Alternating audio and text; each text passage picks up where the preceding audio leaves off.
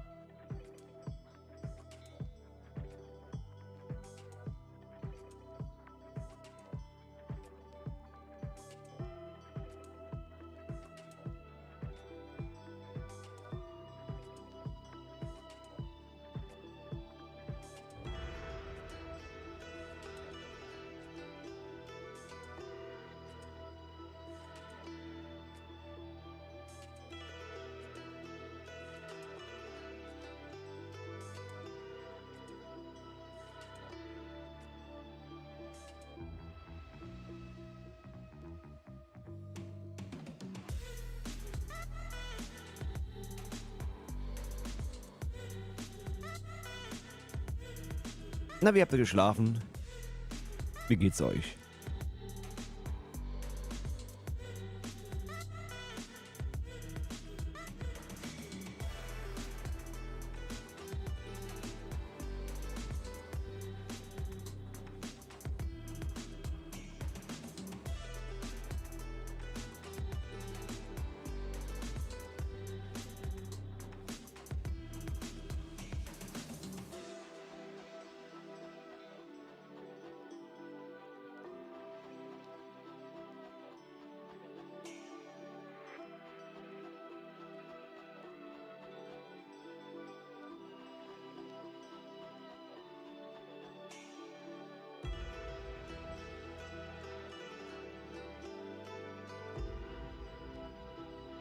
So. Hallihallo.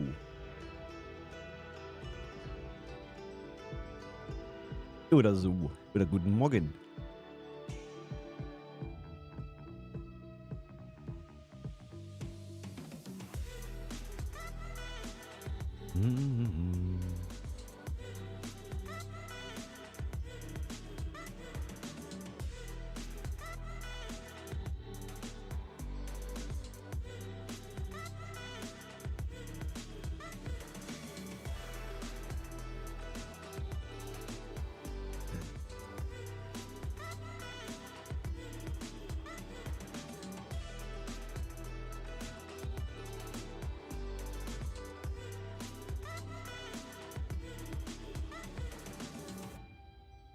Wie geht's euch?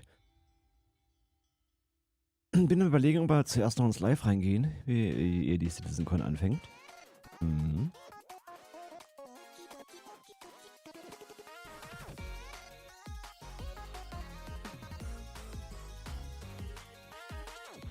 Wäre durchaus eine Überlegung wert.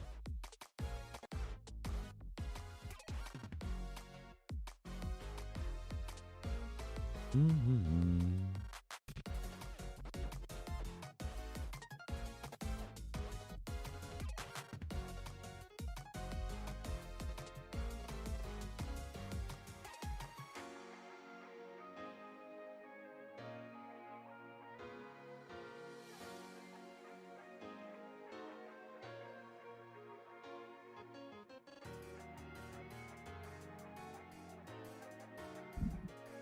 Mhm.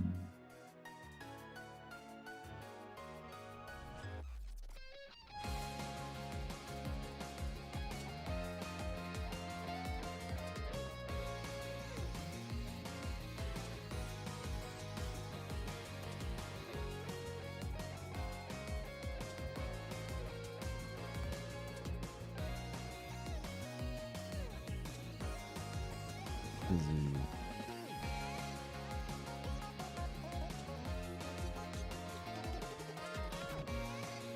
Na, ich glaube, wir gehen noch etwas ins Live rein.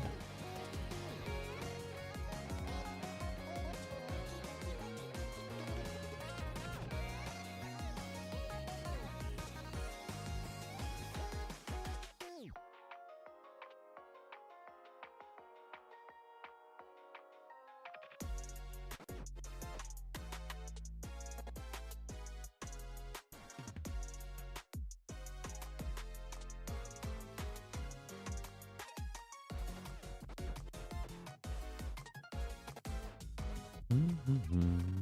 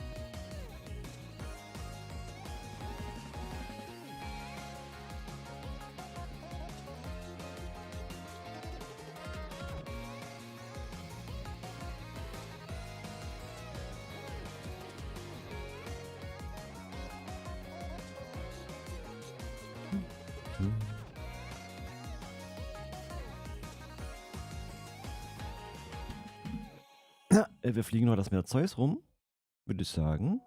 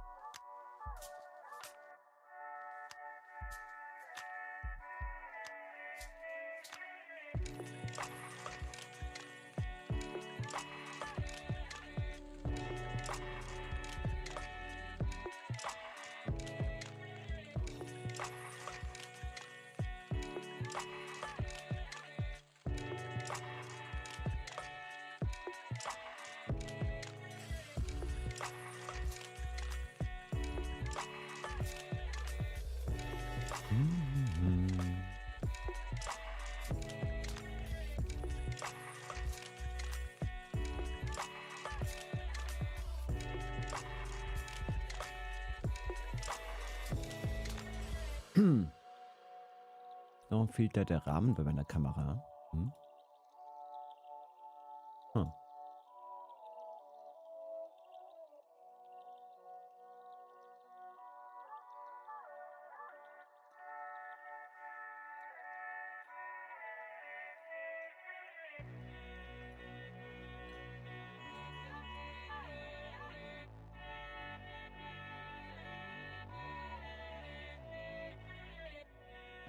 Deswegen. Gut.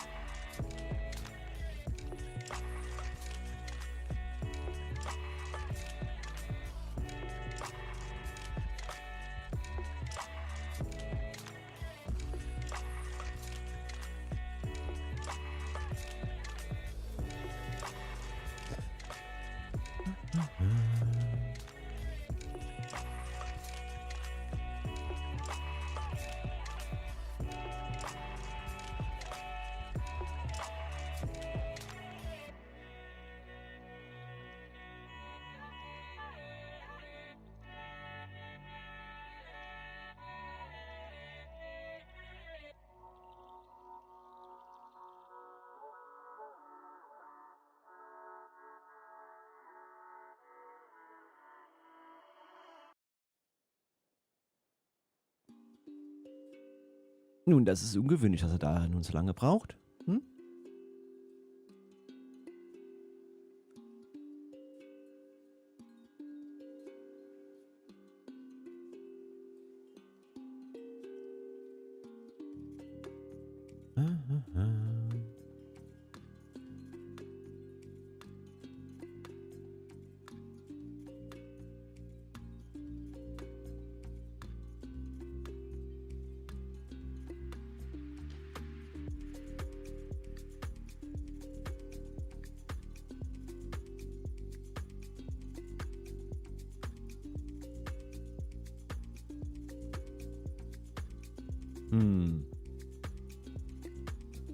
Schließen wir das schon mal Spiel.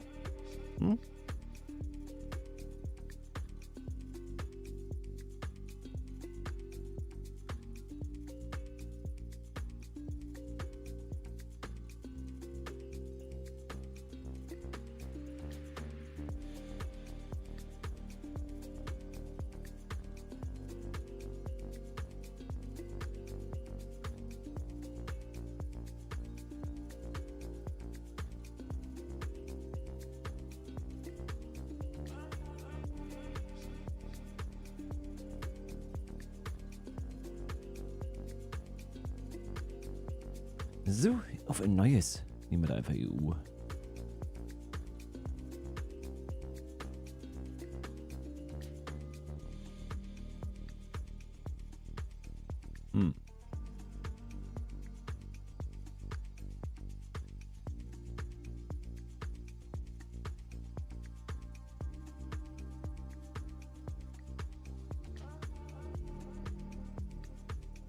Fängt ja schon mal gut an. Also, ja. Spiel heute.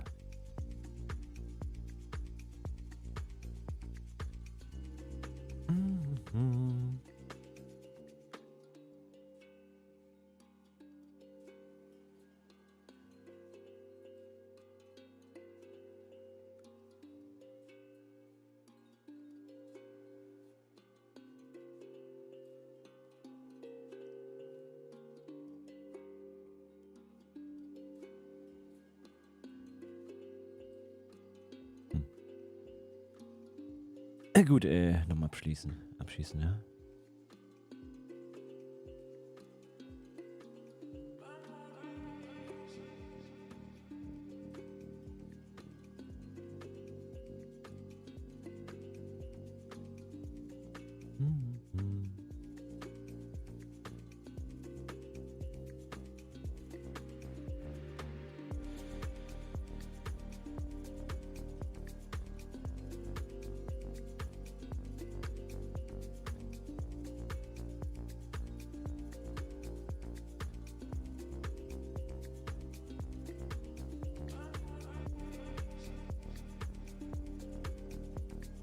Nun gut, noch einen neuen Versuch, ja.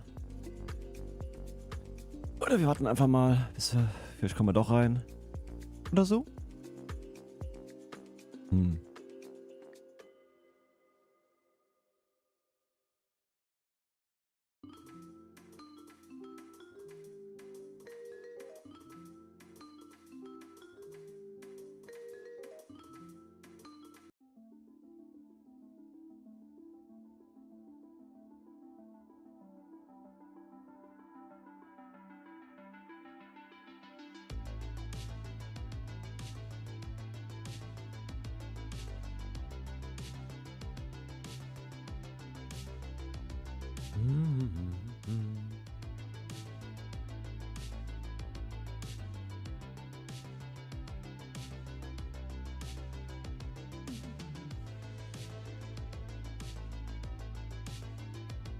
Hallöchen, Risa, na?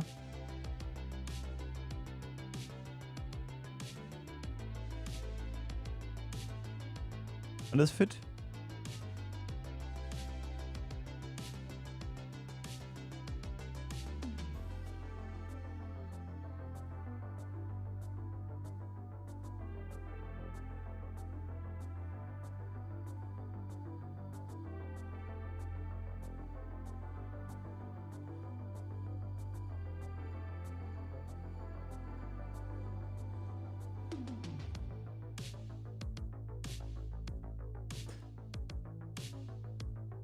Wie lange warst du noch im PDU oder EPDU?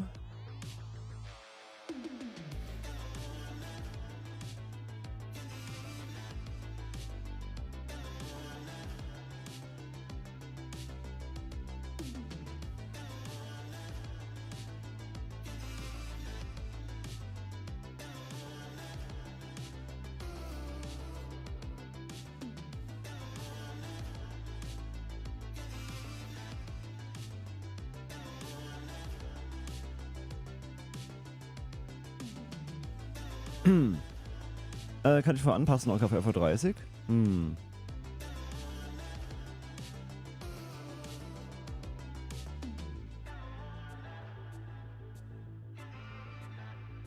Ja, schau mal.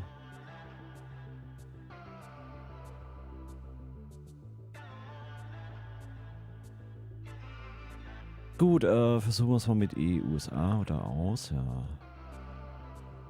Ah, das geht.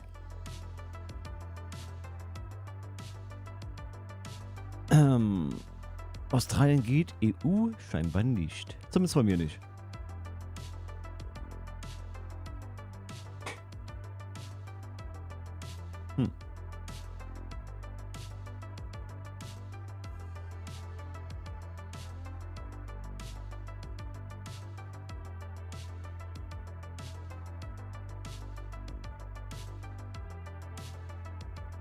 Was ist das für ein langer Link?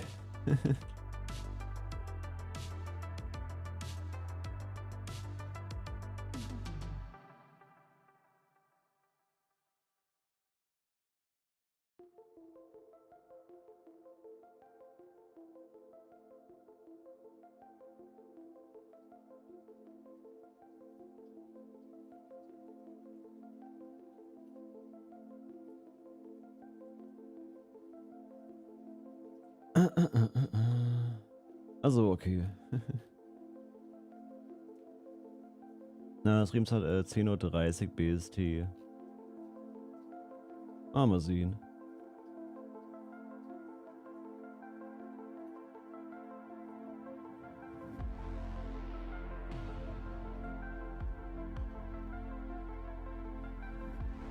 Wo warst du da, Timer?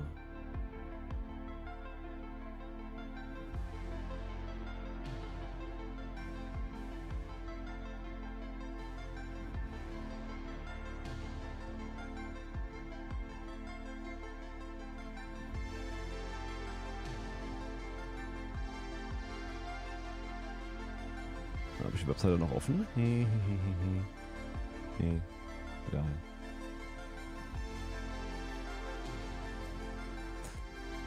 Ja.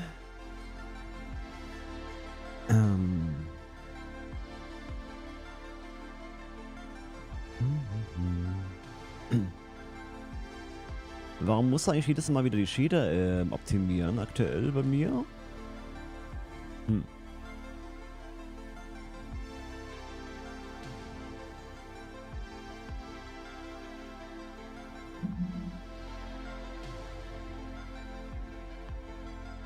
Ah, okay. Verstehe, Resa.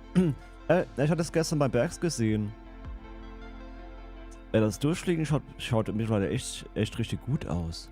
Oder das Wurmloch an für sich ist echt ziemlich heiß. Oder so. Wenn man das so sagen darf. Naja. Sieht auf jeden Fall echt ziemlich gut aus, ja. Auf jeden Fall ziemlich gut. Das stimmt schon. Schon ziemlich hübsch.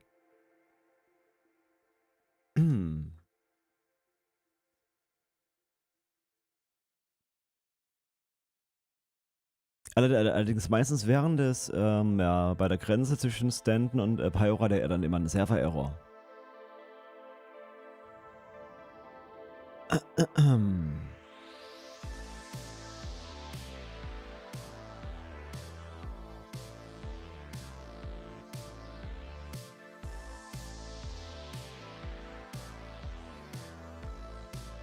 Aber es schaut schon ziemlich gut aus.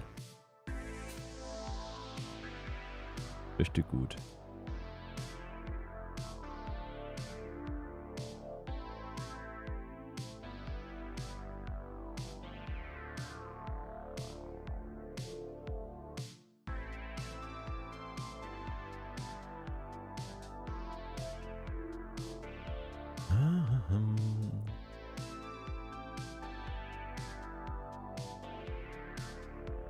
Ja, mal abwarten, was ist eher der Fall? Ob wir drin sind oder bis die Shader optimiert sind? Was kommt eher? Optimierte Shader oder dass es geladen hat?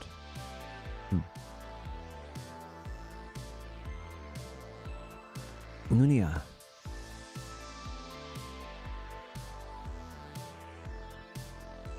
Oh, in 0 Server FPS. Oh.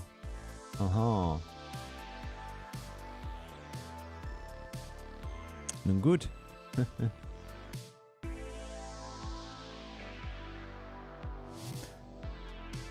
Dann schauen wir mal gerade auf den Server, der gerade recovert. Hm. Cool, cool.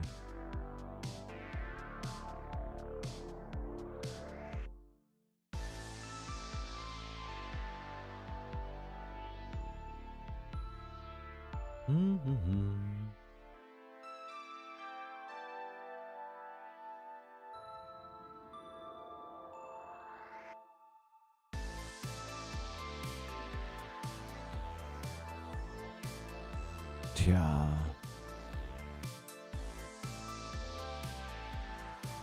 Oder probieren wir es doch noch mit der EU.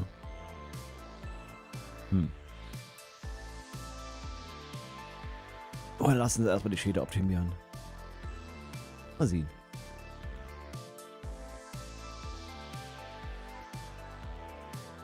Was ich schon wollte, gibt es neuere Treiber für mich? Für die Grafikkarte?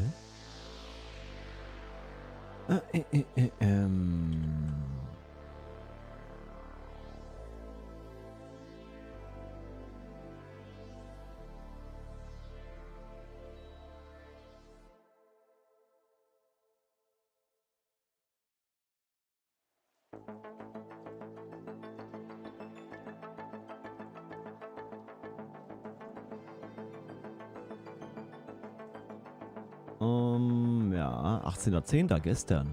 Oh.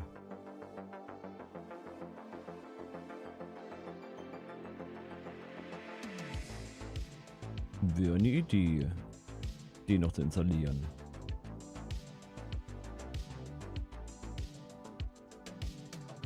Ja.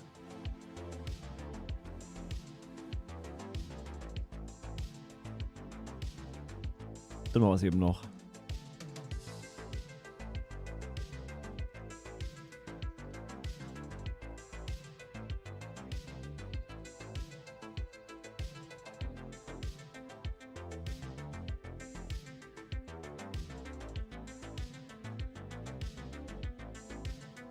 Und was denkt ihr so, wann gibt es ein neues Flight Ready Schiff für Con? Heute oder morgen? Wenn eins kommt.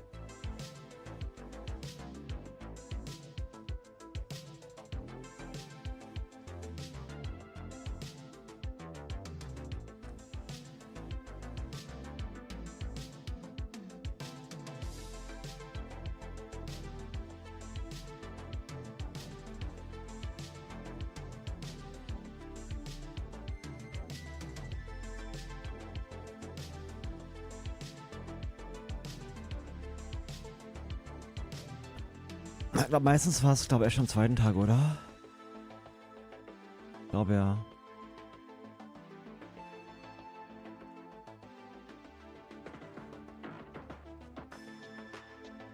Würde zumindest automatisch, glaube morgen besser passen.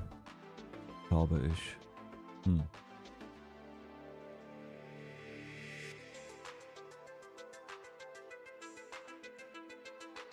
Wobei,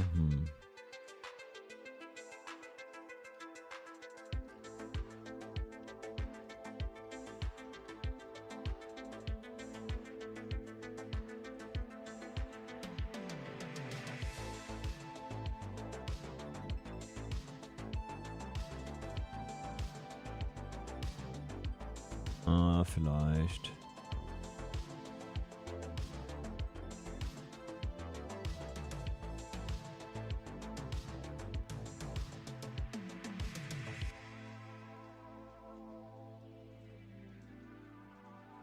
Na, ich glaube wahrscheinlich morgen dann bei Captains of the Industry.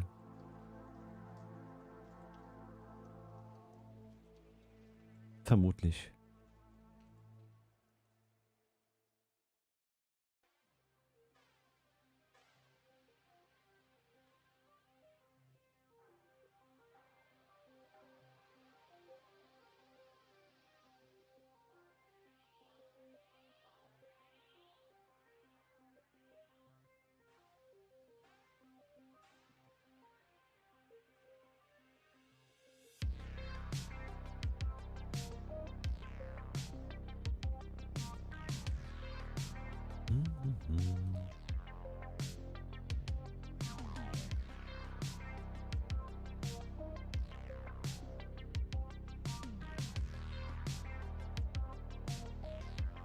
Ich glaube, heute, glaube ich, Star Engine wird wahrscheinlich wieder spannend und, ja, das Redacted. Hm? Aber auf die beiden freue ich mich am meisten, oder?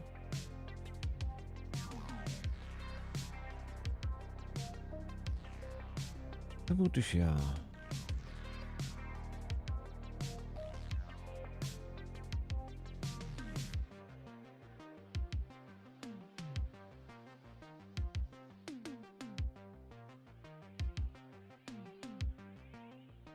Ja.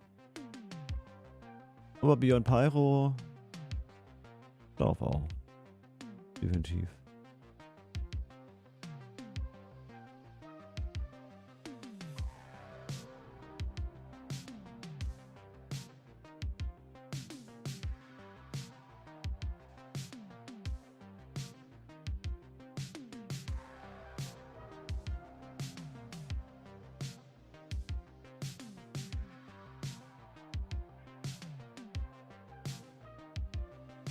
Gut, mal sehen, ob wir nun reinkommen.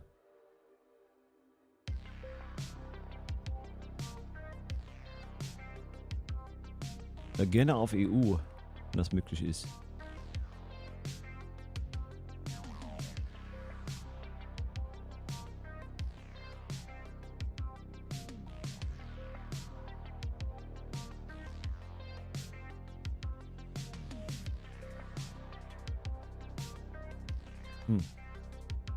Ah, ja.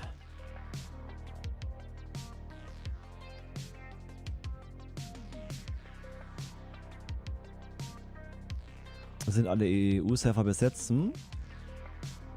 Oder sind sie alle abgestürzt?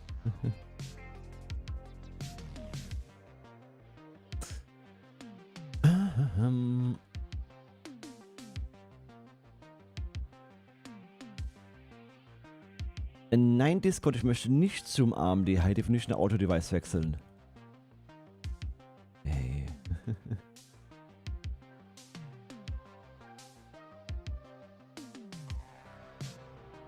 Gibt auch schon wieder einen neuen Sneak Peek.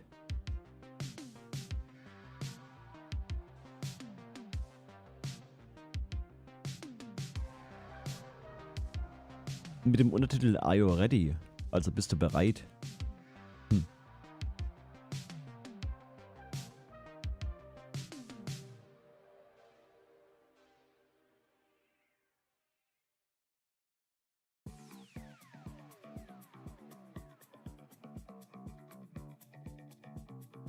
Auf jeden Fall bereiter als das Spiel. Hm.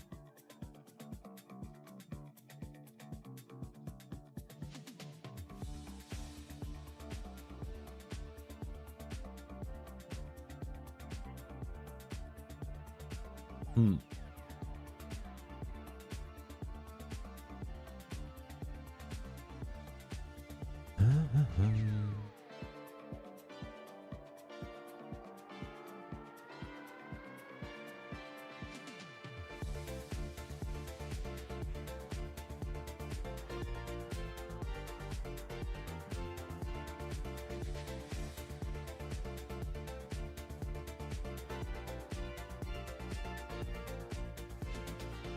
Tja.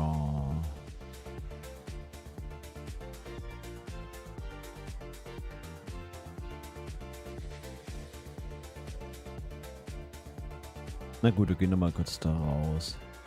Schauen wir mal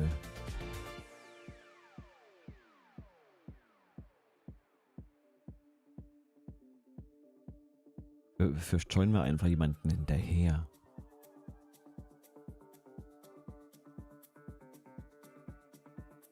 Wäre auch eine Idee. Hm.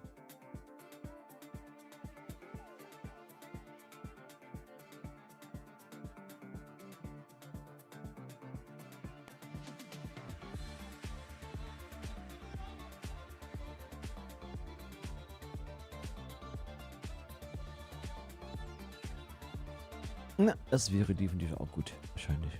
Oder besser.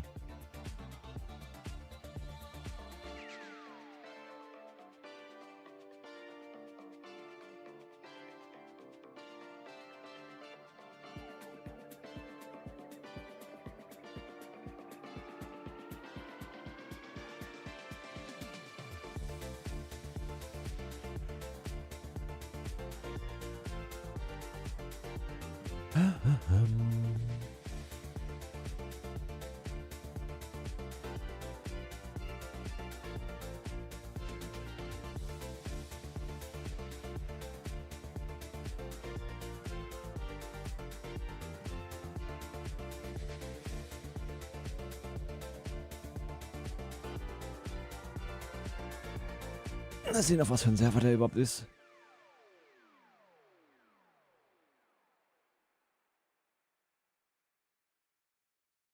Ah, US 500.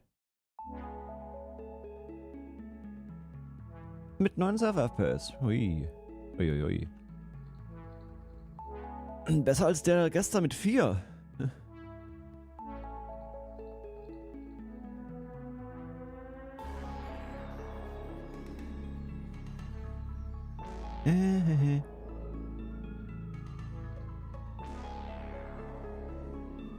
Gut, ich glaube, da muss gleich nochmal ein Schiff laden, genau. Ja.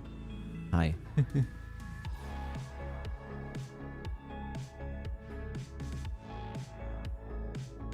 Gut, ich selbst muss auch noch schon mal laden. Hm.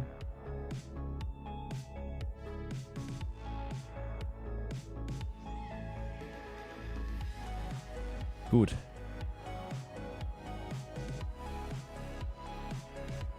Und Musik aus und dann Spielsound an.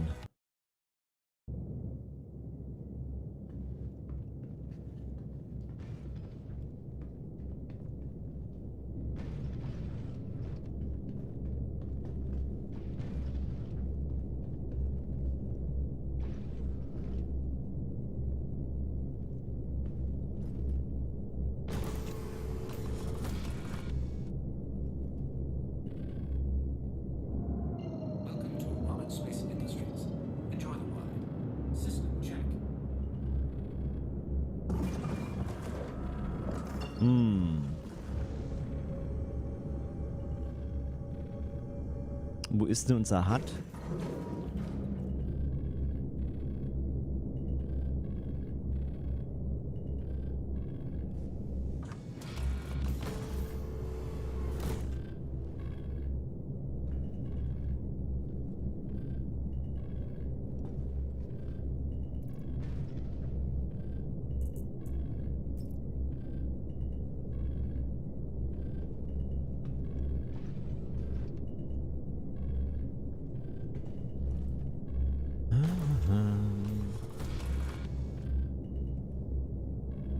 Ah, das ist es ja.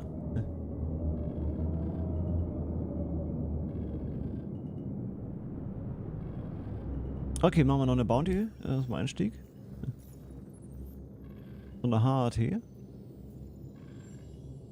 Ging ja gestern ganz gut. Wo wäre das denn? Wexhard und Hurston, okay. Choral Hermann. Der gute Hermann. Dann bitte noch Call to Arms und der Mercenary.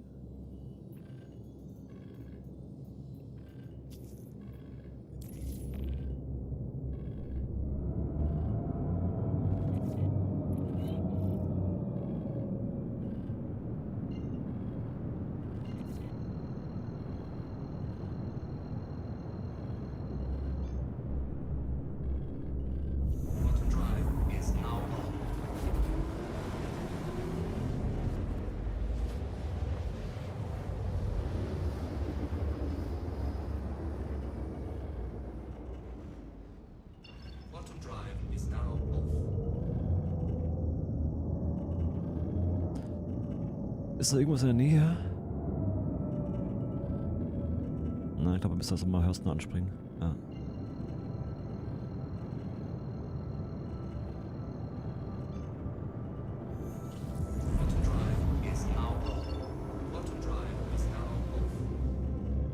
Na, trotzdem nichts in der Nähe. Nee, nicht wirklich. Nicht so richtig.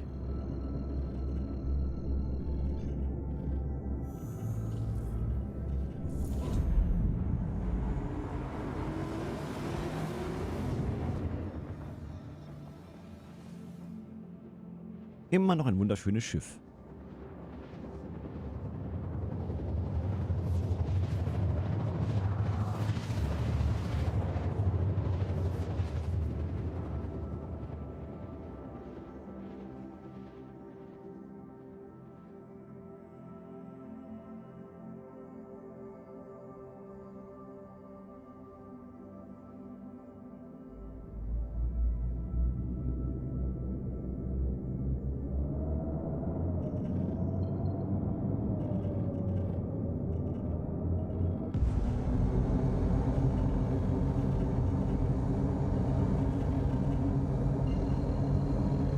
Wir springen nochmal zum Commary und von da aus dann weiter.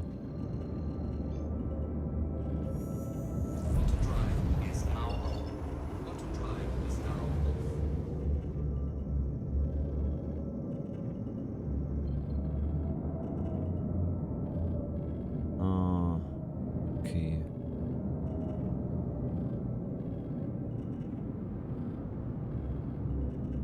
Nee, gibt nichts, womit du näher rankämen.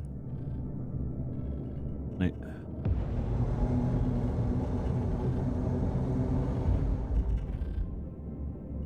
Nicht wirklich.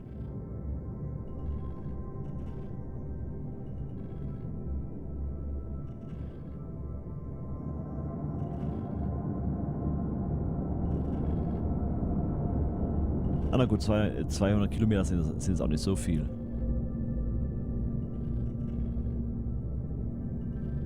Das ist verkraftbar.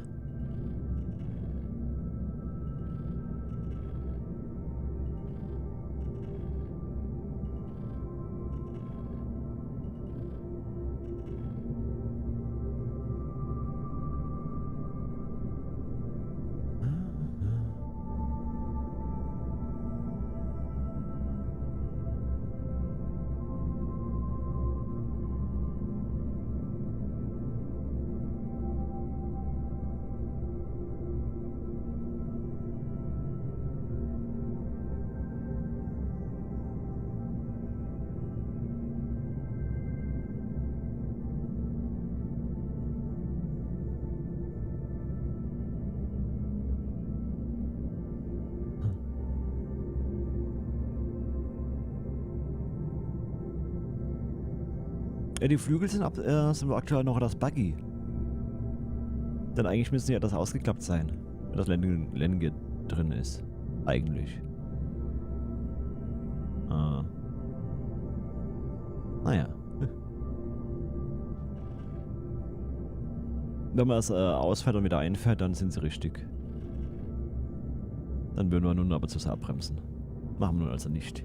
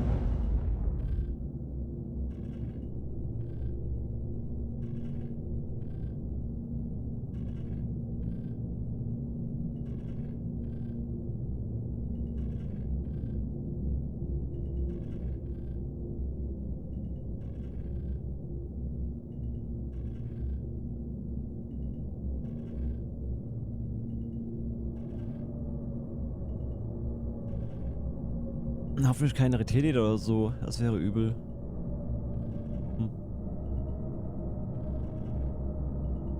Eine MSR oder so wäre wieder ganz okay. So wie gestern. Das war nice. Addition Freaky. Na? Wir haben eine... Was bist du denn? Skype?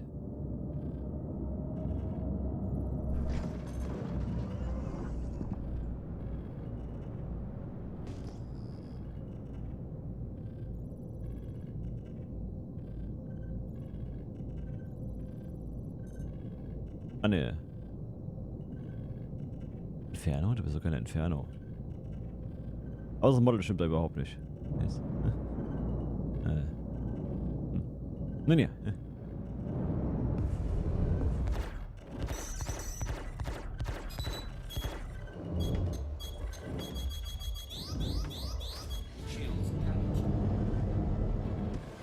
Also und ganz kurz, Energiewaffen.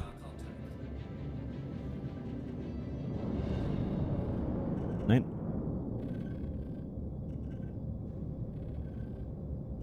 So bitte, danke.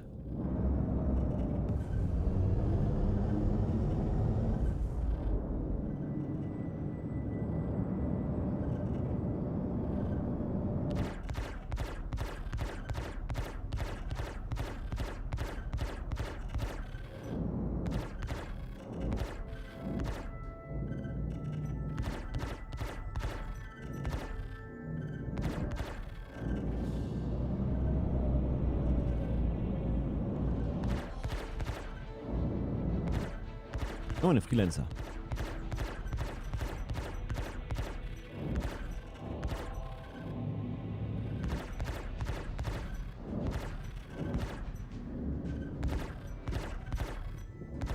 Shields damaged.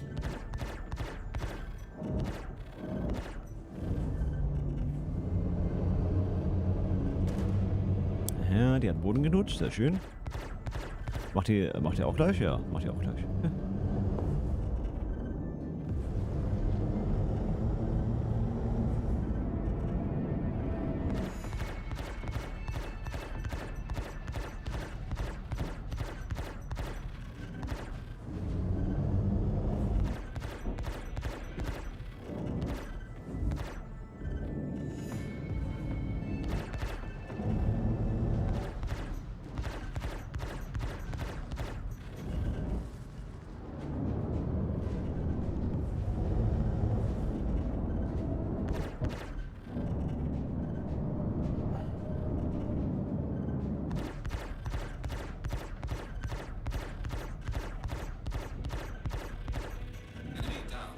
Sehr schön.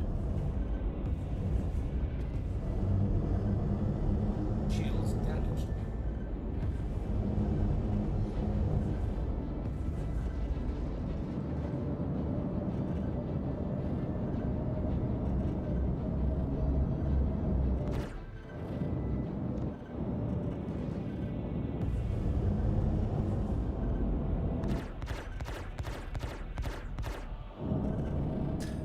Ist es rum? Teleportieren von Schiffen nervt ein bisschen.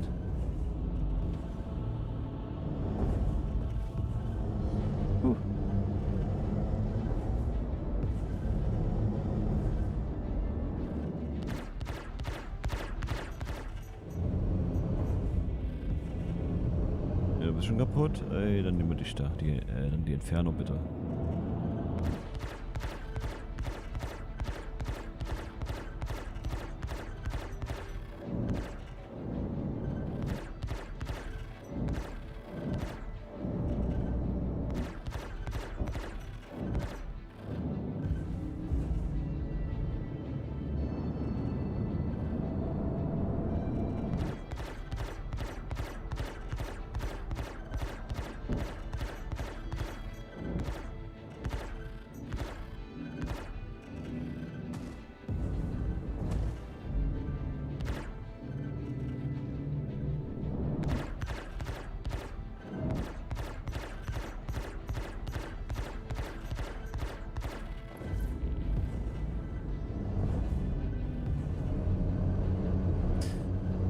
So, was haben wir da noch? Da noch eine Freelancer, die gerade am Rotieren ist.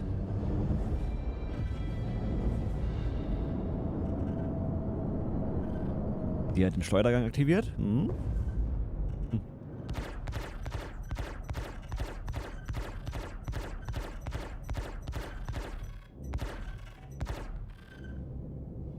Und die ist schon da. Okay.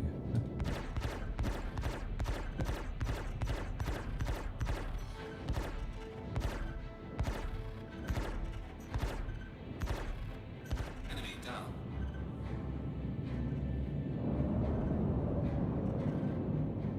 Da ist noch eine Freelancer.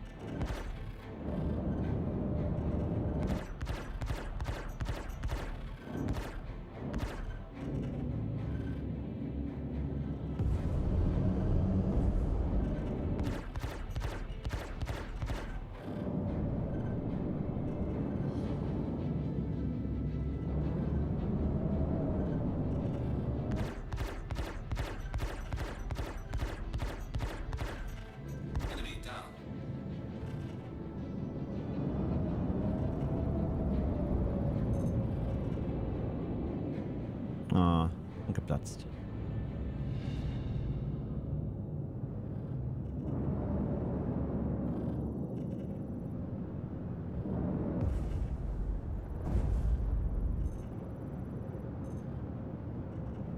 So, lass doch mal sehen, was hast du an Bord?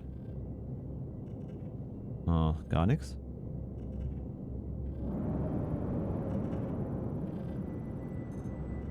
Ah, schade.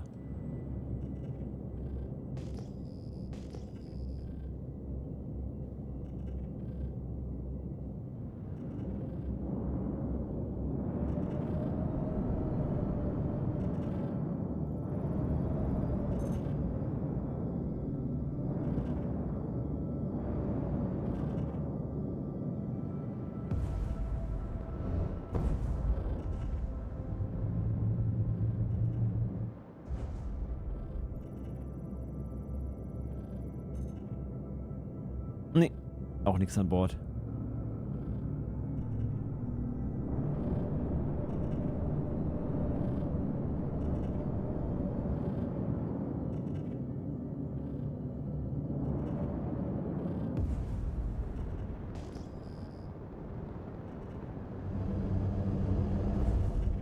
Über Kühe hat scheinbar auch nichts.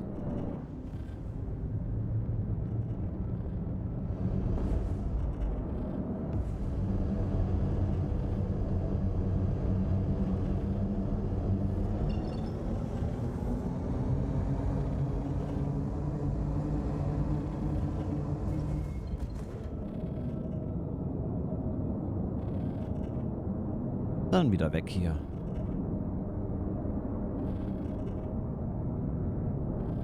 Oder so.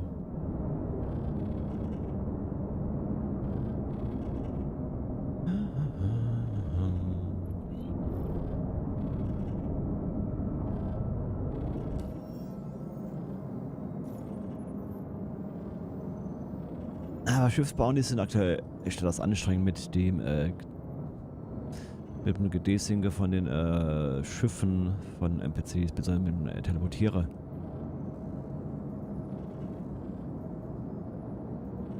Dann mache ich doch lieber wieder eine Mercenary-Mission. Eventuell.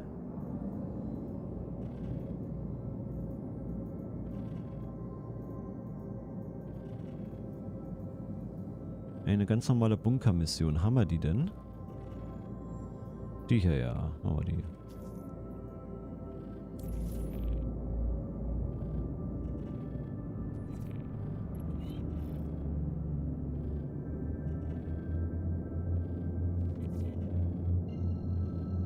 Millerand, ja, okay.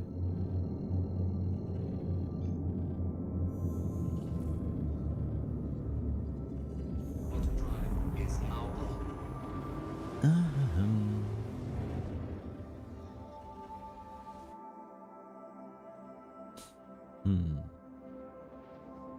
Wer von euch hat eigentlich eine ES und wer hat eine CL?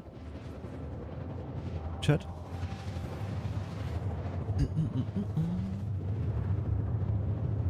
Und welchen Paint findet ihr bisher am schönsten? Einer Zeus.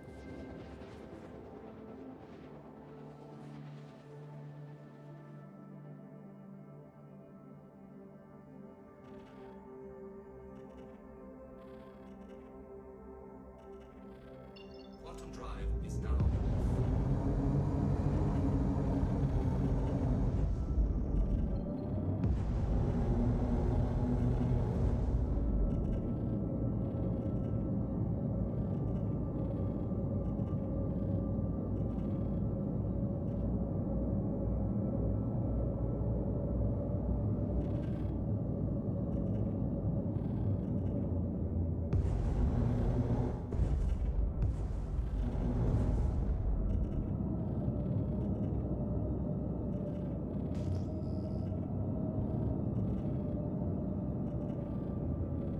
Ja, ich habe auch die MR und das Luna die ES. Yep, yep.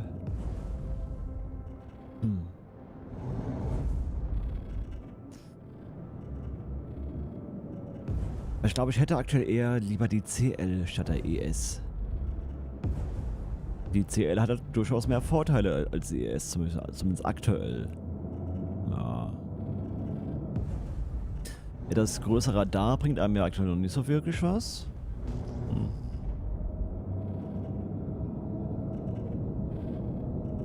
Aber na gut, man hat halt ein Schild mehr. Das macht ja schon was aus, im Kampf vor allem.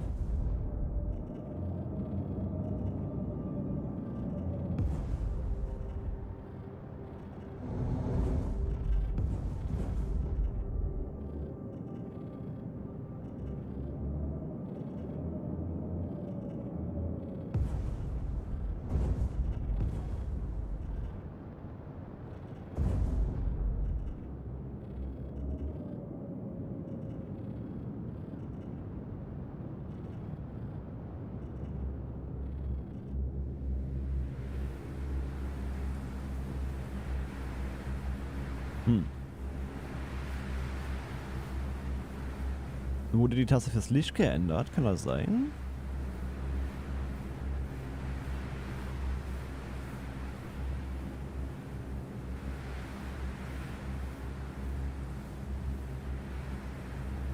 Nee, Toggle Lights ist irgendwie. Hm.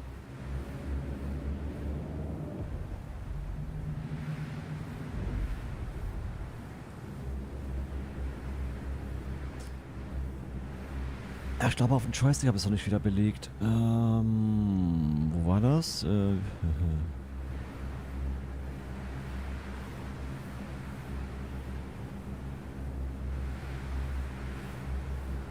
Lights, okay.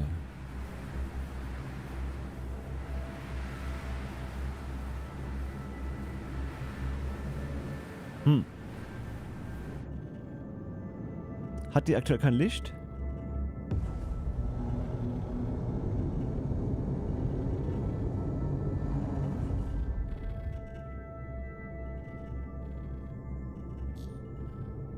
Ah, danke, Freaky.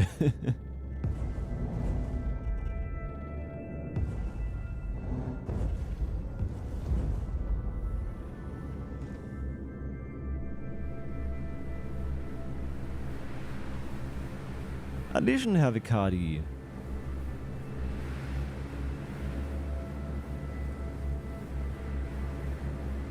Nee, da passen wir nicht hin.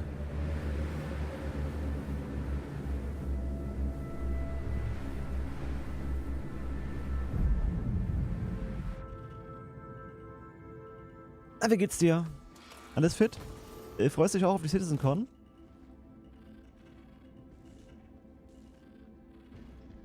Alfred hat Feierabend. Oh.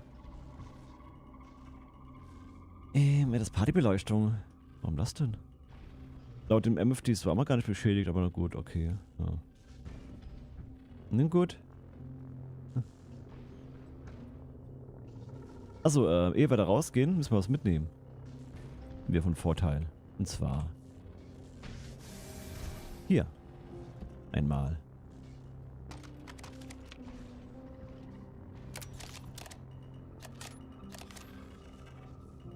Dann auch das hier.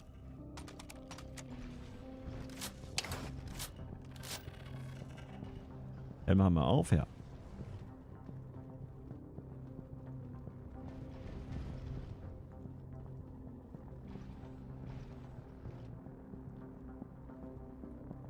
Ja, das was leckeres gekauft. Was denn?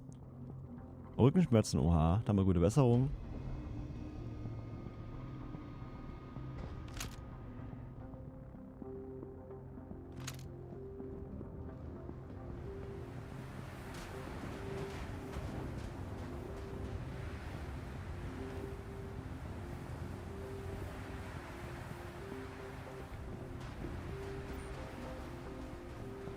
Oh.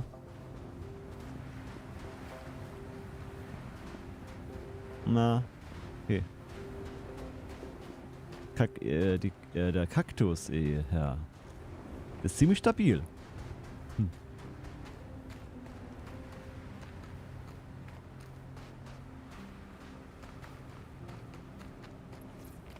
Ja, manchmal laufen nun auch hier oben schon Feinde rum. Ja, wir starten Kakteen, ja, aber echt, ey. Boah, ich bin ja froh, dass die NPCs aktuell noch nicht diese Gewehre, diese panzernierten Gewehre benutzen. Oder die Minigun, ja. Das wäre nicht so gut für uns.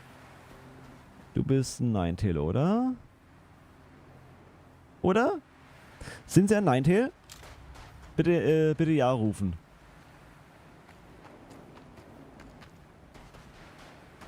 Ah ja, definitiv.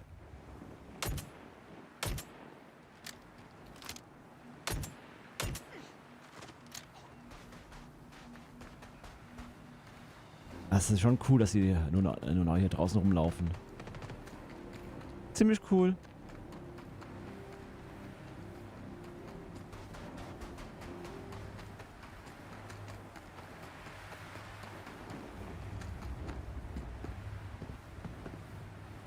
Erst mal Kuppels dazu, ja. Und ein paar Kühe.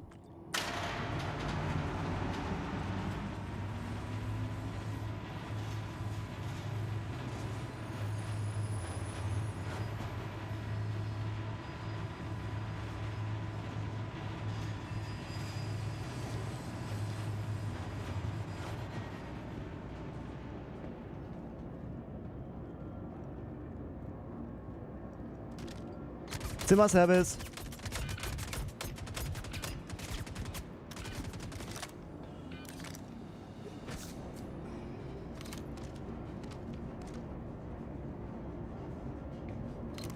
Ich schmeiß einfach mein Gewehr weg. Das war teuer.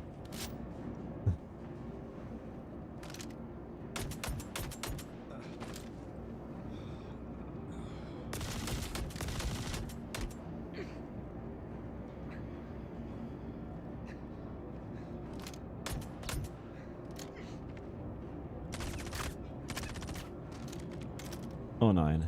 Eine Tier-1-Verletzung. Oh nein.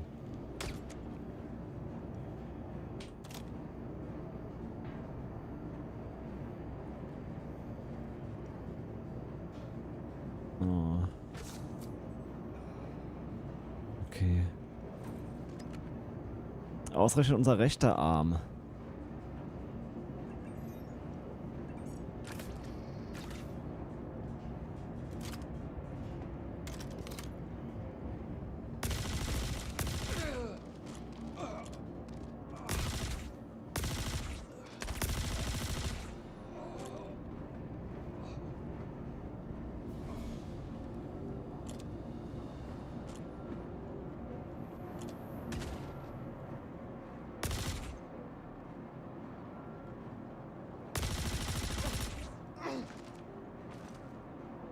Ich glaube fast auch, ja.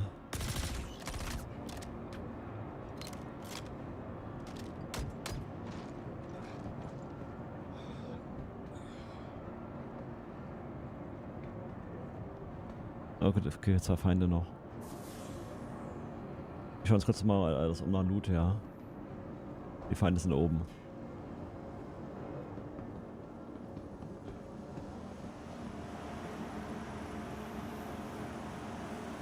Ja, und je nach Server-Performance können die einem auch mit ins Schiff folgen, die da draußen rumrennen. Ja.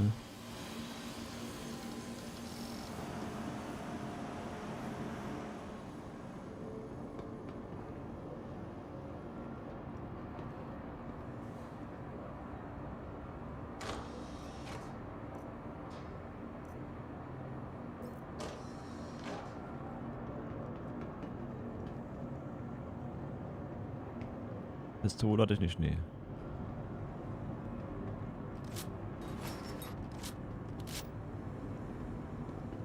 Okay, 8 Schuss dürften theoretisch reichen für die Beine oben. Theoretisch.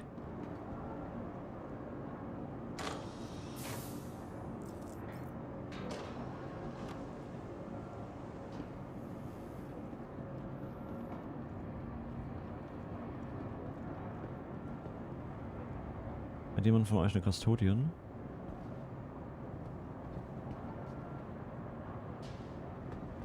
Da liegt zwar einer, aber du hast keine Custodian-Munition. Hm.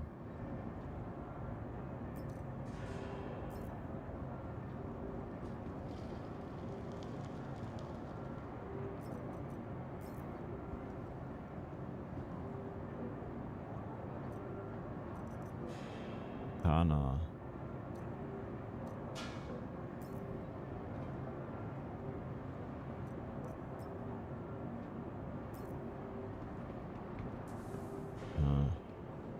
Oh, in der rote Kiste. Aha, naja.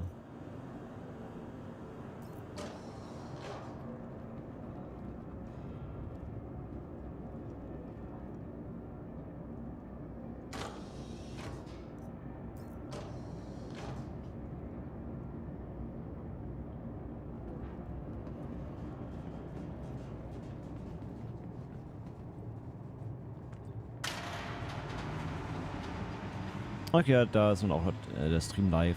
So ein Timer. Hm. Ja genau, 11 Uhr Streambeginn und ja, dann 11:30 Uhr Beginn der Con.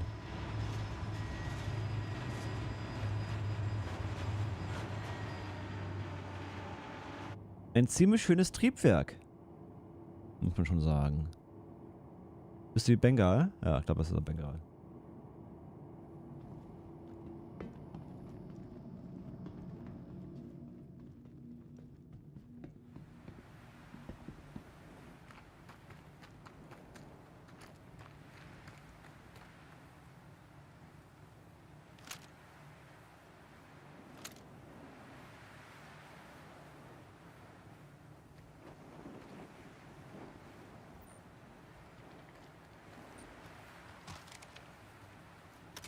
Was für ein schönes Timing.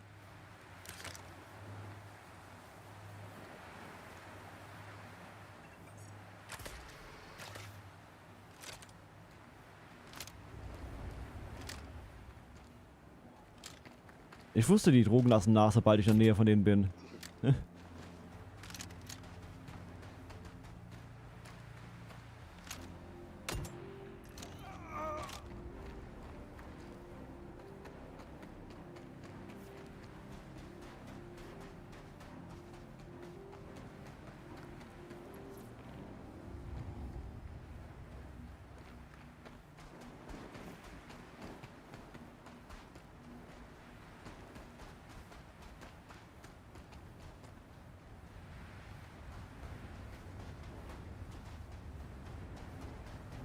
Ja, wir gehen einfach über die Leiter rein.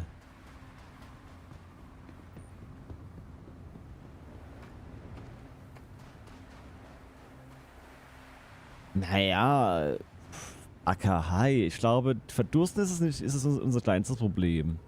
Ich glaube, unsere T1-Armverletzung ist schlimmer. Quasi innere Blutung im Arm. Hä?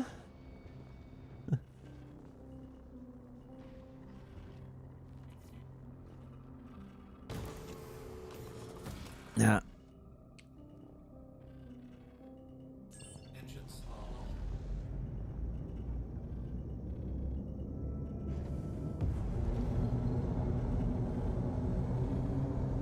Landing gear. Naja, aber es hält nur eine begrenzte Zeit.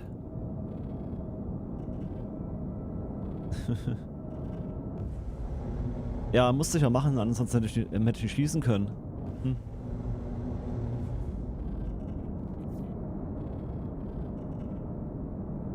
Oh, okay, dann einmal nach Norwil. Das Krankenhauszeug verkaufen.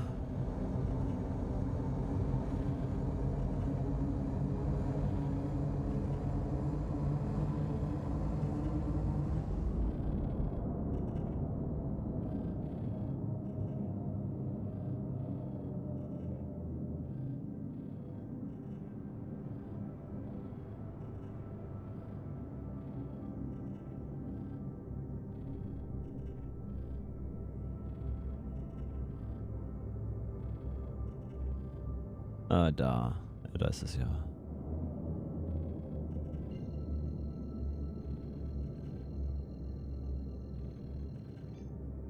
Naja, Acker, bis dahin ist aber noch einiges an Zeit.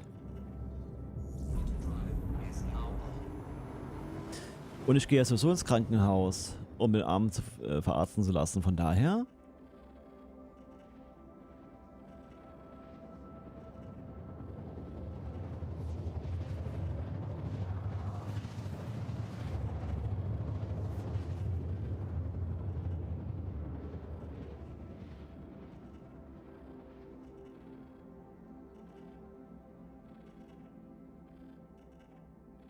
Kritisch wird es erst, wenn es unter 10% ist, der Durst.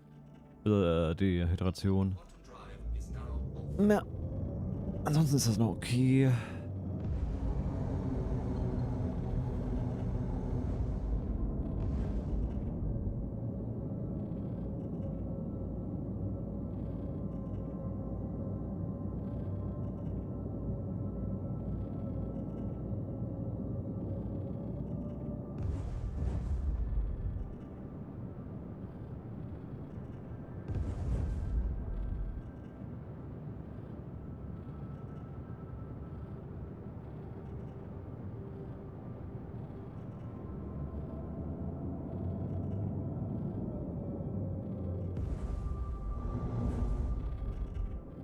Aber irgendwie kann ich gerade nicht mehr lenken. Warum das nicht mehr? Hallo? Hm. Haben wir einen Server-Error? Nee, oder? Keine Ahnung. Kann man das ändern? Nee, hilft auch nicht.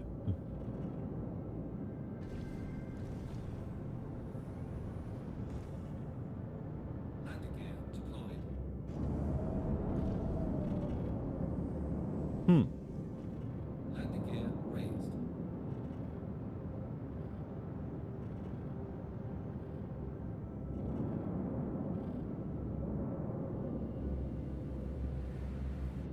Oh. Deswegen. Ah ja, dann kurz mal aufstehen.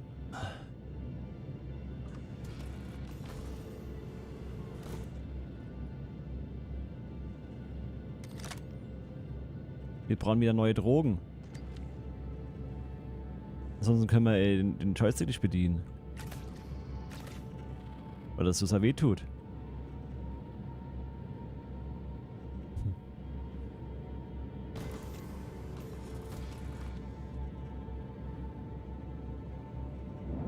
Ja. Nun kann ich auch wieder lenken. Sehr schön.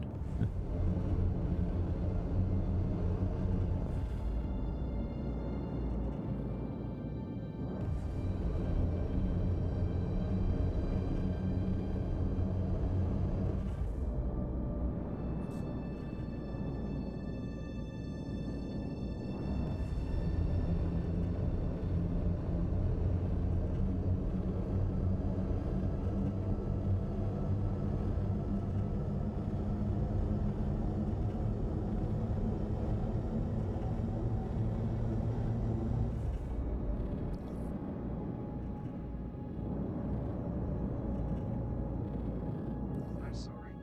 Due to inactivity.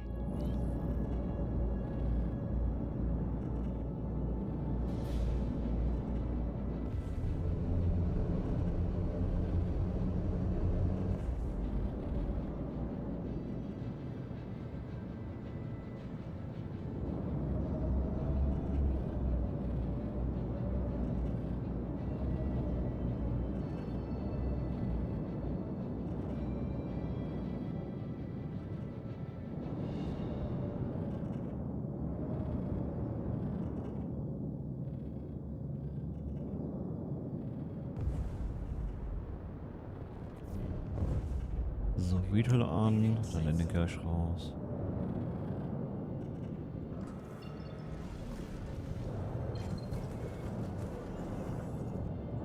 Landing gear deployed.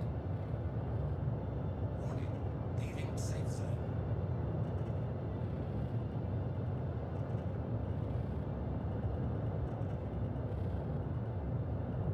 Landing Landing complete. Have a pleasant stay. engines are off. So, so.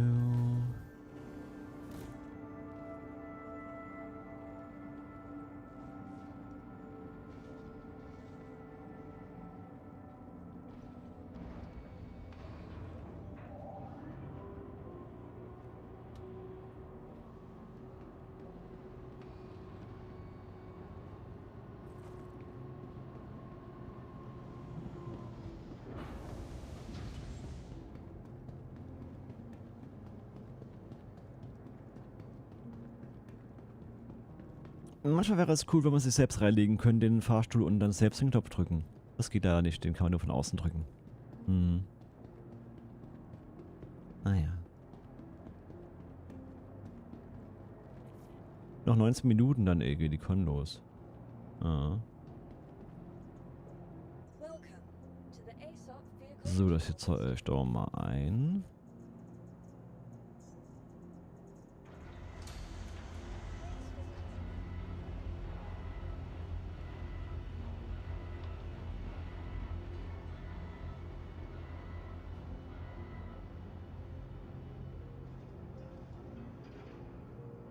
Der Fahrstuhl Multiprogramm.de. Hm. Naja.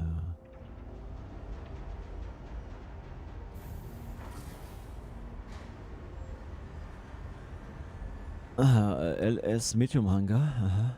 Hm.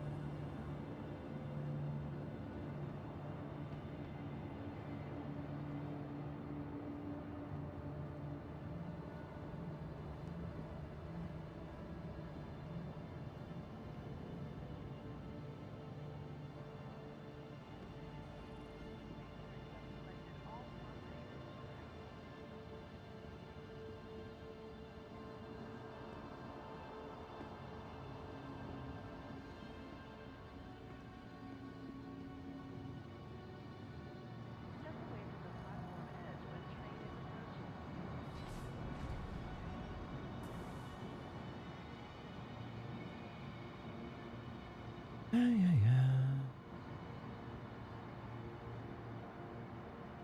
Trespassing or attempting to trespass on train tracks is a serious and dangerous offense.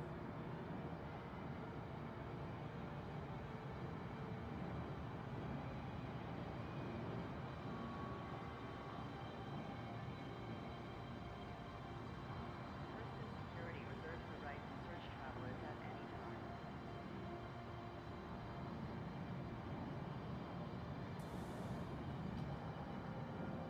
Now arriving from Metro Center. Stand by and let passengers disembark before boarding.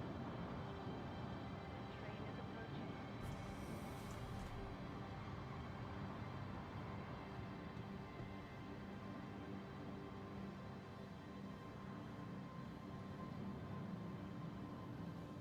Trespassing or attempting to trespass on train tracks is a serious and dangerous offense. Also, Kadi, was hast du denn gekauft zum Vernaschen? Hast du immer noch nicht erzählt?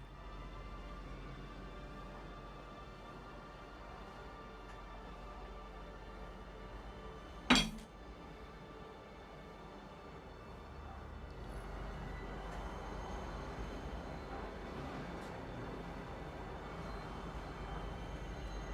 arriving from Metro Center. Please watch your step when disembarking the train.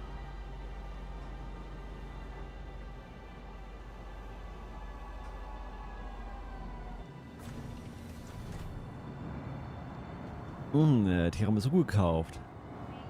Das ganz gute und leckere und teure. Na, das ganz gute und leckere ist das selbstgemachte. Würde ich mal behaupten. Ja. Aber hey, trifft sich gut. Ich habe einen Proteinshake mit Tiramisu-Geschmack. Welcome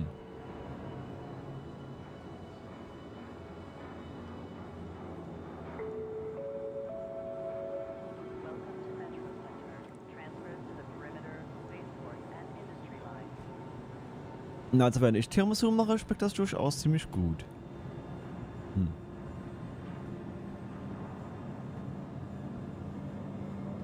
Na, 18%, dann bist fertig, ja.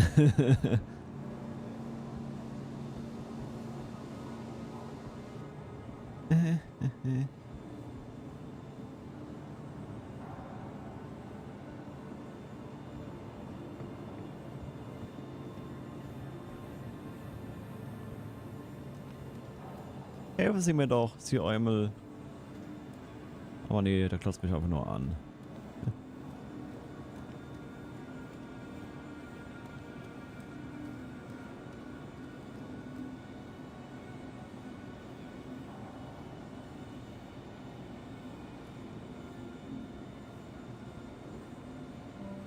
So, jetzt muss ich mit meinem kaputten Arm noch dieses Display bedienen.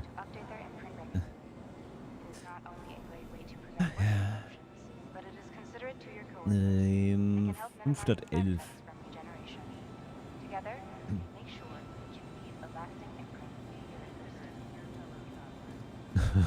Ah, Frieke, ja. Und ja, dieser Proteinshake schmeckt durchaus ziemlich gut nach Tiramisu. Hm? Schmeckt schon ziemlich lecker.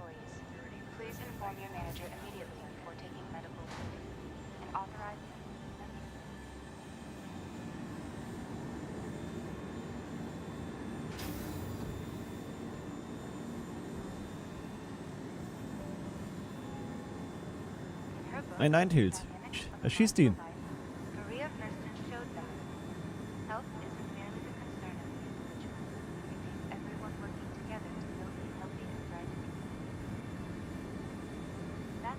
Da vorne.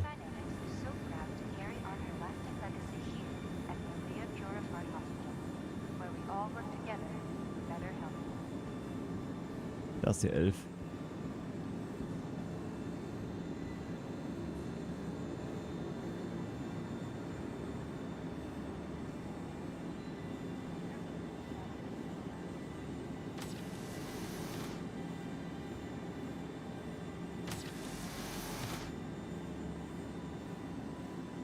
So, nun haben wir, so, das wär's, wenn wir nun unsere Versicherungskarte vergessen hätten und ja,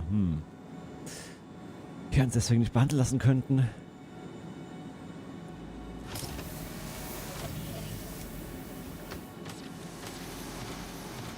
Ohne Versicherungskarte keine Behandlung.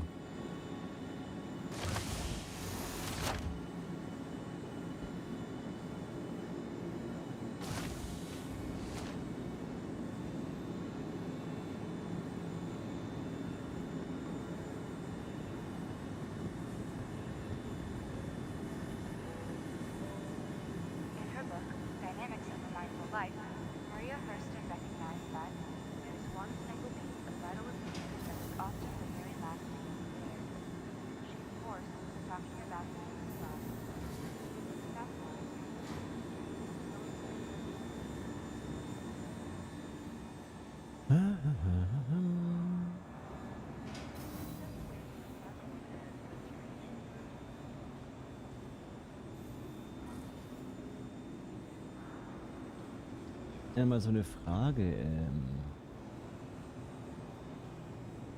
Findet ihr eigentlich das Bild auf YouTube im Vergleich auf Twitch von der Qualität her?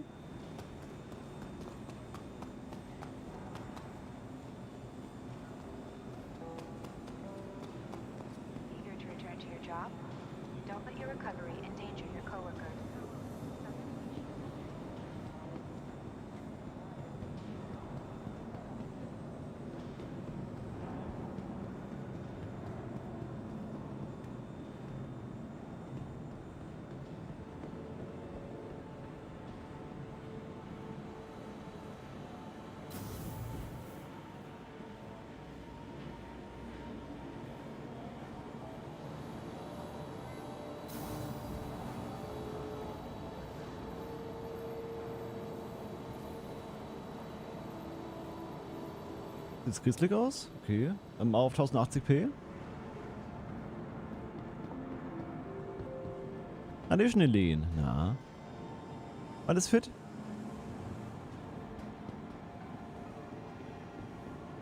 Erstmal was essen. Nudeln. Ist er erschöpft, oha. Wovon denn?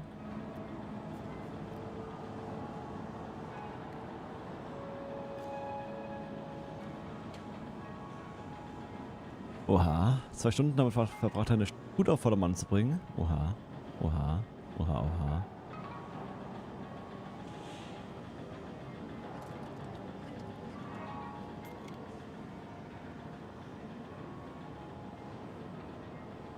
Ah, Kumpel kommt mal vorbei. Aha.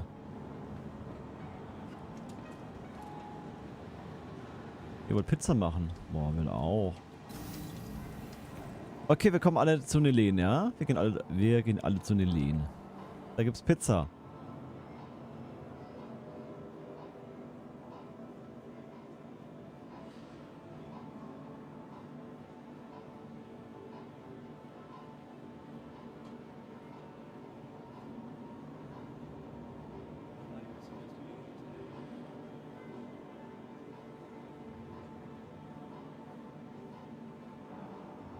Ah, lass sowas nicht lehnen. Als Service. Ja, ja.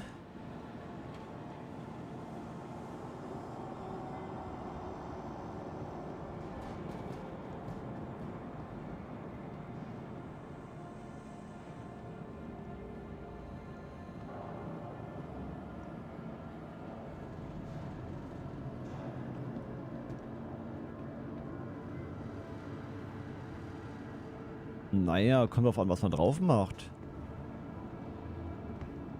Wenn du natürlich Rackvor drauf machst und so, dann ist es natürlich teurer, ja. Oder Gorgonzola.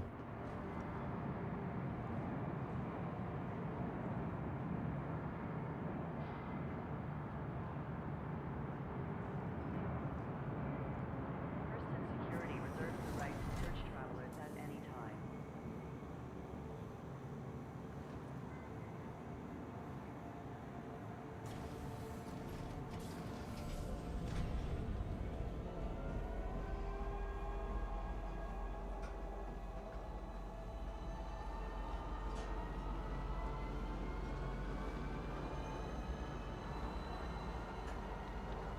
Na gut, WKD. Ich glaube, bei mir sieht es eigentlich ziemlich gleich aus, Twitch und YouTube. Hm. Also wenn du es auf 1080p zumindest stellst.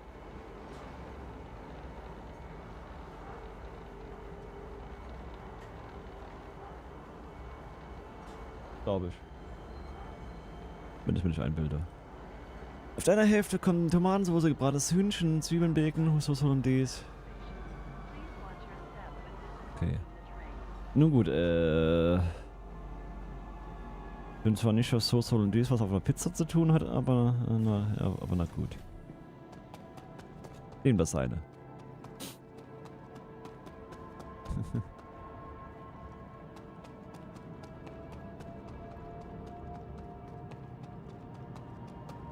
Und Tüten Hollandaise oder fertiggemachte. Oder selbstgemachte.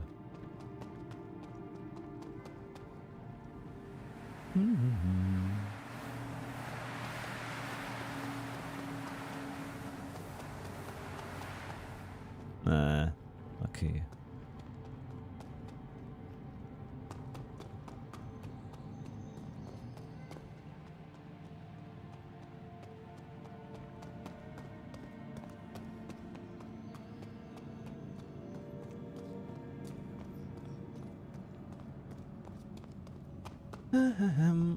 Naja, da wäre es eine selbstgemachte ist eigentlich auch gar nicht so schwer. Und die schmeckt wesentlich besser. Nur mal so. Placeholder. Placeholder ist nämlich mal meine Zeus, oder? Ja, nein? Hm. Hm.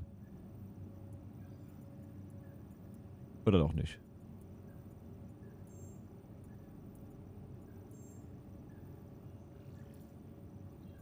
Aha. Mirista heißt die Zeus, okay, alles gut.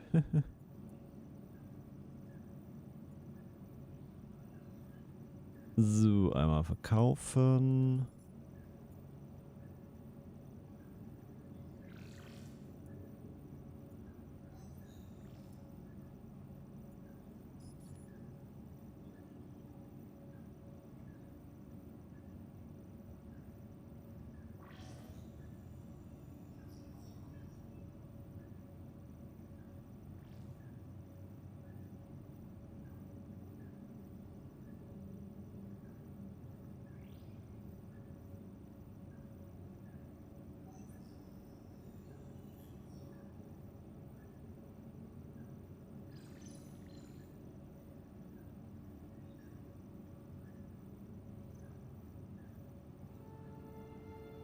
Mhm.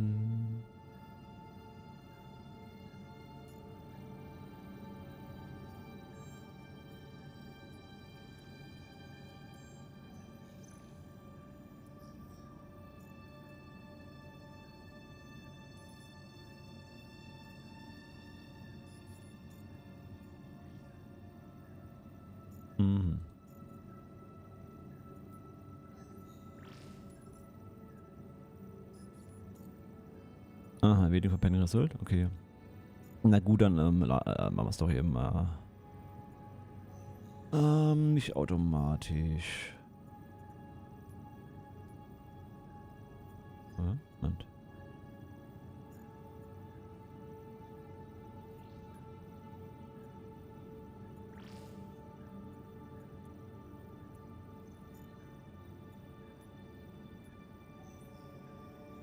Mal raus.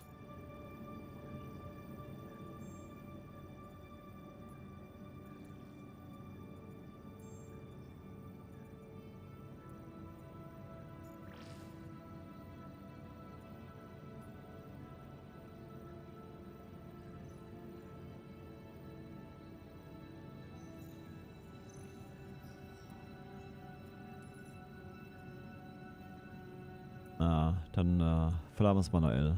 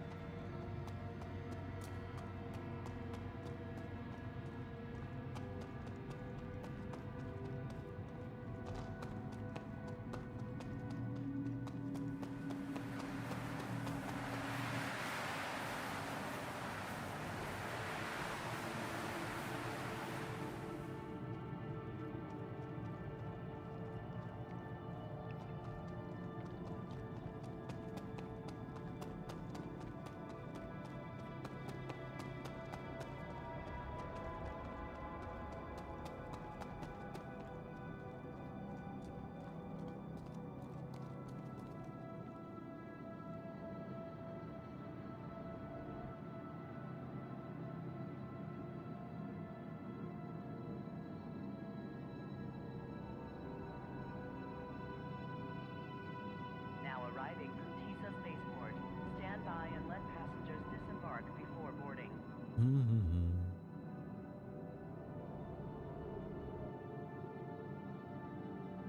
Ja, ja.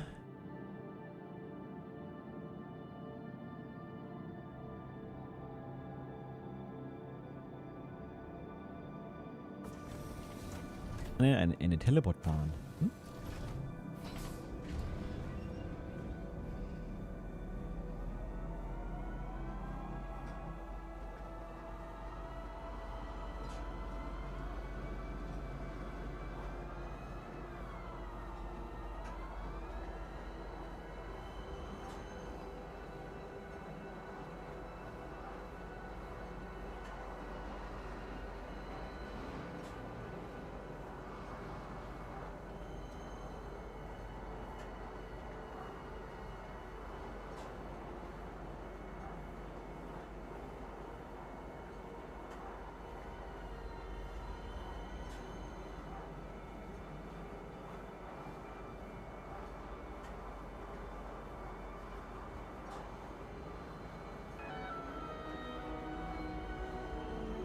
Now arriving TISA Spaceport.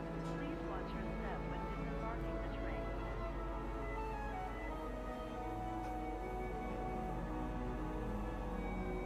Hat man den Ton vom den Star Citizen Livestream angemacht.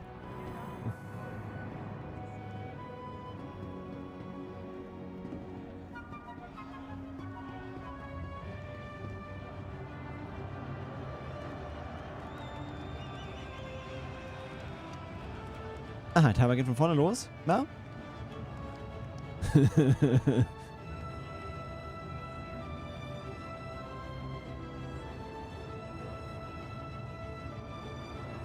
Wow.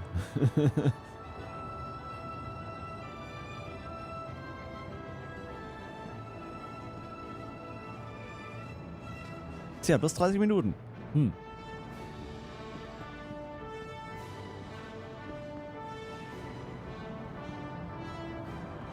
Gut, nach 0 kommen wir zu 30.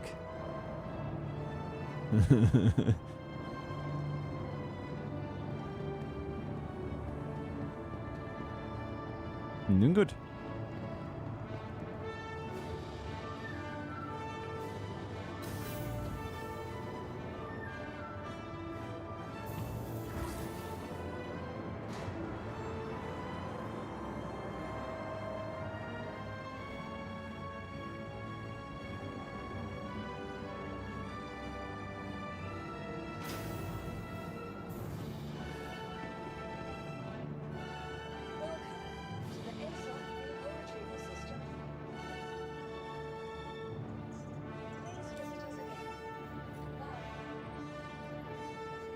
Na, mal kurz noch einen Pin drauf. Ne? Wenn sie schon mal unten ist, dann nehmen wir mal den da. Welcome to the ASOC Vehicle Retrieval System. Your vehicle has please visit us again.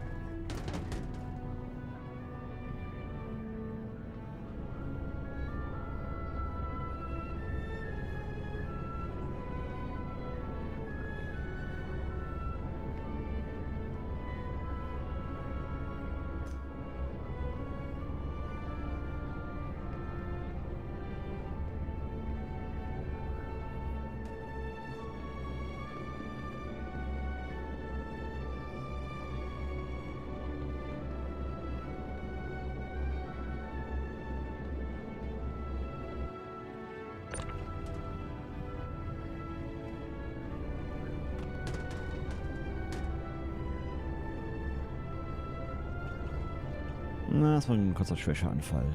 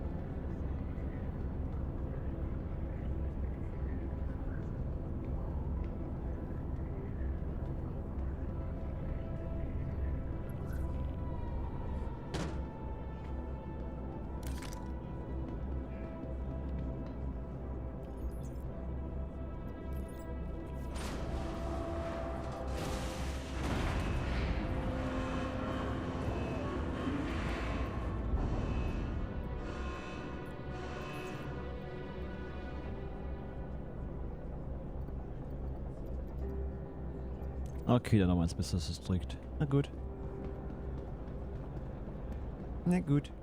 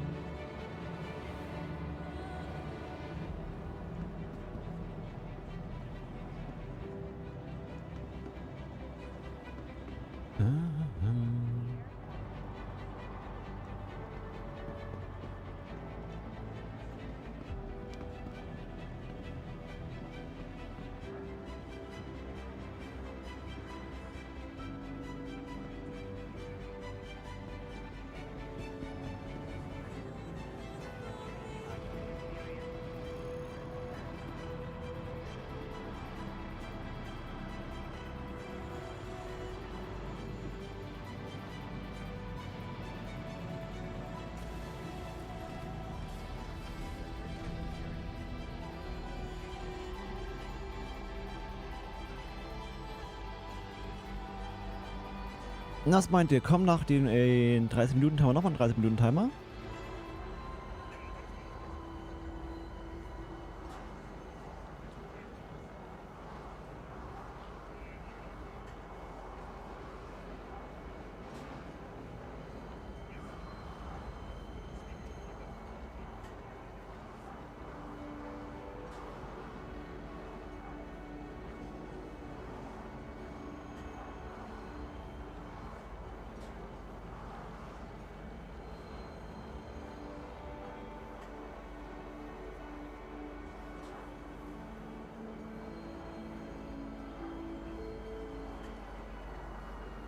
Now arriving Central Station.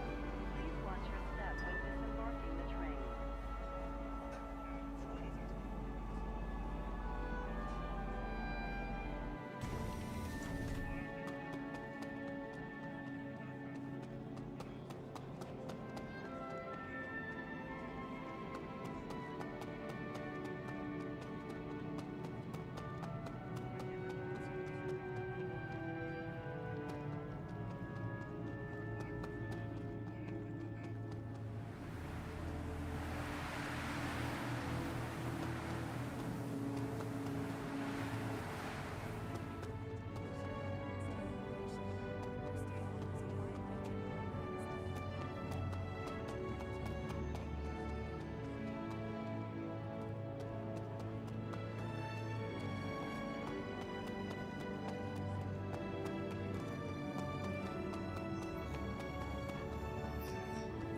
So, denn mal sehen. Können wir die schon verkaufen? Lobel. So. Sehr schön, das ging nun. Continuum bitte auch. 100.000. Sehr schön. Spirits. 2000, naja. Na gut, Kleinvieh macht auch Mist oder so, hm? Oder so sagt man. Oder so ähnlich. Ja, nochmal 20 Minuten noch, ja. Ja. Mhm. Ja.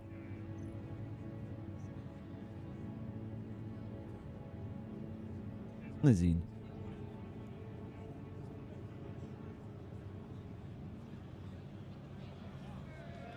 Hi, everybody. We're back. It's been so long. Hi, welcome to CitizenCon 2954. I'm Jared Huckabee. If you're in Hall A, let me hear you scream. If you're in Hall B, let me hear you scream. I'm gonna take this off. Here, George. Come on, hang on, dude. That's George. Say hi to George. All right, you didn't see George. Welcome to CitizenCon 2954. I'm Jared Huckabee. We are live from Manchester Central here in beautiful, sunny Manchester, United Kingdom. This is the, 11th CitizenCon? 10th CitizenCon? I should have counted beforehand. Basically, we're back. It's our first since we returned last year in Los Angeles. We've got a tremendous show for you. I'm sorry about the countdown thing there. This is the biggest CitizenCon we've ever done, and as one might expect, it took us a little longer to get things going than we expected. But we're ready to start. We're approximately 20 to 25 minutes from the show start, so we are not going to make our 11 o'clock on the dot start time, but you can guess about 20, 25 minutes. So we do got some stuff here. So what is CitizenCon? Anybody? You can't see them. There's a bunch of people down here below me. What's CitizenCon? Nothing. Ships? It's more than ships. Grand vehicles too? Okay, we're not talking to that guy anymore.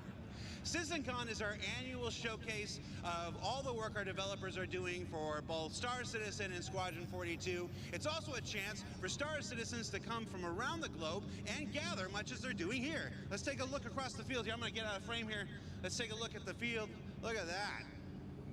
This is the Hornet. hangar bay of the UEES Barbary. Here now, every CitizenCon we Wir theme our kommen hall, zurück. our expo hall to one thing or Wir kommen another. zurück. In 2019, it was themed for Und so. Grimhex. And last year, it was themed for Pyro. This year, the UEE's in town celebrating Citizen Day, and we'll learn more about Citizen Day later in the thing. So, what's on the Bitteschön. agenda for this year? Well, CitizenCon, like it was last year, is now a two-day event. So we have a whole host of presentations today, and then a whole host of presentations tomorrow. We're going to run them down now and let you know a little bit about what you can expect. So in about 15, 20, 25 minutes, I can't be specifically at this point, Chris Roberts is going to take the stage and kick off CitizenCon proper. Okay, nach Just a 15 bis 20 pre-show here Minuten. where we like to have fun. After Chris Roberts takes the stage, we are starting with Brave New Worlds. Now that is our core technology and Star Engine Group's presentation. You might remember that they kicked off last year's presentation with that amazing Star Engine trailer that was like 25 minutes long or something. We don't have a 25-minute long trailer today, but we do have a chock-full 90-minute approximately presentation of their new Genesis system, which is a subsystem within Star Engine that will let us build planets at the size, scale, and scope that we've always dreamed of. So you can check that out at the start of the day. After that, we've got a social universe. Now this is the sleeper presentation of the entire thing. Now, we were a little cagey in the description on the website about what this is. You know, it's everybody getting together and playing with your friends and stuff like this.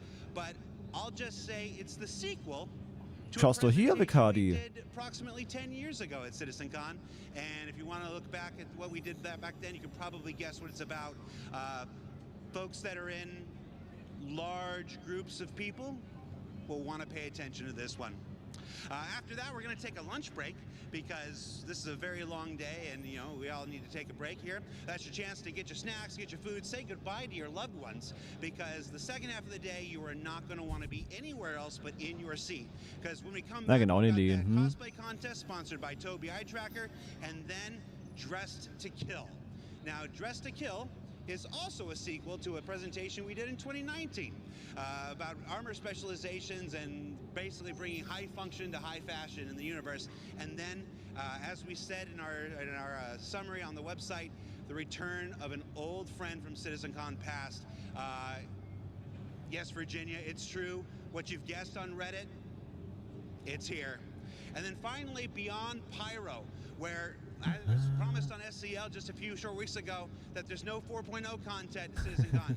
Well, guess what? There's no 4.0 content in CitizenCon. We're all beyond 4.0 this year.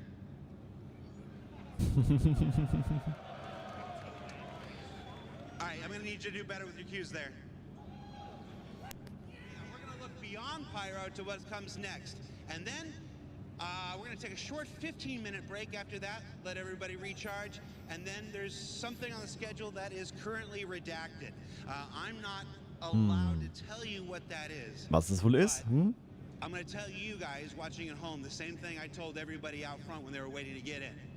Do not let any force on this earth stop you from being in your seat when whatever that is happens at the end of the day. And then on day 2, we come back tomorrow with a look at crafting your home. That's a look at base building, which we first introduced at last year's CitizenCon, and the new crafting system. The crafting Also nicht vom Stuhl fallen nachher, ja? dynamically changed the Neues Schiff, nee, das Redacted-Thema hat wahrscheinlich was mit Squadron zu tun, Nelen. Nee, das Redacted hat was mit Squadron zu tun. General Ship Talk 2054, is that what year it is? 940, yeah. George is saying yes. Replaces our generic Ship Talk segment with a presentation dedicated to the ships and vehicles that will make crafting and base building possible, with the return, with a revisit of an old friend. Genau, Squadron 42. Damit hat es was zu tun, genau. Nelen, mit Squadron 42. Big blow up before it does. So you're gonna want to check that out. And then, well, if I can be honest, we got a tight zoom. You got a tight zoom? Yeah. Let me talk to you here. The Star's my destination. Star Citizen Alpha 1.0. If you're an old school sci-fi head like me, you'll recognize that title. This is perhaps, and you know me, I'm not the one to hype. I'm not generally prone to hyperbole. I'm always like cautious. I'm like, well, you know, it might be this, might be that. I'm going to tell you right now. Ja, ich hab's ja auch, Most ja. important presentation we've ever done at CitizenCon. Mark it, be there for it tomorrow. Now, that's enough for me. we're gonna throw it down to Dan, down to the. Na, on the viele floor of the vermuten zum hangar. Beispiel We're einen actually gonna Release-Date explore a dazu little oder what's here in the was UES anderes. Barbary. Dan, are you there? Thank you, Jared. Welcome back to CitizenCon 2954. My name is Dan Haubrick. I'm the community producer here at Cloud Imperium Games, welcoming you all back to Manchester, home of the previous CitizenCon 2949.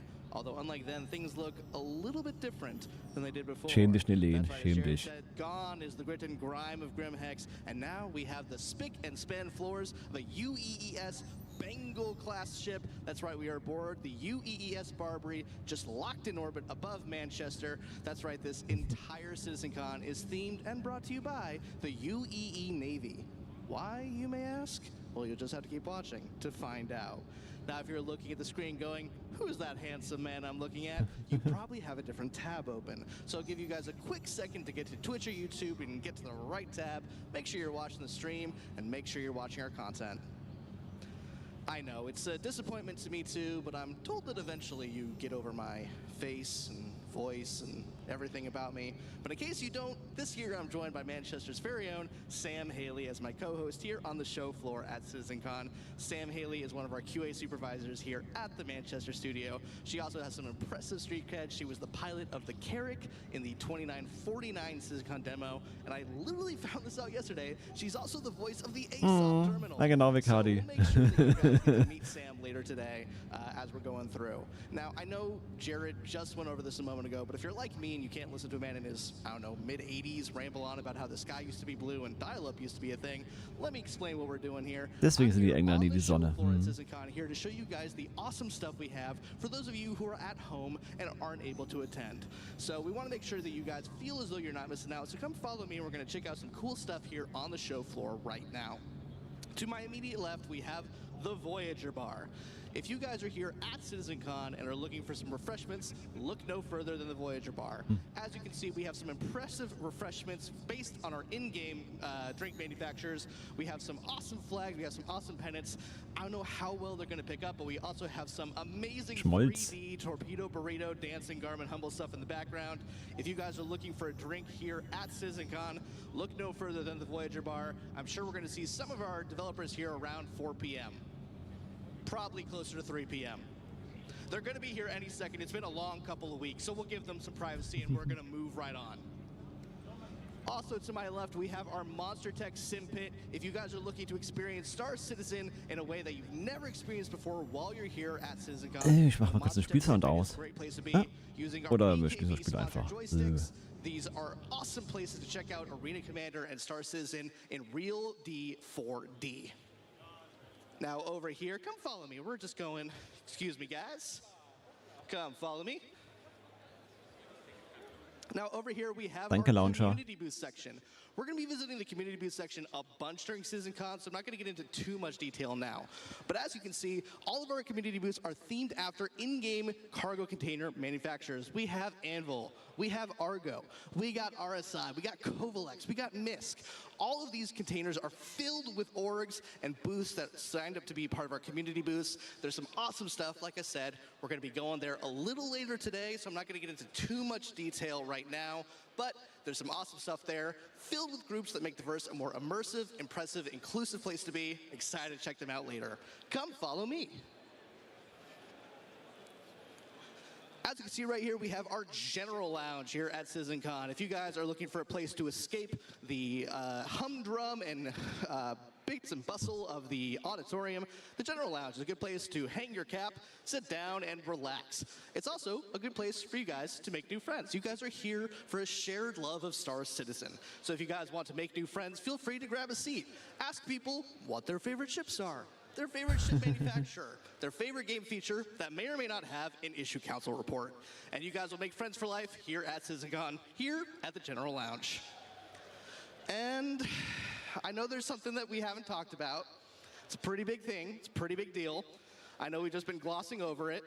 I think we finally should talk about it. I'm talking about, of course, The Addison Lounge. That's right, the Addison Lounge. If you are looking to sit down in comfort and style, the Addison Lounge is the place to go. We have our United Empire of Earth timeline. We have our UEE branding all over the place. It's a good place for, again, for you to hang your cap, sit down, relax, and enjoy the show. And I think that's it. I mean, Sam, I don't know where my co-host Sam is. Sam, hi, Sam. I don't think there's anything else that I'm missing on the show floor, right? I don't think there's any major stuff I glossed over, nothing big or exciting that I didn't talk about, right? Dan, I know the most big thing in the room is your ego, but other than that, there is one thing you haven't mentioned yet. Yeah, let's talk about the Hornet in the room, shall we? We have an amazing set piece here at CitizenCon this year. It is massive. It is the biggest thing that I think we've ever had on the show floor here at CitizenCon. It is absolutely impressive. It has some really great audio displays as well, if you guys were here earlier. I think, Sam, while I go powder my nose and make sure that I'm picture perfect, why don't you head on over there and give the people more information about the biggest and best set piece we have here at CitizenCon. Let's check out exactly what we're talking about, shall we? Happily. Thanks, Dan. Let's go check this thing out. Oh, nice. So, as you guys can see, we have a near life-size replica of the Hornet F7A Mark II. This thing was made for us by Mango Stone, and they spent 14 weeks putting this together, from 6 weeks of concept, Nice. 8 weeks of build time. This thing was their biggest ever build, but they have built stuff for us before in the Manchester studio. Now, as you guys know, this is a medium fighter, so it packs a punch, but it is pretty quick. If you guys have flown the F-7Cs before, it's very similar. However, this thing, if you guys haven't seen the guns and the Gatlings on this thing, it's pretty powerful.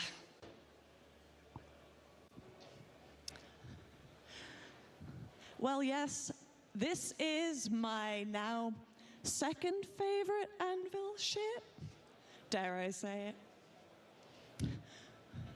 And, you know, I haven't got to drop my cred yet, have I?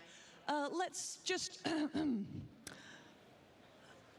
Your vehicle has been delivered to the following location. Yeah? Did I sound like me? Yeah? Good, good. Yeah, it has been delivered right here to Manchester, 200 miles away from Brighton, by our amazing guys at Mango Stone.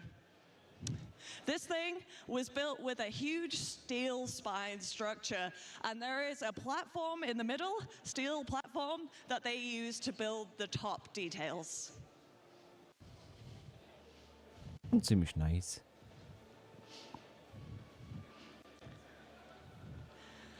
Yep, if you guys don't get the chance to see this in person, just look at everybody's social media for the next 5 years. I'm pretty sure this is going to be people's profile pictures, cover photos, whatever it might be. So yeah, if you're at the event and you don't get a picture with this thing, I think you're missing out.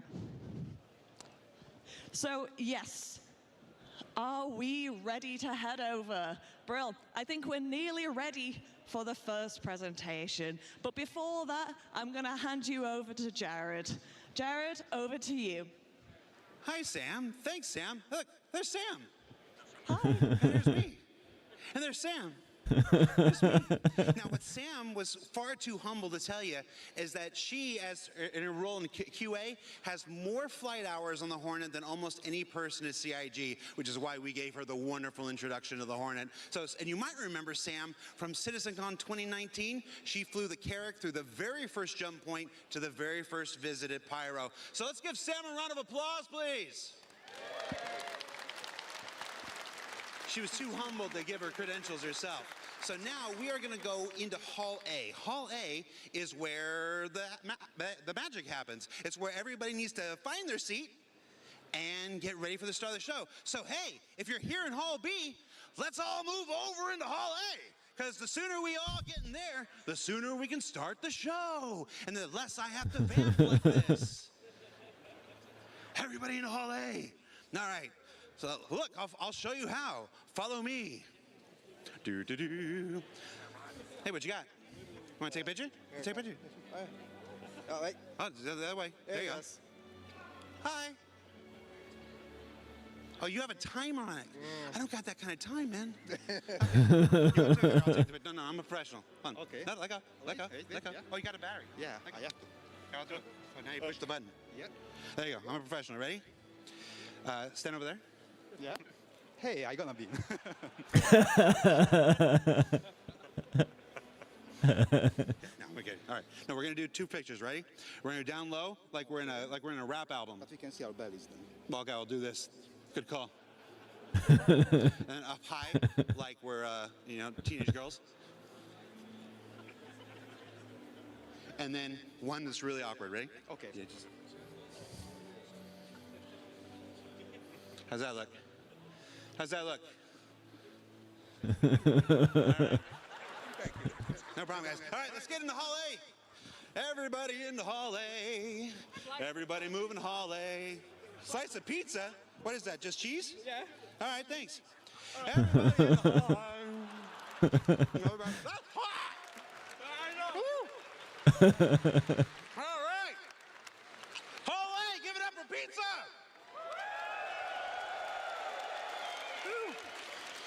One of my favorite things about Star Citizen, we've got Big Benny's Noodles, we've got Torpedo Burrito, we've got Pips, and we've got pizza.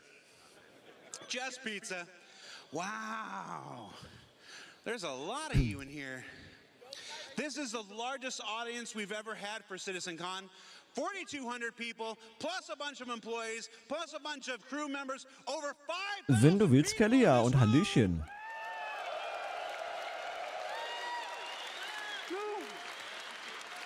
What, are you streaming? No, I'm just videoing. All right, well, hi, Mom. Oh, you're streaming. What are you doing? I'm just recording, mate. Are you just recording?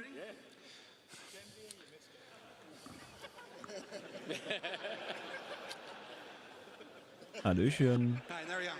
Oh, what are you doing? You doing the same thing? All right, here, let me see. Na, Thanks. aber deswegen mag man die doch auch. So, Citizen, Und anderem. who are you? Martijn. Martin? Where are you from, Martin? Netherlands. I love the Netherlands. I don't remember most of it, though. Und auf welches Thema freust du dich am meisten? All right. Must be different for visitors. Different priorities. I don't know if I'm supposed to say that. on Na, stream. denk mal, ja, das mit dem Star Engine Part wird euch schon wieder interessant. Oder auch, wäre das Redacted? How much time do I need to do this for? Ja, wir sollen ja uns schön in Stühlen festhalten, nicht auf den Stühlen fallen. Chris Roberts is here. Does he have his mic on? Okay. All right, sure. I mean, Boah, if that's keine what he Ahnung. wants.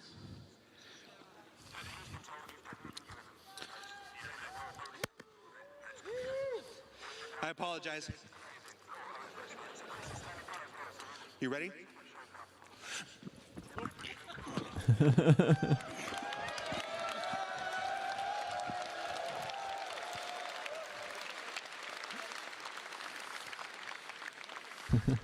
think I legitimately pulled a hammy. Oh, that thing is rock hard right now. Oh, yeah, check out my shoes. Yeah. Donatello, Michelangelo, Leonardo, Raphael. Yeah. All right. So that's all I got, everybody. We're going to take a few short minutes. We're going to start the show. Chris Roberts, he's going to kick this thing off proper. So stay tuned. We'll be right back. You're going to love the show, everybody. Thanks.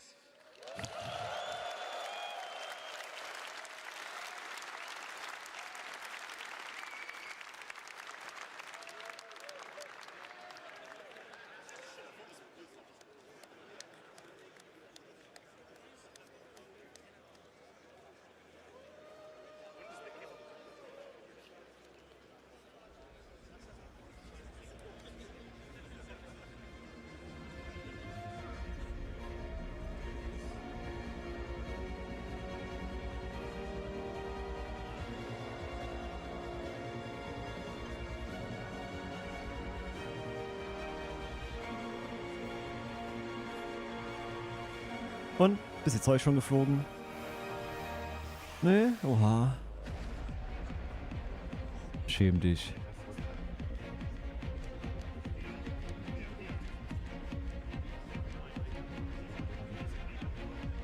Ja, schaut mit allen Pins gut aus.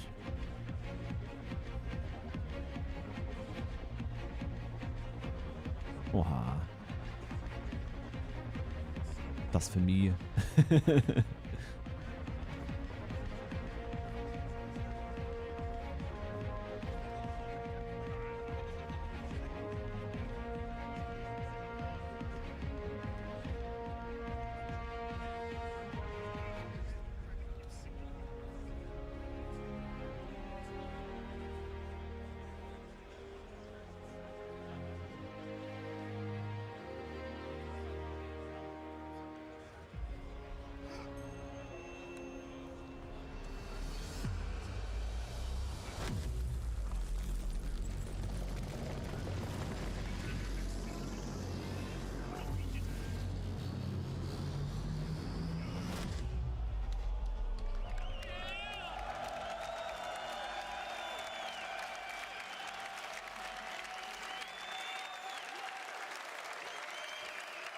Na, glaube ich nicht. Hello,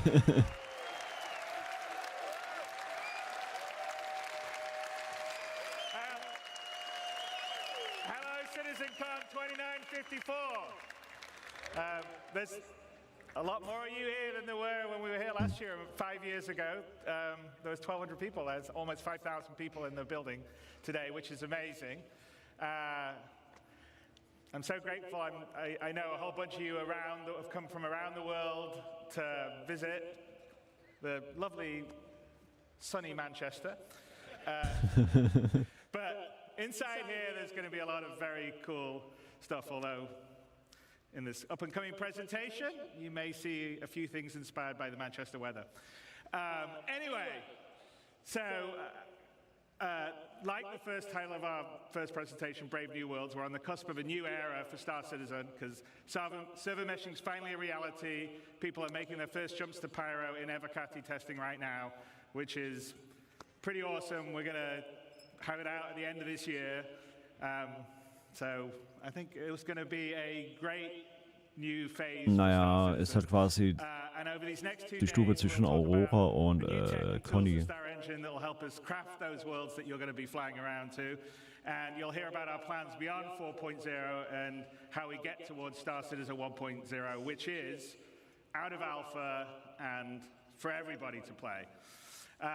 And a little later this evening, I've got a special surprise for you, so you definitely want to stick around for the 5:30 show. Anyway, the team has worked really hard on the lead up to CitizenCon and this year to work on, first of all, what you've been playing in live, what you're going to be playing, what you're going to see here. So I'd like to thank them all for working extra hard and putting all their love and care, just like you guys love and care what we're building, into what we're doing. So thank them and you guys. Nee. And without me waffling on, I'd like to bring CIG's CTO, Benoit Bézageur. Did I say it right, Benoit? Yeah, okay, good. I'm always bad with French surnames. To the stage to start our journey. Mit Kelly rede ich. So let's have a great show.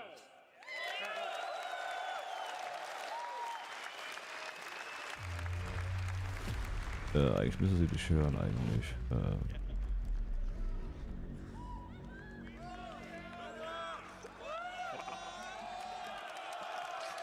Hello! Bonjour, Citizen Khan!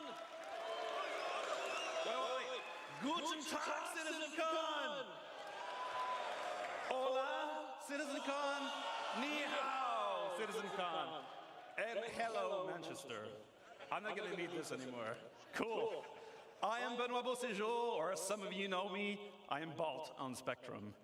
Today, we will talk about Brave New Worlds. oder was? This is Nee, das war einfach nicht geroutet. Ja. It's a barren planet, okay. not really habitable. Und dann, hallo noch Now, einmal since the erneut, advance of Milene. our planet tech, we've always allowed players to circumnavigate planets. Aber du and weißt move doch, unser from Miri, orbit der to macht ground immer seamlessly, Selbstgespräche. explore complex Ja, areas Kelly ist and meine Stimme in meinem detail. Kopf. With server meshing, we're gonna need a lot more Ich bin, locations, ach warte mal, ich bin ein missions, schlechtes and Gewissen, oder? destinations for more life. But there's a major question that has always followed this project since the beginning of Alpha 3.0. How are we going to make a large number of planets and systems? How are we going to meet the fidelity benchmark we've established? In this technology update, we bring life to lifelessness, even to monarchs. We take the physical representation of the terrain, the geology, the atmosphere, the climate, and the environment to create accurate biomes that spring naturally from the collision of all these environments. Coherent, denser biomes that follow the laws of nature that we encode into data. Data that we then leverage to place flora and Gestern fauna, Abend, yes, ich but habe für also jemanden einen PC settlements, zusammengebaut. buildings, Monster alien Red and human fertiggestellt. life in a Wow, planetary Windows context. 11 ist so This creates nervig. worlds that are Nee, gar scientifically nicht. plausible, Doch, richer haben in Sie ein gameplay Microsoft-Konto? opportunities. Nein? We Gut, want dann müssen you Sie jetzt to find eins machen. adventure just Bitte by was? going around the planets without a quantum point. We want you to find actions along your path. For this, we are changing how we made the game. We are scaling how we made the game in all areas. This is not just a Planet Tech update. This is a collection of systems that we call Pff, nee, ich mag Windows 11, ne Ideen. Windows 11 an sich ist schon gut, aber die Installation ist ein bisschen Nee, ich finde sie einfach. zwanghaft. to help me Wir haben explain all gesagt, this wir wollen keine nice iCloud. work and this nice technology. Was macht Let er? us Er kick us installiert off. die iCloud, And I verdammte Kacke. welcome our very own Ali Brown and Will Hine for Phase 1 of Genesis.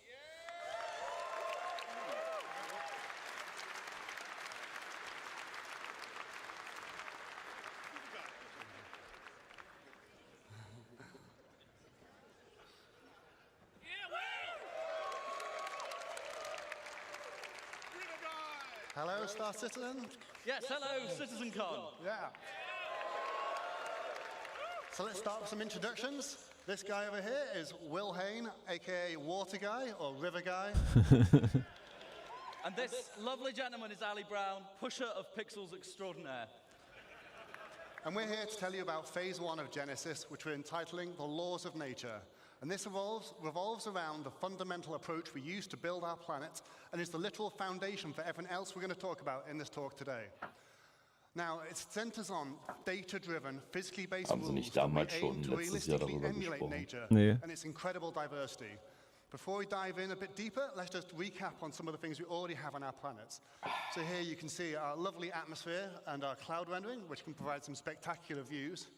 We have our on-the-fly terrain generation, which is no loading screens in our game, which we're very proud of.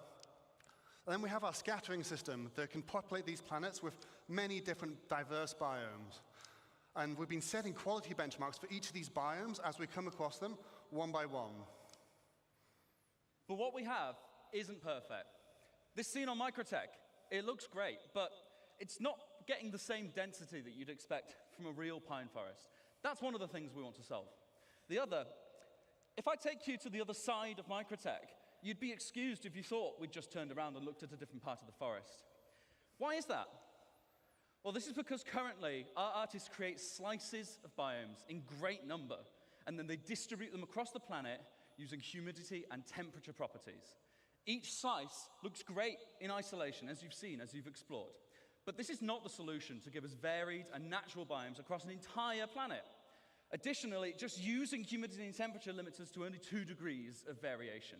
And that's not enough for the sorts of planets and worlds that we want to create and for you to explore. So how are we going to scale up our planet generation? Well, as I said before, we're going to start with physically based rules that drive everything. We want nothing to feel random on these planets. And we want no limitations on the number of biomes. We want infinite biomes that are continuously changing across the planets. And we want extreme density, and we want to maintain or exceed all of the quality levels we've set with our existing biomes. And most importantly, we want it to be scalable so that we can really scale up to the level of content that the designers are expecting. And from your perspective, we want you to be able to truly explore and find unique playing opportunities Ja, okay, everywhere on die our haben den planets. Text ein bisschen So to start aufgehübscht, this, aber im we're going to Grunde need more ist es data. Nee. genau das. So Doch. if we see here Nein. some of our existing data sets on our planets, we doch. have temperature, which we define locally and globally, and humidity, and that's it for now. With Genesis, we add many other data sets, such as the geology type, the soil type, and then we also go for things like the soil depth and the quality and the nutrients, and many other properties all drive this complex data set that we use to build rule sets on that each individual asset can describe how it works for them. We're going to put something together and show you some demos today using some of the assets that you've already know and love in the PU. Although you might see some new stuff later, we'll save that. What you're going to see is a vertical slice of development. It's very early stages, very work in progress, you might see some bugs, but that means it's only going to get better, so be excited. Ja, wir sind immer The number one excited. challenge with planets in our game is scale. In no other context do you need a planet to look great from first-person perspective when you're stood among the trees. You need it to look great when you're in a spaceship at a quantum marker miles away, and everywhere in between. There are no loading screens, you see everything. We cannot afford for it to look bad in any of those scenarios. So, let's start from a ground perspective. Demo number 1, let's have a look.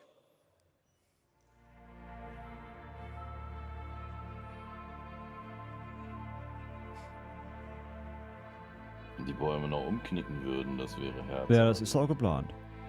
Ja, ja, geplant.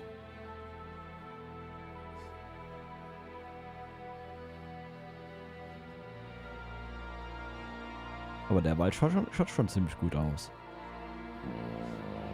Nett gemacht ist er, ja. Nett gemacht, das sieht schon ziemlich gut aus. Nett ist die kleine Schwester von Scheiße.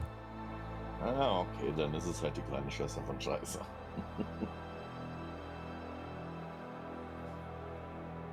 Du weißt doch, ich bin ein leichter Pessimist. Leicht ist untertrieben. Boah, das ist aber gemein. Aber nee, die ändern halt die Art, wie die Planeten gemacht werden. Ja. Damit sie auch abwechslungsreich aussehen. So, how do we make that? Notiz an mich, dich unbedingt etwas leiser schalten. Du bist schon wieder, du schreist mich ja richtig ein. Nee, ich schrei gar nicht. So, in our previous terrain shader, Geplant in 30 Jahren. Ja, das ist eine Lane ist auf meiner Seite. Now the terrain shader is based around 4 layers. We always first consider bedrock at the bottom of it all. Then where appropriate, we add layers of soil of different types. We then add debris where appropriate, whether it be pine needles, dead leaves, etc. And then when it gets cold, we add snow. Naja, um dann Planeten nicht alle per Hand zu erstellen, wahrscheinlich schon in Lehen, damit die dann auch alle abwechslungsreich aussehen. Also da muss ich unserem Miri mal recht geben. Und zwar dieses Genesis erstellt ja die Planeten. Das Genau. heißt, du gibst ihm nur etwas vor und sagst, der darf so groß sein, die Temperatur muss so sein. Ja genau, Erde und Atmosphäre Na. und. Und dann wird dieses erstellt. Das heißt, Genesis erstellt diesen Planeten. Genau. Und bringt ihn so zu dir. Genau, und bei dann später bei der Anzahl von Systemen, die geplant sind, alle dann per Hand zu machen. Naja, die Planeten in ED sind schon ziemlich leer, noch leerer als in SC, ganz ehrlich. Und nicht so wirklich abwechslungsreich. Auch, auch nicht wirklich verschiedene Biome. They have a larger requirement for space, they have a larger requirement for nutrients. That's how you see the distribution, and it's how it all works. Let's meet the flora that came together to beat that forest. Ja, Voraussetzungen in Genesis sind ja, in einem Wüstengebiet gibt es keine Tannenbäume. So, Building blocks like grass and common grass, medium amounts of sunlight. We had ferns, see as a much lower requirement for sunlight. We had salix bushes forming our undergrowth. And we had pines, of course, and multiple variations of pines. Diversity is driven by competition. Everything has ideal conditions, which affects its competitiveness. We also have additional control over this in the form of dominance, which allows us to make one asset more competitive and more dominant than another. Weißt du, wenn sie es schaffen, zum Beispiel, du landest mit einem Schiff irgendwo und dein Schiff wird nicht gerade mal von dem Baum umgenietet, so nach dem Motto, sondern das Schiff nietet den Baum um, weil es ja schwerer ist. Ne? Und der Baum wächst dann nach über einen gewissen Zeitraum. Das wäre schick. So you will see a rogue fern, or a place where there's no seeds for a specific asset, you might start to get this coming in. Let's take a look from a larger perspective again.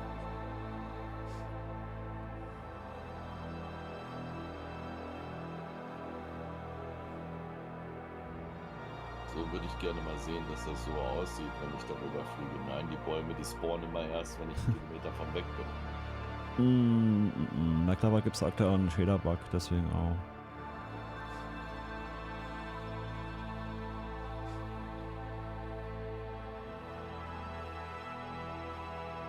Ich kann auch nicht bei jedem Neustart den Shader neu starten.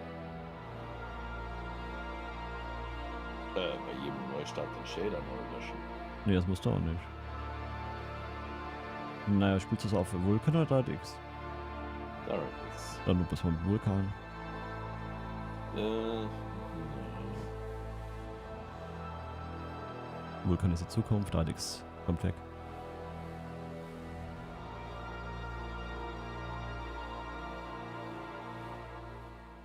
Schon hübsch. Ja, es ist hübsch. So, to take you through some of the things we saw in that clip, let's talk about rocks first. So anyone that's done a lot of ground driving and ground vehicles might have seen that our rocks sometimes feel a little bit randomly scattered and can be quite an obstacle sometimes. So in this clip, you saw that the rocks are no longer randomly scattered and they're now placed based on physically based rule sets. Das sieht gut aus. Logical grouping is Das achieved Bengal-Mauspad. by erosion simulations which we run offline to build Ja, localized habe ich data auch maps. schon And they gesehen, describe the aber size of the ich aggregate habe and mir nur rocks den and the Hoodie density bestellt. and where they should naturally form. And that means we get things like these natural clusters of boulders at the forest edge underneath the cliffside. And on that note, you might have noticed that the cliffs have been dramatically improved in how they shade. Nachdem mein Warenkorb dann auf zweistellig war und ich dachte, na gut, zweistellig ist in Ordnung, dreistellig wird zu viel, dann lassen wir das mal. And we also calculate the slope aspect, which is the exposure to vegetation to solar radiation and other environmental factors. Und ich And this allows us wollte different auch species to flourish in eigentlich different conditions, as we can see on different also sides of this nicht valley. mehr ein Schiff kaufen, Then over larger scale, we welches gar calculate the age and nicht, also vitality of each tree wenn sie nicht individually eins von to meinen, drive die ich jetzt exactly schon how habe, high they von should be, den, but also the du color of weißt their schon, von den leaves. Concepts fertig habe, ne? Now this isn't the only thing that will drive Ach, was in den anziehen, wird We're gonna überbewertet. introduce the concept of Ja, seasons to the game. genau. And this will mean Bleib that so, our wie du plants will bist, dann wird evolve das through mit the dem Buddy year, was and we'll anderes. be able to shed leaves from trees and have the grass wither in winter.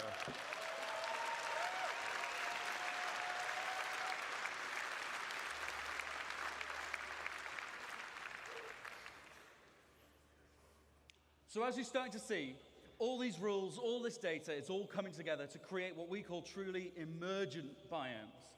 Let's have one more look at how this varies over a much larger scale.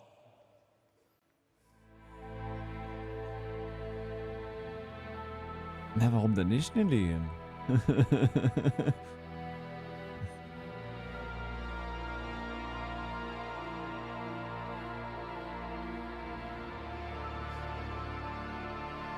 Ja, hier, so wie die Steine da eben gespawnt sind. So, auf einmal plopp, plopp, plopp ist es da.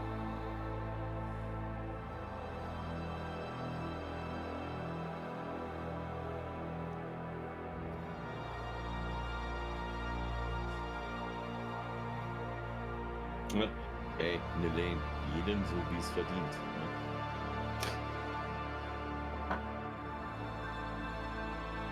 Was ist denn, wenn man den Pizzaboten im Schlafanzug die Tür aufmacht? Macht der auch sonst noch was?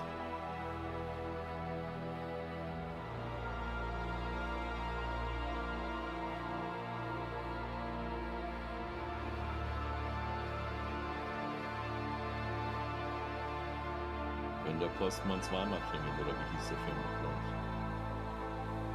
Na, Wenn der Buddy vielleicht. dreimal klingelt. Wenn der Buddy dreimal klingelt hintereinander, ganz schnell.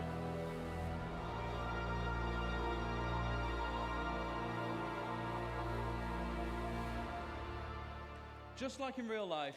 Oh, thank you. Just like in real life, our areas should vary, even by traveling a few kilometers. If you get in a helicopter and fly over the Alps, it all looks a bit snowy, but when you look closer, it's constantly changing. And we're now able to accurately represent that with our changing data. Another very important factor to mention is the distant look. In this screenshot, you don't see a single tree, and yet the terrain is still green. We previously did that with artist-made lookup tables that told the planet what color to be at what position. But that wasn't going to work with all our new data and our far more complex spawning. Now we have a systemic solution. The planet shader is able to intelligently evaluate what's going to spawn there using the same rule sets that cause the assets to spawn there when we get there. That means we can sample the sort of color that is going to project onto the orbital view and use it. We get a far better accuracy from the result. Together, by creating rules and authoring data that works, we create a continuously varying planet that sets the scene for the incredible exploration gameplay I know you guys are going to have. But how have we done this without compromising on performance? So yeah, with all this new data sets and these physically based spawning rules, you're probably wondering, how is this going to handle in your CPU? We don't want to melt anyone's CPU, so we've redesigned all of this tech to work much more efficiently than before, and now it can run on many cores. This allows it to be run perfectly well on both the CPU and the GPU. Anna ist sehr freundlich, dass sie nicht wollen, dass unsere CPU schmilzt. So that we can run it at both and swap between them freely. Now, the benefit of this is we can do things like, first off, move the terrain system to the GPU, and we've now done that to get some incredible performance improvements, but we then also cache the results in something we call a virtual terrain texture. I'll give you a quick demo of this now. This is now vastly faster than the previous system, but it also allows us to generate the terrain in much higher resolution, which means all the popping you can see on the mountains as we're approaching, all of that should be completely eliminated on the right-hand side of the screen. Das Neue sieht jetzt schon besser aus.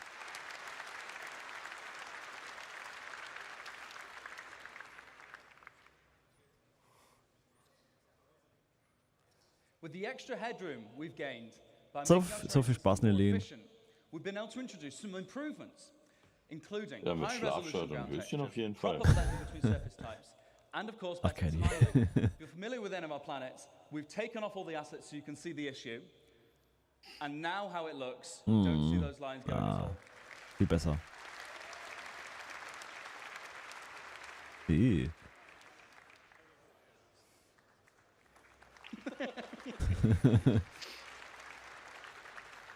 And one more.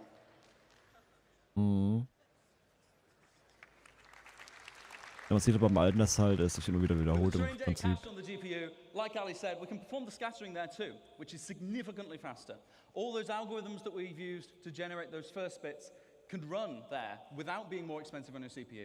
And it also means the results are directly there on the GPU. We can render straight from them. That allows us to have dramatically Hast du more was density gehört in von our dem new Gerücht, system. es We soll can ein render Mistschiff objects geben? directly without having to go via the CPU. Ja, da wurden schon ein paar Sneak Peeks doch schon längst gezeigt, schon oft. Oh Gott, bin ich schon lange nicht mehr ins Taste. Just as a demonstration, this is the sort of density you can expect on Microtech today. And in a second, we'll flip over to what you can expect from the new upcoming tech. Also laut Engineering Reports sind mehrere Schiffe fertig. In a second, we're going to turn on the culling groups debug so you can see. These are the groups that we create of those trees and of the terrain. And as we get closer, we shrink them so we're more intelligently rendering what we need without having to assess each tree individually, all the way down to the ground.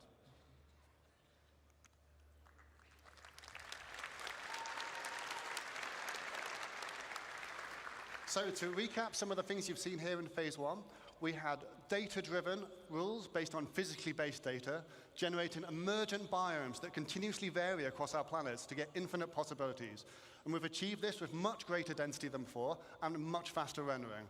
And we also achieved seamless transitions from ground to space with zero popping. So now that we've got all this tech, it's time to talk about how art might make use of this. So for that, I'll hand you to the next phase towards Sebastian Schroeder. Thank you, guys. Thank you. No physical. Thank you.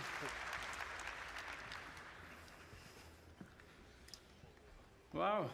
Thank God there's only 20 of you, otherwise I'd be nervous. Ja, der Witz kam gut. Thanks for having me. I'm here on behalf of the Planet Content team, and we're very excited to finally show you some of the things we've been working on. As you've just seen from Will and Ali, the system keeps growing in both complexity and capability, so our libraries have to grow alongside it. Wait, should I click? No. No, I should click.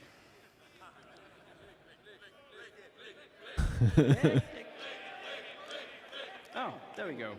So, our goal with the content is to provide the content that the system needs to populate every corner of every planet with realistic environments.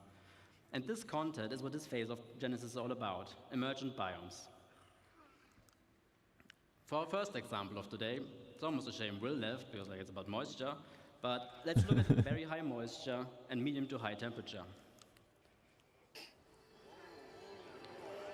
Oh.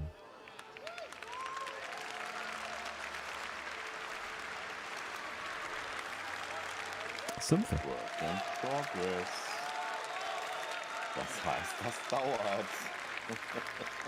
Naja, alles ist Work in Progress. Sieht trotzdem ziemlich schön.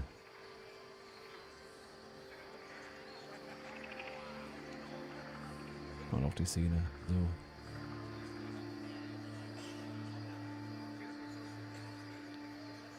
Ja, so schön.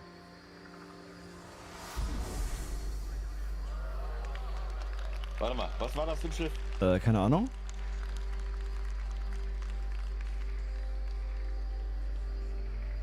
Oder war das für eine TARDIS?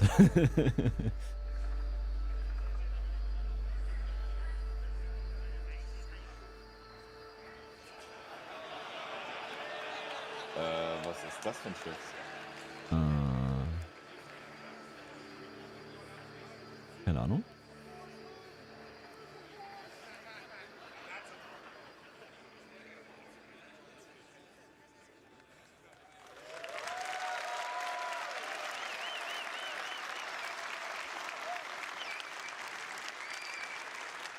Keine Ahnung, was das für ein Schiff war. Thanks, that did look really good. So, for swamps, we obviously made vegetation that feels at home in or near water. But before we dive in, allow me to give you a quick primer on our approach to authoring plants. Most species can survive in a fairly wide range of climate conditions, but will only thrive if the conditions are ideal. To support this concept, we author our vegetation assets to describe the full growth cycle of a species. If the conditions aren't ideal, they may not grow to full maturity or look their best, but the species can still exist. So let's have a closer look. For the water's edge, we made plants like this Alternatera and the iris. We also need the aquatic ones to float on the water surface, like the water lily or the pickerel weed. This willow and the one after, a Chinese tallow tree, while comfortable near water, we can also use to replace some of the more aged assets used to seeing elsewhere in the game. The last one, it's taking a bit longer now, but the last one, I'm gonna wait. The last one, you may not see used much in other biomes, but it's a very iconic one for the swamp, the bald cypress. Hübscher Baum.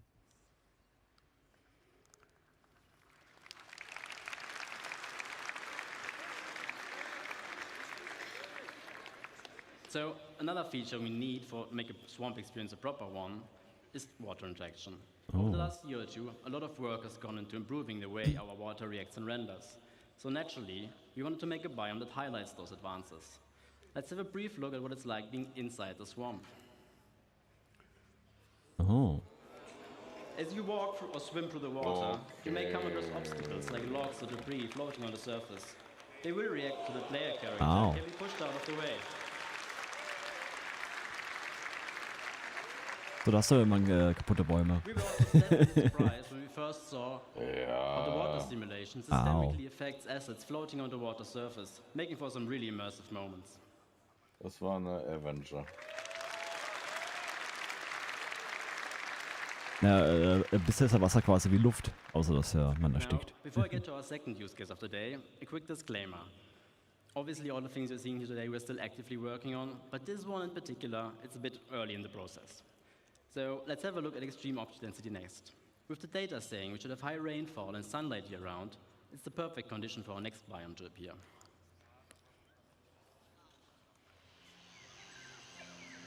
Dschungel. Das ist eine Cutter. Ah, siehst du? Gut.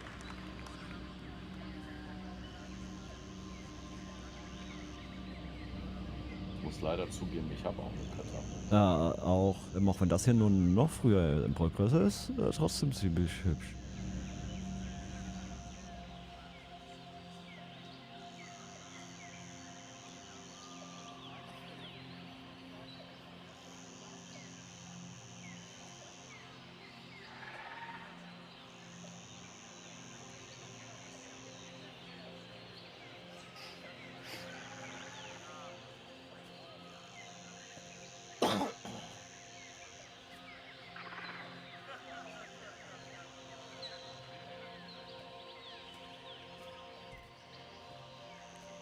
Aber siehst du da unten, die Pflanzen reagieren gar nicht, das ist krass. Ja, hat er auch gesagt, dass das noch ziemlich früh im Progress.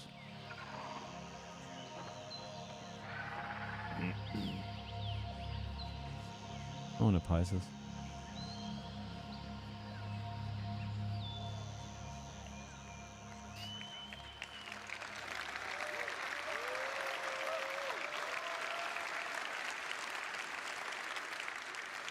Ich glaube, schönere Dschungel habe ich bisher noch in keinem Game gesehen. Ich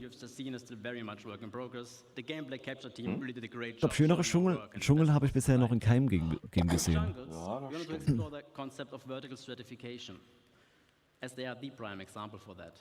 What it means is that you have horizontal layers of microbiomes defined by the species that thrives with the amount of Ich habe sunlight and rain that nicht still genug reaches there. Energy Drink fürs Wochenende, wenn das so weitergeht. The floor, herb and brush layer, we could almost do before, obviously missing the density. But now we also have the option to add variation to the tree layer by dynamically spawning epiphytes like lianas, orchids, or bromeliads, attached to trunks and canopies of other assets. Kann man auch Tarzan spielen?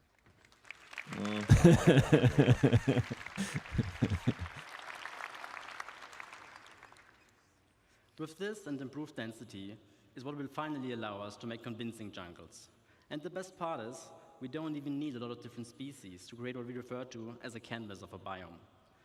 The idea being that we can vary what kind of forest you're in by adding or replacing the plants that visually stand out the most. Now, to get us started on our stratification, we made epiphytes like the Epiprenum and the bromeliad, including a potted version for your hab. Then obviously you need lianas for a jungle. And we also made the grias, which add character to the herb and tree layer. For tall trees, we decided on a fairly generic rubber tree, as its different growth stages serve as a nice foundation for all height levels. And that's pretty much it, what we need to make a pretty good base for jungle. Nice.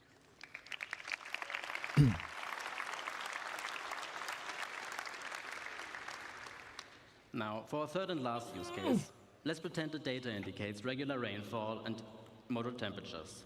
This climate would support a lot of different forests, but we also wanted to use this opportunity to explore extreme scale. And let us Kurz really AFK. Okay.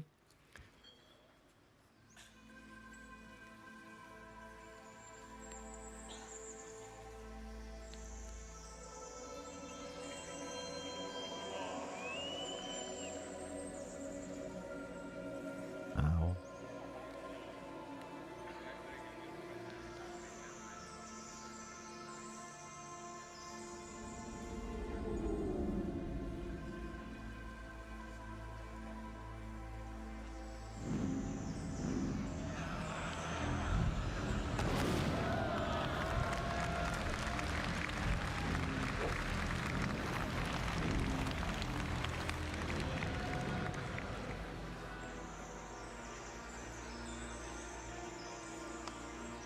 Tja, da hat Kelly seine Pflanzen, die. Was, wie, wann, wo? Da hattest du gerade Pflanzen, die auf den Spieler reagieren, wenn er dagegen läuft. Ja. Ja, nee, den Ender Bike Chase Vibes, ja, definitiv.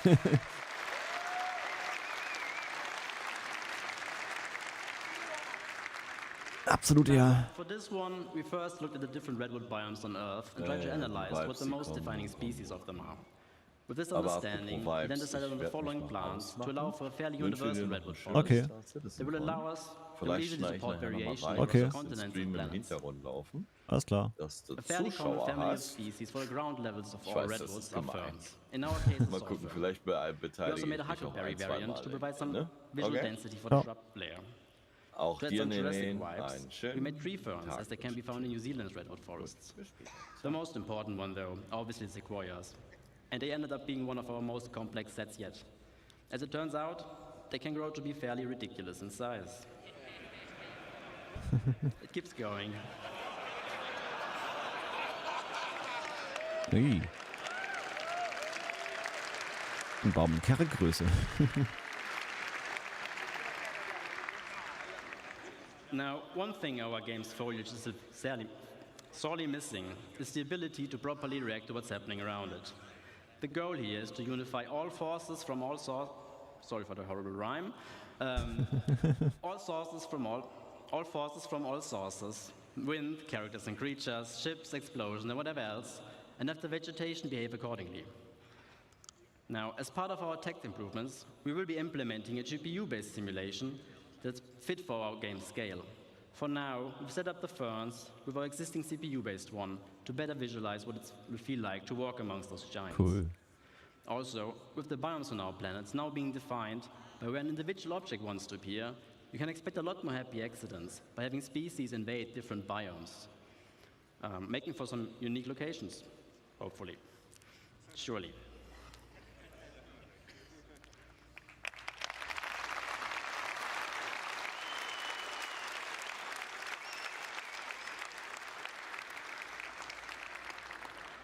Now, before I get to disappear off stage, I just want to say a big thank you to everybody involved, especially my team in Frankfurt for doing such amazing work and being all around great people. And also to all of you guys. I really hope you have a fantastic CitizenCon. This concludes this phase of Genesis, so please welcome Ian to the stage so I can tell you all about the next one.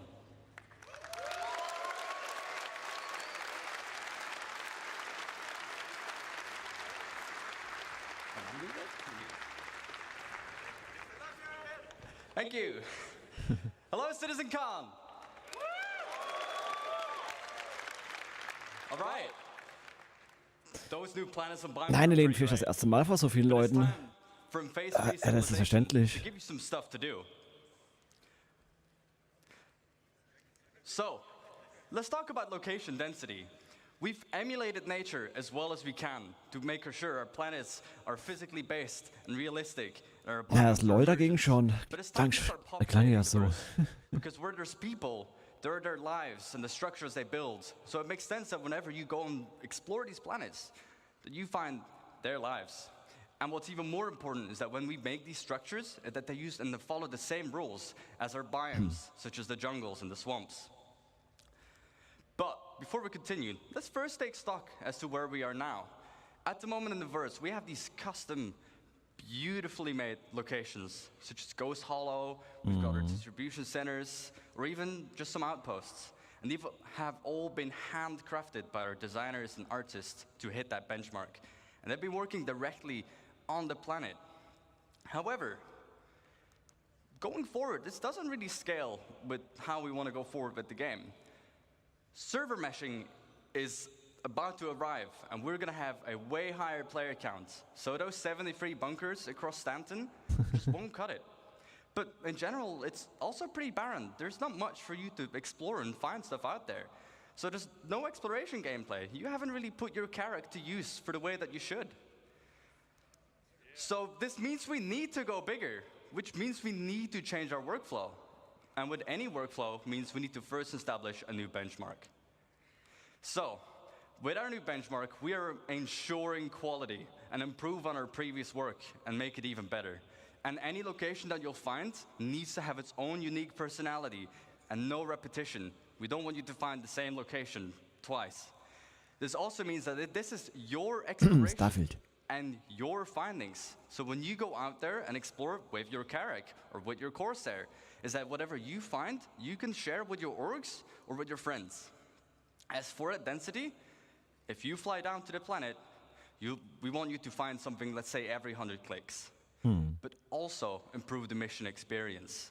So when you stay more on the planet, you're more immersed and you go from location to location. Just keep going. So going forward, we are modularizing all our existing locations and assets. And we're basically making a library of buildings and layouts that we'll be using to no longer work directly on the planet. The neat thing, all these modules and assets can be iterated upon and tested right in the editor for all the designers and artists. Na, definitiv den Lehnen. Fun gameplay and interactive Wenn das sandbox wirklich alles activity, unterschiedlich and aussieht, also make ja, sure und all nicht the wie in mission Starfield. stuff is there. Basically, we're building a toolkit. So let's look at some of the things that we need to keep in mind as we are making that toolkit. First and foremost, we've got our art style and branding. We've got things like Frontier for our settlements. We've got high-tech for the emergency Ja, definitiv den filters, Lehnen. but also utilitarian, like our bunkers and distribution centers. The richer the data, the richer these locations will be. Secondly, they all have a function. We've got mining for our mining outposts, farming for the farmsteads, or just places where people live. The function of the place will define the way the place looks as well, and its form. And last but not least, the people as well, the faction and their loadouts. We've got lawful people, like the new Citizens for Prosperity in Pyro, unlawful, such as Xenofred, and sometimes not even no one. And the place needs to look a bit, derelict. In different places, you'll find different people. So, now that we've made our toolkit, and we've defined all this new stuff, let's start building thousands of locations. Yes, I said thousands. So, to avoid the same issue of working on directly in the planet, I'd like to introduce to you Starchitect.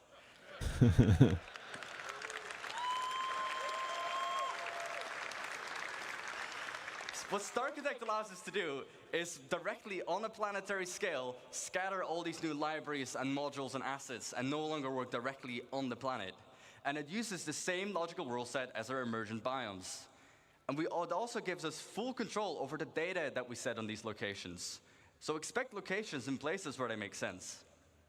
Let's kind of look at all this new Genesis data and all these new libraries and chuck it into Starchitect and see what it gives us. As you can see, we're now able to make full-size locations, and they will look completely different based on where you'd find them. The layouts are controlled by the rules, and it will reflect its place in the verse. We've got farms, mining outposts, but even our older locations, such as the bunkers that you find on Stanton.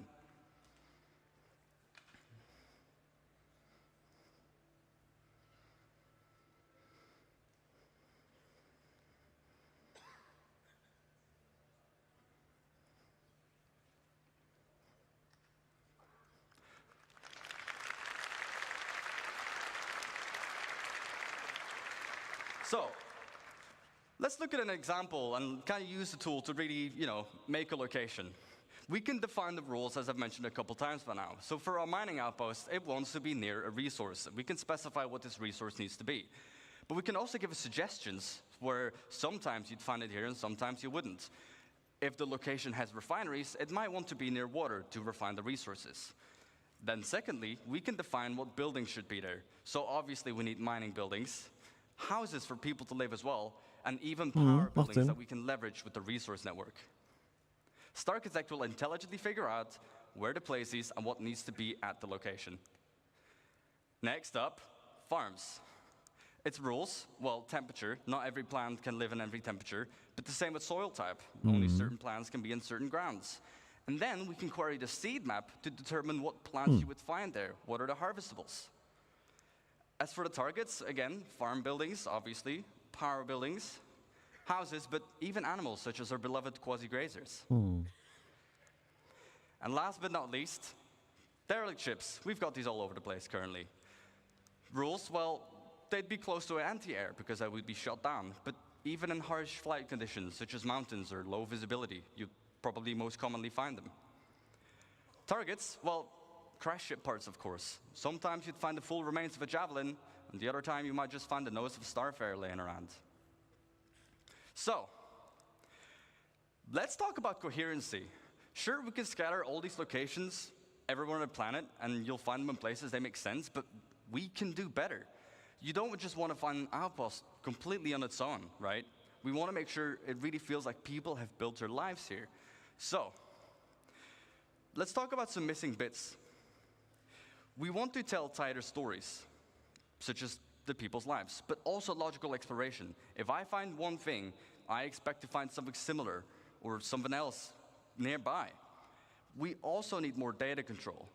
What defines one mining outpost being different from the other ones, aside from the harvestables? And also give the narrative developments. Make sure, people build near rivers, on mountains, they build near town halls, they build near distribution centers. So to hit that bit of our benchmark, we make sure that locations are near each other and group them together. The effect it gives is a fully developed landscape with vistas and points of interest all over. And we group them together in what we like to call a cluster, like this one, that has 13 locations. Let's talk about clusters. Clustering means generating locations near other locations. So, for example, if you find a distribution center, just like in the verse currently, I would find forward operating bases next to them. But if you go even further out, you'd find mining outposts to funnel those resources to the FOBs. Go out even further, you'd find caves around them, because that's where they might find some of the gems. And then we can even specify the data on a cluster level. All of the factions that live at this whole cluster, any mining outpost, that would be the same people, but also what commodities they sell, to find on what resource you'd find. So let's look at an example of the clusters.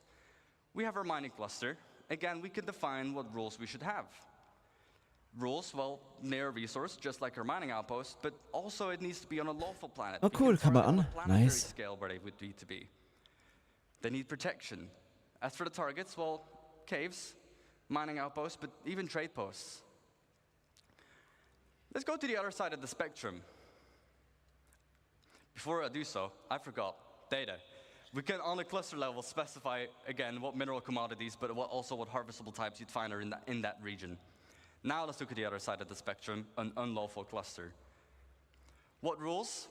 Well, they need to be far away from any other cluster, because they want to be isolated and do their evil deeds on their own.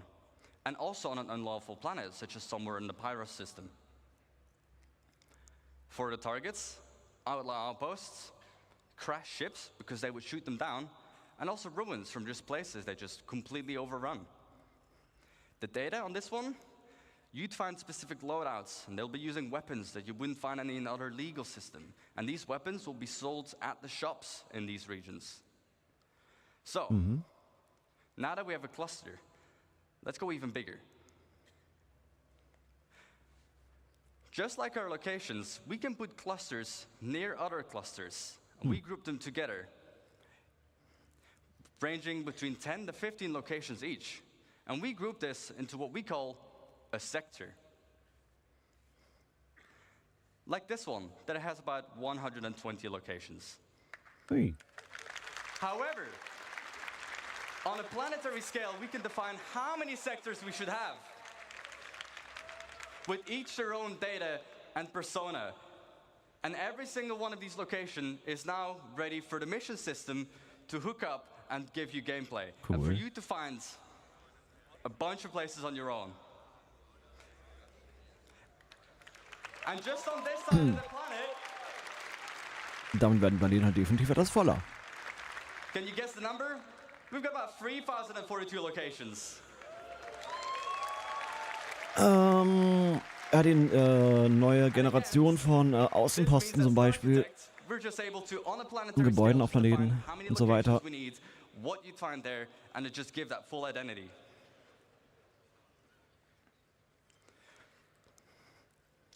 thank you for listening. And I won't just see you in the verse, but I'll see you in a denser verse.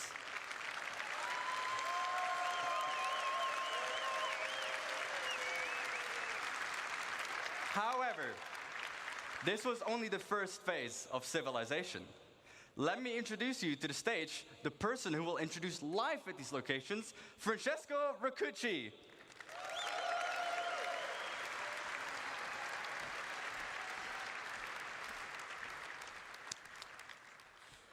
So, hi everybody. Benvenuti a CitizenCon. So,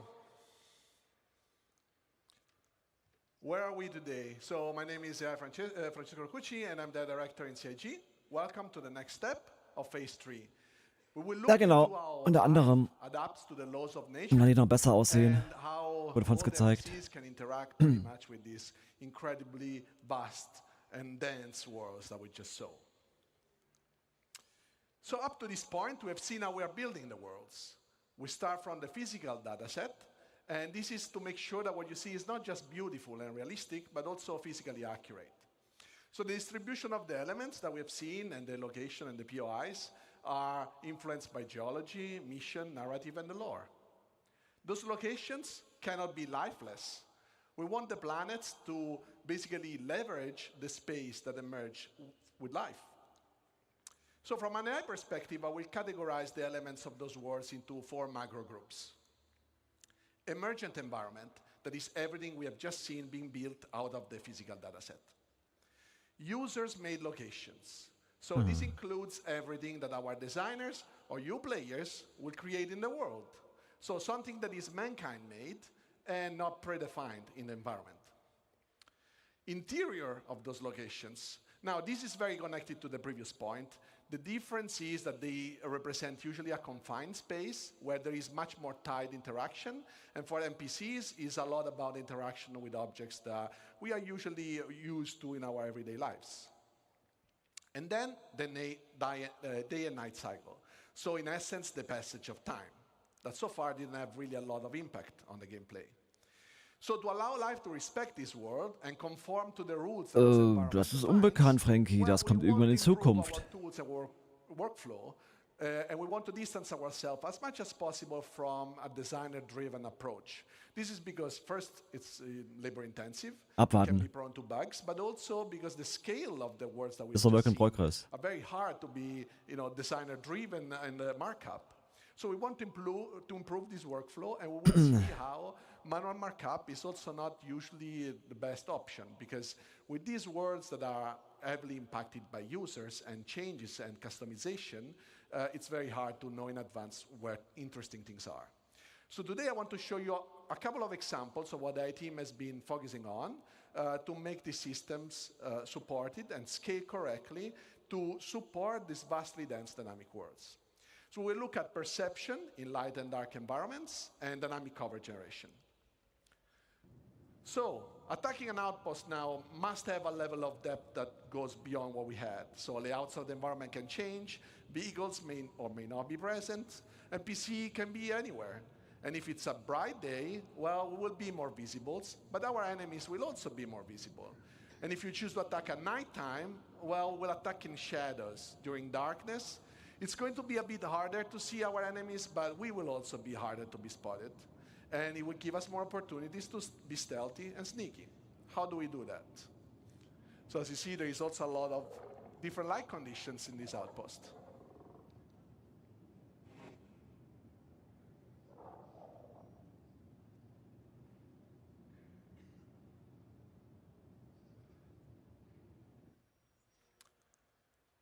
So in this scenario, we will start look at how perception is impacted by the day and night cycle. On the planetary surface, as we've seen in the outpost, natural and artificial lights are the 2 elements that will impact vision. And knowing that, you can use this to leverage your gameplay style to exploit basically all the environment. So what is perception? On the NPC level is the combination of data that we collect out of the senses. And vision is one of the senses and just tries to, in a way, simulates the human side ability. So designers can already tweak the perception in different ways. And one way is defining how quickly NPCs can understand what they're seeing. And the light condition have a direct impact how quickly an NPC will fully understand, for example, if there is an hostile in front of them. And obviously, there is condition of light that designers can control, and some others, like the day-night cycle, that they can't. So in this video, we'll see two main elements: the graph on the top left and the two colorful cones. The graph on the left basically represents the current light level the NPC is in, and the current multiplier this light level generates to speed up or slow down the NPC perception and understanding. The two cones instead represents the primary and secondary FOV. The red color means that if you stand in that location, it will result in NPC reacting the slowest to you, and the green color instead represents the quickest response. So during the night, NPC will have a hard time to understand and foresee and see things. But if they have flashlights on their helmets, they can turn it on, and this will impact their primary FOV, making still the peripheral vision a bit more uncertain. And as you see here, first of all, the NPC is patrolling with his domesticated friendly Copion. This is because he wants to exploit the night vision capabilities of the animal, and it's kind of our tier 0 pets. So we will now look at the cover system. That is the next dynamic things that I want to show you. So when we introduced planetary navigation mesh the first time, our goal was really to create a systems that would support and process the environment in a very dynamic way. Our planets are just way too big to statically export them and process them, first of all. And then their regions only exist when somebody's there and the NPCs are there. So essentially, environment has its purpose only when life exists. Also, let's keep in mind that even if we could export dynamically and statically those planets, so processing dynamically all a static version of the planet, this would be, first of all, wasteful and on the memory side and time-consuming. And also because we have a lot of runtime modification of the terrain, this would require us to still reparse it at runtime, and pretty much that will be almost all the time. So to generate the cover data, we want to leverage the navigation mesh system. And what we do is, as you see here, the blue polygons are basically where NPCs can walk, and the green ones are what we call cover surfaces, that are our simple representation of the environment, what NPC uses to understand if they can hide behind something and if they can shoot from some positions. So up to now, we have had an approach where designer would be a designer-driven approach. Designer can define in the locations where cover was interesting. They could mark it up, either the location itself or prefabs, and then with a special entity that would just sample dynamically the environment, but would still be designer-driven. This is obviously a good approach it's also a standard approach in gaming industry, but what about all those organic and inorganic elements that get scattered with a new system? Like if designers want to iterate on these ones, for example, and they want to change the physical data sets, those scattering tools will just change completely the layout. And what we want is that designers can do this change without being afraid of doing it, because the gameplay was, predefined and controlled, and now they can just make something beautiful but also fun. Besides that, yes, we did have a prefab approach where you can build stuff out of small building blocks. This is obviously a good approach because it's, in a way, you can build stuff out of smaller version, but this creates a lot of unnecessary data. Imagine a crate, and we can say that the crate can generate cover. Now we stack 100 crates, and what happens? That we have a lot of data to generate cover that we have to process, throw away. This would just waste CPU cycles for nothing. This is why, until now, you also couldn't find an NPC in a forest like this one and see them hiding behind a tree or a rock. So enabling the dynamic generation of covers on the planet allows us to exploit all the elements of the environment. Whenever navigation mesh generates, NPC can now have a chance to fight with you hiding behind available elements. Na, die können dann damit quasi dynamisch sich and all are all useful elements right now. However, we don't have to in der limit Deckung ourselves to begeben. static geometries, but also vehicles can be used for cover. And as you can see, this is dynamically generating while the vehicle moves. So be careful where you park your Ursa, because now it can become a source of danger for you as well. Last but not least, these systems can be just used on all the different type of navigation mesh we have. So not on the planet, but also, for example, the interiors and everything you guys construct. Because obviously, you guys will build your own locations, but you don't really mark up stuff, or you don't want to decide that, because that's going to come automatically out of the system. So I want to show you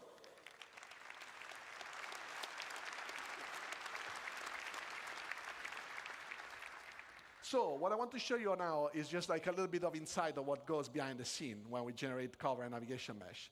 These are some of the steps that our system does. So we always start from the environment voxelization. What that means is we process the geometry, the physical representation of the geometries, that is a little bit simpler than usually the render mesh, and we construct it in a voxelized approach. This is also using different types of agent definition. Why so? Because obviously where a human can move is not the same as where a vehicle can move. So we can define different type of precisions and then speeding up the process where we have to, and be more precise where we cannot be to. And we can also create overrides based on different things. For example, if you crouch, you can enter into smaller locations than where you stand. This process is basically common between navigation mesh and cover. After that is generated, then we can evaluate the voxel in different ways. For example, defining where we can walk. So can we make the step with our foot over a specific voxel? Or is there something in front of that hole in the nav mesh so that we can actually cover behind? And then we can basically decide where to generate cover surfaces. And after the cover surfaces are generated, we can process where the cover locations are. Cover locations are a good spot for NPC to be behind the cover. So what we see here is that with the introduction of Maelstrom last year, obviously we knew this would revolutionize how you guys are playing. And we did have to find a solution to handle all the destruction you can create. So you would destroy so much stuff in this world that we had to find a solution, right? So this is why we approach the cover generation navigation mesh as it is, because there is just no way for us to predict anything that you're doing, and we want just Maelstrom to be another trigger for word evaluation. Because you see, this is all dynamically generating, and destroying anything just makes the word be reevaluated. So, as you see here, we can have also lots of rules, so you can see that a bit here, but when things break, first they invalidate, and then when they rest, for example, we can decide when is a good moment to regenerate, so that we also don't waste too much CPU cycles. The color that you see is mostly cover quality, so you see the light green is high cover, the dark green is low cover, and then we have the red that we introduced some time ago, that is basically not really good cover, but if there is nothing better, well, it's better to be behind something than being, in open space. So let's just recap. What we want to do is finding a plan and having a good plan to approach life in this vast universe. What we want is the life to be able to systemically evaluate all the dynamic environments that is generated. We want to improve our workflow, not only to support designers and being faster, but also support all your guys' creations. So we want the life to adapt, and this is all for making the game fun for you, so that everything comes together. So thank you all. This was phase 3. And now, let's welcome Ben Parry, that will introduce you guys to phase 4 of Genesis. Thank you. Hello, CitizenCon. What's going on? Sorry, someone's changed my lines. Welcome to phase 4, light and sound. Now, we've seen already automated systems for automatically placing different biomes, different vegetation, settlements, and people. So now we're going to take the same approach to automatically handling light itself. First of all, why is this important? Well, it's not always obvious, especially when they do their jobs as well as they do. But there's an incredible amount of attention from the lighting artists that goes into all of the locations that we have in the game. Besides just marking up the reflection probe areas, they also manage the visuals really carefully, adding fill lights, approximating bounce lights off ground and up into ceilings and dark corners where there aren't any direct lights pointing, really. And the problem is, not only does this take a lot of time and really constrain the style that they're using, it's simply not possible. If you've got a planet full of forests and, 3,000 and something placed locations, you're going to be exploring places that no artist has ever visited. No, they've not looked at, and they're certainly not going to be able to have tweaked it for you. So we need something that works completely hands-off. A natural outdoor scenes are especially problematic for us. Indoors, you can put a lot of little lights around pointing from different directions, and you can probably justify it. Outdoors, you've got the sun, and you've got the sky. And if you're behind a tree, you've got the sky. And so you need that skylight to vary. Now,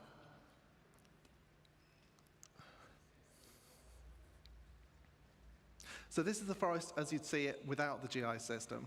As you can see, all the shadows are receiving lighting from the same environment probe, so it's basically just a flat color across.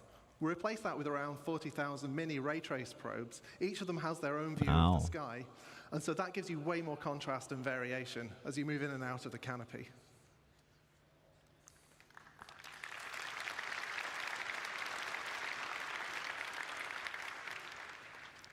Now, there are a couple of other pieces of the puzzle that we've been working over the last year. Now, the first is, well, all the stuff that you can't stick 40,000 mini probes onto. Anything that doesn't have an opaque surface, we can't really know where it is on the screen and track it from frame to frame. But if we don't do anything, it's going to stick out like a sore thumb. We've got fog, we've got particles, we've got other little things, I don't know what they are. And so we need something to do with those. So to address this, we've added a kind of stable grid of medium-y kind of probes that are generated around the player as you move around. So that gives us approximately matching lighting that we can apply to all of those things.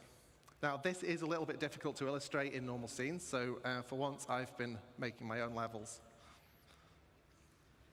As you can see, Pico's in trouble again, but because the lighting team hasn't helped, you can't see anything in most of the scene. If you add the transparency GI system, suddenly the whole scene comes alive. And this is something that we could never have done until we added this tech.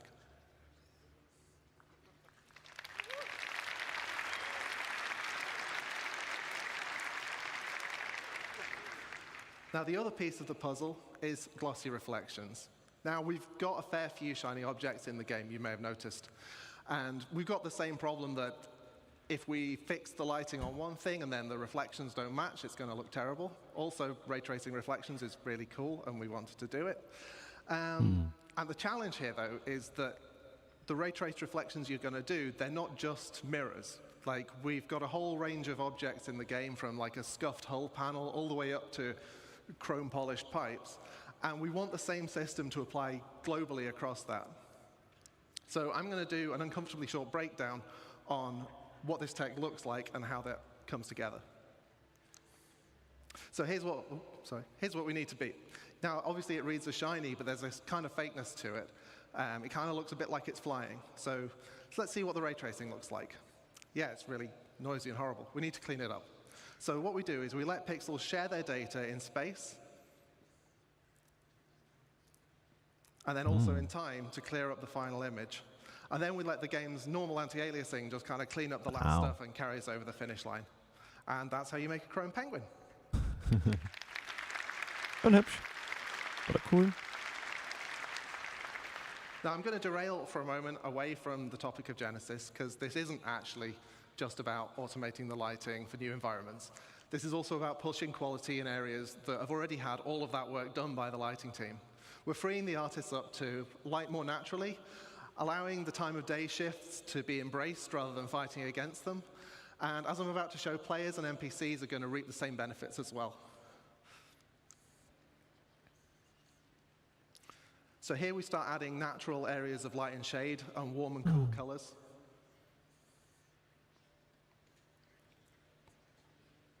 These open areas benefit in the same way as the forest scene did, adding areas of shade and areas of open lighting. Like I mentioned, the time of day shifting leads to different ambience as the sun moves. And this is the shot that I just liked. Sieht wesentlich besser aus. Finally, let's see how the new GI system can brighten up your character's day. Wow. And also their day as well. Whoever they are. Well, I promised you light and sound, but I don't actually know anything about sound. So here's the man who does, Graham Phillipson.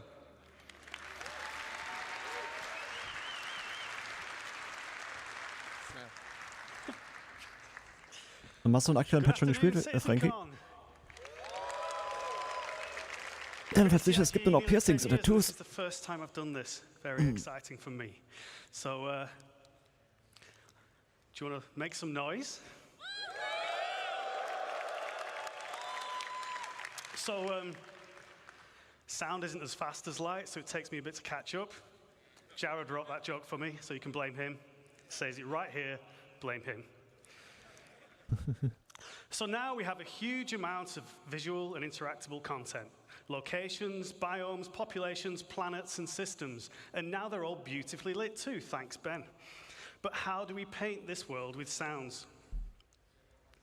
It's a challenge. It's a challenge of scale. We need to support multiple star systems, and it's a challenge of quality. We want the highest quality possible. We also don't want implementation to hinder creativity, and we want a seamless experience. So we're asking a lot. But with Star Audio, we can rapidly implement audio for entity classes, brushes, or audio sweeteners, all of which can be reused and reflected immediately across the game, including all of those emergent locations we talked about earlier. So again, this is Genesis data driving what happens in-game. And we can do all this without breaking flow. So here's a fairly dry video. It gets more exciting later, I promise, showing you our rapid workflow. So over on the left, I had to think about that, we have the Wise editor, that's where all our sounds live. In the middle, we have Star Audio editor, and on your right, we have an entity that needs some insect sounds on it. So we can very quickly drag from Wise to Star Audio. We can mark up very quickly a bit of logic, and we can re-trigger this entity's spawn sound so that it immediately makes a sound. I assure you there is a group of insects. Thank you, you're too kind. If you like that one, you'll like the ones that come later. But there's a little something missing. So to add some realism, sounds respond to how they move, how you move in the world and how they move relative to you.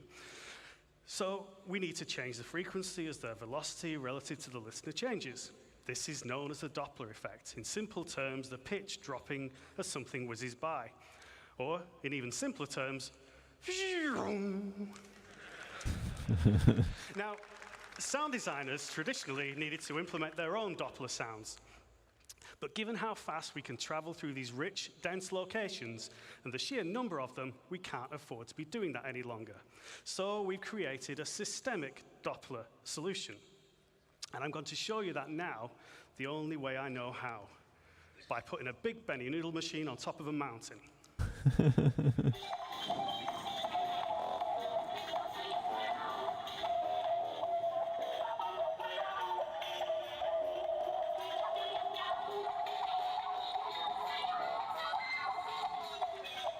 So you can hear the pitch and tempo changing as we move relative to the Benny noodle machine, and this is all fully systemic, no special treatment for this sound.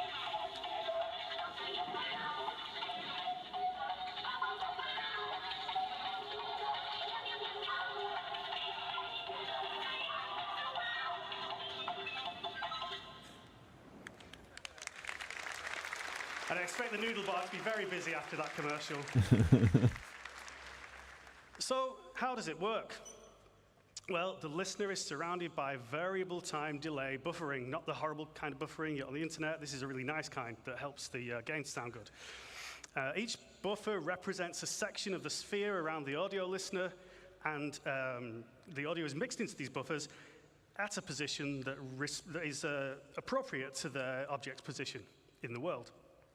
Changes in the position are applied to the delay buffer by interpolating the audio data.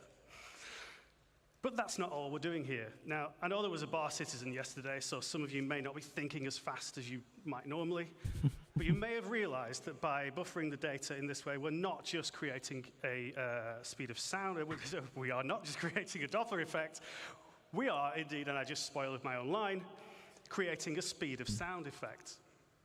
So, introducing systemic speed of sound to the game, I now have a couple of minutes of video, and we go through rapid fire, looking at some fantastic examples of what this brings to the game, starting with a spaceship pass by that is supported tonally by the systemic speed of sound.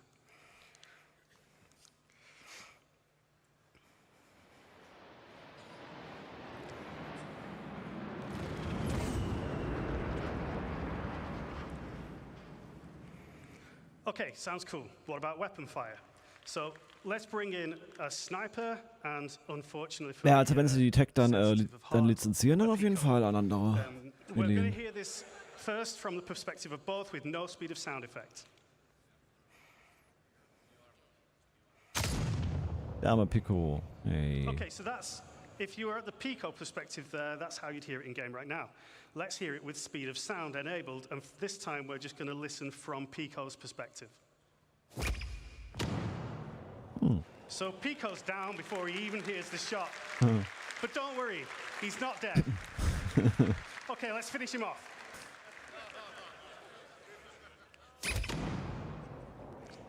Now he's dead.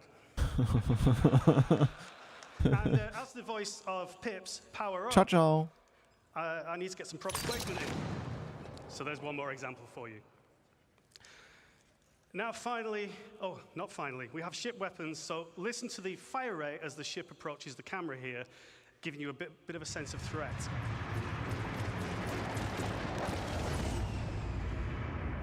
It's not too easy to tell what's going on there, but you get an increase in fire rate.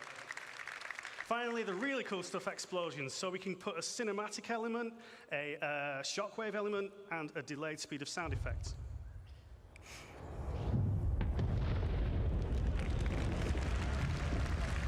Nice.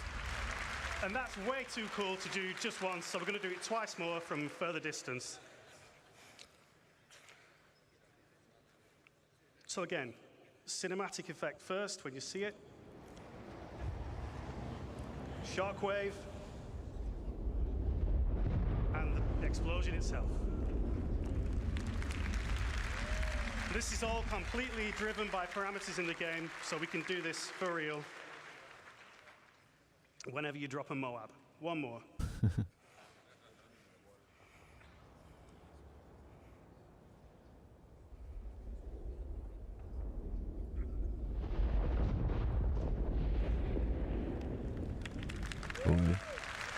Oh, cool. That's pretty cool. So the speed of sound simulation gives you a better sense of distance, it improves the sense of speed, and it supports those amazing cinematic moments.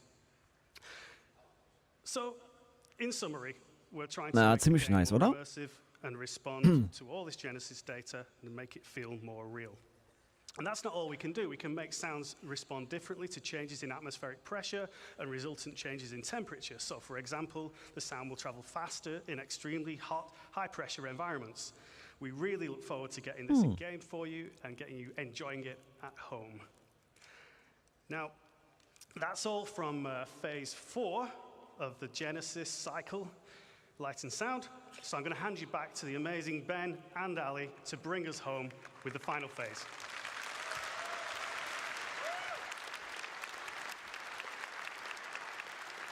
Thank you, sir. Der Sound macht halt echt viel aus auch. So, as Graham says, this is going to be the final phase of Genesis, and it's called Nature's Wrath. And this is where we're going to bring the very planet itself to life. So, first off, let's start talking clouds. So, clouds have got an atmosphere, have got to be one of my favorite visual features of our absolut, game. Karl, Truly Frankie. awesome, but they're also completely static. Nothing has changed with them. So, what we want to bring with Genesis is the evolution of clouds over time. Oh. This isn't just some simple scrolling animation. We use the Wir wollen same die sich physical bewegen. datasets that drove the biomes we talked about earlier and Starchitect, and these are also now driving a physical simulation of the clouds so they can form and dissipate in realistic conditions. So this means Okay, things like the wollen die sich oceans, the bilden und prevailing auch winds, wieder mountain ranges, and the verschwinden. temperature will all impact the clouds. But to complement these more dynamic clouds, we've also improved our lighting model. So it now correctly accounts for how light scatters multiple times inside a cloud. And this is important, creates much deeper lighting, and it can contrast against the sun's rays, resulting in much more vivid cloudscapes like we see on the left here.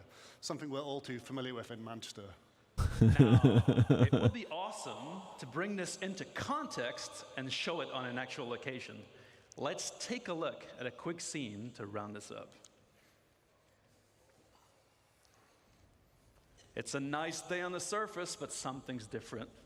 The clouds are moving, Wow. but they're not just moving. Die verschwinden They're auch. forming naturally in changing shape. Wow. They dissipate as they glide on the atmosphere based on wind data, stratus and cumulus alike. Wow. Now we start seeing the new cloud shading model come into play.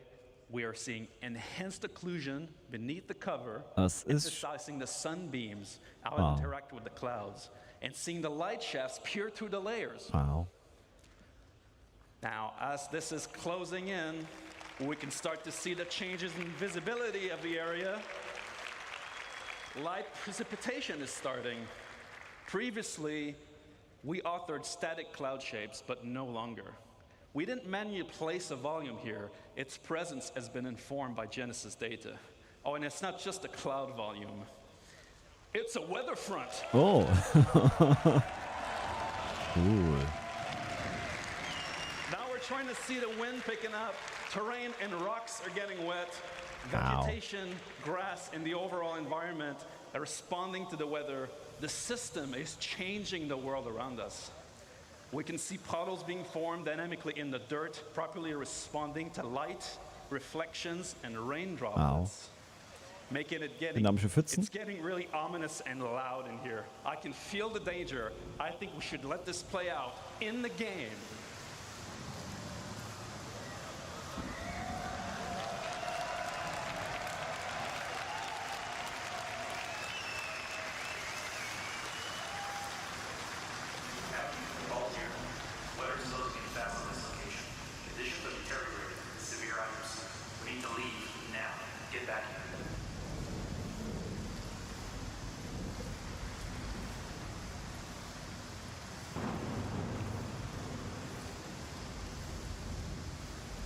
Wow.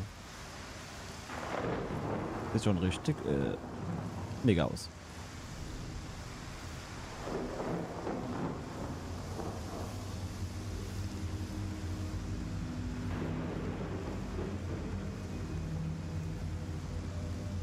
I'm getting out of this suit now.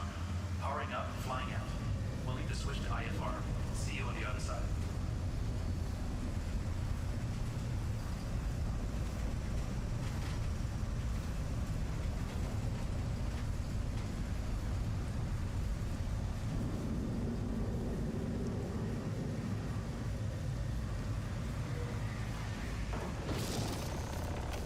Oh.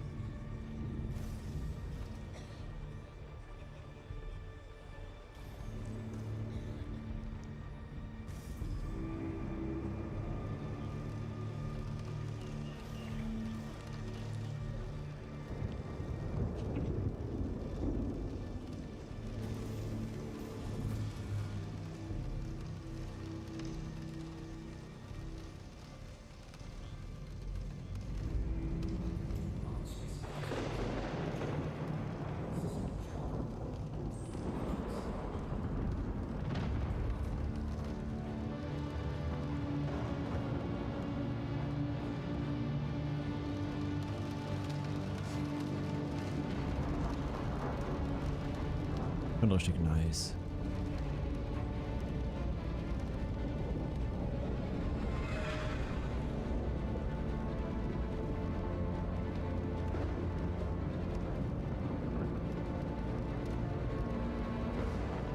It's getting very sparky up here. Recommend deviation. Oh. Oh.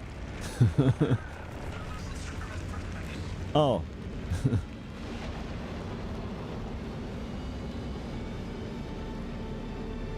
Wow.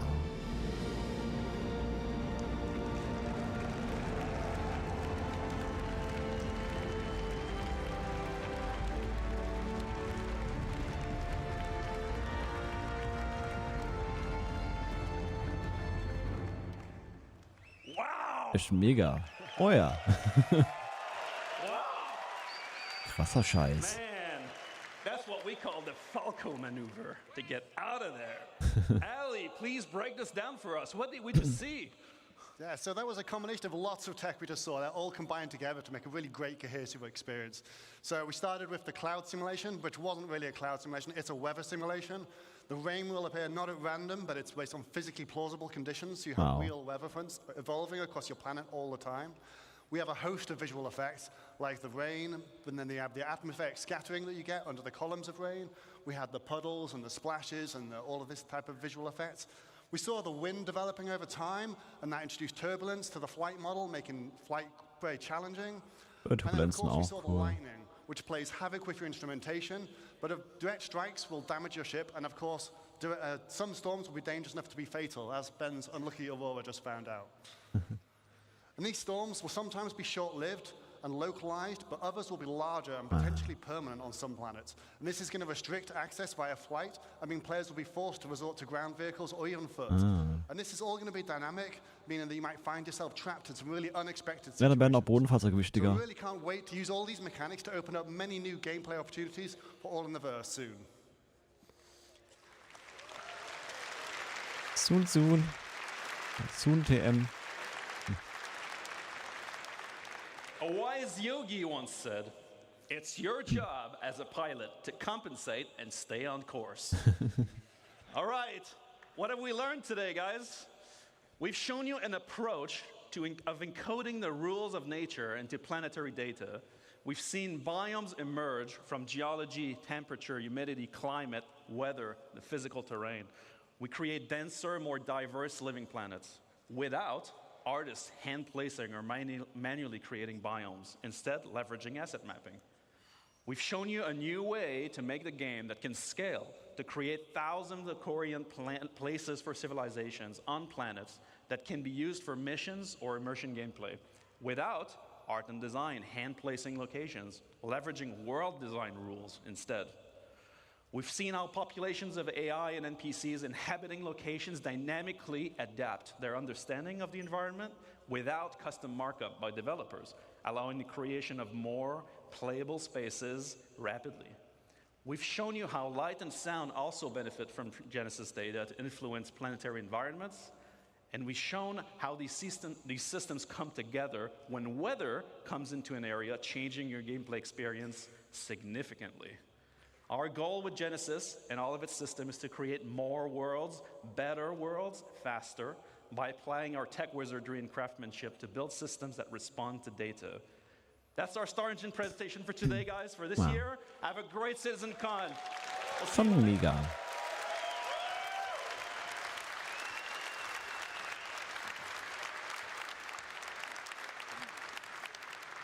Hello viewers, I'm Kirsten. I'm a producer here at Cloud Imperium, and I work with the UI Tech and Planet Tech teams.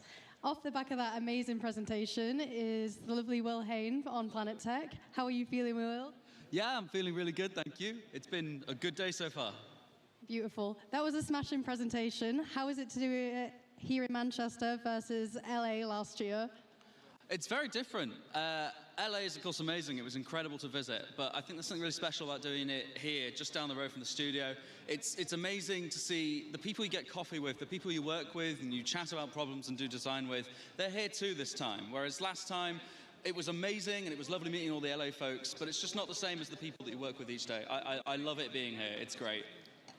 Oh, it must be amazing to celebrate all the work you've done with the community and the studio here in Manchester. Absolutely. It's no one person carries any of this. It's all teamwork, and having everyone here to kind of share in that and see everyone and meet the communities, it's just incredible. Well, with all that hard work that you just got to show off to everyone here today, what are the main 3 takeaways from today's presentation?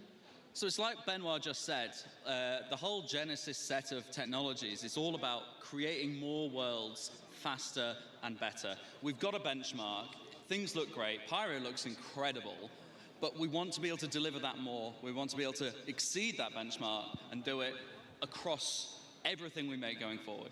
And the whole Genesis panel, I won't pretend that I know everything about everyone's section because they're all experts, but all of it is coming together to create a much better game and much better content for it. Amazing. Okay. So, what was your personal favorite moment from that presentation? Well, that's not fair. I love all those people. The dynamic weather demo, I'd not seen that cut. It's incredible. I love it. I have to shout out Seb's work. He makes the techie stuff that me and the Planet Tech team make. He makes it beautiful. Das dynamische Wetter ist schon His team, mega. of course, over in Frankfurt, they're all incredible. I love them all. But I can't pick a single favorite. I could shout out everyone because it all looks amazing. I don't want anyone to feel like I didn't. Very humble. So, tell us a bit more about what players can expect off the bat with Genesis. What are the biggest changes coming for them? Well, you're going to see the planets become more and more physically based. As this technology matures and is finished out and is rolled out to the stuff that we're delivering to live, you're going to start to see all of these things come together. You're going to see that cohesion that we demoed today.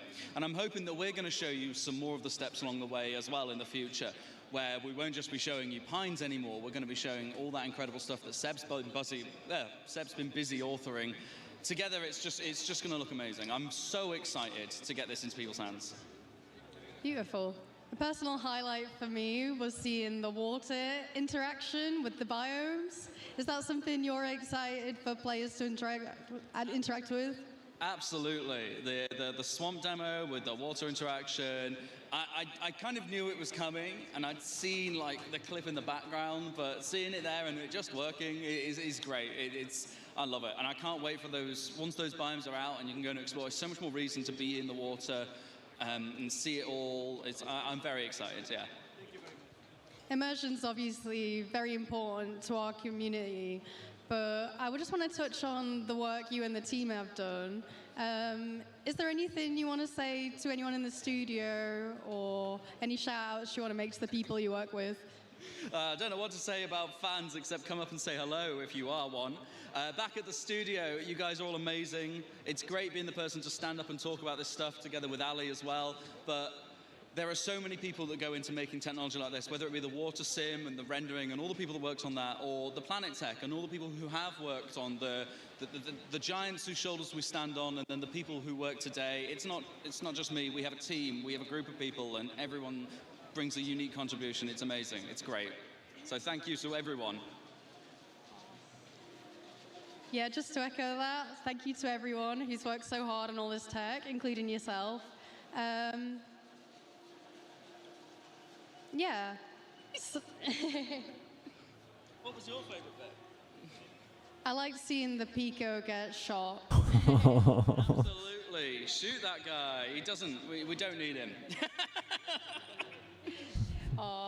Well, speaking of community, I think it might be time to throw over to Dan, who's checking out the community booths. Dan, are you ready for us?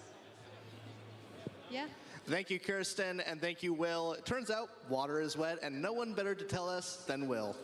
Now, guys, we are here back at CitizenCon on the show floor waiting for the next panel. We'll be back in a little bit for that, but I want to continue showing you guys some of the awesome stuff we have here on the show floor. So I'm here now at the Monster Tech Sim Pit area.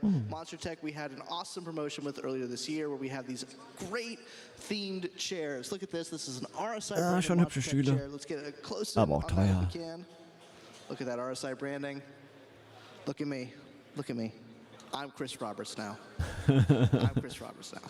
So let's take a look at this booth right now. We have an awesome area where players are playing Arena Commander in sort of a real 4D situation. These are haptic chairs. There's motors in the chairs. They're using our VKB branded joysticks. Thank you again to VKB for helping sponsor CitizenCon. This is awesome. We are getting to play Star Citizen in a way few people ever get to experience Star Citizen. It runs smooth, it looks great, this is awesome. If you guys are here on the show floor at CitizenCon, this is an awesome place. You definitely need to check this place out. How you doing? Doing well? You winning?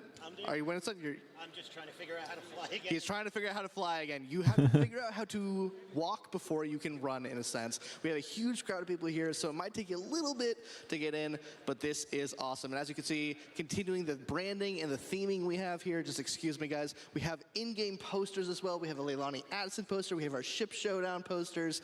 All the theming here is that we were on deck of the UEES Barbary here in orbit above Manchester. Now, guys, we also have some awesome stuff we're about to show you. We're going to head over to the community booth in a little bit. But first, I want to take a quick moment to also thank one of our other sponsors, Scan PC. So for those of you who are attending CitizenCon, you didn't even know this, but all of you are actually entered in a competition right now to win a free themed Star Citizen Scan PC. If you check into your bags, you have a challenge coin. Every single challenge coin in every single one of your bags has a unique number on it.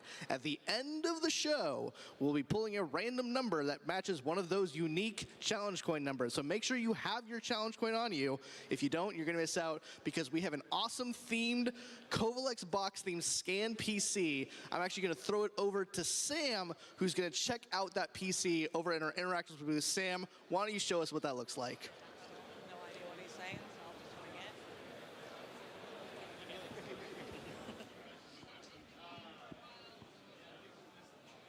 Hi guys, and welcome over to the community booths. So I'm right here at our props booth, and we do have one of those special PCs right here on the desk. Oi. So if you guys want to see what you could be winning, hang on to those challenge coins. That is a 3XS PC from our friends over at Scan. Thank you so much for sponsoring this event.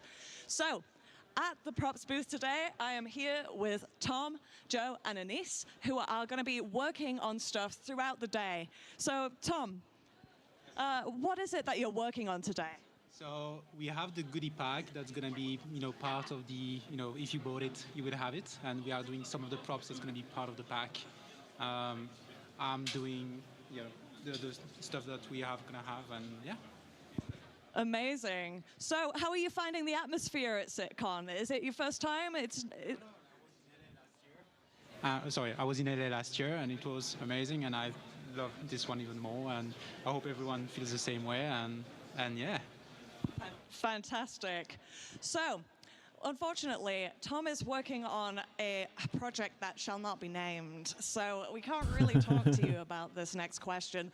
But let's move swiftly on over to our Star Citizen props artist, Mr. Joe. How are you getting on? Doing good, thank you. Brill. So could you tell us about one of the props that you're most proud of from Star Citizen? Most proud of? Well, that's to come later. But at the moment, I think my most proud is the item banks, the infamous item banks. We're looking at the art school. But yeah, probably those ones. Amazing. Thanks so much. Well, we'll leave these guys to their very important work. If you want to catch them, you can catch them at any point throughout the event, both Saturday and Sunday. So go say hi and, give them some suggestions. They might make it into game. You never know. So on the right over here, as you can see, a very popular booth, we have JRDF, who are our amazing model makers, and they have done a lot of work for us in the studio as well. So if you get a chance, So, ich mach mal eben kurz einen neuen Kaffee, ja? They Bis will be gleich. happy to show you guys all of their amazing work. And next, we'll take, imagine bumping into you here. Just happy to be here, as always. I think I'm going to take over for a little bit. There's a lot of stuff that I want to talk about because I'm a narcissist. Yeah, I'm going to go over, this way, I guess. Yeah, so we'll catch up with Sam in a bit. So this is the Dan show now. Come follow me. Now, guys, as community producer, one of my favorite bits is getting to interact with you guys, the community. And one of the best parts about being part of the Star Citizen community is being part of an org. And one of our first orgs we're going to look at today is Nova. Now, Nova is one of our awesome orgs that has a community booth here today. You can see they're giving a ton of stuff out. Let's take a quick look at some of their theming of the booth. They have some awesome video stuff playing. We've asked them to turn it down a little bit because it's a little noisy here. But as you can see, they have some awesome giveaways. They have some awesome stuff. They have some merch, which we'll be looking at the merch in a second. But let's make our way behind the booth. Is there a good way? That is a terrible idea if I try and do that. We're not even going to worry about it. If you can come on down and join me, though. How's it going, man? It's going all right. And you? Great. Thank you for letting me into the country. So tell me all about Nova. What's the history of Nova? Well, at the moment, Nova was established in 2948. Nova is a lawful and independent self-sustaining organization where citizens from all origins can come together and create a better future for themselves and the people around them. Nova has quickly grown to become one of the biggest and most active organizations in the game.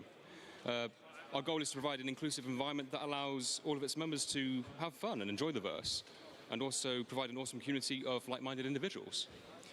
Our primary objective is to just have fun together, and we respect how others may want to enjoy their game and experience. That's awesome. So both new players and old players alike can sign up for Nova. Anyone who's interested in being part of you guys, what would you guys say is your main focus as an org? Are you guys just trying to get a rounded experience for Star Citizen, or is there a specific focus, like role play or career focus? What's the hook for Nova? Our main hook for Nova is the operations we run for our members. Our commanders, specialized in each of one of our 5 branches, put on operations every day of the week for our members to just enjoy and get out into the verse. Last year we had over 2,500 operations that we ran for our members, and hopefully they enjoyed that, and hopefully that continues to have them stay in the verse and enjoy it. So how many members do you guys currently have in Nova? On the last count we had just over 13,500, and we hope it keeps on to keep on climbing. So 13,500 people. That is awesome. What do you guys have here? Let's take a quick look again at their booth. There's some really cool stuff they have here. Right. On the booth, right. Here we have the postcards that were part of a screenshot competition we hosted with our members. The winners, obviously, got to have their screenshots posted at CitizenCon.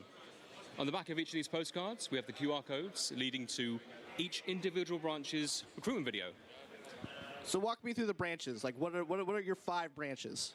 Right, our 5 branches. We have Nova Relief, which is our medical and search and rescue branch. Anything to do with helping people, that's what they do. Nova Defense is our Navy, Air Force, Marines on the ground. If there's anything that Nova needs to defend, that's what they do. We bring them in. Nova Corps is our industrial branch. They deal with any of the mining, salvage, cargo transport, and in the future, construction, hopefully, for building. Anything to do with money, that's what they do. Nova Frontiers, our scientific and exploration branch. They're the ones that go out into the black and bring back the information for us. They also create our grid maps, cartography maps, and everything like that for us. And Nova Skyline, our diplomatic and racing and touring branch. They're the ones that do the races with Atmo Esports, Anzio Racing League, and the Fleet Faithful Knights with their race across the verse. They also help build the booth for our community events. And it's a great looking booth. And that was all of them, right? Yeah, that's all the branches. Yes, that's all the branches. Amazing. So, guys, if you are here at CitizenCon, check out Nova. Thank you so much again for inviting us into your lovely Nova home. So, guys, we're going to move on to the next booth. We have, pardon me. We have Palakis Workshop. We have some amazing minis here. These guys are making some awesome Star Citizen minis. Take a look at these minis. We have some painted razors. We have an Aepo Sentaki Eye. We have a Mercury. No, that's, yes. So, neuer Kaffee ist am Start. In my ear. We have a Fury. So, guys, I want to thank you guys for coming to CitizenCon. I'm being told we need to wrap for time, so I unfortunately need to throw over to Sam. Let's make sure we go over to Sam. Oh, we're going to Jared. We're going to Jared. Never mind. Let's get ready for Jared. Lots of people talking in your ear. What people don't realize is people talking in your ear. You can't really hear what you're saying, but I think we're ready for Jared now. Hey. Jared, let's throw it Go over ahead. to you. Thank you guys so much for having us here at CitizenCon. Back to you, Jared. Hey guys! Oh! It's Main Stage Disco. That wasn't a gag earlier.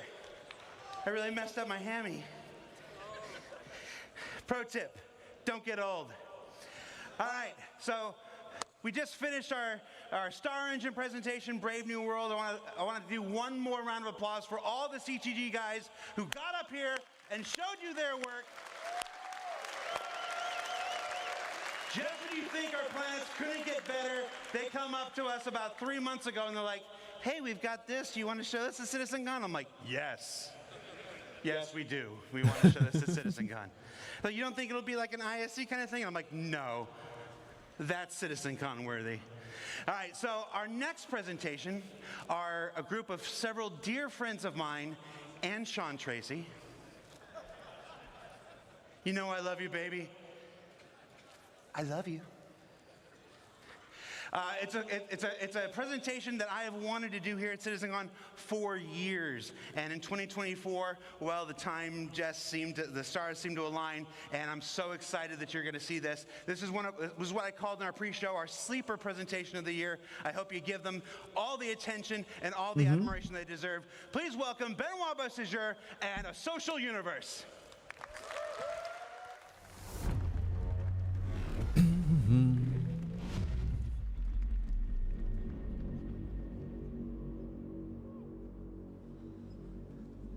Okay.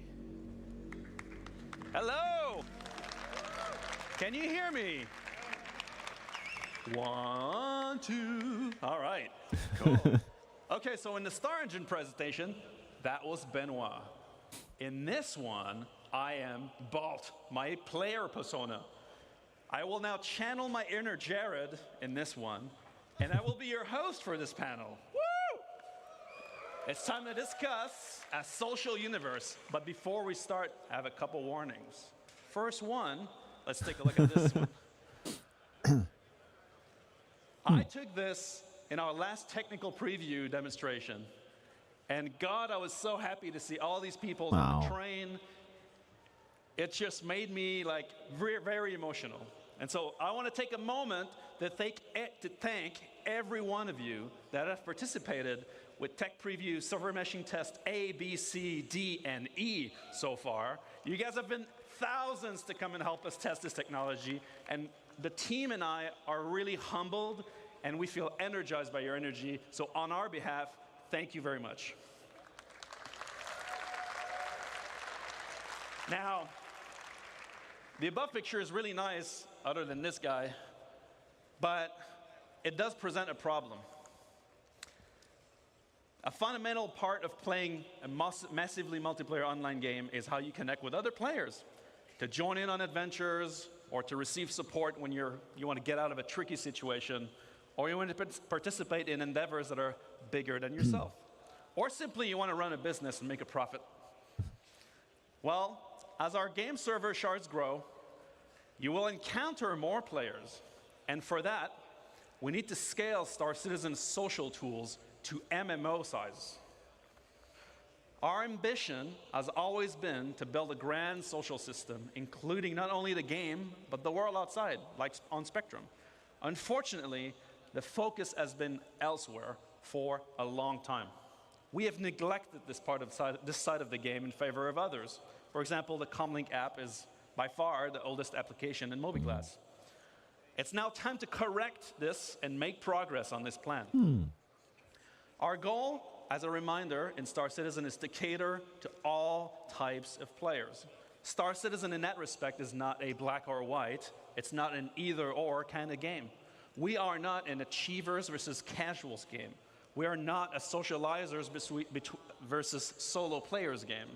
We are not a role players versus mechanics focused game. Or dare I say, we are not a PvE versus PvP game. We are all of those things. We strive to build a social environment in the game that is easy to engage with, consistent and dependable, and trustworthy, where you can judge danger, safety, or shadiness. And we want this to be deeply rooted in gameplay mechanics, like reputation and progression. So today we're going to take a look at the updated Star Citizen social tools and how they tie into the game. But first, look at this guy, a warning. What we're going to show you is very early work, and we will not be making a revolution or breaking boundaries. We just want to bring our game up to MMO standards. Or like Jared likes to say, bringing our 30th century game into the 21st century. And so in order to do this, we've enlisted some help. First of all, throughout this presentation, all the screenshots are made from you, the community, directly pulled from our community hub. You're going to see some player names on screen. Most of them are all of our most die-hard Evocati members. And for this, we should really take a moment and thank our Evocati members for their renewed support. They're always there for us. They get the worst and worst of the builds, and they do good power through. This is an actual shot from the last Evocati. Forget the prisoner mentioned here from the work mines. And so, I'm not going to lie, this presentation is going to be a lot of mobiGlas. It's not super flashy, but focus on what the tools will allow you to do and their impact. But for this, I need some help myself, so I'm going to make a party, and I'm going to get some developers to help. So let me first invite our senior systems designer, Gabriel Hector.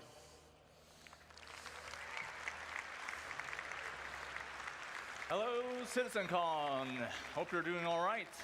And Ben, you forgot to cover the Swedish before in your earlier introduction, so tjena. Ah, nice. All right, we need some more. Let's invite Assistant Design Director, JJ, to the stage.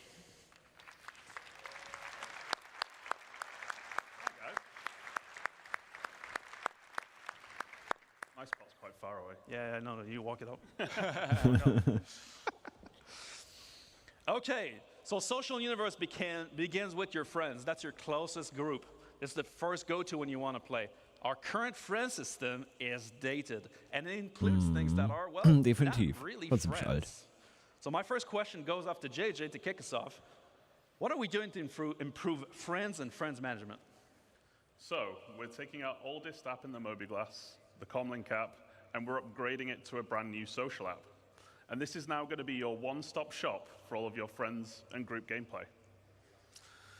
Now, this is the new and improved friends list. So you'll notice, sadly, one of our oldest friends that we all have is missing, though, and that's ATC.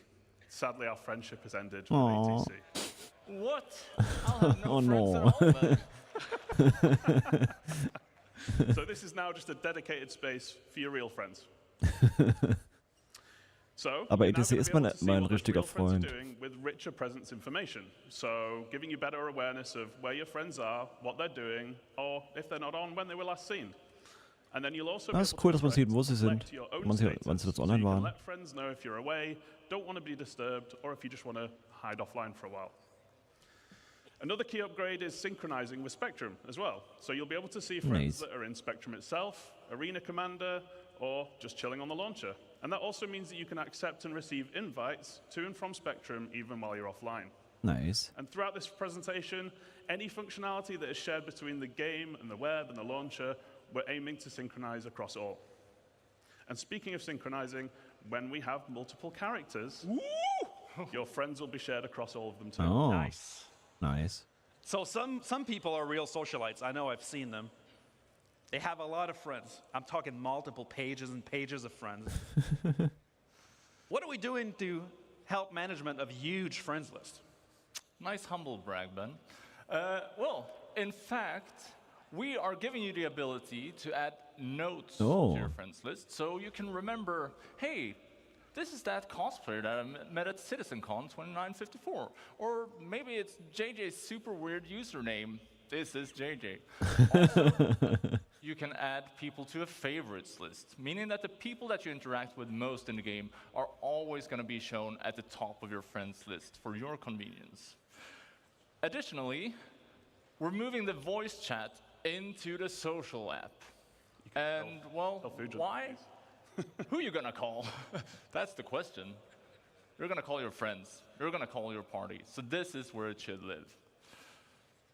Seem to have got a lot of UEC there as well, Ben. I swear to God, Oh I ja. didn't dupe any cargo. This is just my personal allowance. Ziemlich viel Geld. Yeah, sure.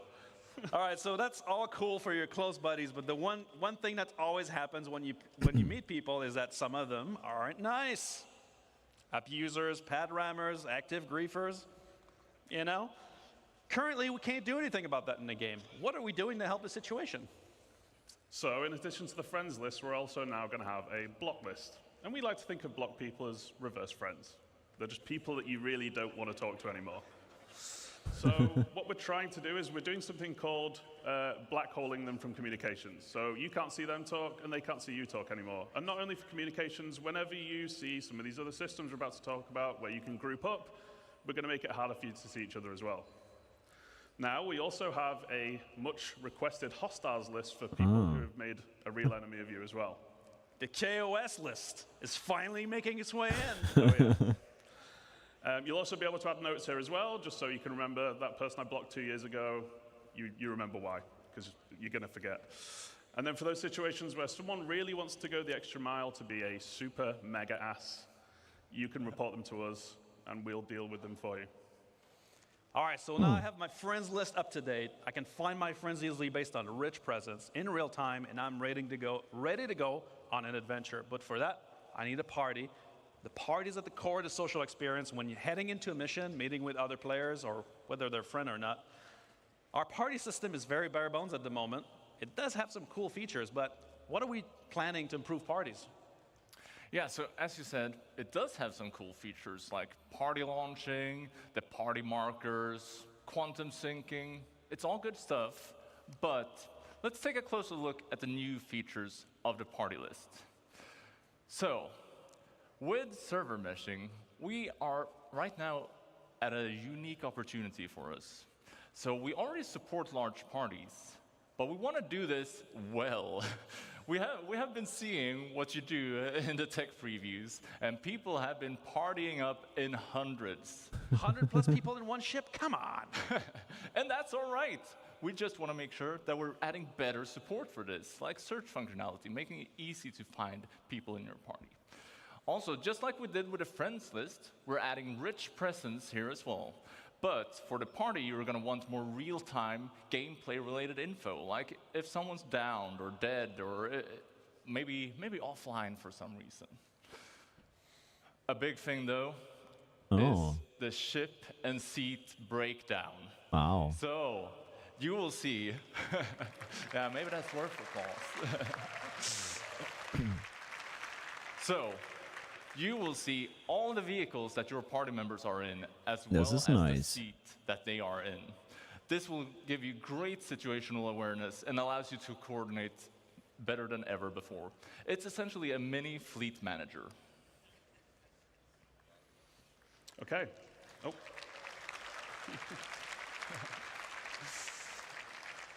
So there's going to be more improvements as well. So you're going to be able to control permission for invites. So only your leaders and assistant leaders can actually invite people. So it's no longer an absolute free-for-all. And we're adding an absolute MMO staple as well, which is the ready check. So as we add more and more challenging group gameplay, you're going to be able to coordinate a lot better. And while we're talking about group play, and maybe it's unwanted group play in this case, we're improving the quality of life for our streamers as well. So we'll no longer have a shard player list. We're going to be obscuring things like your on-screen name and location and so on, just so you're a bit harder to find while you are streaming. And that's the full friends and party tab. Pretty cool. It's a party for the eyes. It's a party for the eyes. All right, so the new Friends and Party place is really the one-stop shop to manage all your real-time interactions with other players or access your comms channel. That's cool, but as we navigate the verse, it's always very difficult to find people. We have a single channel. People are blasting, looking for groups. It's a bit awkward. You never know what you're going to find. With bigger shards, I know I'm the bigger shards guy now, but we're going to have a lot more players in there. There must be a better way. Well, Ben, we have given this some thought. So, the second tab in the social app, introducing the Party Finder. Wow. Cool. So, the Party Finder It's a dynamic system that's going to make it easy for you to find interesting and engaging gameplay. It's basically player-powered matchmaking. So if you are looking for more players, just go in here, advertise your party, give it an informative name like Ben has done here. Space Combat Fun Times. And you could even set things like a specific contract that you want to play, or roles that you're looking to fill. Maybe you need gunners, engineers, pilots. Meat shields. Maybe that. You could also limit the number of members. You might want to do some, again, specific content. So you want to do with a set number of members in the party, or you might want a tight-knit group. That's something that I would like very much. Maybe you just don't want to split the contract rewards, right? So once you have that information, then it's time to list your party. And then people are going to be applying to join your group, which is kind of like a reverse invite. You're applying to the party, you're joining yourself, you're getting involved. You're the reverse guy today. I'm stuck in one gear. So you can then request, the people that are requesting, you can then look at their information and you decide on whether or not you want to accept or reject them, just so you can tailor your group to the kind of gameplay that you're trying to do. Then, on the other side, finding a party should be easy too. So all of those super cool things that Gabriel just mentioned, so like setting your group name, roles needed, party size, and so on, you're going to be able to use those as filters to find the right group. And this is all purely because we want you to find the kind of group gameplay that you want to engage in. And it's for all types of players. FPS combat, racing, beacons, roleplay, eating burgers at Whammers, finding cool vistas. It should always be easy to find action, things to do, and people to play with. So I can create a party from a couple of friends. I can party launch into the game on the same shard. Then I can share my party with the party finder. And other people will want to join up. Now we're talking. But I'm curious, as we're going to get bigger shards, let's say that already, how will we improve communication? It's very much of a mess right now. Our chat's very bare bones. And voice comms, we never really know if they work. Well, let's chat about chats. So, we're adding options for you to customize the chat window. Wow. Giving you the power to make the chat your own. We're also adding chat tabs. We're bringing back tabs. We're bringing them back from other games. And this means that you can set up customizable views, filtered for any area of the game that you are interested in. And Ben, you had a UI team make a little mock-up of some of the other functionality we're adding, right? I sure did. I also got them to add the combat login. That's sweet. How kind of you. So, first off, as we can see here, we're making slash commands actually useful. So no longer just chicken dancing and flexing. It's going to be able to help you send messages to party, to proximity chats with say and /yell commands, as well as sending DMs to other players. What the hell, Ben? You said you were going to take Hey, you wanted a real example. Sure. So, another thing we're adding is that we're giving you the power to share information more easily via links. So, first off, here we have contract links, taking you to the contract manager for that specific contract. Cheesecake! Yeah, cheesecake is maybe better than Xenofred. Ja, definitiv. Also, we are adding star map links. Oh. Let's have a look at what that looks like. This means that you can click the link and it will take you to the exact location in the star map. Wow. Making it Nice. easy for you to group up. Another thing we're adding is item links. And, well, you'll see why you want to link items in our Crafting Your Home presentation tomorrow. Lastly, we're adding player links to make it easy for you to connect your friends with one another, right? So while we're talking about comms, Sean just messaged us about VoIP. Do you want to invite him to the party? I sure can, Gabe. We do need an expert to discuss VoIP and FOIP anyway. So you guys give us some air, remember hot mics, and let's invite Sean, Master of Faces Tracy, to join the party. All right.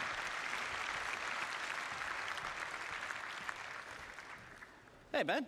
Hey. How you doing? I'm good. Hello, everyone. Good to see you all here. So, I've come up to talk a little bit about FOIP and VoIP. So, it's a bit of the communication channels beyond just text chat, right? All right, so FOIP and VoIP are our systems in-game. VoIP, Voice over Internet Protocol, and FOIP, which I termed way back in 2019, Face over Internet Protocol. So VoIP gives us spatialized audio where you can hear and be heard within the universe. Whether you've got a helmet on, you've got a different filter. If you're far away, you can hear that they're far away. But we added Face to that way back in 2019. So it's cool because you can place video calls, you can speak and see each other speak in the game, and you can take fun selfies like this. So again, I mentioned, it's back in 2019, so it's been in for a little while, but it hasn't really been updated so much since then. So the cool part about it, and I really got to mention, it's not a replacement for motion capture equipment. It's not a depth camera. It uses pretty much anybody's 2D-based web camera to track your face. So it can do great things, but it's got its limitations as well. What's kind of cool about it is that FOIP and VoIP are actually coupled. They're encoded and decoded together on the network super efficiently so that it's always in sync, and anybody that's worked on facial animation with audio data knows that sync is super important. So it's been used in expected ways and unexpected ways by the community. Let's have a look. This is Wallace Klim. Klim? What is it? Seems someone's on our case. One of our Ninetales facilities was sacked last night. Total loss. The bunker was destroyed. And 3, 2, 1, go.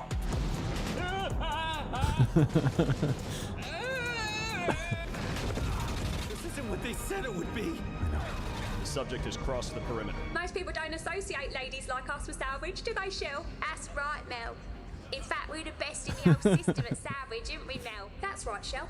And you look like you get about a bit. You need a break. What? No, you're up there in what? Your underwear, just drinking hooch or something and just singing away? Wait, we have hooch?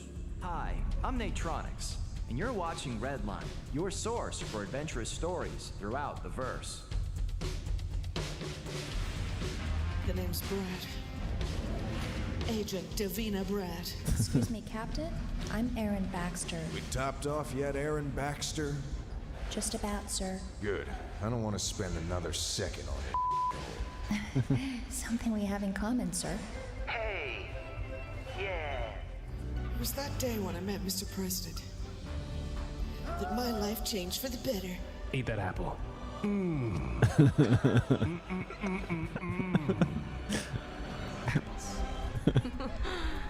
You were never supposed to know any of this, Detective. You were supposed to die at Safe Haven. Rachel. Rachel's dead. Hey man, I'm back again. Do you have any hats? I'll take a red cap. What are you looking at, sir? Go away.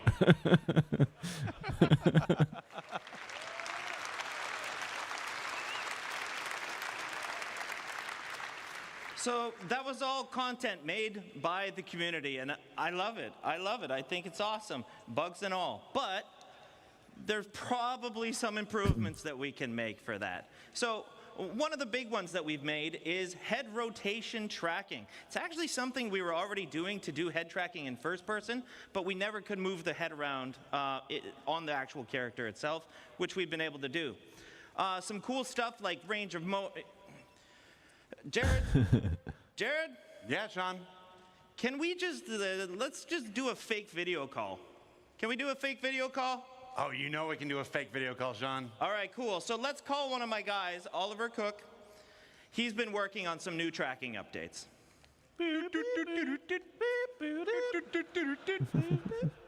Hey, Sean, and a big hello to everybody at Sitcom. How's it going? Hey, Ollie. It's great to see you. Everyone's having a great time. I see you're using FOIP. Where are you? Drive. That's correct. I'm sat here in the comfort of my own home, talking to you via the power of FOIP and my webcam. We've been working on VoIP recently, and we're starting to see some improvements to the quality of the tracking in-game. That sounds awesome. Can you tell everyone what you've done to improve it? Well, we started off by looking at what we originally had, and we realized that some mouth poses were really difficult to pull. So we focused on improving the range of motion of the mouth, which now looks like this.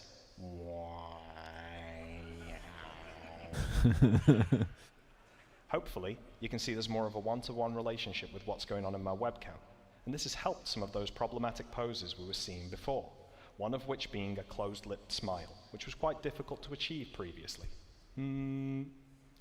We've also started to add in secondary motions that happen naturally when pulling combination face shapes, like squinting in the eyes when smiling or frowning. And when we combine these secondary motions with the wrinkle maps, it really goes to show just how much work has gone into these heads. Let's see how many wrinkle maps we can trigger, huh?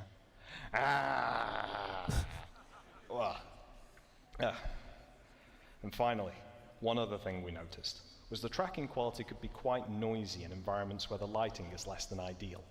So to combat this, we've introduced tracking stabilization, which helps to reduce the amount of noise we get from the webcam. We're seeing positive results in low light conditions, but we're also seeing a small quality boost in optimal lighting conditions. The result is a more expressive and stable face, which is great for using in-game or making videos in the verse. And we still have a little ways to go with VoIP, but the future is bright for this feature, and we can't wait to see what wonderful things you use it for in the verse. So, I see you're in the character creator. Let's change how you look. Yeah, let's do it. Let's change up my appearance here a little bit and see what we can make. The super cool thing about the character customizer is that it continues to track my face even when editing. And this is great if you want to see what VoIP will look like on your character before you commit to your appearance. Let's start off by changing my hairstyle, shall we? We have a bunch of cool hairstyles to pick from, and I used to have pretty long hair back in the day. So let's try and find something longer than I currently have. Okay, that's wild. Not quite what I'm looking for, but what else do we have? Dreadlocks. Super cool. Not what I'm after, though. Let's see here. There we go. Much better. The fun thing here is with the head tracking, it's much easier to rotate around and quickly see what I'm going to look like. Let's stick with that for now. That looks good to me. We can do the same for anything else in the customizer, but I'm going to go ahead and remove my beard here, because I want to show you that VoIP still works when changing the structure and characteristics of my actual face. We have a lot of heads in our customizer, and I'm just going to cycle through a few of them here to show you that whatever we choose, we're still tracking and we're good to go. We can even start to manipulate individual aspects of the face, with no detriment to the mapping onto the head. VoIP won't break when you combine these heads together. So if you just want to tweak a small aspect of your character, or take on the likeness of one of the heads included, you can do so, and test out exactly how the tracking is going to look based on your face movements in the webcam. You can now see I'm someone totally different, and we're having no troubles tracking. And if I don't like what I've picked, I can always just randomize here, which I think is a great way of not only showing the countless combinations of heads that we can make, but also that VoIP will continue to work with anything that we throw at it. I think I'm looking pretty good here, Sean. What do you think? Yeah, good. I think it's pretty unique to Star Citizen. Thanks a lot for showing it. Anytime. And I hope everybody has an awesome sitcom. See you later.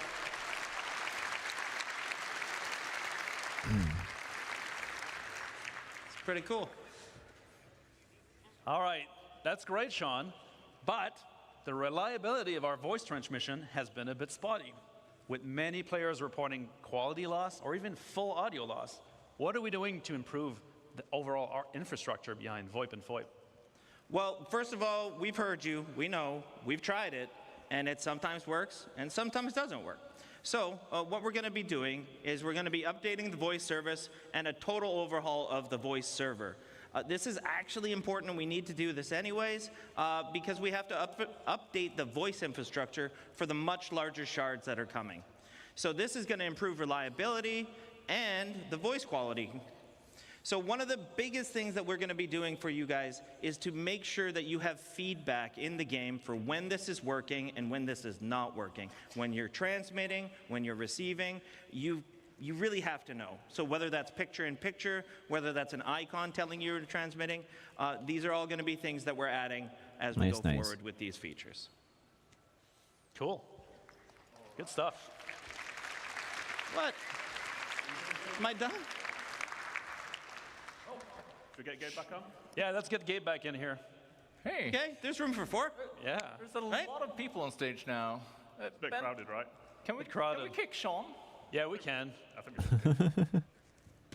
Bye, Sean. Certainly do it. Bye, Sean. Bye, Sean.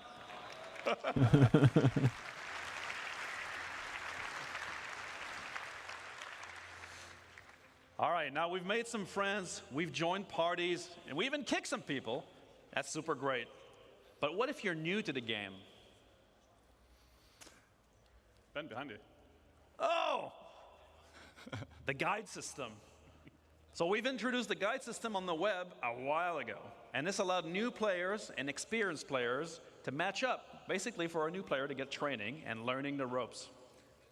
Wait, are we bringing it in the game? Yeah, of course we are. Oh.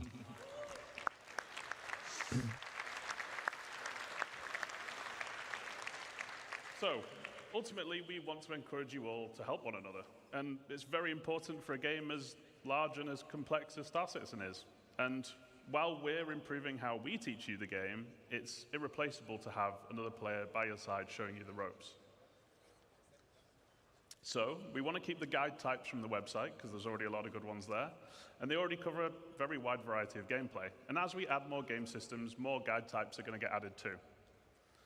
And base building's a great example of that, which is a little teaser there tomorrow. No, teaser. You're teased. Oh, yeah. But now, how do you become a guide? So now there's going to be a list of requirements that you've got to meet. And this list will require you doing content like contracts, beacons, or many other things as well. And ultimately, once you've checked that list, you can then opt in to become a guide. Oh, cool. And really, we've done this because we wanted becoming a guide to really mean something, both to yourself, to other players, so they can rely on your experience. But why become a guide? Out of the goodness of your own hearts? No. You want to get paid. Some of you love to help, and a lot of you already are. But while I don't have time to get into specifics today, there are going to be rewards available for those of you that do put the effort in. Because we like to get paid. You do like to get paid. But ultimately, we want you to want to help. All right. So I've been doing a lot of guide stuff, and I've reached a guide level in a field that I like doing tons of content on. Or Naja, a new ist aber player, so ein and I Apfel. need training in a key area. How does this all tie together? Bist By du the jetzt ein answer to my Schneemann? own question, it ties into beacons, trust, and rating systems. Or as we say internally, beacons, but actually good. Yeah. So beacons have been in the game for a while, but we are juicing them up. Yeah, so let's look at how we're juicing them up. So first off, tying into the guide stuff, we're adding a new type of beacon. So guide beacons. It means that if you are a guide, you'll be able to respond to them. If you need a guide, you broadcast them. And if you need a guide, you can be certain that whoever responds to them Na, wie geht's dir? knows their stuff. So this is obviously good for new players needing to learn the game. But even seasoned players like yourselves, you're going to have a great use for this because there's always something new to learn in the verse. So you just post your question, you broadcast it out, the guides get alerted, they can accept it, contact you, and once you have the information you need, you take the beacon down, get out there, and use your newfound knowledge. So obviously there's many different types of guide beacons here, but we're also adding more categories to service beacons. Now, all this beacon stuff sounds fine, but let's be honest. I have a friend, not me, but every time they use a beacon, they get ganked. How are we going to do? What are we going to do to make sure that whoever is answering my call for help is trustworthy? Are you sure that's your friend and not you? Yeah. So we've got a few ways of tackling this, and one of them is actually subsidizing the beacons. So guilds contribute rewards to the payouts on service beacons, and we'll get to guilds shortly. But that could be money, Oha, krass. reputation, or potentially other rewards as well. Because we like getting paid. And ultimately, that keeps the cost down for the people that need help, but rewards the people that are helping. And this actually finally makes it viable to do beacons for whatever profession you like to do. Medics, refuelers, and repairers, just to name a few. But if you misbehave and you fail the beacon, there's no payout for you. So that's one incentive. The other is that we're adding a proficiency rating. Responders can earn that rating by successfully completing service beacons. You go from bronze up to gold, which indicates your level of experience and success, and only the top few will be able to earn platinum status, which essentially puts you on a leaderboard and marks you as one of the best playing in your region. So when broadcasting, responders offer to help, and you'll see their rating. Then you'll get to pick who you want to help you out. Then let's say you're not very good, or you like to misbehave a lot. Failing a beacon will result in losing rating, and then repeat offenders will enter the red zone. The bald zone. And then only really desperate people are going to take you on. We're making the system much more robust to the point of automatically determining success or failure. So we're putting a lot of focus on making the system difficult to exploit as well, in the many different ways that it can be right now. So criminal types, like you, Benoit, will have to get much more creative. So yeah, that's all great from the beacon broadcaster's perspective, right? It's pretty cool stuff. But they're not the only ones getting ganked.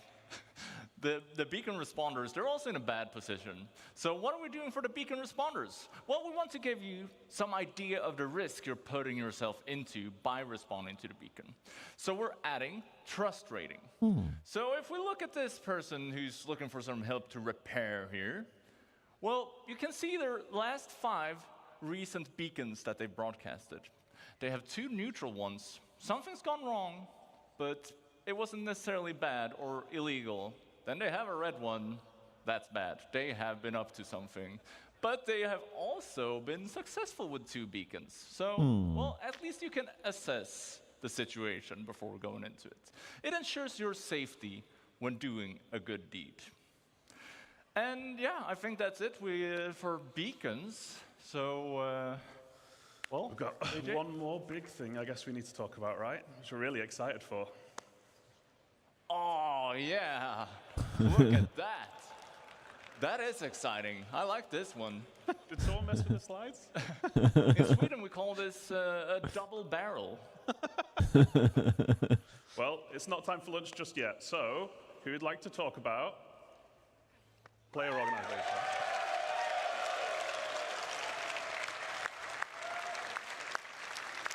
That's all right. It sounds like we've got a few people in orgs in the house today. But Benoit, you talked about this a while ago, right? It's been 84 years. So I was originally asked to outline the original ideas behind how organizations would work in the very early days of the project. A younger Ben, big ideas, same ideas, now action. You have no idea how happy I am that we're finally tackling this task and this design in the game to truly give you all the tools you need to make your empire in SC. There are more than 70,000 organizations registered on the RSI website.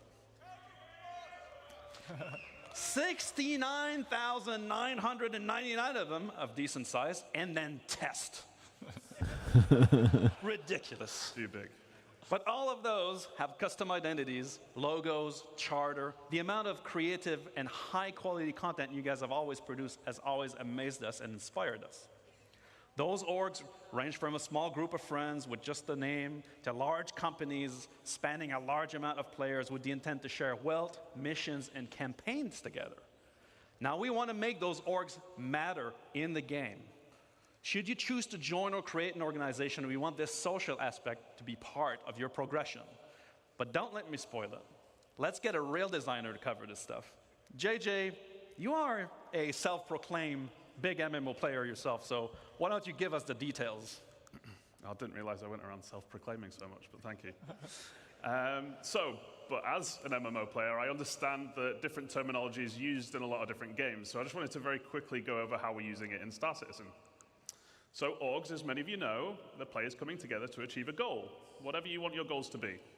We give you the framework and you set it up and drive it forward. And we were going to shout a few of them out, but I was actually told we couldn't play favorites, so we actually made our own. So we've got the Fellowship of JJ and the Baltzfall Buccaneers. Those What? guys. You guys made your own orgs? Yeah, we kind of left you out. Sorry about that, James. We also have NPC factions, and they're already in the game. And you can earn or lose reputation with them. Now, contracts and doing nice things will earn you rep. And killing and stealing and all of that horrible stuff you love, Ben, that will lose you rep. Ling and Redwind and the ones that you can see on there are just a few examples, and there's going to be a lot more to come going forward. Now, there are also guilds, like the Interstellar Transport Guild. And these are essentially collections of several factions, and we're putting them in a position to be more prevalent. What? You're saying there's something bigger than factions? Oh yeah. So they're going to be something you interact with a lot, and they essentially handle contracts for the factions. But you will earn rep with both still, but as the bigger entity, the guild will be much more important. And you'll find out a lot more about guilds tomorrow at the Stars My Destination presentation at the end of tomorrow. Again, a tease. But now we can dive into some of our new org systems. Yes. Let's start with the basics. I want to find, or I want to recruit for an org. Yeah, so welcome to the new app for everything orgs. Tease with the mask. So, orgs can be big and complex, and as we said, some of them have thousands of members. So when we designed the app, well, we made sure that we took this into account, but it's also something that we can expand on moving forward. So, let's have a look at it. Now, I'd like to point out that the Fellowship of JJ, like every designer-based org, is really focused on things like progression gameplay and mission and crafting and leveling up. But my Baltzfall Buccaneers, no, they're the real deal. Now, we don't do any of that stuff. Now, we're in it for profit, interdiction lines, shipboarding action. We get all that sweet cargo for free. For free? Sounds pretty illegal, Ben. I don't know what you're talking about. What's in those crates? Slam! Anyway, it sounds like you guys might be interested in joining some big orgs. Well, I prefer something smaller. So I think it's fair to say that we like playing in different ways and will want to join different orgs. The recruitment tab is the place to find them. So we're giving you the tools to promote your org to potential members in order to give a best first impression to them. I've just noticed that, Ben. You might want to have a word with Rich. It looks like... What? Like he doesn't want you. No way. I'll have to speak with him. Anyway, yes. So we're adding filters for when you're basically trying to find a home. And we want to cater to all types of players, because we're a massive game, right? And orgs are combining tons of different gameplay in tons of different ways. So you can search by name if there's an infamous org you've encountered out there in the verse or online. You can search by size, so if you're after a big and active org like me, or a small and more close-knit org like Gabriel. Then you can also search by the gameplay focuses you enjoy. So maybe you love trading and PvP, or maybe you like events like the Daymar Rally. Safe? Yeah. So I guess you'd end up searching for, say, social and racing, maybe? Keine Ahnung, Cat. What if I love committing crime and roleplay? Transberater für Ärzte. Passt doch. What's that got to do with the presentation?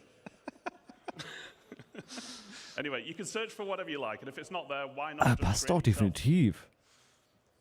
So, we allowed you to join multiple orgs back in 2014. I can still do that, right? Oh yeah. So we're keeping it supported, and we're actually doing the Star Citizen thing, and we're going one bigger. One bigger. So we're giving you an additional one to join when we actually bring it into the game too. And we wanted to keep it because we've all played games where it's far too limited. Like one org per character just isn't enough for a game this size. Yeah, and here you get an idea of what the full screen will look like. It's going to be your one-stop shop for joining or finding players for your org. So let's have a look at the core functions and features to look forward to in the rest of the Dann app. einfach das Gegenteil machen, Cat. This is the summary tab. On here, you can select one of your orgs that you're in on the left-hand side, and you'll see, well, a summary, a lot of at-a-glance information. So we'll introduce some of these one at a time. So first off, announcements and org information. Simple stuff. You use them how you want to.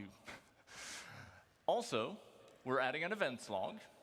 So in here, you'll get a summary of important events within the org and changes to org statuses or settings. In short, these things, well, it's a big verse, and it's easy to miss cool things that happen in your org.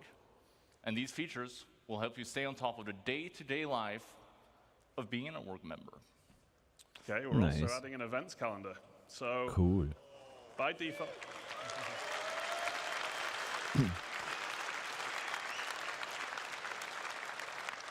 So by default, it's going to be populated with our in-game events, so you never miss a thing. But more importantly, you'll obviously be able to add your own as well.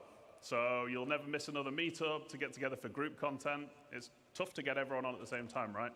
So use this for your Convoy Tuesdays, Casual Fridays, holding hands in Horizon Saturdays, whatever you want. Getting crushed by the Buccaneers on Monday.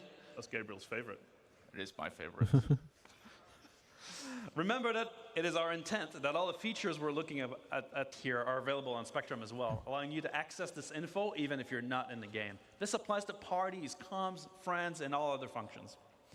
So I can join multiple orgs, like the Buccaneers, the Corvette Club, or the Slam Truckers. But how will others see me in the verse if I have multiple choices? Surely I need to pick a banner. So that's covered by something new called representing. And it's actually quite similar to the existing affiliation main status system on the website. So if you're into multiple orgs, you choose which one you want to represent, but you can only represent one at a time. Now, there are ongoing benefits for being in orgs, which we'll get to in a minute, but choosing who you represent asks which one you want to benefit from at any given time. But why? Well, we wanted to support players who like to play with different groups of friends. But we didn't want players who are just in one to be at a major disadvantage to those that are in the full six. Because really, joining multiple orgs should be your choice and not feel like it's a necessity. And there's no need for you to switch which org you're representing to see things like this Moby screen or org chat. But we want to put limitations on how often you can switch to avoid exploiting the systems. And we don't want to punish anyone who's, well, playing by the rules. And a big part of representing is visualizing it in-world. We want you to be able to fly your banner for your org. So we're adding another MMO staple to the game. Tags.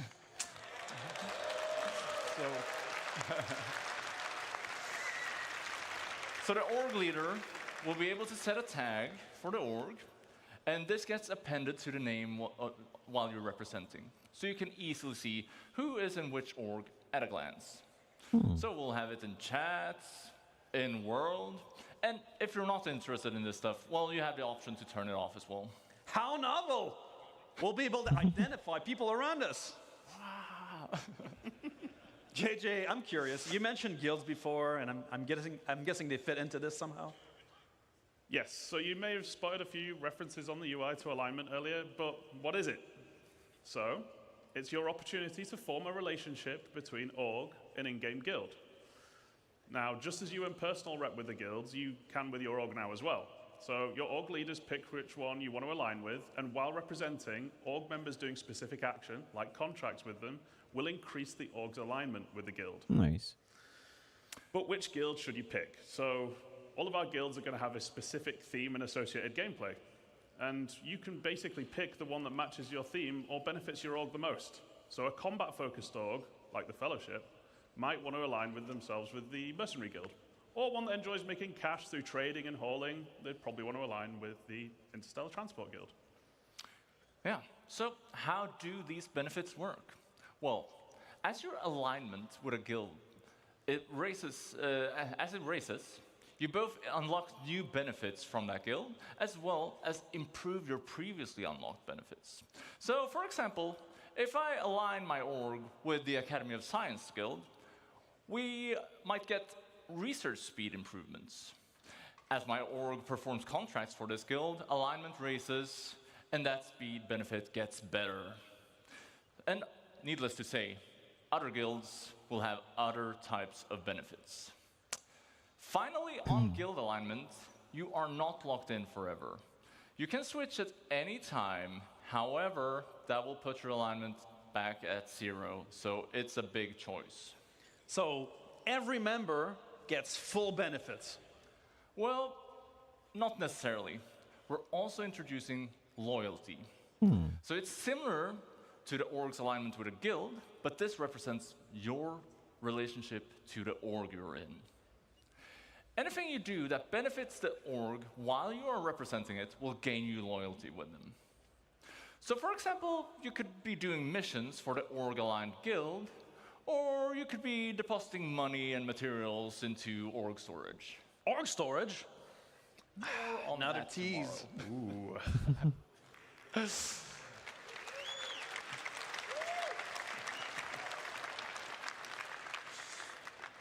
Ultimately, we wanted to encourage long-term membership because we don't think you should just be able to join a well-established org and then just get everything instantly for no effort.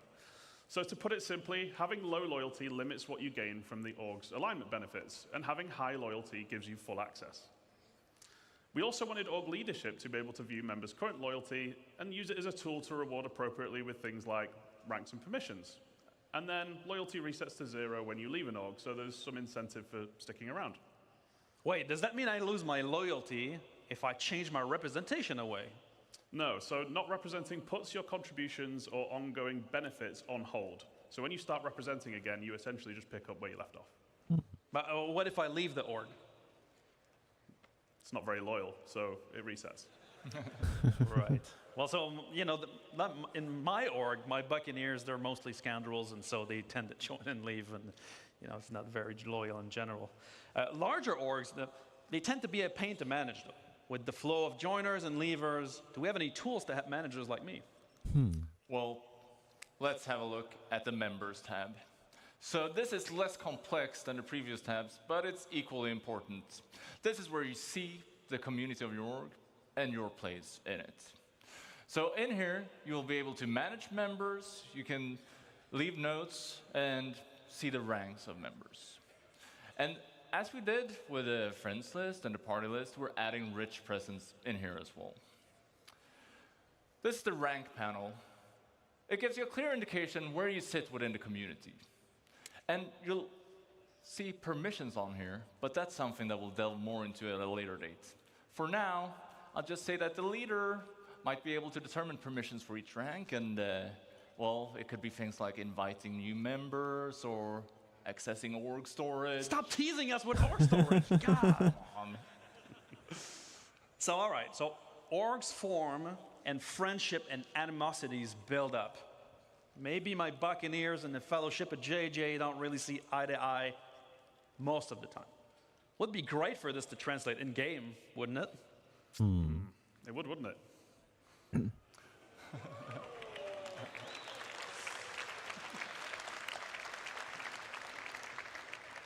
So yeah, it's a good job we got it covered, which is with our new alliances and rivalry system. So you're going to have the ability to create alliances and go to war. And there are many reasons to make friends. You might want to have trading partners, or you might want to group up for protection if you're playing somewhere like Pyro. And at the same time, there are probably going to be many reasons why you won't get along. Maybe an org keeps attacking or stealing from you. Alliance is forming an agreement between two org leaders, and it has to be mutual. You can't force someone to be friends. Unlike real life. Requests are sent from the screen if you have permission, and you can respond here as well. And as a bonus, allied orgs are going to have additional lines of communication, like Alliance chat, or being able to share Alliance events on the calendar, just to name a few. So, rivalry, that isn't a mutual agreement. If someone decides you're their rival, well, tough luck. However, you could reach a mutual agreement to make a truce, putting you back at neutral. And there's no real benefit to having rivals, so we want to make them easy to identify. That's why alliances and rivalries tie directly into hostility indicators. So just like now, you'll be able to see neutral contacts in white and party members show up in blue, whereas your org wingman will come in a dark green and your allied orgs in a paler green. Your rivals will show up in red. Or people in your kill list. The kill list. People on your kill list that we mentioned before will also show up in red or orange. If you're not, well, they're not legal to attack. That's the go straight to jail card if you kill them here. So we'll be adding accessibility options for this stuff as well to make sure that everybody can benefit from these updates. Nice.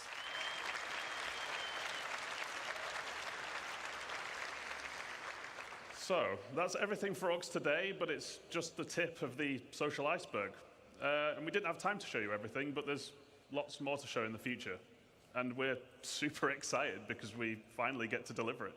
Yeah. Now, what have we learned? Ein Morpheus We're nah. upgrading Star Alles Citizen fit? social tools to MMO size. With a new social app in the MobiGlass, proper tools to manage parties with rich presence, ready check, and ship information. Richer chat with the niceties normally present in every game. A new party finder, a system that allows you to find players to play with. Revamped beacons and guide system powered by rating and proficiency. Ja, soweit auch, ja. We're bringing ores in the game. Hey. We're obviously with a new orgs app, but also alignment. So you align your org with a guild and get benefits for your members, representations, which identifies you in the verse and gives you benefits, and loyalty to your orgs, and alliances and rivalry to identify friend from foe. And now, we're going to leave you with a short video to end on because we couldn't show everything we're working on. But what would it look like in the unlikely event where our two powerhouse orgs came together as one? And my org, right? Yeah.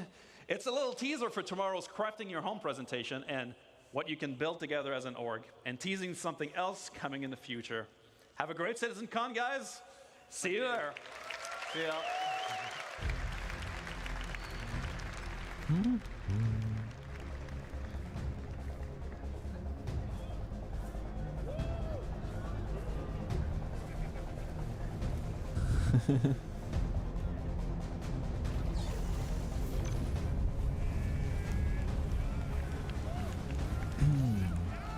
Oh. Borg-Logos auf Schiffen.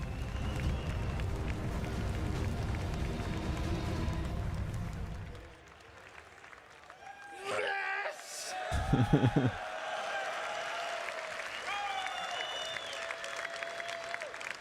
Sometimes it's just the simple things, isn't it? Let me put that crap on a shirt. All right, so we're at our midway point of day one, guys. We're going to take about a 45-minute to 60-minute break, depending on some technical stuff that we're going to figure out backstage. This is your chance to go get some food, go to the bathroom, stretch your hammies, whatever you entertain yourself for the next 45 minutes. But come right back. We're coming back with the cosplay contest and then 2 presentations. I promise it's only up from here. Thanks for watching, guys. We'll see you in about an hour. Gut, also Stunde Pause. Okay. Oder 45 Minuten.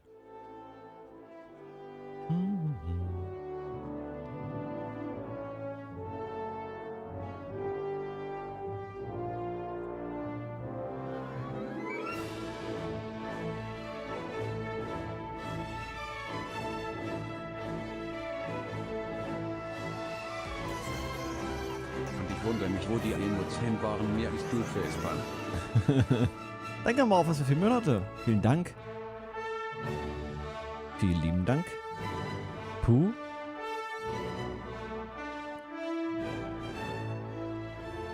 Ah, na sowas wie Kadi, na sowas.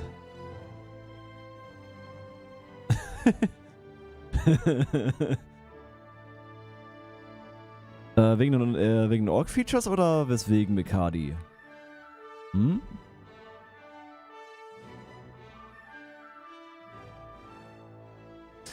Office, wie lange hast du schon die Con heute geschaut? Das halt Anfang an, oder?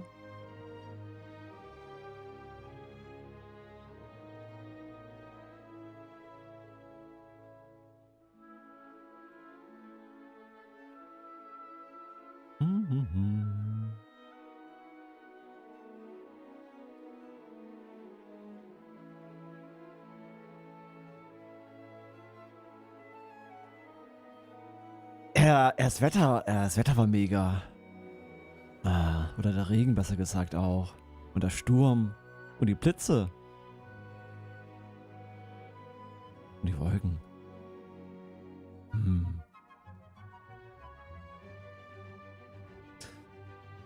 Es wäre schon ziemlich cool. Oh ja.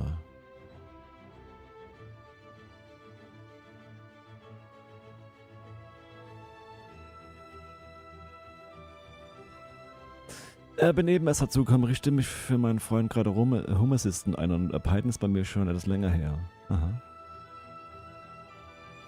Was? Python? Python? Was?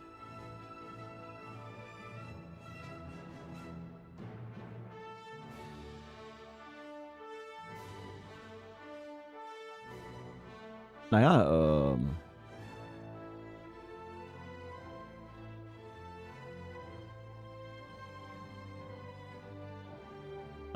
okay.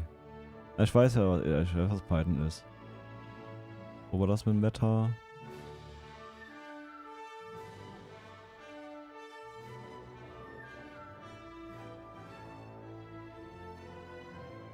Oder auch diese Dschungel, die sind schon mega aus.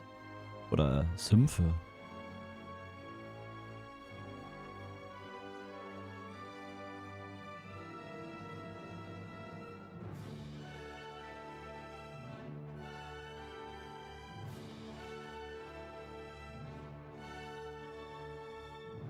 Mehr neuen Planetech Tools. Ja, ich finde Gewitter auch ziemlich schön anzusehen. Hast du das, okay, dann hast du das Gewitter gar nicht gesehen, oder? Dann machen wir da mal kurz Ton aus. Und schauen wir uns das Gewitter nochmal an. Wo war das denn? Wo war das denn?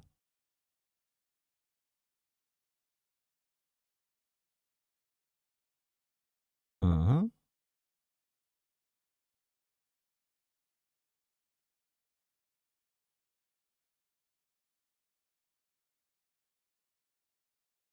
Das war die dynamische World Interaction. Licht, das war irgendwann danach. Das ist auch ziemlich gut.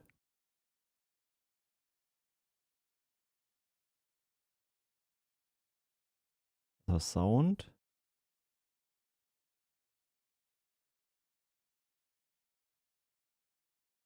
Oder was auch ziemlich gut wird, das da.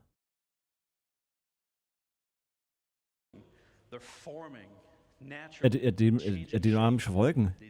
Wolken, die auch entstehen und wieder verschwinden.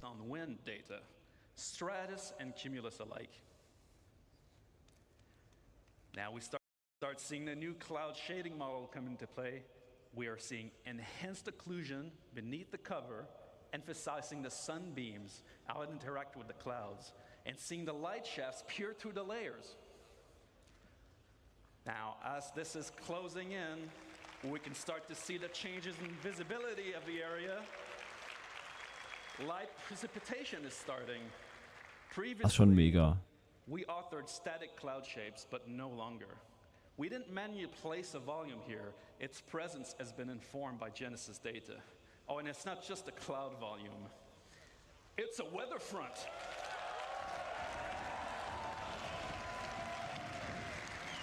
Now we're trying to see the wind picking up. Terrain and rocks are getting wet. Vegetation, grass, and the overall environment are responding to the weather. The system is changing the world around us. We can see puddles being formed dynamically in the dirt, properly responding to light, reflections, and rain droplets, making it's getting really ominous and loud in here. I can feel the danger. I think we should let this play out in the game.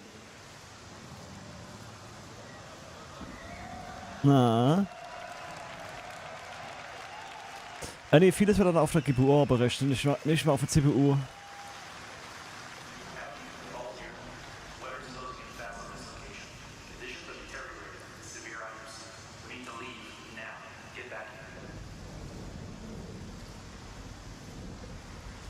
Das sieht halt schon mega aus.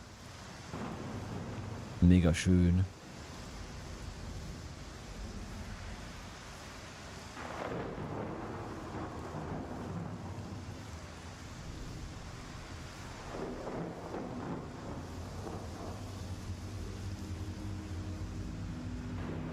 Tavikadi. Alles gut. I'm getting out of this suit now. Powering up, flying out. We'll need to switch to IFR. See you on the other side. Das Beste kommt noch, Morpheus.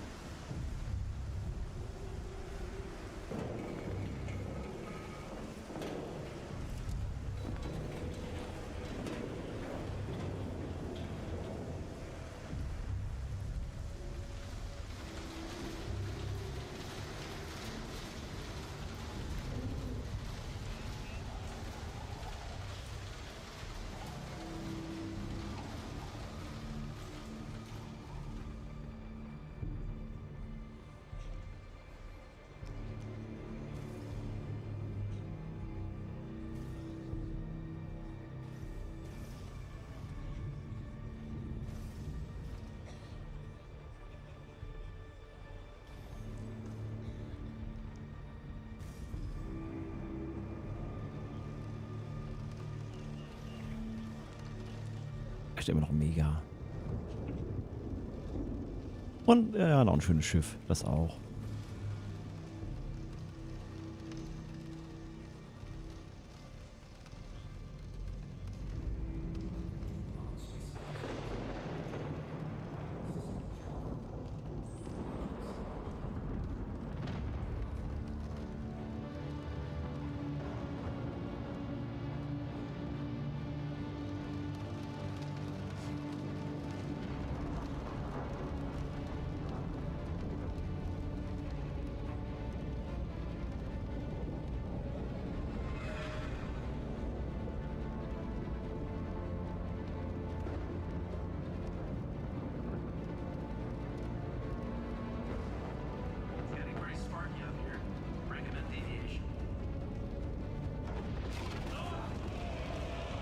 Oh.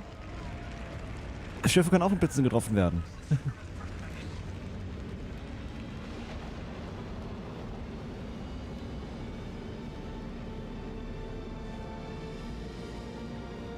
Schon wunderschön.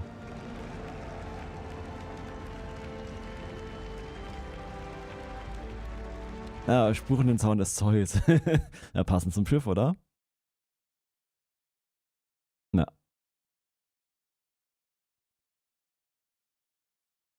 Was halt auch mega war. Ja.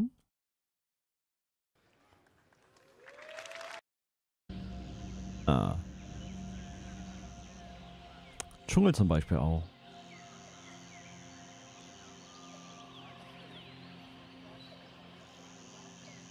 Und eine allgemein dichtere Welt da durch die neue Tech.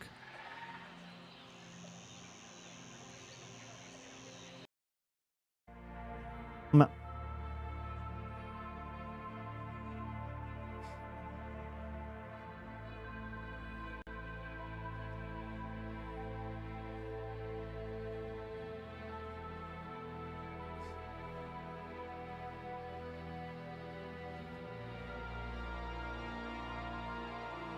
Oh Gott, wenn es da Viecher gibt, bin ich sowas von weg. Oh, ja, da gibt's wahrscheinlich Viecher später. Denke ich mal. Na, im Hunde gibt's das schon in-game. Ah.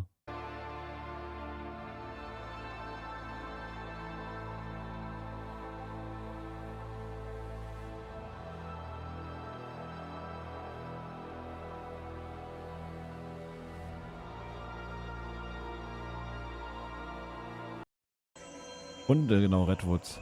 Also ziemlich große Bäume.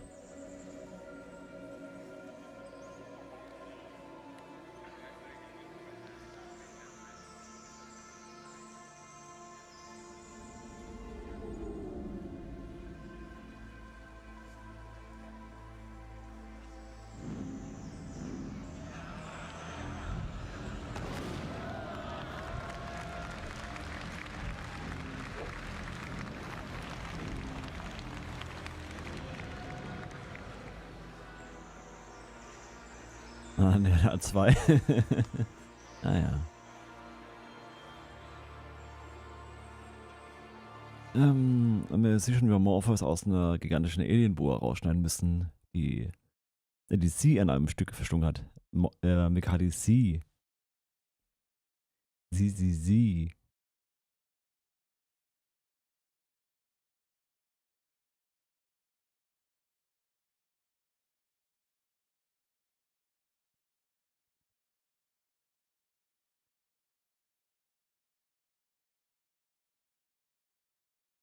By having species invade different biomes. Ja, er muss so nochmal nachschauen. Na. Auf jeden Fall ziemlich cool. Freue mich schon drauf.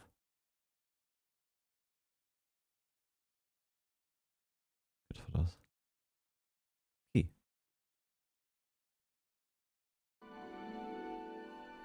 So. Ja. Konntest du nicht wissen, Mikadi.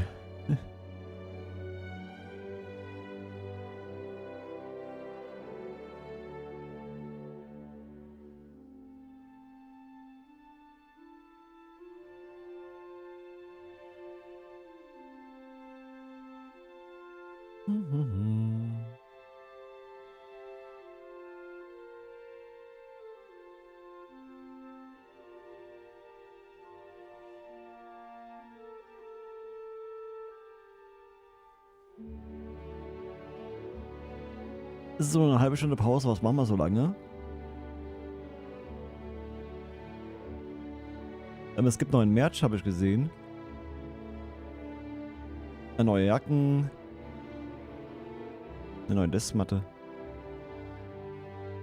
Frage? Das ist ein Flachs. Fische, keine Ahnung, was mit Fischen ist. Keine Ahnung.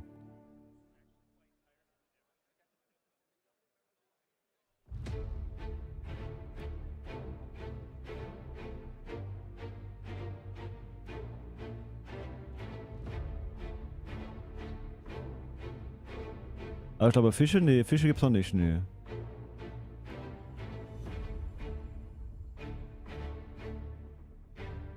Kurz aus der Reihe. Es sind übrigens 3 Tage ohne Fachkraft geplant. Was können die? Keine Ahnung. Naja, Fische wurden schon mal erwähnt, aber bisher gab's sie noch nicht, nee. Viele Sachen im Video gibt's noch nicht. Ah. Ich finde das Mauspad ganz hübsch.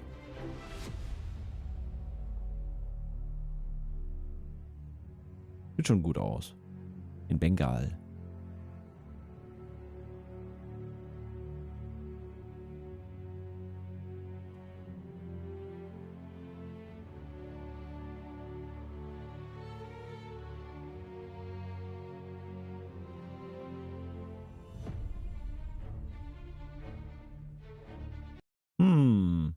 Weißt du was? Wir schauen es hier an.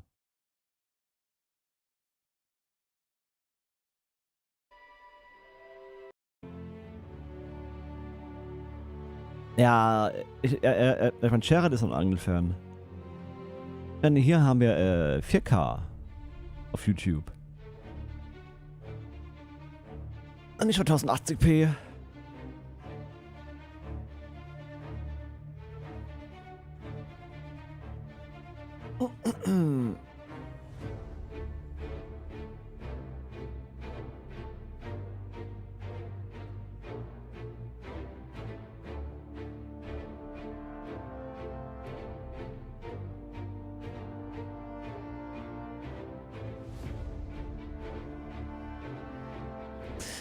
auf YouTube und das hört davon auf Twitch mit gerade, ja. Naja, Morpheus, bald haben wir auf Twitch auch EV1, wodurch 4K auch theoretisch möglich ist. Stell mir gerade vor, wie bei dem Überfahren Marvel vorne aus einer seine Angel kommt, so erwischt. Naja. Nee, ich glaube, dieses Jahr soll das noch kommen, glaube ich, EV1.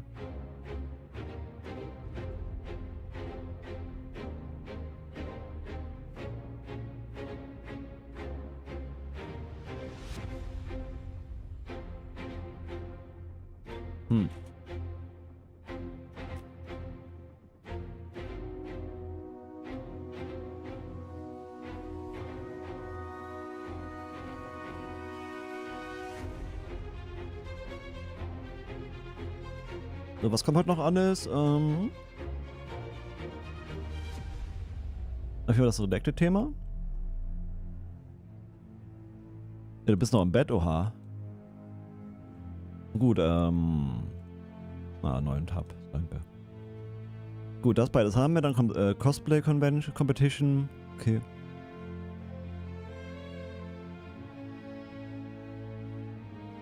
Dann Resto Kills, dann Starvia.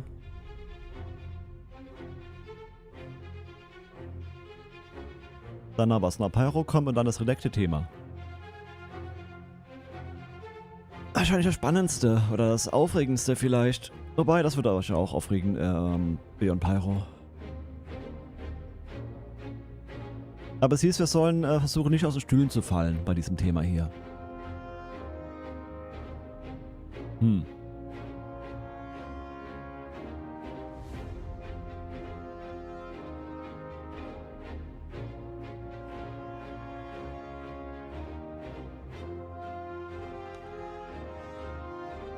Ja. Dann holt schon mal das Panzertief. Wie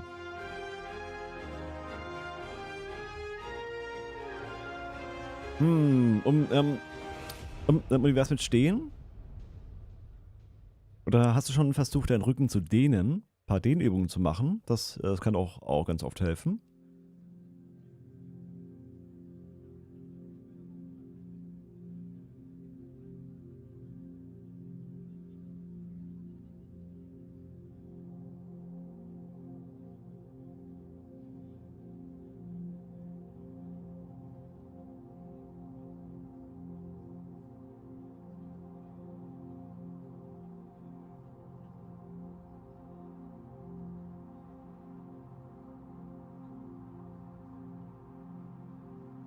Ich war beim Arzt, der hat einfach gesagt, ich bin einfach zu fett für meine Wirbelsäule. Oha.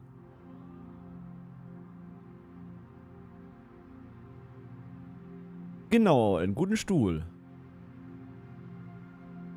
Zum Beispiel ein Nobelchair. Die sind ganz okay. Oder ganz gut, ja. Oder einen Bürostuhl. Die wären dann günstiger im Endeffekt. Ja.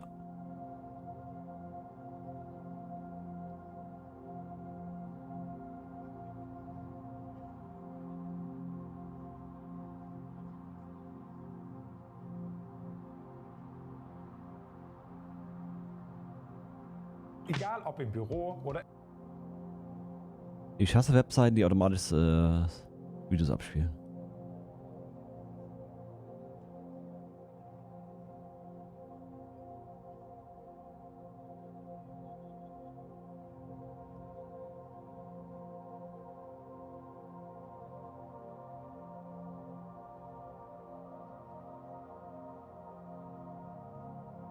Ja, ja, ja.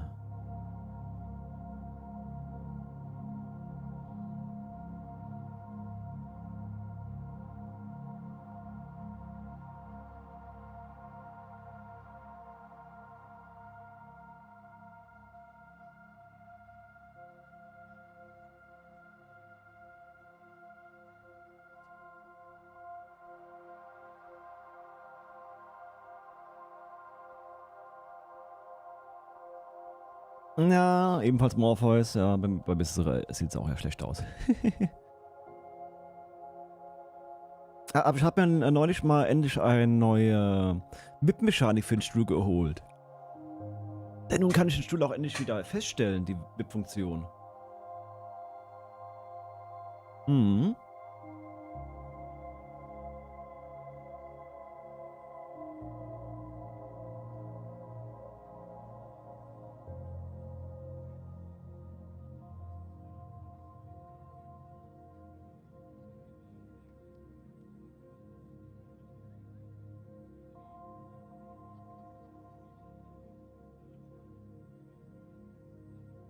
Gehen wir so lange noch das in das C? Oder so? Meine Idee?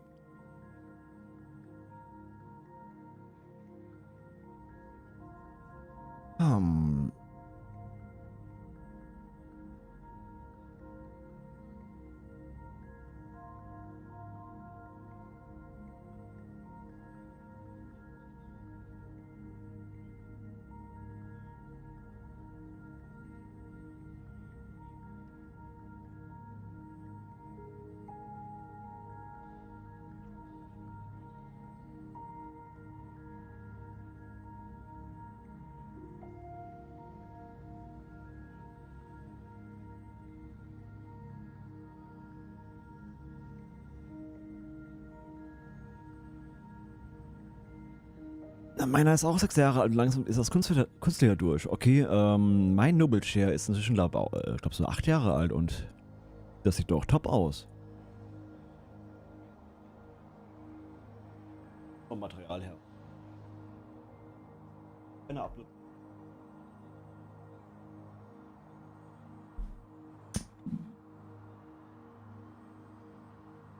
Nee, das ist Kunstleder.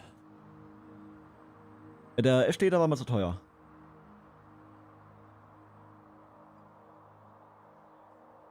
Das ist ein Noble Chair Icon. Aber das Modell gibt es gar nicht mehr, glaube ich.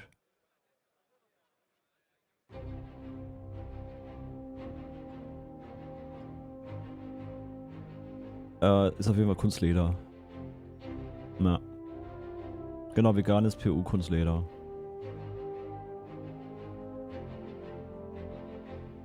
Oder was ist das? Nee, das Hightech-Kunstleder ist, glaube ich, das ganz Neue.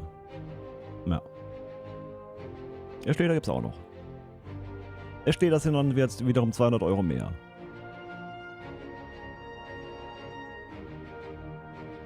Wobei, nee, war das PU oder das Hightech-Kunstleder? Wobei, ist, glaube ich, neu. Nee, dann war es das noch nicht. Dann war es, glaube ich, nur das PU. Ja. Aber ich glaube, so 8 Jahre alt inzwischen. Ja.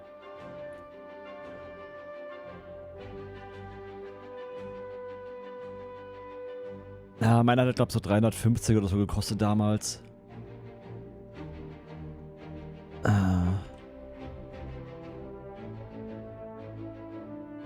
Na gut, was halt auch ziemlich hübsch wäre, aber auch ziemlich teuer sind die hier.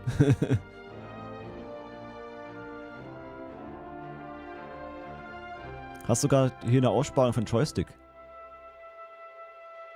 Oder auch mit Bremsfunktion, um den festzustellen, falls du mit Pedalen steuerst. Aber ja, 900 €. Nee, nicht fürs Gehänge, für einen Joystick. Ah gut, mit Rotier und Bremse fast 1000. Ja.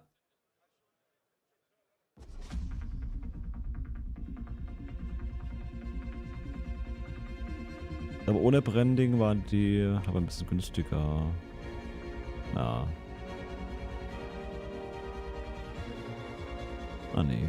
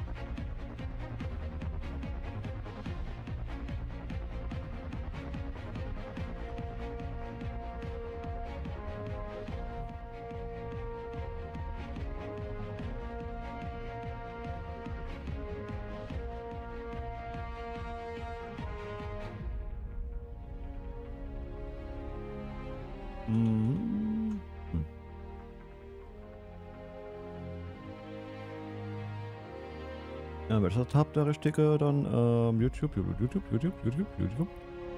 okay.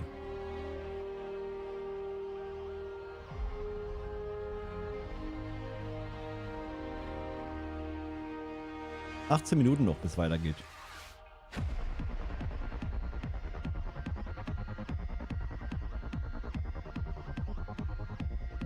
Aber dann kommt erstmal Cosplay.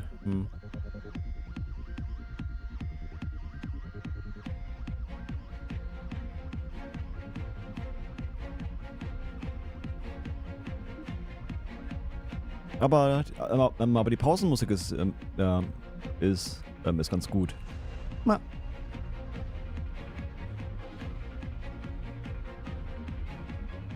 Ich hätte gerne diese Playliste.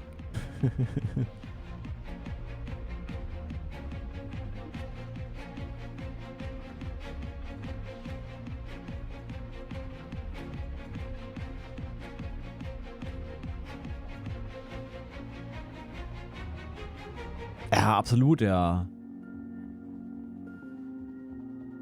Ich glaube, soundtechnisch hören wir auch noch morgen, hören wir auch nachher noch was von Squadron. Zumindest hatte einer der Squadron-Soundkomponisten auf Twitter schon angeteasert, dass es wohl um Squadron geht. Ah, naja, Cat, wenn's wiederum eigenkomponierte Sachen sind, ist es eher wieder schwierig. Hm.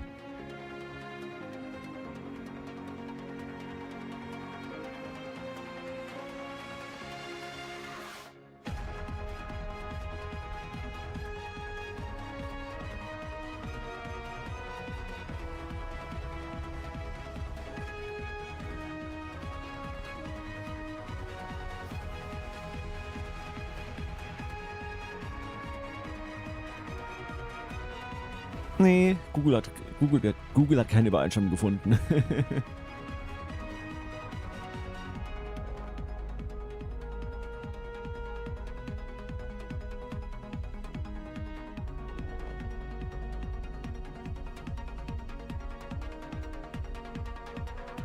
Und ich weiß, dass es ein Scherz war, ja.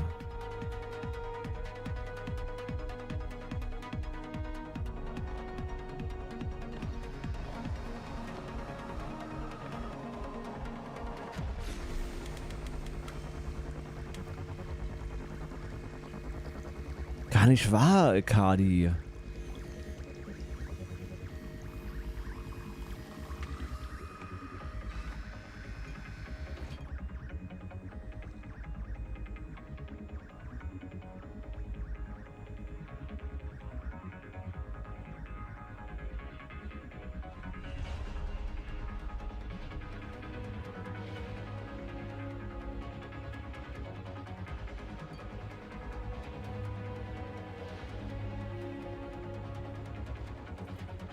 Na gut, nehmen wir das halt mit. Na genau, Morpheus, exakt.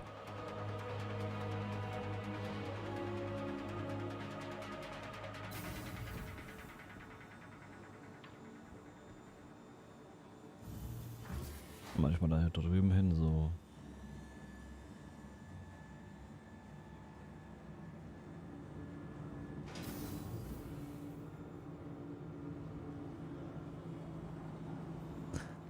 Naja, WKD, vielleicht tut er dann dadurch der Rücken weniger weh. Hm. Hm.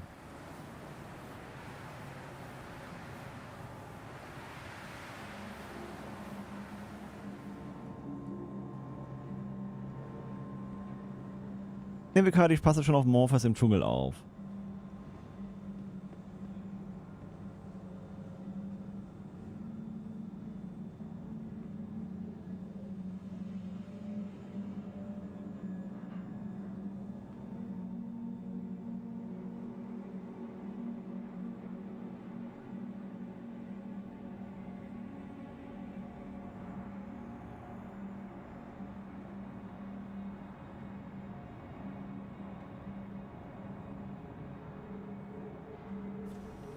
Naja.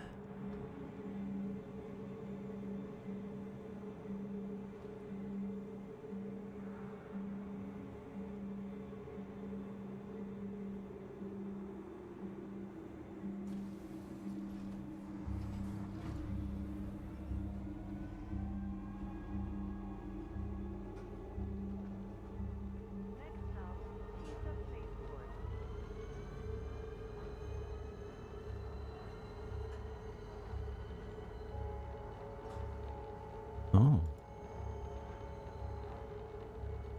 Live hat einen Hotfix bekommen, oder?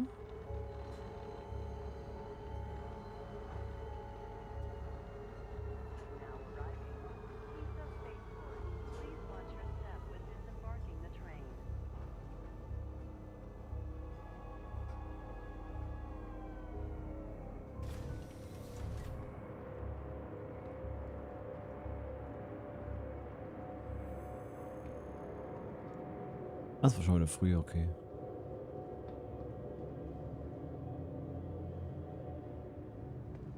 Ah nee, das war gerade eben. Doch, okay.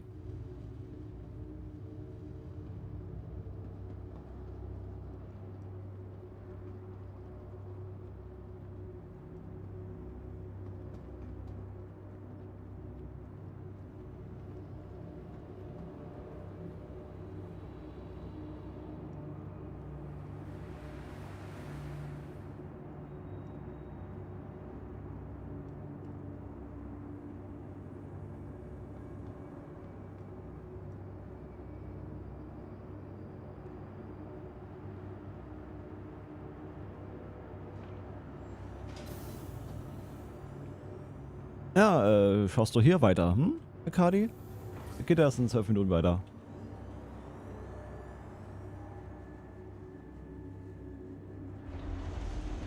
Und viel Erfolg beim Aufstehen und so.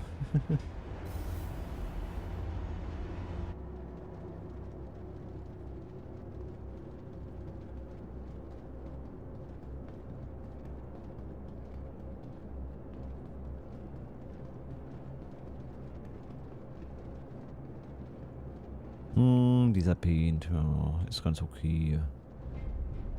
Aber mir irgendwie zu langweilig.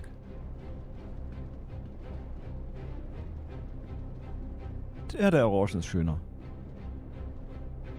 Glaube ich, ja.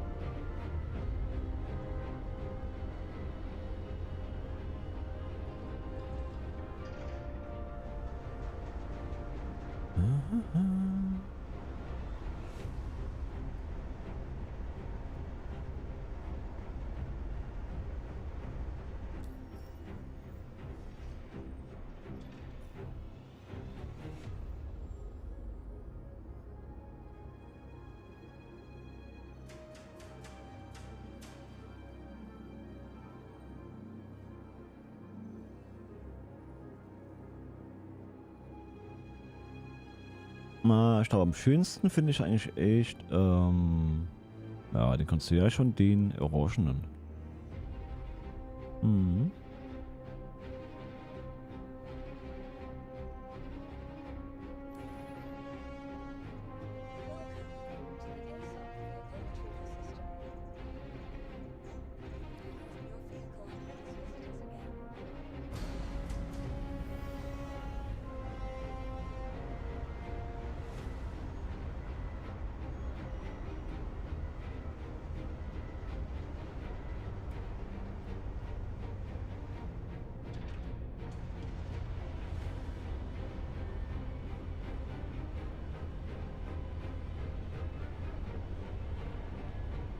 Ah, das ist schon hübsch. Die Argo-Zeus.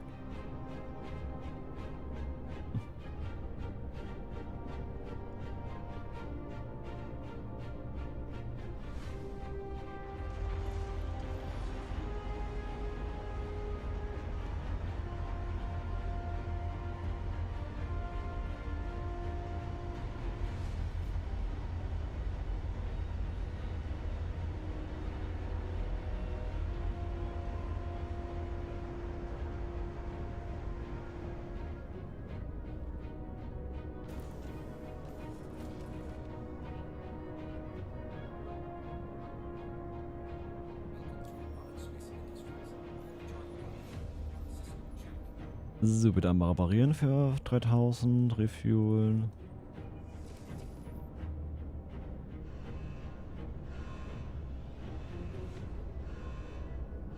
Und dann mal zu.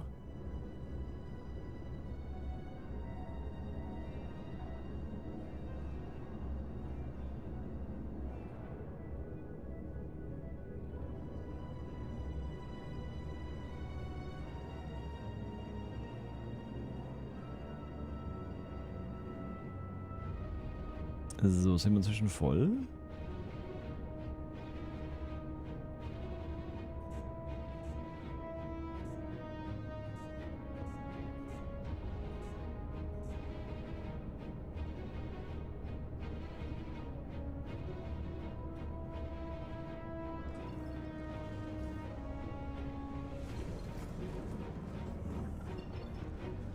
Ja, wir sind voll. Ah, wird fast voll. Schon irgendwie doof, dass man den Treibstoffstand nur sieht, wenn man eben NAV-Modus ist. Nun ja.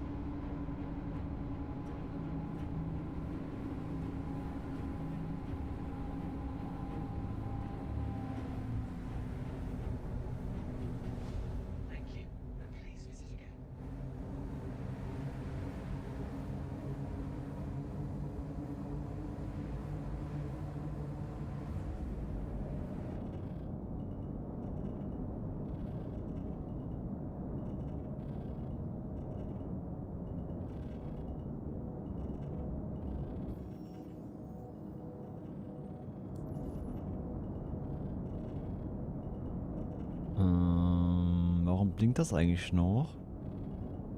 Hat er uns auch nicht repariert, kann das sein? Ah.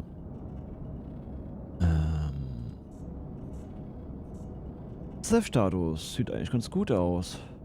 Zumindest da laut Anzeige, wenn das denn stimmt.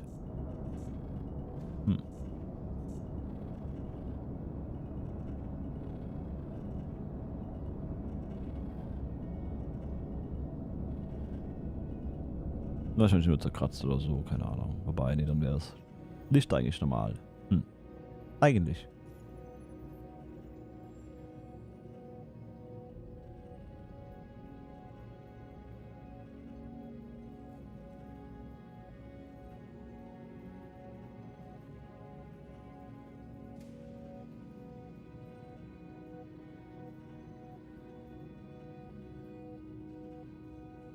Caterpillar.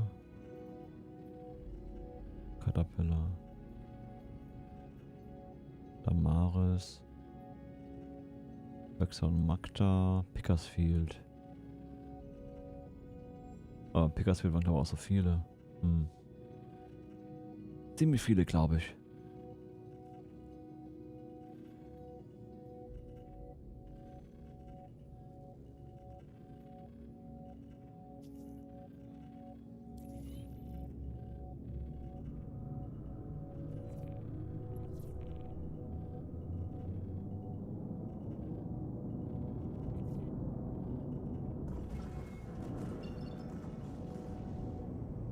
Kann ich das nicht mal anspringen? Also muss ich erstmal Hörsten anspringen, was?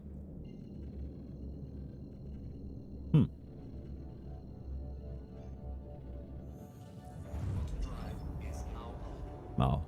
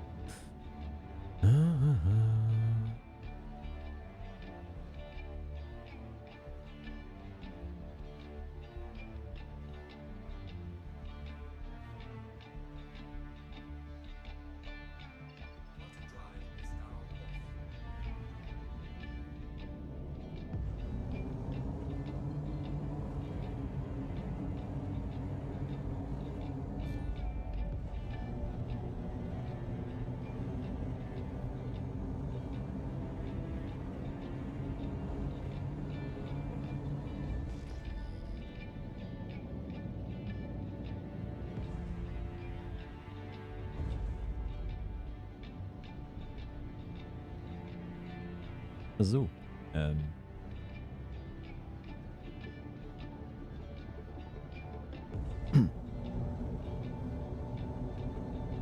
In-game kann ich mal wieder die richtige Source aktivieren.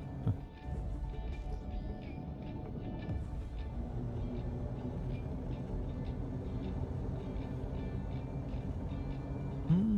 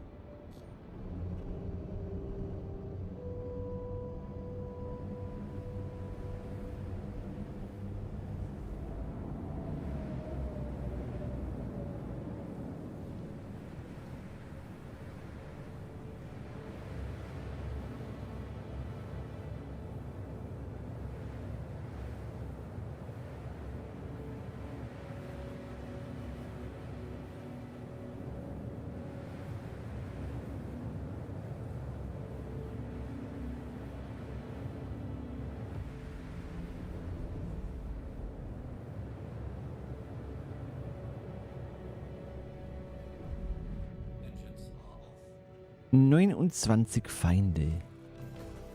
Oh la la.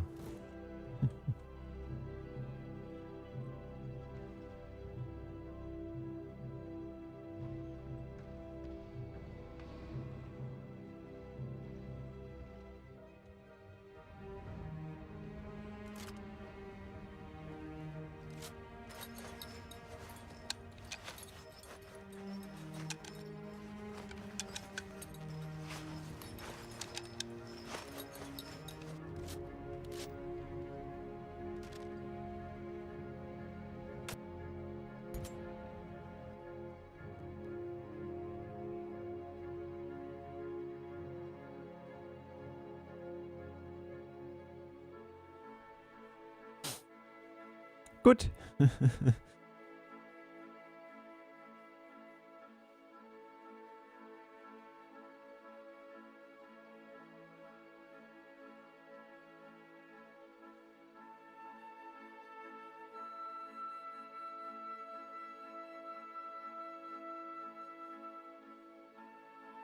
Also, die Zeit hat sich erhöht.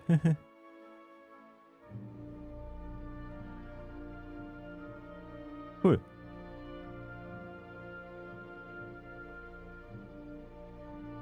Der Timer wurde resettet.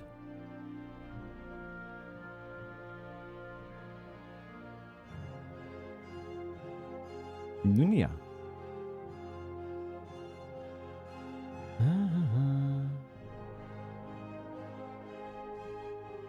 Na gut, die zeigen ja auf 45 bis 60.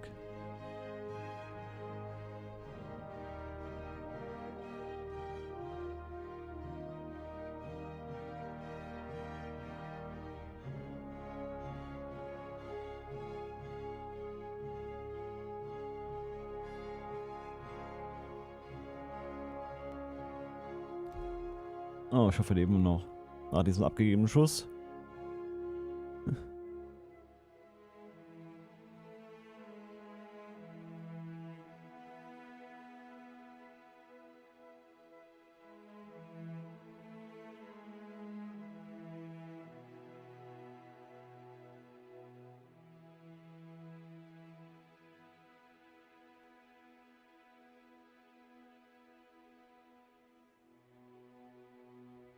Oh nein.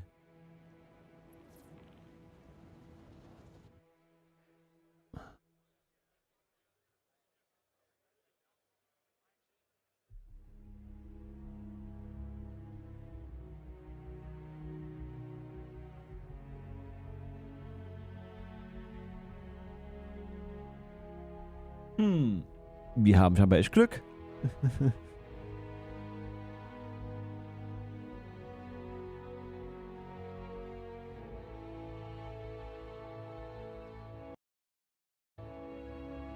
Na gut, ich gehe mal kurz aufs Klo und so, ja? Kurzes Toilettenpäuschen. Bis gleich, Chat.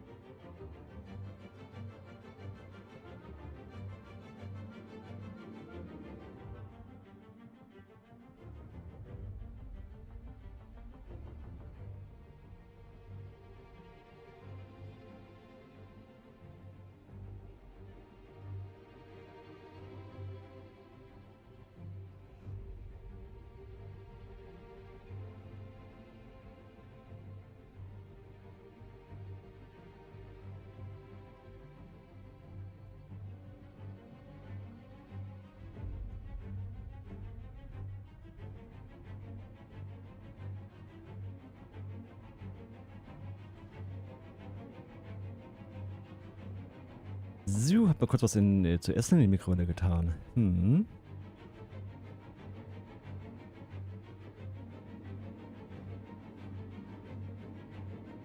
Na, die 2 Minuten warten wir noch ab, dann geht's ja weiter.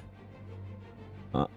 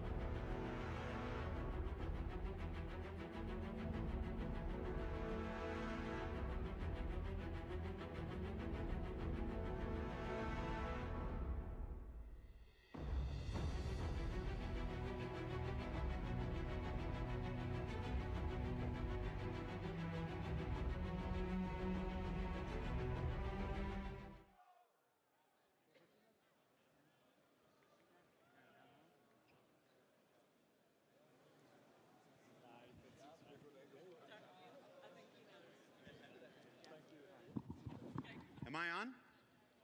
I'm on TV. I speak French.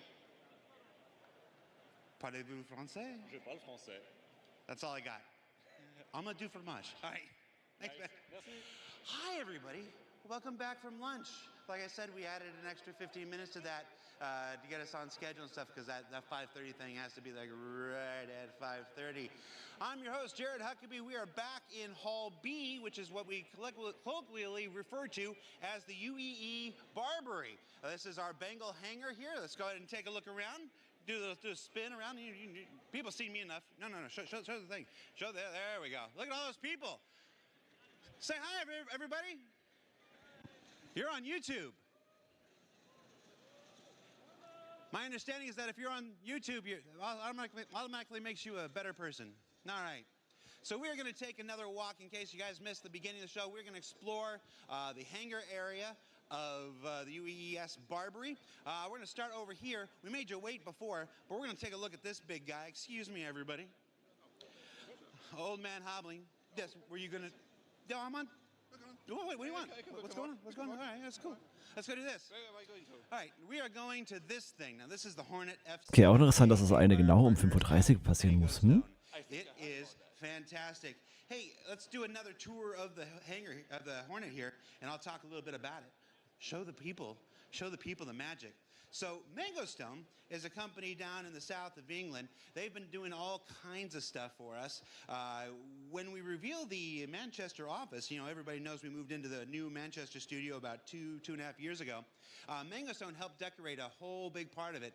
They've done a number of mannequins and armor sets for us and helmets, and including 3 major ship models. Nothing this size, but they helped decorate the office. And when it came time for CitizenCon, we were like, you know, CIG is. It's like, do you think we could do a Hornet? Well, yeah, we could probably do a Hornet. Machen Sie einen Bengel? How big it is. You know, the Hornet in-game, like the actual in-game measurements, are 75 feet by 75 feet as a perfect square. That thing is huge. This guy here is 50 feet by 50 feet and still the same size as an F-16. So yeah, the Hornet in game is very big. And Nate Dearsley, hold on, if you're watching, Nate, if you didn't make the Hornet so big, you wouldn't have had to make the Bengal so big. All right, let's keep looking. So this thing is pretty cool. Mango Stone is one of our trusted partners here. They've done all kinds of work for us. I asked them what we were going to do with the Hornet after CitizenCon, and we've got a lot of ideas. We got a lot of ideas. Nothing I can reveal today, but let's just say that CitizenCon this year will not be the last you see of this amazing 50 by 50 by, I forgot how tall it is. It's probably more than 3 or 4 feet. I like the lighting effect. Look at this gun. Let's go look at the, who knows what gun this is? I mean, obviously it's Apocalypse Arms, but what model is it? Remnant? This is a Remnant? Oh, yeah. Now, one of the things Mango Stone is known for is making weapon props for major motion pictures. One of the movies that you might have seen their stuff from is The Force Awakens, where they made a lot of the Stormtrooper armor and all their weapons in kit for that movie. Let's get one last shot, one last wide establishing shot of the Hornet. See how really cool this thing looks. Ja, ziemlich cool. And then we're going to do something, you know, here's something I can do that other people can't do. I can stand in here. Look, Mom, I'm getting in trouble. And go through here. Maybe go under this thing. I am making Tyler Wicken very nervous right now. I'm going to go under this thing. I may not be able to run, but I can still get low. Hey, where's my camera? Can you still see me? Where'd he go? Oh, he went the long way. Oh, I thought I was going to outsmart you. All right, so we're going to check out the rest of Hall B. Follow me this way. These are the Star Citizens. Hi, Star Citizens. Where are you from? Florida. From Florida? Where in Florida? Zephyr Hills, Tampa area. Tampa? Yeah. You got a season pass to Disney? No. We used to. Yeah, used to. Let it out. Ah, fair enough, fair enough. Where are you from? Just outside of London. Just outside of London. Thanks for making the drive, man.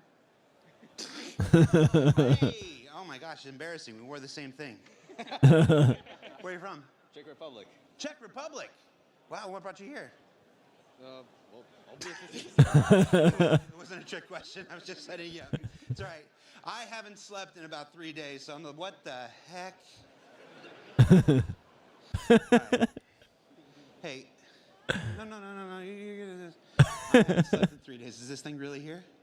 You're seeing this too, right? All right. Ratty, what's your deal? You're like a technician? All right. Hornet technician, I'm guessing? A little bit? I'm thinking about doing something really dumb right now. No, I want to be able to come to work on Monday. Thanks for being here, Ratty. Rats are carriers of communicable diseases, so that's all right. What? Who said hey, Jared? You said hey, Jared. I did. Oh, you said hey, Jared. What's going on? I wanted to give you this. You want to give me something? Oh. So one of the great things about being here at CitizenCon is people hand me all manner of stuff. And then it goes in my pocket, and then it goes in the back, and by the end of the weekend, I have an entire bag full of stuff. And which is not so bad when you live here in the UK. When you have to travel back across the world, and you have a bag full of weird metal trinkets, TSA really loves that, but thank you. This is a challenge coin. Challenge coins are a staple of the Star Citizen community. How many orgs here have their own challenge coins? That's not an org one. Yeah, it's 1, 2, 3, 4, 5. So that's a pretty good round. This is a what coin? U.S. Army Aviation. U.S. Army Aviation. Okay, hold on. I am getting older. I got to say without this. So United States Army Aviation. Nice. Well, thank you, sir. Thank you very much. You got your M1A jacket too. Yeah. I like yours. Yeah, it's just a normal flight jacket. Yeah, no, it's the inspiration for the ones we're selling right now. So yeah.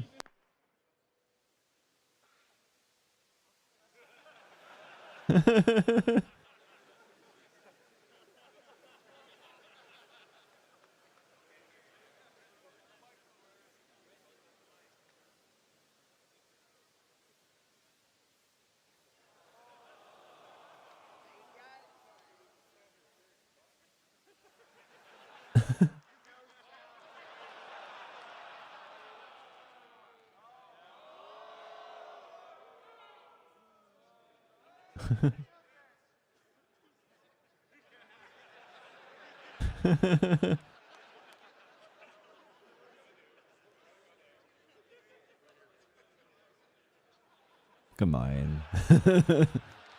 Hello? Are we on?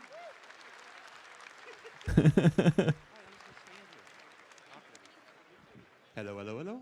Am I back? All right. All right, we're back. Hall A, cheer for me. All right, you know, we made it through last year pretty good without any major issues, and then I saw those bingo cards show up on Reddit, and like the first square was technical issues, and I was like, no, I had technical issues on one of these in a long time. Then this happens. Oh.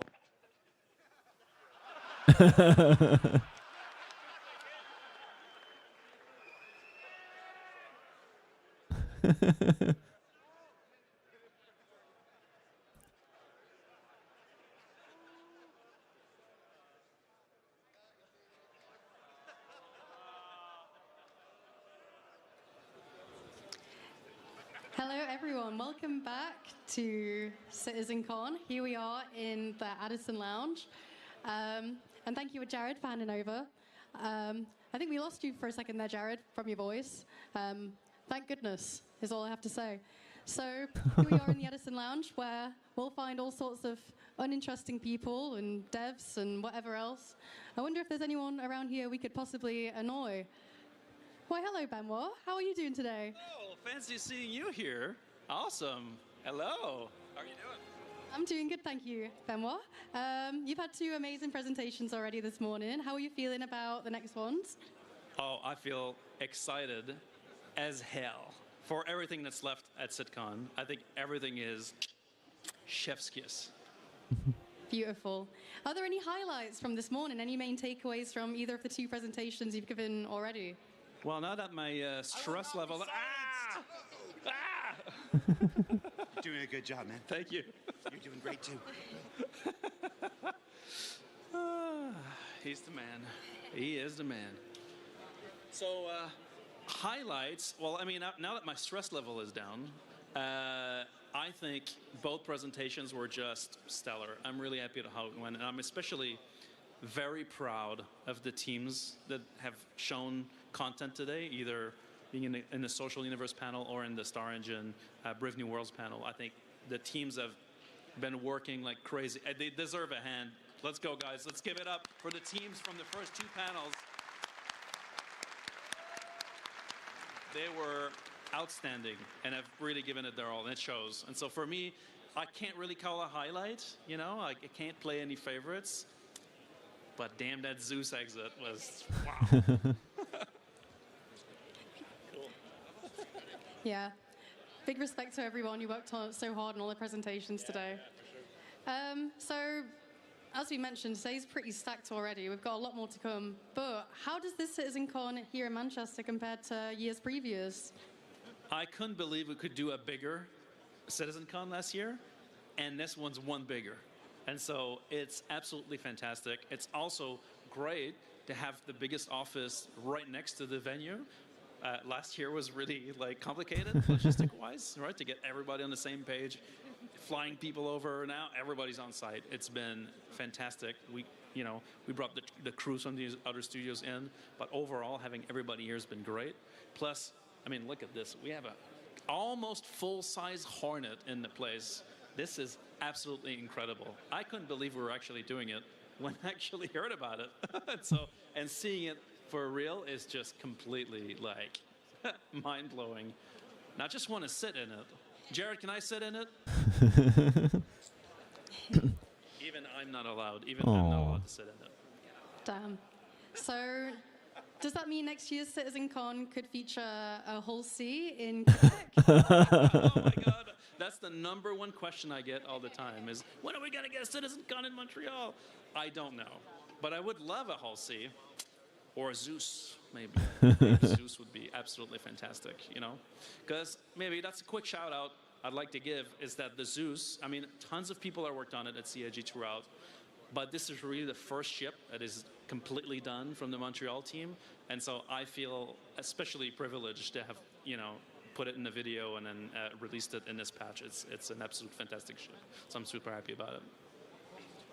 I have a question. I'd like to ask Benoit. Yeah. When are we going to be able to watch CitizenCon and ISC and everything in game? Is that a feature request, sir? It is a feature request. It's a feature request. Okay. All right. Well, I'm not going to give you dates. We're definitely going to put that feature request to the test and see if CR approves it. We'll see. We'll put it with all the other feature requests in the bin. That's right. No. Beautiful. Well, thank you so much, Benoit. Wonderful to chat. We're going to throw over to Dan. Thanks very much, guys. Catch us after the break. See you guys around later. Thank you, Kirsten, and thank you, Benoit Bassajajaja. Awesome, guys. Welcome back to the Interstitial Hall.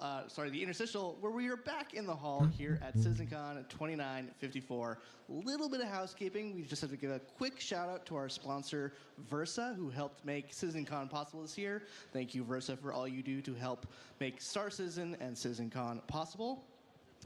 We also misnamed Scan Computers a Scan PC. Sometimes when you're running around with people talking in your ear and things you have to do, you mix up names. So thank you guys for being awesome sponsors and helping make CitizenCon possible. Now, I was told specifically to avoid talking about that because Jared just did that, so we're going to gloss over the Hornets. So come, follow me. We have some awesome stuff here on the show floor at CitizenCon. We are so happy to have you guys back in Manchester, and we hope you guys are having an awesome show. Now, if you guys haven't been here yet, the General Lounge is filled with people who are excited. Everyone say hi. That was a little lackluster. We'll try again later.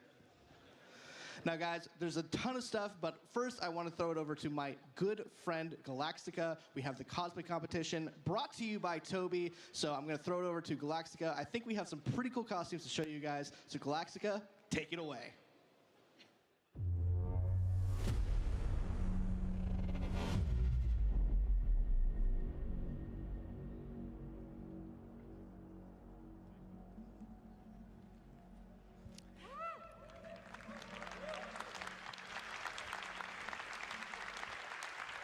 Greetings, citizens. I hope you all had a wonderful lunch break. How many of you guys had some torpedo burritos? Okay. Okay. And how many of you had some Big Bennies? All right, clearly we know what the crowd favorite is. Well, welcome to the 2954 cosplay competition by Toby Gaming. For those of you who don't know me, I am Galactica, our senior social media manager, and I run all of our socials for all things Star Citizen and CIG. And joining me on stage, we have our lovely judges, starting with lead character tech artist Armando.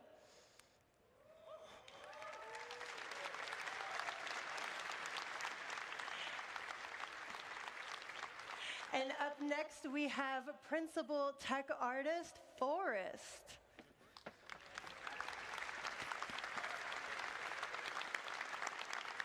And last, we have our creative director, Katz.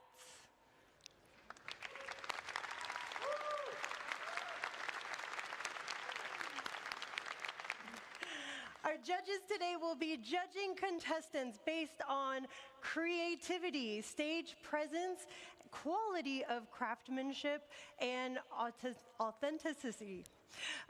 This year, we're doing things a little bit different. Previously, we did a first, second, and third place. However, instead of doing that, this year, we're going to be rewarding people based on the following categories, starting with Best in Show, Most Creative, Best Performance, and for our fourth one, you guys get to decide because we're doing Audience Favorite. This year, for our prizes, let's talk about that for a minute. Who here has ever heard of a Toby eye tracker? Yeah. Quite a bit of you, okay. And how many of you guys have actually used one before? Okay, awesome. So if you're not familiar with the Tobii eye tracker, it is the only device that is capable of tracking both head and eye movements, allowing you to take your Star Citizen immersion to the next level through effortlessly following your targets, locking on with just a glance, bringing your character's facial animations to life, and more. So now for the prizes. Our Best in Show winner will receive a Tobii Eye Tracker 5 complete with an accessory bundle, which includes a mounting kit, carrying case, and a tripod bracket. All of our other winners will also receive a Tobii Eye Tracker 5, and they don't know this yet, and I'm announcing this on stage, but all of our contestants will also receive an RSI Zeus MK2 ES with LTI and a game package.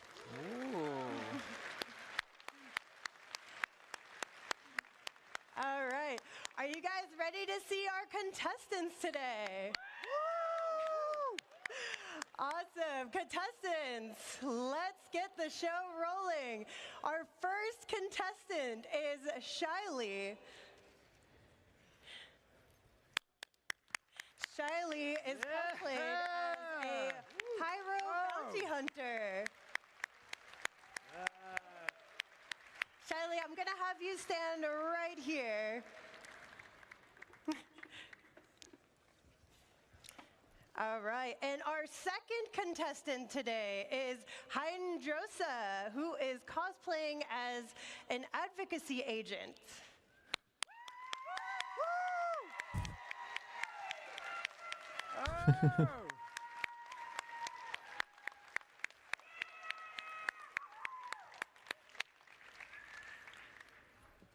Hydrosa, I'm going to have you come right over here. You were here last year, you know the drill. And our third contestant is Faber Finn, cosplaying as a mining worker. Woo! Yeah! I think I've seen this outfit on ISC at one point. All right, and for our fourth contestant, we have YouTube. Cat Goddess dressed as Molly. If you saw our commercials from last year's IAE, you might recognize her.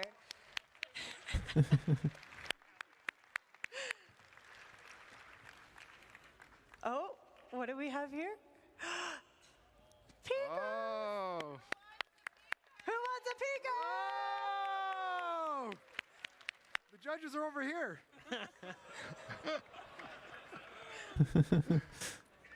Thought we had a deal. Bribing the audience, I think. All right, and up next we have Amon Grask, who is a Xi'an diplomat. Oh, wow. Wow. It's a real life character. Yeah.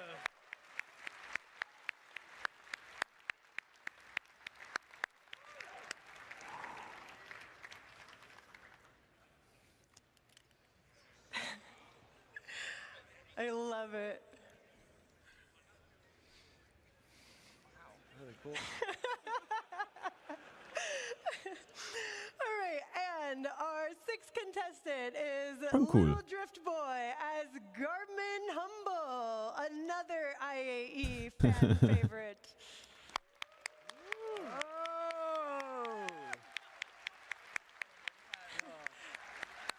I think I've worn that Complete armor with the before. burrito, I see.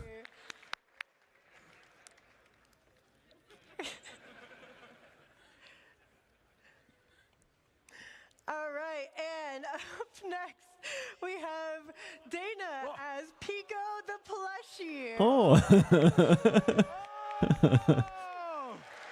Woo!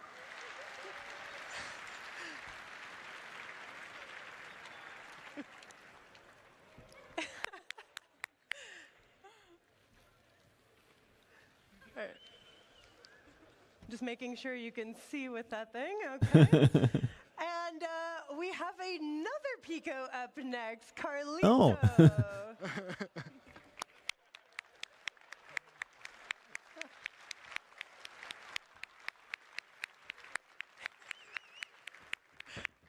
He's got a snowboard.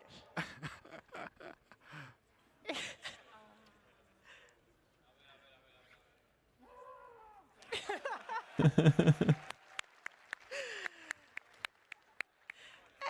last but not least, we have Kin Shadow as a duster. Whoa. Wow.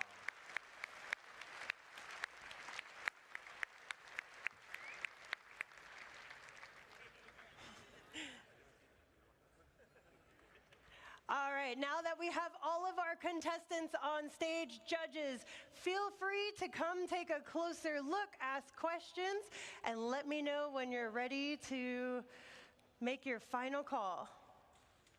All right.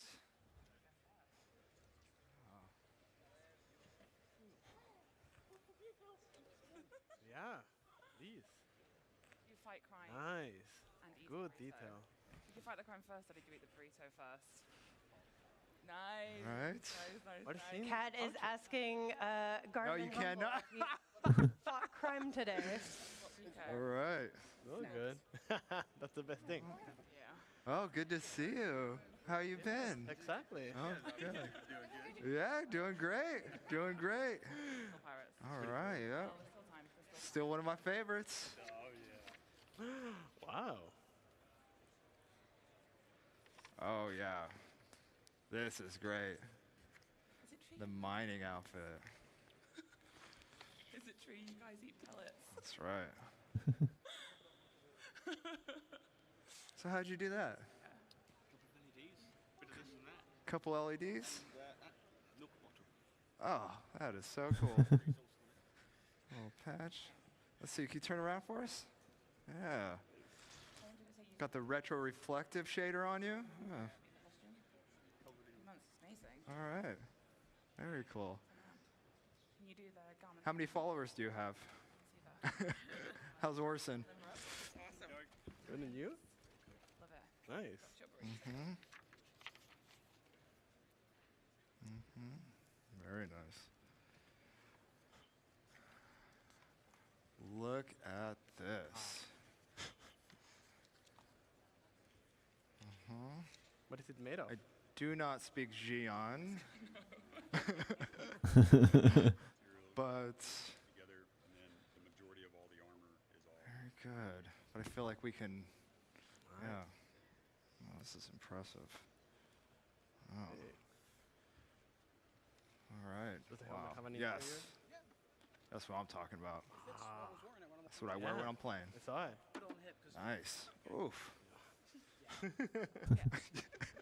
Will you stop squeaking for a second? I'm trying to concentrate. Always ready. Always ready. Nice. Got spare one strap because obviously you don't want to lose All money. right. Of course. Very good. Very good. Nice. Very nice. Okay. Look. Wow. Where to even begin?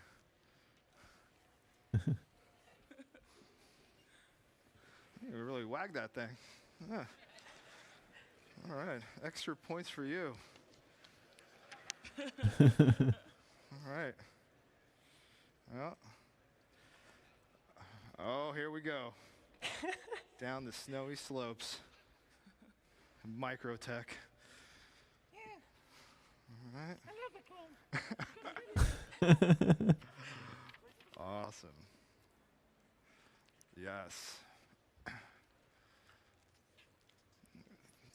3D scan you, put you in the game. All right, awesome. Fantastic. All right.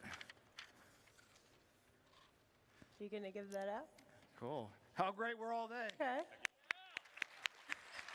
Real life players, real life characters.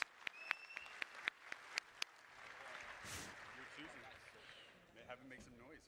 Oh my gosh. Okay, real quick, judges, are you good to turn your mics off? Yes. All right, if we can turn the mics off for our judges while they decide who our winners are going to be. Give me a little test. All right, I think the mics are off. All right, cool. In the meantime, Hydrosa has given me a tiger claw to give out to the audience. And, oh, are you giving me one too? Okay, let's do this. So I don't want to chuck this thing because it's quite heavy. But if you have not gone to the community booth section yet, there might be a device that you can put this into that will maybe redeem a prize in game. How do we want to give this out? Let's see. All right, I want you guys to make the loudest noise. All right, let me see. I want to see who's the most hype. The most hype. All right, all right. All right, all right.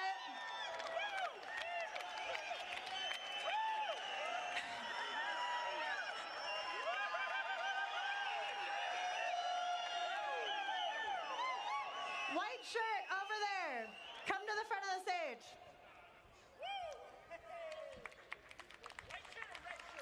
He knows who he is.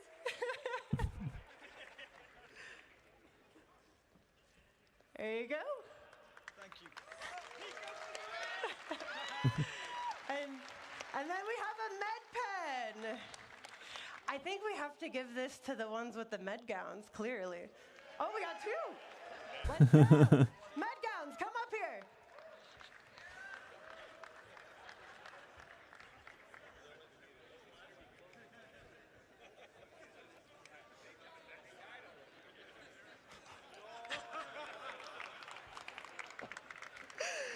You know what? I do not regret this decision.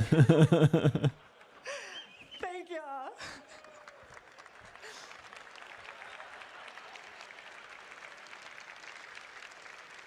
All right, judges, how are we looking? You need more time? You guys are good? All right, so starting with our Best in Show, Forrest, let us know, who is our Best in Show winner today? Well, everyone's a Best in Show winner, but there can only be one. Shoot us. The Xi'an Diplomat. Da dachte ich mir schon. Congratulations. All right, Armando, can you tell us who is our Best Performance winner? Yeah, it was pretty hard, but we're gonna go with Pico.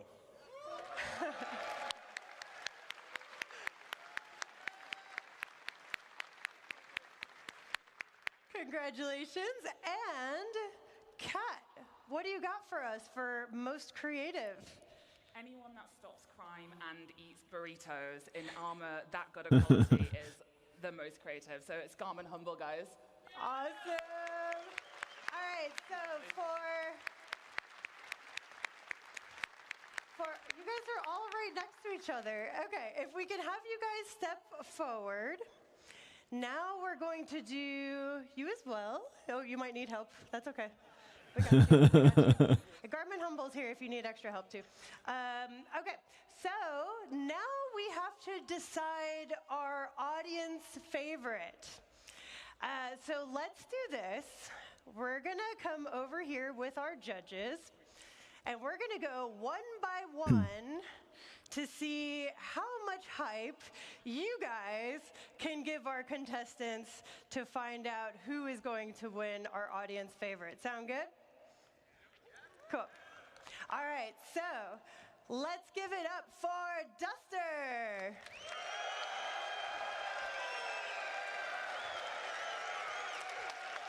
That's a lot of hype.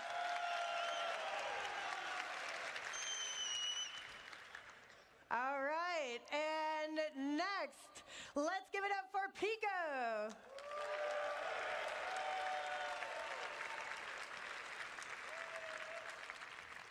All right, and then we have Molly.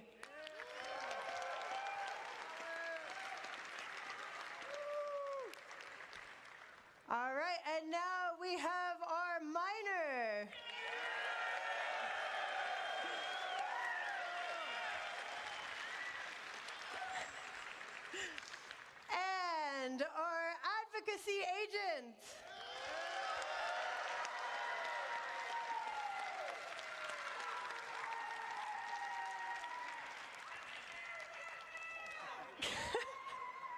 And last, our Pyro Bounty Hunter.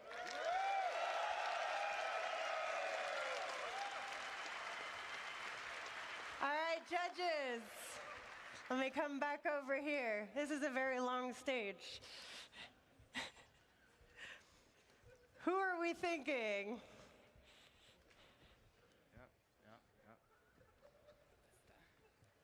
All right, the judges have decided, and our audience favorite is Duster.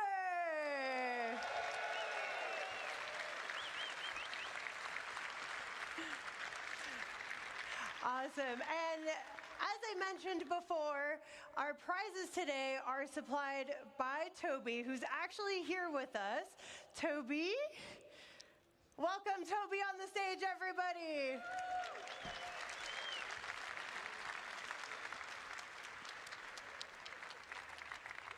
Can I borrow two of you guys to carry some of the prizes, and we'll take a picture? Come up here too.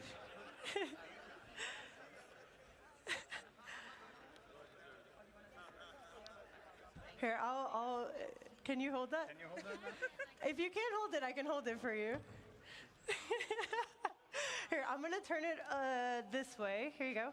There you go. Okay. All right. All right, and then we got one more. Here we go. All right, let's give it up to our winners.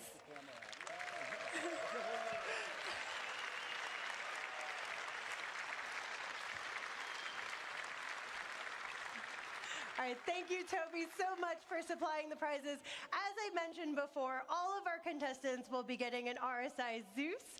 And all of our contestants, if you don't mind coming together so we can all get a picture together.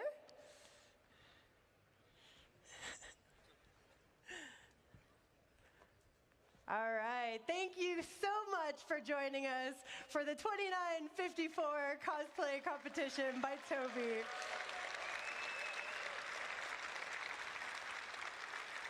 Please leave, sorry. You need to move, sorry.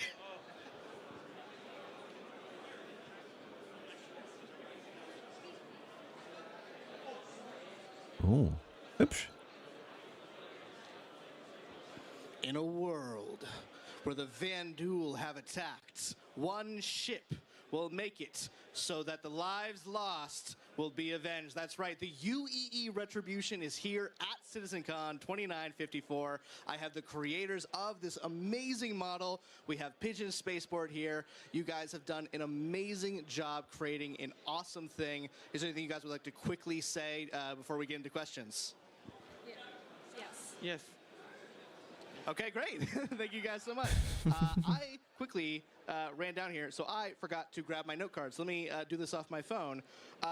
Quick question, how many total pieces is the UEE Retribution?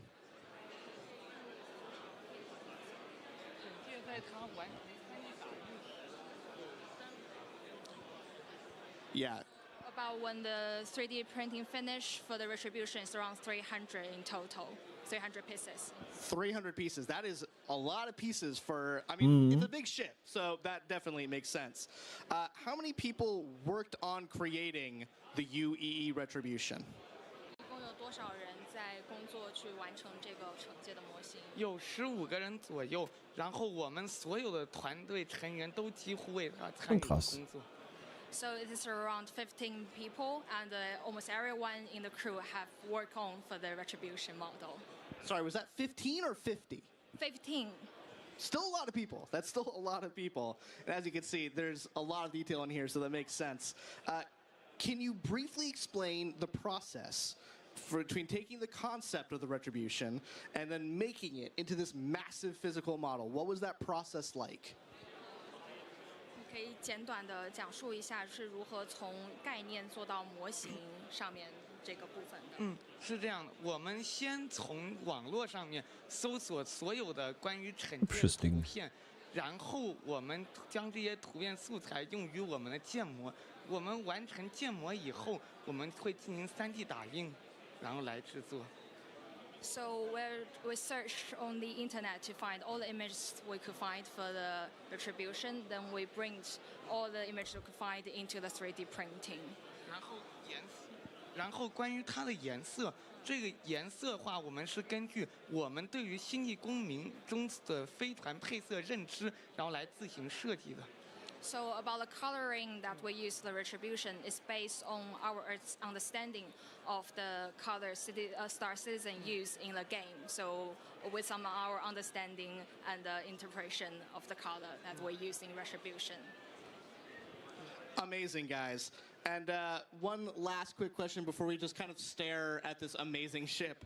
What's your favorite detail of the ship? 你最喜欢的承接的细节是什么？是尾部的喷口，因为尾部的喷口在汉房间中亮起来的时候，那种照亮整个墙震撼感是无可比拟的。So his favorite part of the retribution is the main thrust lightening of the ship, because when you light it up, you will lighten up the whole room, the whole wall, and it's very amazing and beautiful. Well, thank you, guys. Let's take a look at that lighting. We'll get you guys into position for the next bit right now. So let's take a quick look at the retribution. This thing is amazing. It is massive. It's probably over, I would say, 10 feet long. This thing is huge. It's been at previous bar Citizens that we've had in Asia. It's awesome to have it here at CitizenCon. We're really, really happy that this thing made it to Manchester. It is so much detail in such a small amount of space, but it's not that small. It's massive. So yeah, we're really, really happy to have it here. Now we're going to follow me. We're going to go to the next thing they brought. I don't know if anyone's really seen this before. I'm going to throw it over to Sam. Sam, why don't you throw us to this awesome bit right over here? Absolutely, Dan. So we have an amazing model of everyone's favorite Port Olisar right here, near and dear to my heart. Many a year have I spent easily and quickly getting to the ASOPs and buying things and getting rammed off of my pad by Unruly and Griefers.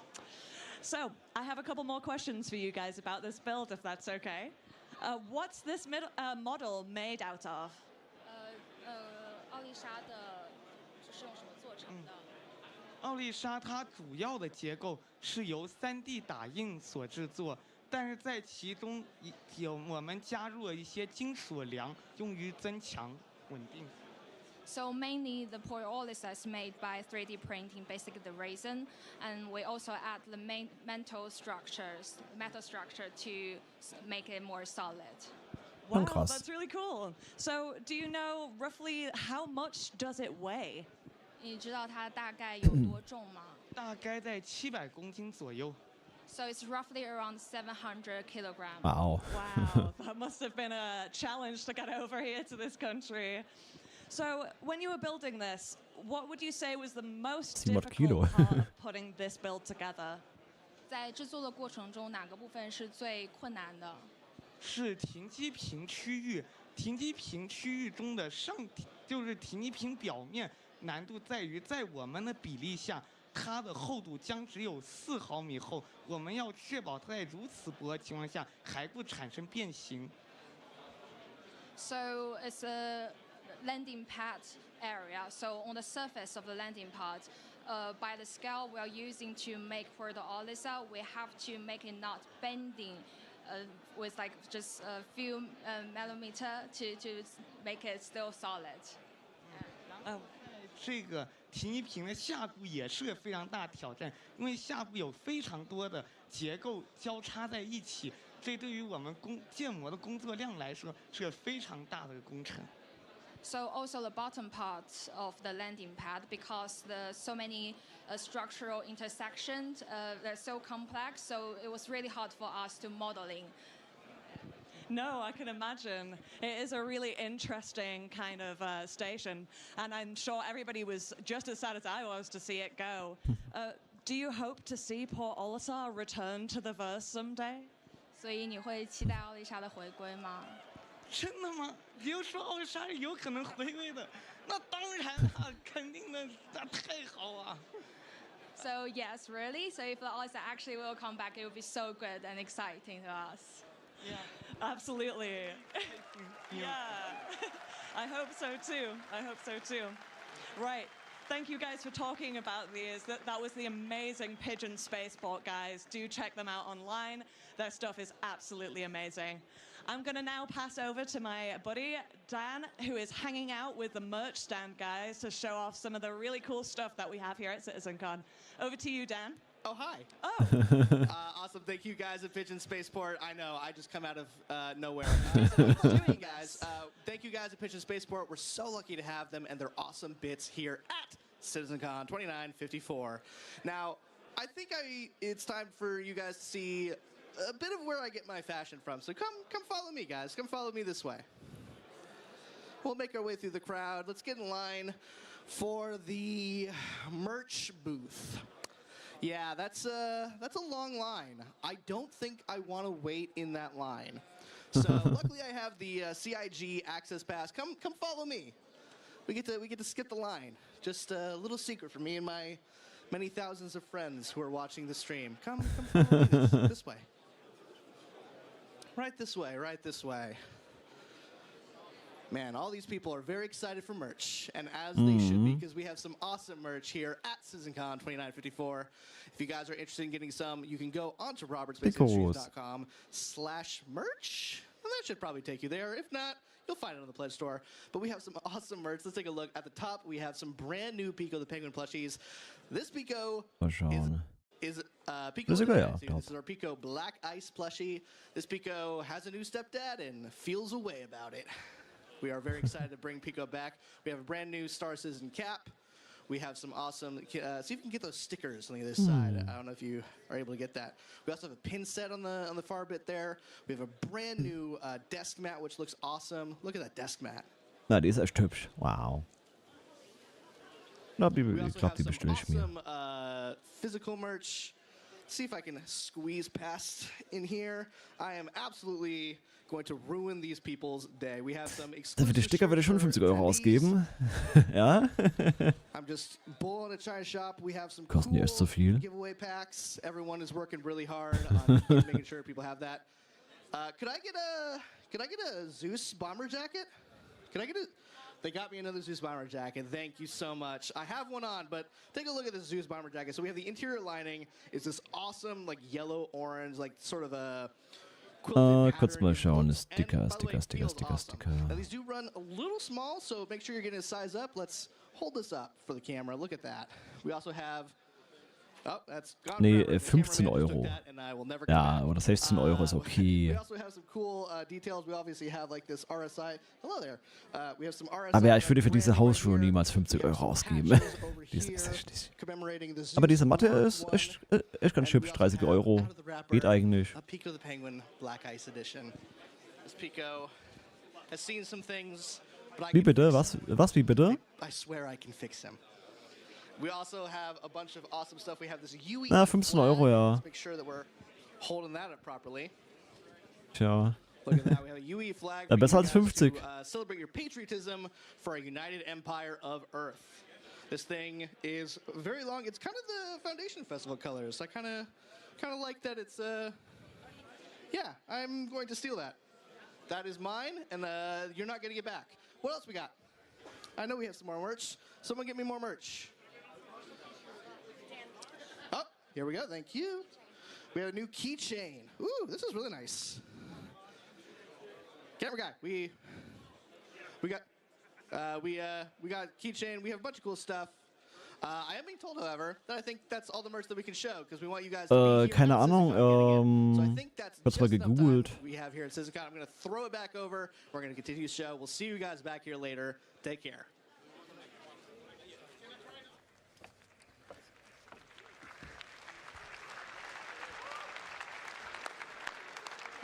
Der Vinylaufkleber. 10 x 10 mm für 1.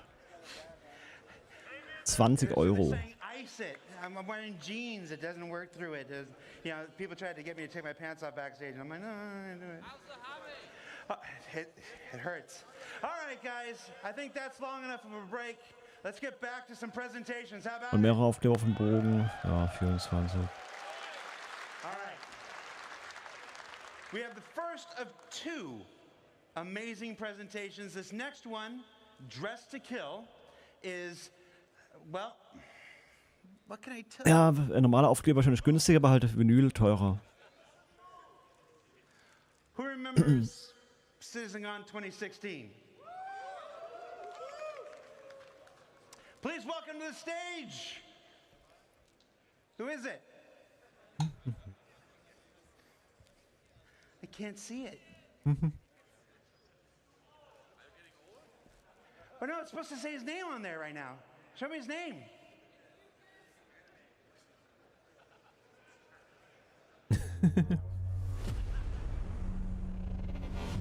Nick Beers! Dress to Kill.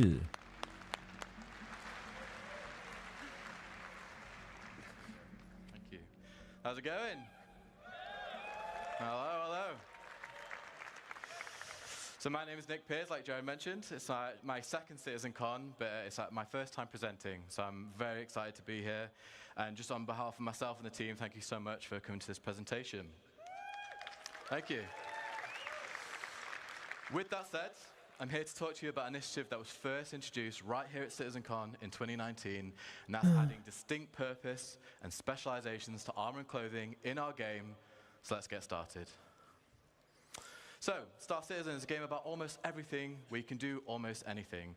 With so many different options of gameplay, whether that be mining. Ja, ist es nicht so ungewöhnlich mit deutscher Akzent. Es gibt einige deutsche Entwickler da. Unlike other traditional MMOs, we don't impose rules or classes onto the player. In real life, people are not just one thing. I'm sure you can all relate. I've had many different jobs. I've not always been a game designer. In fact, it was only a week ago that I found out that Jared used to do tech support for prosthetic legs. It's true. You can ask him. That said, if you're like me, you like to excel at whatever you're doing. So that brings us on to the concept of specializations. This is about bringing more purpose, more considerations, and more decisions to armor and clothing you wear beyond just looking cool. So, what are they? Specializations are the focus of your current daily adventure. That could be a daring racing, a cargo hauler, or a first responder. Specializations are a series of attributes assigned to each piece of clothing and armor in the verse to allow you to make informed decisions on both how you want to look and how you want to perform. What are they not? Specializations are not assigned classes. There's no magic toggle where suddenly you're forced into a role like a cleric or a wizard or even a pizza delivery person. They also do not limit you. You can still do almost everything in any armor and clothing you want. You just won't do it as well as you could have if you had specialized. Why are these necessary? Well, specializations enhance gameplay depth. They add a level of roleplay and immersion. Specializations can provide a sense of ownership of your playstyle. At its core, SC is driven by choice, with specializations offering a deeper layer of player options. And that's the option to excel, to fool around, to min-max, or give yourself a unique challenge. Specialization allows us as developers to make gameplay experiences that are deeper and more complex. So whether you're a salvager, a bounty hunter, or a medic, there will be specialized suits that will help outperform your peers. So at this point you may be asking yourself, okay, well, how do I specialize? It starts by determining your playstyle. What do you want to do today? Are you going to be a trader, a smuggler, an assassin? Is there a void in your organization that needs filling? This is a decision you get to make and remake every single time you log in. Or, if you're like me, perhaps several times in a single play session. Once you know what you want to do, it's time to start hunting for the right gear. Specialized items are not intended to be found Lukrativ, naja, You'll have to align with some of those guilds. Ich finde Cargo-Haul-Missionen ja spannender als Trader. You'll have to explore the galaxy, find hidden stashes, and rare opportunities for better gear. Specialized items are meant for those who are willing to put in the work to exceed at your role. Na, lukrativ ist es eigentlich schon. Fürs Risiko, was du hast. Of armor and clothing. Yes, I said it. Mixing clothing and armor is built into the very fabric of this new system. Can I get a hell yeah? Cool. Mischung von Kleidung und Rüstung. Cool. I know you guys have wanted this for a long time, so yeah, great. Na, wollen wir. To tell you even more about this new system that we do called Starware, please welcome to the stage lead character technical artist Armando Lira. Die neuen MFDs sind echt mega. Watch it, bro. Das stimmt schon. Thank you so much, Nick. Hello, everyone. I am so happy to be here presenting for the first time.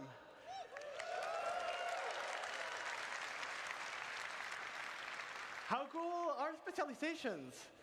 We are sure you'll enjoy finding the best combinations for your playstyle. And for that, we had to create a system Keine Ahnung, hab keine all the Cutlass. freedom that you deserve. It's something that I am sure you've all been waiting for so long. Starware. So, if you're... Are you tired of choosing between clothing or armor? Yeah. So finally, you'll be able to mix and match. Starware Nice. is fashion that meets purpose. As specializations provide you with a multitude of stats to combine, you'll also be able to choose the visual style that you want. But beware, with added options also comes the responsibility of choosing the right combination for the right situation. Let's look at some of the possibilities that Starware will be able to provide you. Und ich laufe auch ab und zu in normalen Klappern drum.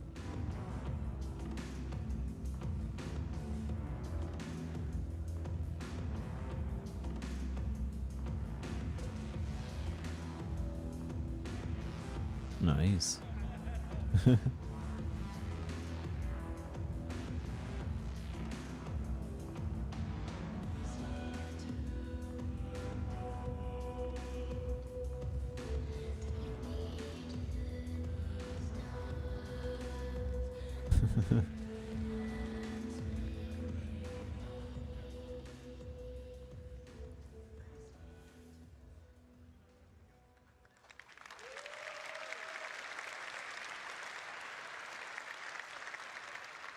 As you all saw, the possibilities are huge.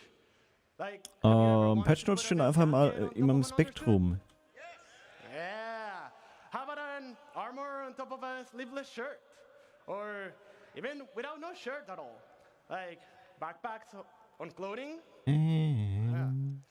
So Starware allows more customization than ever. But be careful, certain gameplay implications will still be true. You won't be able to go into the vacuum of space without a space-worthy undersuit and helmet. And in certain planets, you'll need a breathable mask or helmet to survive. I hope you guys are excited about this as much as we are, and we've heard what you all want, and we're making a system to bring it all to you.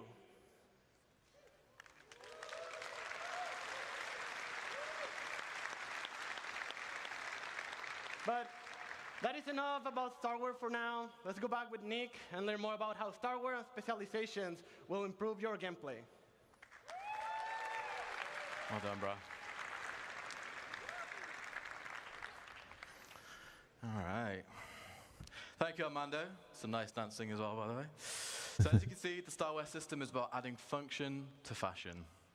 We are still Star Citizen, one of the best looking video games out there, but we're always going to make sure that you look your best, but now with added purpose. So to recap, we're going to go through adding intent and purpose to all our clothing and armor sets. As designers, we really want the visuals to match the stats that our great character art team have made. So for example, if a pair of pants look particularly armored, chances are they'll have modest damage mitigation to match. Many armors will be specialized for distinct use cases. Currently, we realize right now bigger is generally better when it comes to FPS armor, and we know that shouldn't always necessarily be the case. There will be some armors that won't have EVA thrusters built into the suit, so you lose EVA capability. Some armors won't even be space-worthy. Specializations means getting better at certain things at the cost of attributes and others. This is about compelling you, the player, to make tactical decisions for every situation you may find yourself in. So now let's look at some practical use cases for the Starware system. Whilst all our armors are becoming specialized, let's take a look at a select few, which I will add are some of my favorites. We are going to assemble a team to tackle one of Star Citizen's most anticipated adversaries that you'll get to meet later on. Let's meet our first specialization.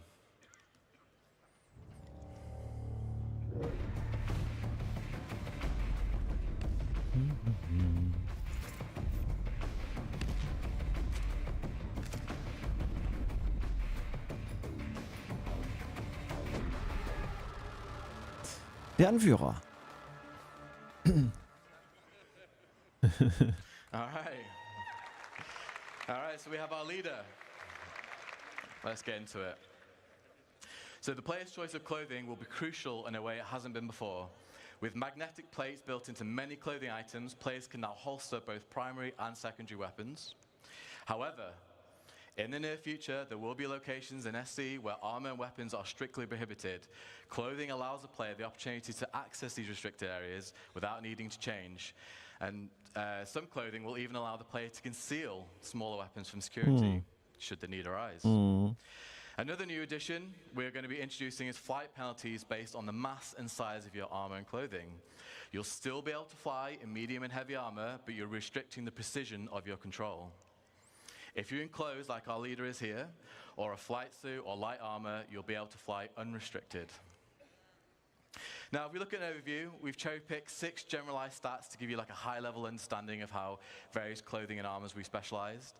This is by no means a comprehensive list of everything we have available to us. It's just a little, So here you can see the leader has low protection compared to a full suit of armor and no EVA capability, for obvious reasons, but has great movement, low emissions, allowing them to blend into bustling cities and stations.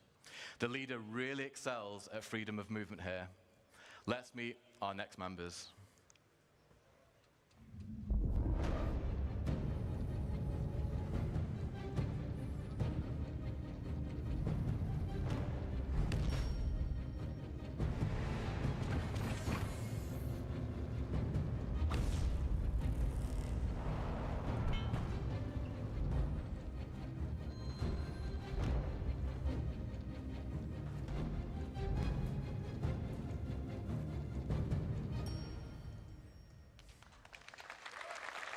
Ich hoffe, wir können den Helm bald so tragen. Das wäre cool. Okay. So here we have our pilot. If you remember, back in 3.23, we introduced our first specialized helmet visor, the combat visor. This introduced the dynamic crosshair and all the magazine information on your HUD. This is our pilot visor, which allows the wearer to link with their ship and cast MFDs directly into their visor. This provides the pilot with all the essential data like ship health and shields, so no longer will the pilot need to break concentration during an intense situation to look down at their MFDs. Again, like the leader in this situation, there'll be no penalties to flight, plus with added G-force resistance, the wearer will be able to get the most from out of their ship. So if we look at the pilot stats, they have fantastic mobility. Like I mentioned, great G-force resistance for when combat takes them to the limit of human endurance. And finally, this suit comes with the best EVA capability in its class for when remaining in your ship is no longer an option. Here's another variant in our flight suit class, the racing flight suit. This is what our driver will be wearing. This suit, unlike the pilot flight suit, has features which are more streamlined, which allows it to have truly unmatched G-force resistance for the hardest corners on the most challenging of racetracks. It also offers great oxygen capacity and thermal protection for those planets with hostile environments.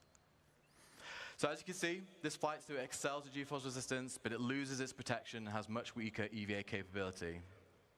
Let's meet our next team members.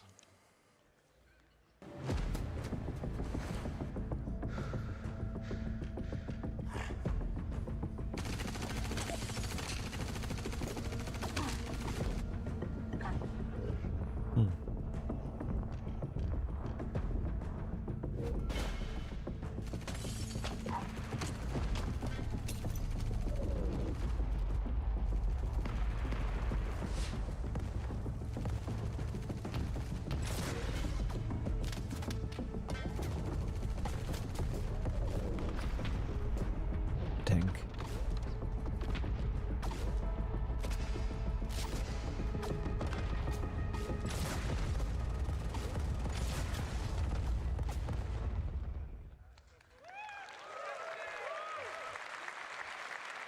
Okay. Nee, findest du? Here's our tank, who is wearing our heavy combat armor. Combat armor is similar to what you're used to, only we're specializing it even more for combat. So what does this mean? We want our wearers of heavy combat armor to feel like walking tanks. The armor should provide fantastic coverage to limit any weak points they may have, and actually have a greater damage mitigation than what players are currently used to. Due to its mass, the armor will also feature the strongest resistance to force reactions. So that's flinch, sieht echt ziemlich stagger, mega and aus. knockdowns. Which brings me on to a full suit feature. If the player is wearing a full set of heavy combat armor, they will not be able to be knocked down by small arms fire. Thank you. However, as you can see here, for all that protection, coverage, and stability, we have some major trade-offs. You're going to lose your mobility, stamina will run out much quicker, and your movement speed is severely reduced. The majority of combat armors will also lose built-in EVA thrusters, meaning you're going to have to add additional weight to be wearing an EVA pack. Next up, we have our tracker in the heavy hunter armor. This is another suit in our heavy armor class. However, this one is aimed at less at pure combat and more about hunting its prey. This is all the armor for you bounty hunters out there. The heavy hunter armor has the most powerful active scan for hunting their targets. Its scanner outshines all others in locating infrared and electromagnetic emissions, perfect for locating those targets trying to lay low, whether that be human or creature alike. Whilst it's still classed as heavy armor, it does mix things up, so it'll have slightly faster movement and mobility, but it loses the protection. You'll also be able to store more devices like deployables and throwables. So to compare the stats, whilst not as tough as our combat armor, it does gain an increase in mobility, and while its scanner is the best of the best, the armor is also incredibly noisy and emits powerful emissions. So while you may find your target Also with ease, nichts there's zum a good Schleichen. chance that they'll know you're coming for them. Next up, let's look at our last additions to the team.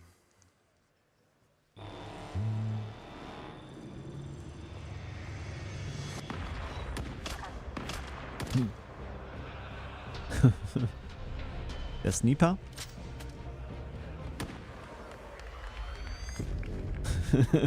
immer die armen Picos. Oh. Und dieser Freund.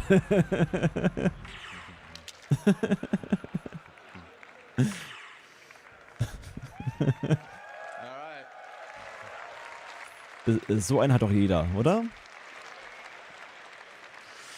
I can tell who the fan favorite is there. Yeah. So we have our sniper, who is wearing our light stealth armor. Here's another example of a full suit feature. If the wearer has all Was hast du da gesehen? Was? that's helmet, core, arms, and legs, due to its mass and the suit's material, their missions will run so low that they will be undetectable on radar. With it being light armor, it also has a great level of mobility and traversal speeds, meaning should the wearer be spotted, they can quickly escape. Ja, hieß es doch, man kann auch da normale Kleidung mit Rüstung kombinieren. No flight restrictions. Mit dem neuen Armor-System. So with the best stealth and fantastic speed, it's a must for any players looking to assassinate, infiltrate, or in this case, be a sniper. However, the protection provided Aber kannst damit dann natürlich nicht EWEen. engaging in a full-on firefight in this suit. And just to reiterate, folks, as well, like great specialized armors like this one and all the ones that you've seen today, you're going to have to put the work in to have these at your disposal. And finally, surrounding our group, we have that one friend. We've all played MMOs, right? We all know that one friend. That friend's me. No. They ignore all the rules and the strategy. They can only play for 30 minutes a week. They might prefer a bit of glint on their sniper scopes. Who knows? Well, here at CIG, we also support that friend, so they're on the roster too. So, we have our group. What do you guys think? We fun?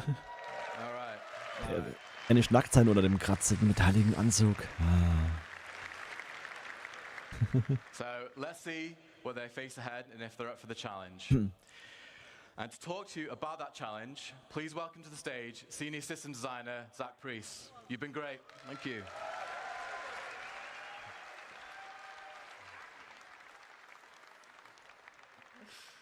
Oh, luckily this thing's only got 2 buttons. So, hello, I'm Zach Priest. I do a variety of things at CIG, but thank you, the people at the front. I do a variety of things at Gute Frage. Encho, keine Ahnung. I do a variety of things at CIG, but I'm mostly a designer who works Soon? with AI and guns. So most When of you it's wondering, done? what could the next part of the presentation be about? Well, let's get stuck in. Star Citizen at its heart is about community. From our relationship with players to the big dynamic events that citizens work together to complete. We love group content and missions that allow players to work together to achieve a goal. But for our group specifically, you do have to wonder, well, now our crew is assembled, and in a universe as big as Star Citizen, who knows what trouble they could run into?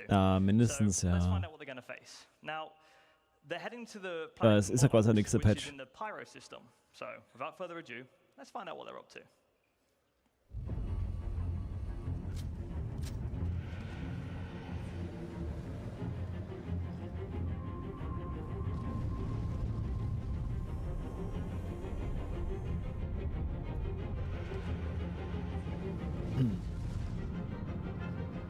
Macht doch keinen Sinn, Encho, wenn schon 4.0 auf dem PTU war.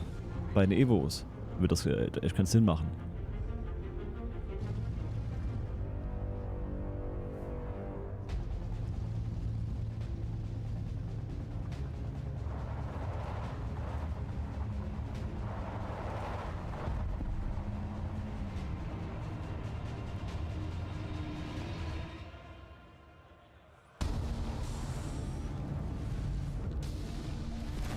Oh.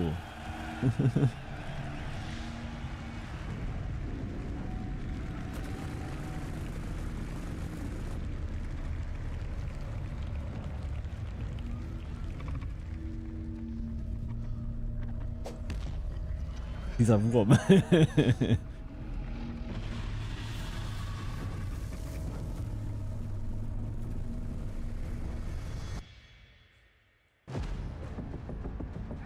Oh, extra Gameplay.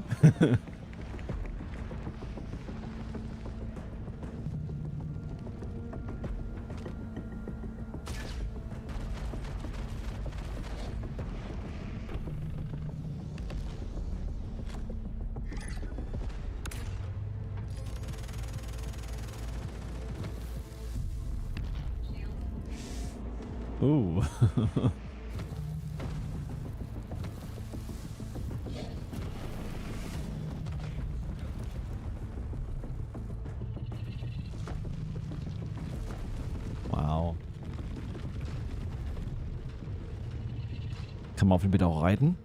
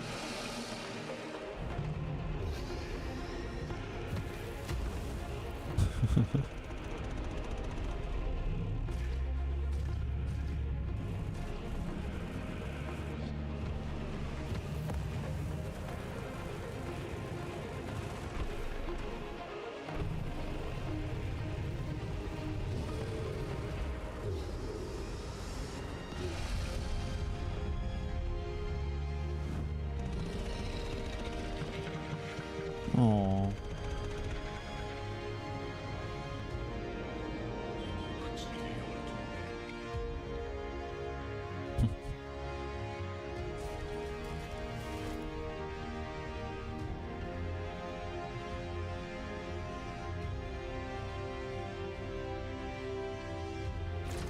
Oh.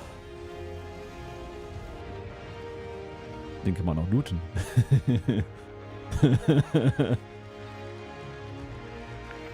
Oh.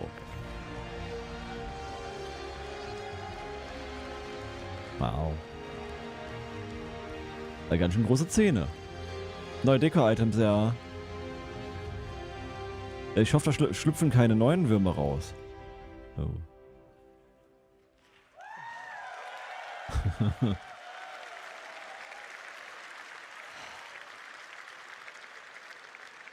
Oh, that was cathartic. Absolute. Na, oder fressen dann Schiffe auf. CIG have worked so incredibly hard to get to the point where what we just showed you was no tricks, no hacks, just gameplay of the Valakar. The mighty Apex Valakar. I love you too, Gronzi. I want to give a huge thank you to all the people who put in a lot of Meter lang. work to get to the point where what we just showed you is gameplay. As you can imagine, all of that is work in progress. We have some good polishing to do on it, and we didn't want to hold it off. We just wanted to give you an honest view of where we are. That was from a build last week, so... Wow. With that said, monster hunting is coming to Star Citizen. Yay. And the best part was starting off this epic series of fights with the infamous Valakar, who some of you may remember from 2016. This absolute monster of a creature. Fahren wir mit dem Buggy da rum und opfern dich damit, da kommt der. And see your light fighters just as puny little ants. You're going to need to assemble your quickest and most nimble pilots to dodge the Valakar's ranged attacks, as well as your fastest drivers to bait out the Valakar from the surface, as it's the only way to bring this mighty creature out of the ground is by disturbing the surface with a ground vehicle. Auf Monox bei Pyro. Stack up to our crew? Well,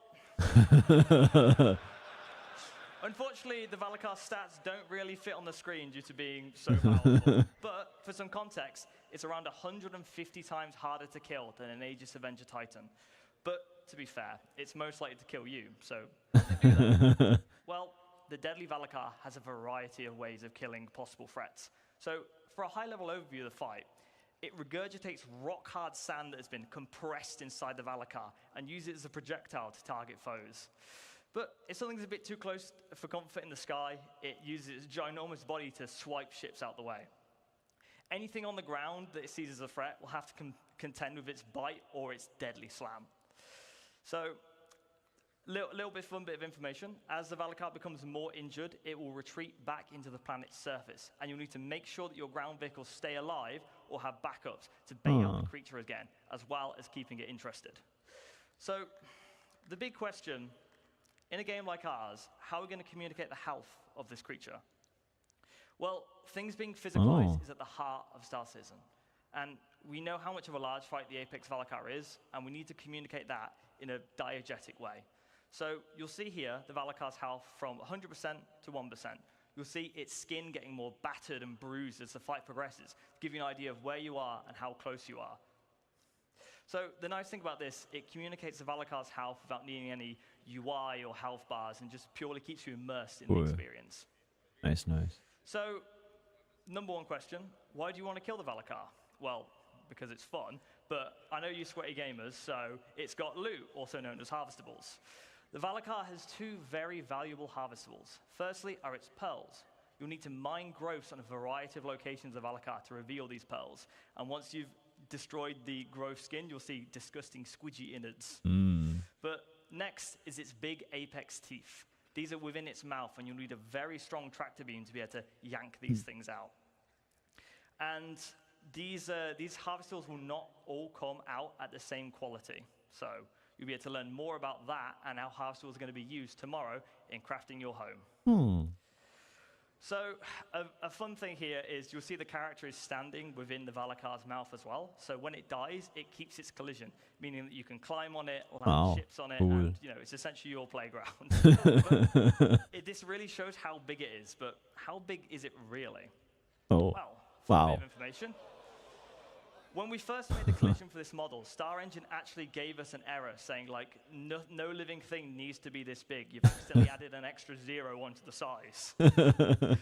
But to give you an idea of the sheer ridiculous scale of this monster, you'll see here an Idris. Anyone who's done Xenofret knows how big the Idris is. You feel like an ant when you're in the Idris, and this makes the Idris look small. There's also an Aegis Avenger Titan here as well, but if you look even closer, there's actually a Copion in this image. I'll give you a second to try and spot it. There it is. Oh. Anyone who spotted it. So it's big. So for some fun numbers, it's 250 Copions long, 47 Aegis Avenger Titans long, and for our American friends, that's about 3.5 football fields. But lucky for our Copion friends, the Valakar actually comes in different sizes. Oh. So you'll be familiar with the variants we've done before with our Quasi-Grazers and our Copions. They're in different biomes and they have different aesthetics. But moving on, we want to also introduce different creature sizes. So these sizes will have unique behaviors, animation, audio, and harvestables associated to each size. So for our first size, we have the juvenile. These juveniles will respond to stimulus such as noisy footsteps and loud mining. Oh, 5 Meter, This will süß. cause them to burst out the ground and attack anyone who's disturbing them. And you'll find these in caves near valuable Höhlen? harvestables and minerals. Ugh. So for our next size, adults. The adult Valakars know not to pick fights and tend to remain to themselves. However, if you exterminate too many juvenile Valakars, this will cause adults to show up, which are 3 times larger and a lot more angry. Creature sizes are great because they allow us to create varied experiences as well as show you how creatures grow and evolve in the environments they live in and grow up in. Beyond that, we have our Apex, which has the most valuable harvestables. Na, schon ein großer deadly Sprung. attacks. It's also the biggest living thing in the verse, so far. So far, oh. So, Ich glaube, ich gehe nicht mal in Höhlen. monster hunting is coming. This is the first in a large series of Apex creatures that you need to gather your crew together to take down this mighty beast. You need a diverse lineup of ships, Zumindest schon Pyro. loadouts, and skill sets Gut. to take out the Apex Valakar. Everyone at CIG is incredibly excited to get the Valakar into your hands, and we hope it shows that we're not only doubling down on creatures, we're also committed to bringing you gameplay experiences that only a game of our scale can provide. But that's all for the Valakar, for this Valakar. Let's take a look at some other fauna. Oh. Now, the Valakar is very exciting, but I also want to Was share kommt noch? with you the bigger picture for creatures. So let's start with some Valakar variants. Variants so far have typically just had alterations to their loot and appearance. However, we want to go further with what variants can be. For example, what if the Valakar evolved and grew in a swamp environment instead of a desert planet? Or if a Valakar never made it to the surface and only lived in drowned caves? These are the kind of questions that make sci-fi one of the best mediums. And I can hear the questions already. What does an adult cave Valakar look like? What does an apex Quasi-Grazer look like? Well, it's these questions that get everyone excited that works on creatures to give you a glimpse into the big picture. All of these variances and differences and new creatures make up what we call our fauna matrix. The fauna matrix is basically our creature encyclopedia. So these concepts should show you that we want to get more weird and wonderful with our creatures. We've started Sieht off echt with more weird aus. traditional animal references like dogs and birds and cows. But now we're in a position to create the things that we love about sci-fi, which is the weird and the unknown. So looking at where we're going, all of our creatures have been defined for the road to 1.0. We've ensured we've got a rich, diverse, distinct roster of creatures that make each of our Weltraumkragen? planets feel special. As well, as considering the unique elements of various planets, ensuring that they're populated with appropriate creatures. We've been designing einfach fliegende creatures in Kragen. line so the planet's ecosystems influence their behaviors, designs, aesthetics, and harvestables. With that being said, I would like to give you a sneak peek at our fauna matrix. That's all from me. I'm very happy to bring the Valakar to all of our backers. It's really like nothing else you've played before. I'll leave you with this last video. Enjoy the rest of CitizenCon, everybody.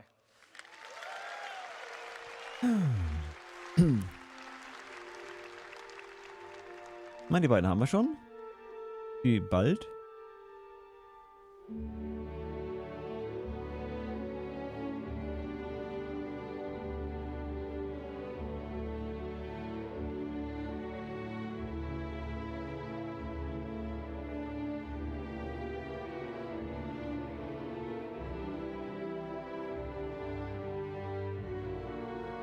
Naja, haben sie bestimmt auch vor, Andrew.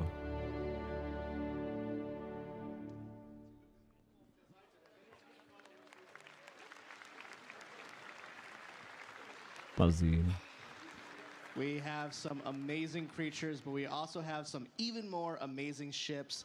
Let's give it up really quick again for that Dress to Kill panel. That was amazing. Everyone there did an awesome job. Now we are back here at Polakus Workshop. We got cut off for time earlier, so I want to give Naja, hörst noch ziemlich große Wassergebiete. awesome Star Citizen miniatures.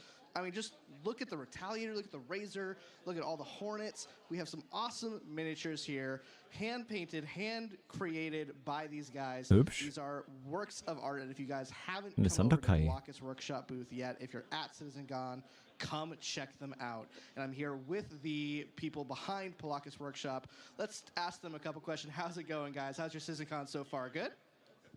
Amazing. Amazing, awesome. So my first question is, how long have you been making models? How long have you been making miniatures? ¿De cuándo estás haciendo miniaturas?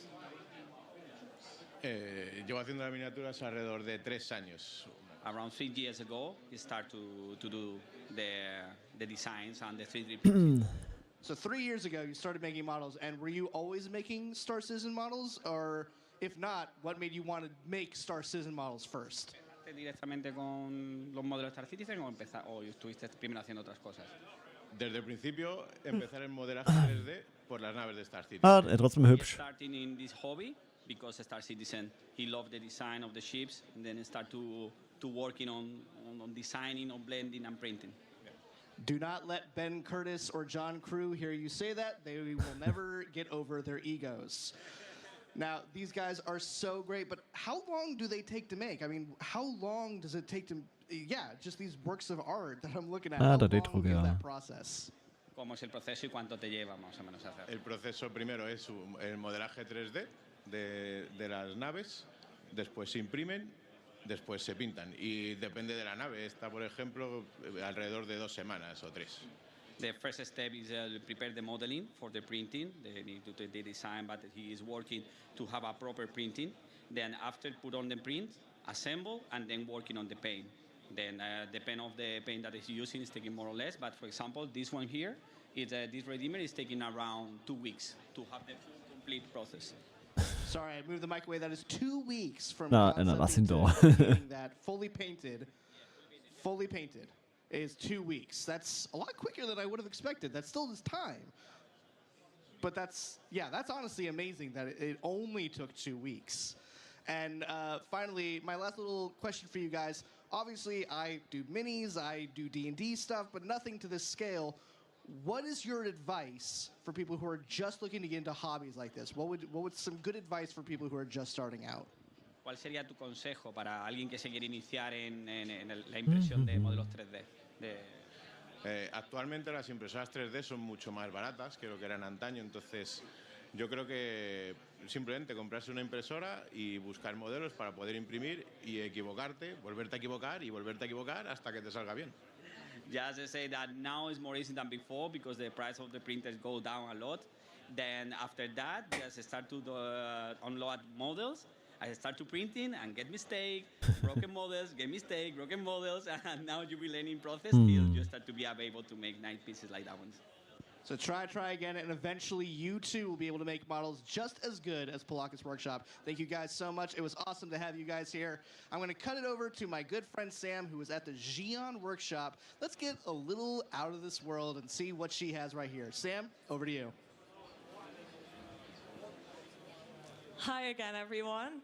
I'm over here at the Xi'an booth, and I'm going to introduce you to a very famous guy in the Star Citizen scene.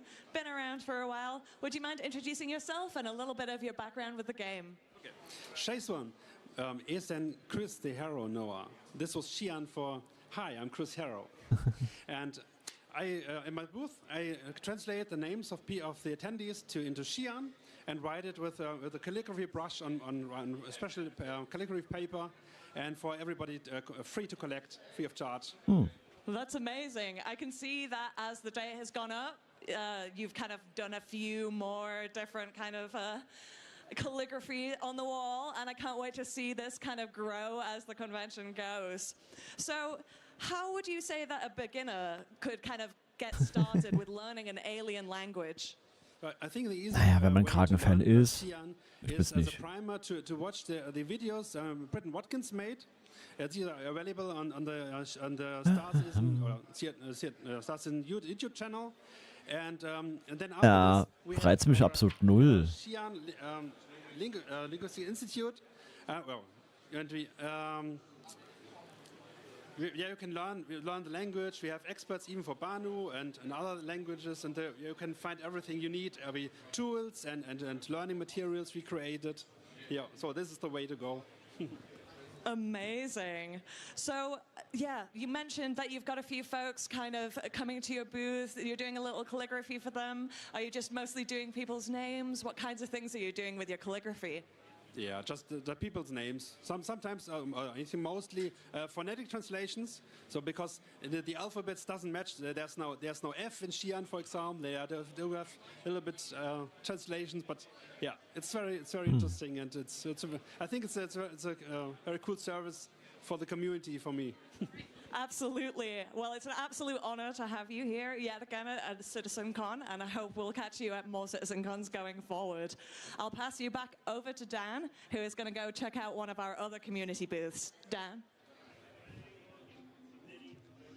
Thank you so much, Sam. Now, guys, it's been a long week. I think most of us here could use a drink, and no one does drinks better than Bar Citizen International. Now, you guys have been killing it this week. I don't know if you guys have been here in Manchester this whole week. There's been a Bar Citizen every single night, Monday, Tuesday, Wednesday, Thursday, and Friday. You guys went all out. You had an entire city block takeover on New Wakefield Street. I was there. It was massive. How many people were there again? We had about 2,600 people. Wow. Which is 4 times larger than what we had in LA last year. So it's big.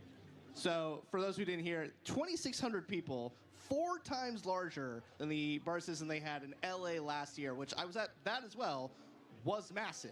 So you guys have been killing it with Bar Citizen International. But what are Bar Citizens? For people who maybe don't know, what is a Bar Citizen? Yeah, so it's really any event you want to go to, anything can be considered a Bar Citizen. If you got 3 or 4 people with pizza and you're just talking about the game, that is a Bar Citizen. Now, because of all the great things that are coming out in the game coming up and we get to see, we assume that these are going to grow and they're going to become massive. So Bar Citizen International was put together to help coordinators, either veteran, need assistance, or brand new people. And it's been great because the number of people that are here that are like, I want to run one of these. Well, we've got you.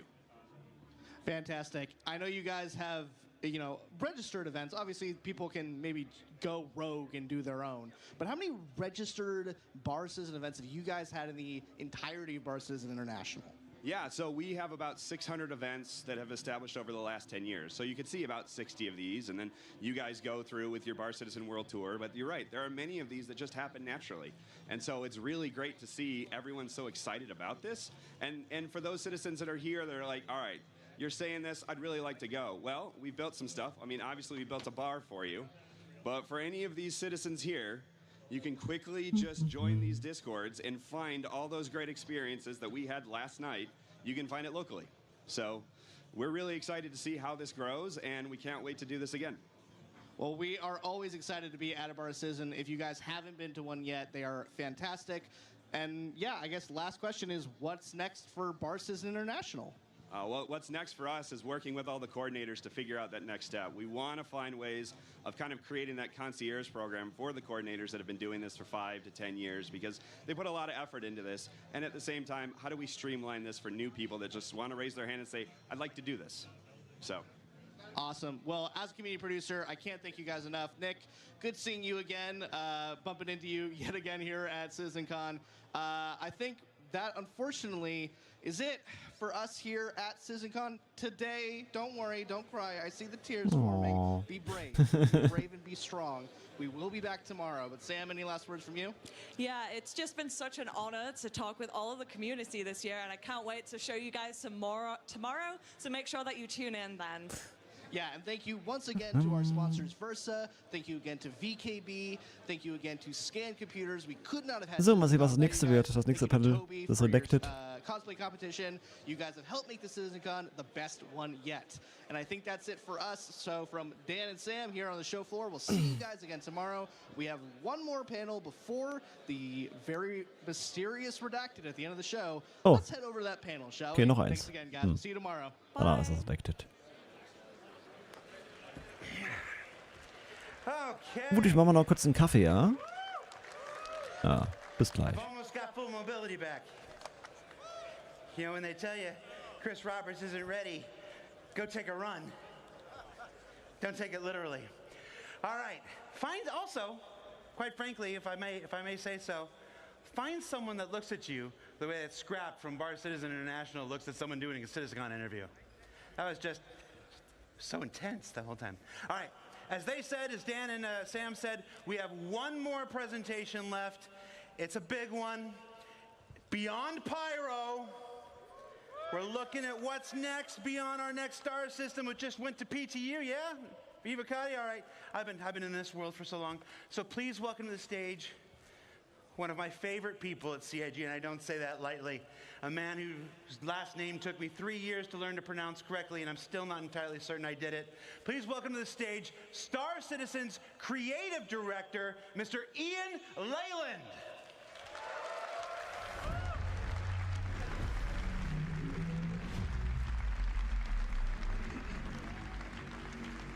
Hello, everybody. Did I say it wrong? I did. Yeah, okay. I did. I still didn't get it. One day. Thanks, Jared. Hello, everyone. Wonderful to see you all. Thank you for coming out. Did you guys see that worm? Really cool. All right.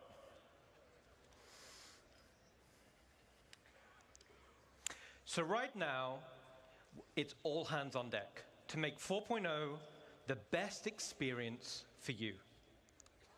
Richer locations, deeper gameplay, better experiences. All with completely new and wonderful music from Pedro, which will create an evocative and emotional backdrop. Rich and I have been working directly with Pedro for many months now. Beautiful music awaits. But today, I'm going to talk to you about what's beyond Pyro. So let's strap in and we'll take a look. My name's Ian. I'm the creative director for Star Citizen. And let's start by looking up into the stars and saying hello to an old friend. Oh, welcher alter Freund? Nix.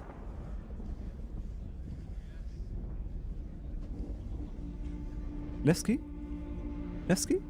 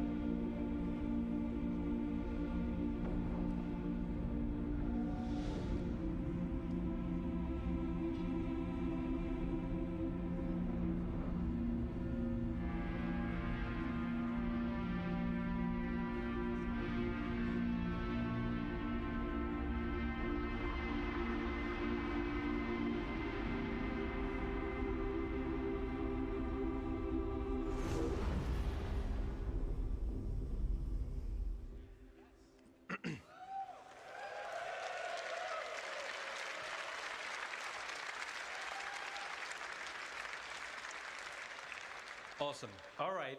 So this is Nyx system. Nyx was discovered in 2582 by Carl Larry during the height of the newly formed United Empire of Earth's territorial expansion. Its most defining feature, and the source of its name, is the sprawling black dust cloud that occupies most of the system. The dust cloud severely hampers visibility and can interfere with your ship's scanners. This system does, however, border with Vandal space. So, visitors are being advised there are Vandal raiding parties hitting locations throughout the system. But despite this, a small community has formed in the system, and this is on an asteroid in the belt between Nix 2 and Nix 3. And this asteroid is called Delamar.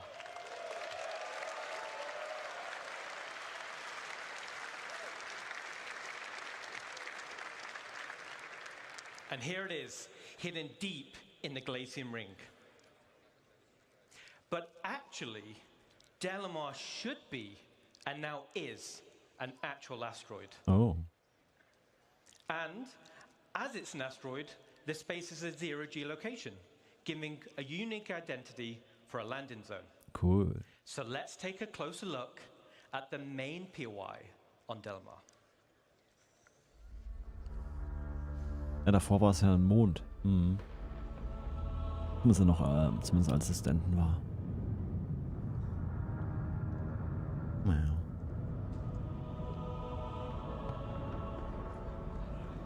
Schaut schon beeindruckend aus.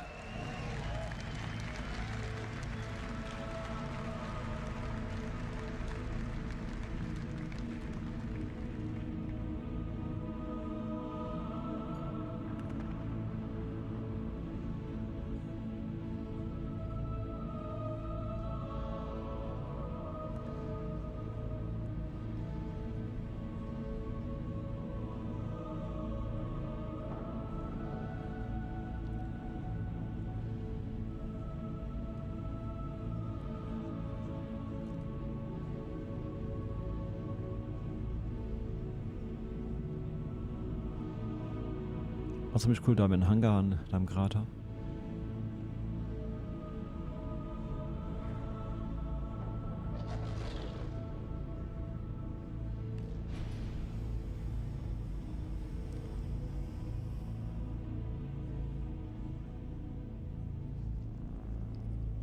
Wow. All right.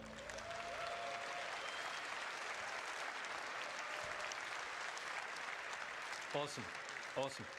So, for all that remember, it's awesome to be able to say, welcome back to Levski. Willkommen zurück, Levski. And for new players, let me tell you why it's a cool place. This used to be an old mining facility, which was mothballed and then abandoned. There is an internal network of abandoned tunnels and mine shafts, and these are now populated with refugees, fugitives, and criminals. This is also the home to the People's Alliance, who you'll be doing some work for. And as Levski was made some time back, it needed to be updated so that it can fit into current gameplay features and systems and mission loops. So let's take a look at the first update, and that is to the hangars and landing services.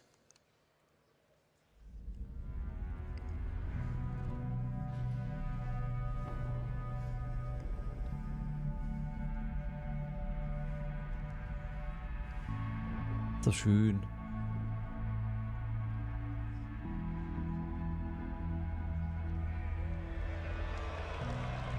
Oh.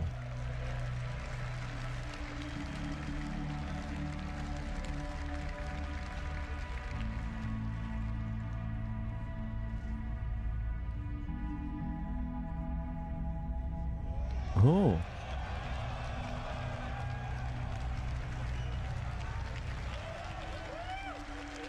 Oh. Release the Kraken!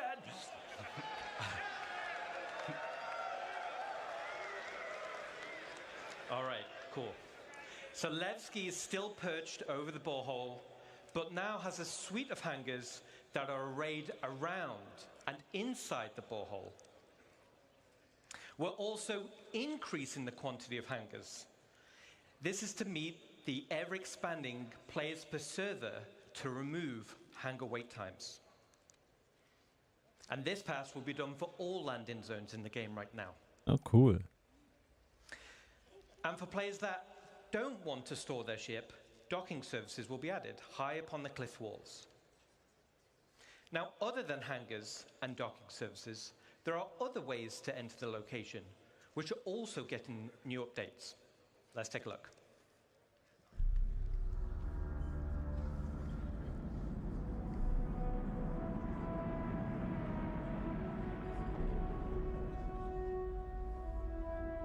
Die Redeem an Weiß sieht einfach so gut aus.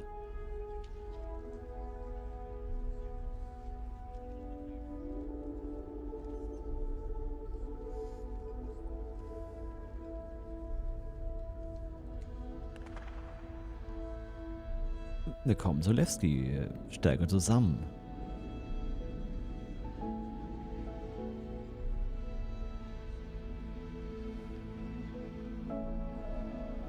Cool.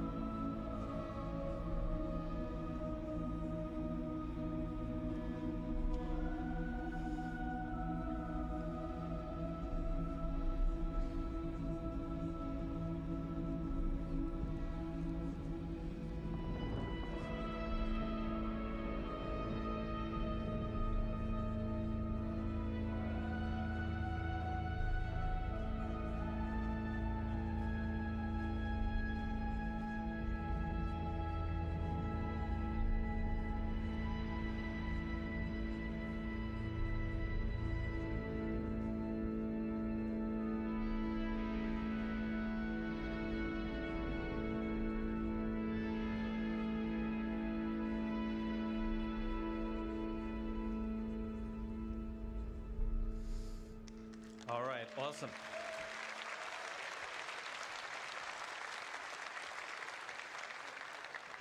So around the main entrance, there's still gravity plating for on-foot access. And these will lead to open landing pads for quick drop-off and pickup.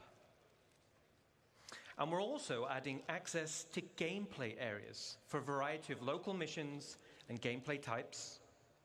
And as you saw in the video, there will be banks of exterior freight elevators. These can be used for quicker gameplay loops without requiring hangar services. Now, as this is a zero-G location, it also gives an opportunity for another type of specialist freight services. Let's take a look. Oh.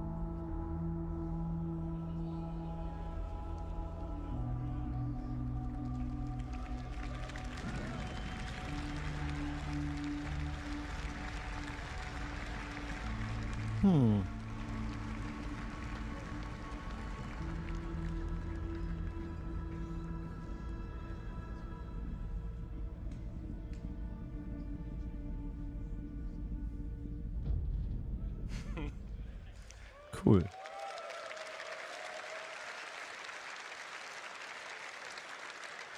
All right. So first off, now the borehole goes all the way through the asteroid, which is Nice. awesome to fly through. And down at the base of the asteroid, there will be banks of exterior zero-G freight elevators. These will be priority access for Hull series ships. So for all the Hull series folks, we got you covered.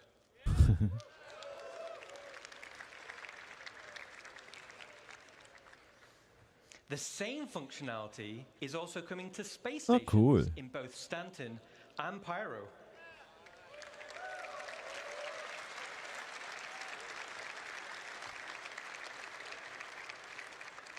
But wait, there's a little bit more. Oh. Let's take a look.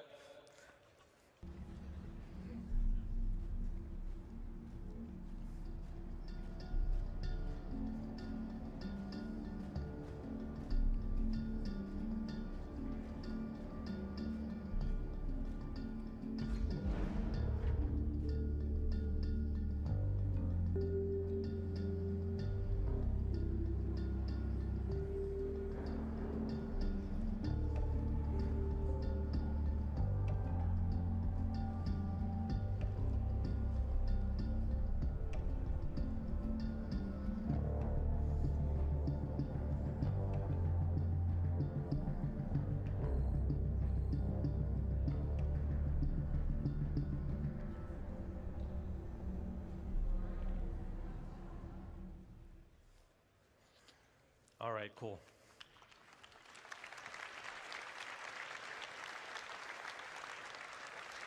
So, the external freight elevators will now have direct access to cargo decks to be able to quickly sell or pick up for the next run. Oh.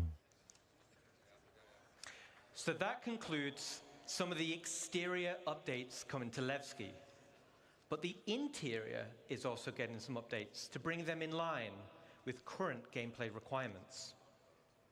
These will be spaces like cargo services, as we just saw, for hauling and supplies, and refinement centers, so you don't need to travel far to refine your ore. And we're updating the interior layout to provide better access to gameplay spaces. So to conclude, Nick's system will be the next system after Pyro. Yay!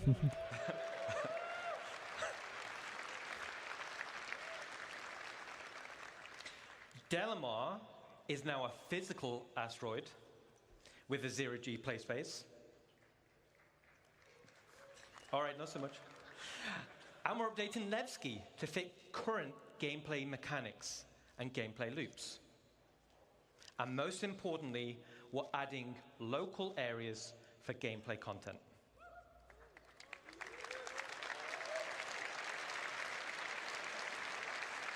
Regen. Now, speaking of gameplay in landing zones, let's leave Levski for now. Aww. And let's jump to rainy Arcop, which is missing the most gameplay spaces right now. So we're continuing the Building Interior initiative. We're adding additional districts to landing zones, which are gameplay focused. These gameplay areas will interweave with the landing zone, but ultimately will be independent. So for Area 18, let me introduce you to the Municipal Works. And this will be split into two locations. The actual Municipal Works, which will be an open world sandbox area for all players, and the lower Municipal Works, known locally as the Depths, which will comprise of several instanced levels. So, how do I get to the Municipal Works? The Municipal Works is accessible in multiple places in Area 18.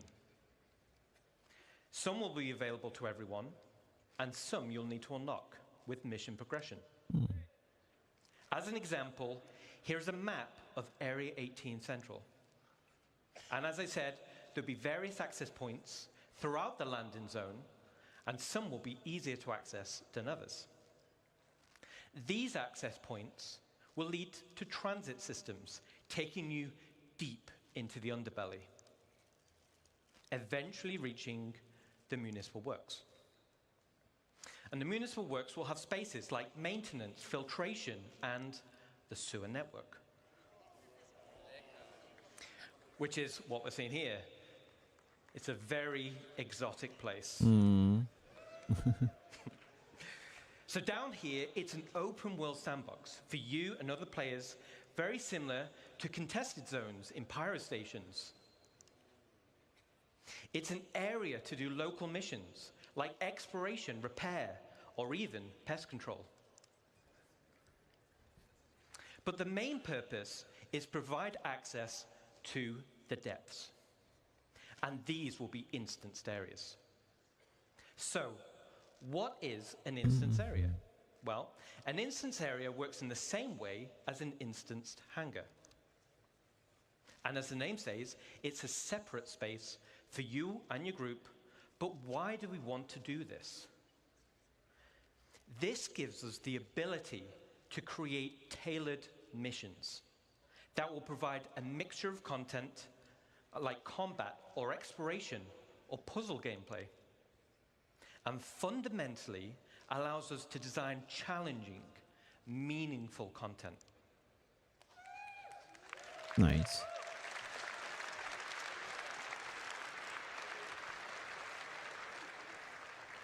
All right, so let me illustrate, going over here, how the depths will be split by levels. Now, stay with me on this. We're going to rattle through it quick. So let's say you're in level B01.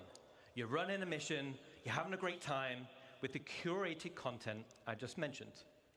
But down here, you'll have to do a variety of content over a period of time and over multiple play sessions. At the end of the mission, you'll find an access point, which will bring you back to the landing zone. And you'll do this loop multiple times with different mission content. After achieving the required amount of progression, your access level will be upgraded. So this time, you head down the access point elevator, and now it takes you all the way down to level B02, and you continue on with your journey. Now this is your new area with different mission content, new rewards, and a new access point back to the LZ. The same as B01, you'll do this loop multiple times. And you guessed it, eventually you'll get access to level B03, and we continue deeper. With each level you unlock, you access new areas for new mission loops. You'll access new, more challenging, curated content and access better and better rewards. And this is what will form progression-based content.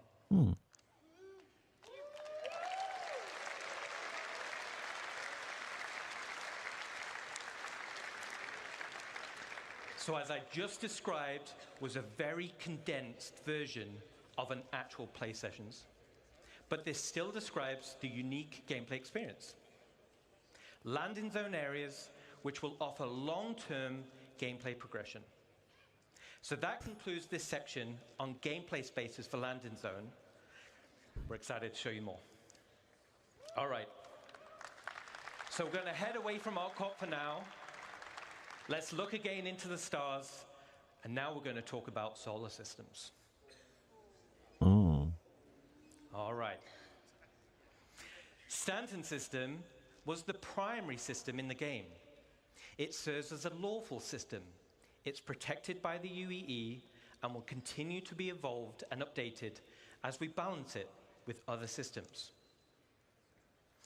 Then we have Pyro system, which we've spoken about at length, and this will serve as the primary unlawful system and is the perfect contrast to Stanton. Then, as we just saw, we have Nyx system. It's not a totally unsafe system kommt like dann Pyro, Odin, but it Terra. depends on where you go, as it borders Vandal space. See that little bit of red? That's Vandal space right there. And the UEE does not protect this system. But we've got a little bit of space there, haven't we?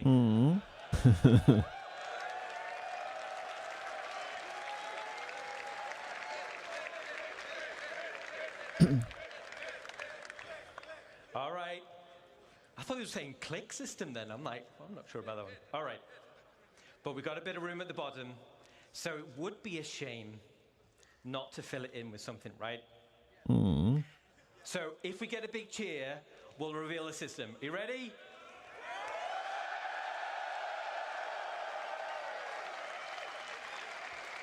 Very cool. Very cool. All right. Here it is. Oh, wait. All right. Okay. All right. All right. Okay. So, let's take a sneak peek at system number 4. Here it is. Wow. It's awesome, right? All right. No, in order to reveal the 4th system, let me take you on a little history lesson. And to do that, we're going to load up our old friend, the Galactipedia. So, we're back in the height of the human-Xi'an Cold War. Tensions were at breaking point. In 2542, Armistead Perry introduced a designation line for a group of 8 planetary systems that marked the borderlands between Xi'an and human-controlled space. The United Planets of Earth designated the systems as no-fly zones and utilizing them as military staging grounds. But one system on the Perry line offered a key strategic position for a potential invasion into the Xi'an Empire. Oh. And that system was Castra.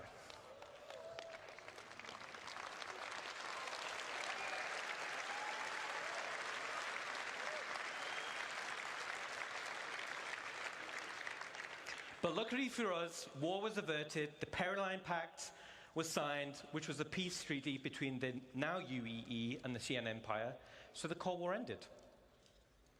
The systems of the Perry Line were divided up between humans and Xi'an, and fast forward back to present day, humans and the Xi'an enjoy a more prosperous relations, and everyone's cool.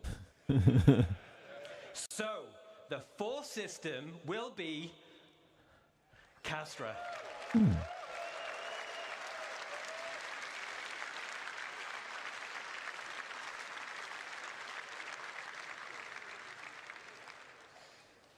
Hübsche Skybox-Farben. History lesson's over, so let's jump in and find out a little bit more. First we have Castra 1. Here it is. Castra 1 is a dead, coreless planet because it's too close to the sun to be terraformed for human habitation. So instead, the UEE Navy used Castra 1 for target practice, giving it the nickname of Bullseye. Oh.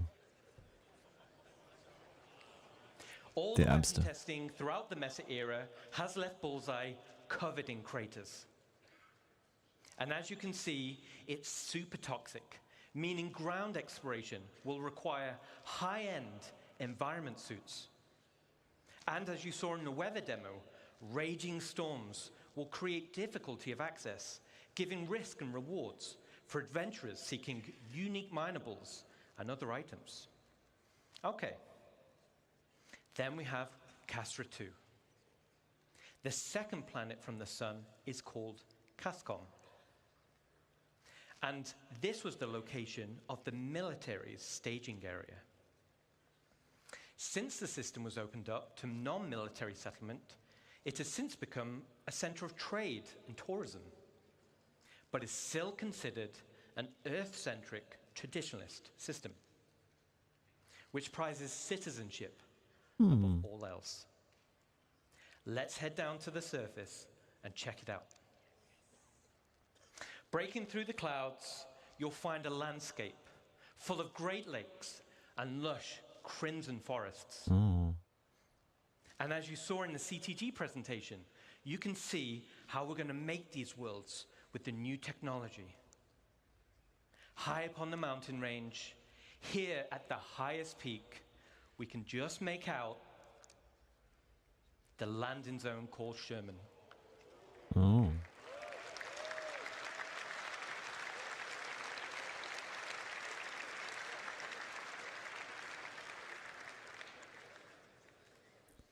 which is fondly known by its residents as the island in the sky.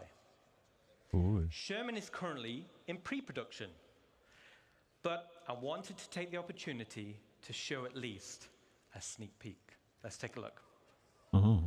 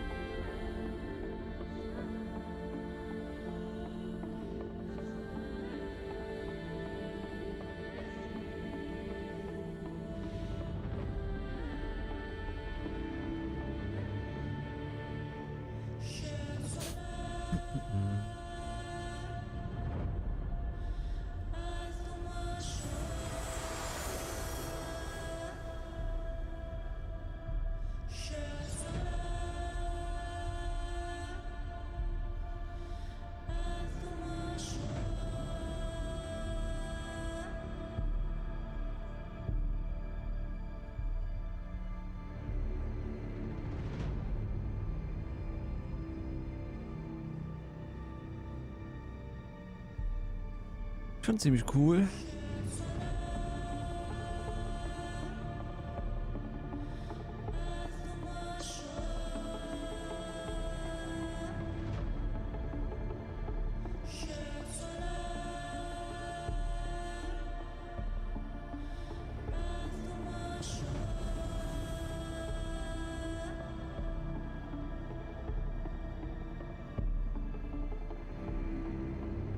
Ziemlich cool.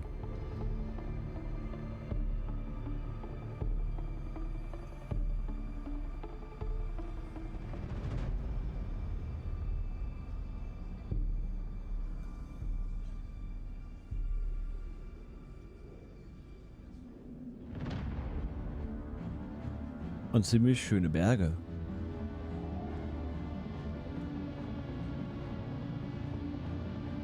Wow.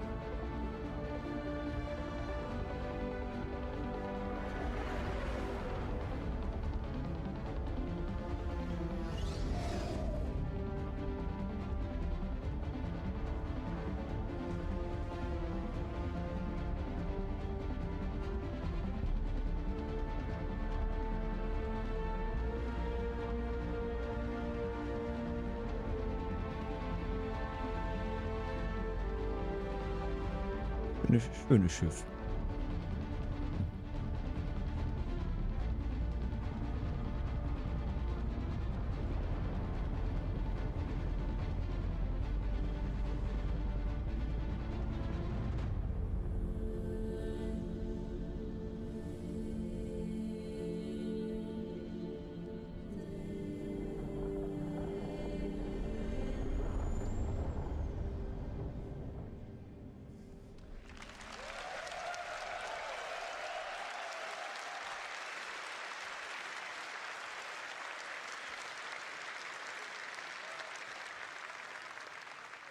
Awesome.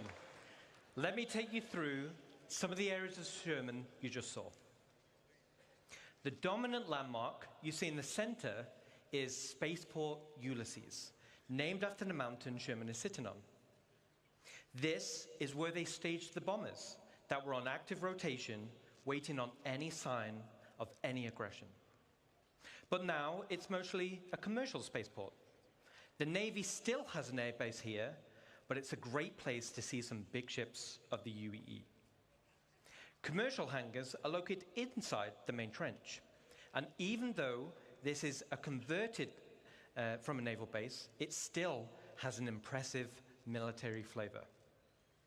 And speaking of military flavor, the original AOV-9s anti-orbital cannons are still present around the defensive walls, Hübsch. with most of them being decommissioned once it became a civilian city.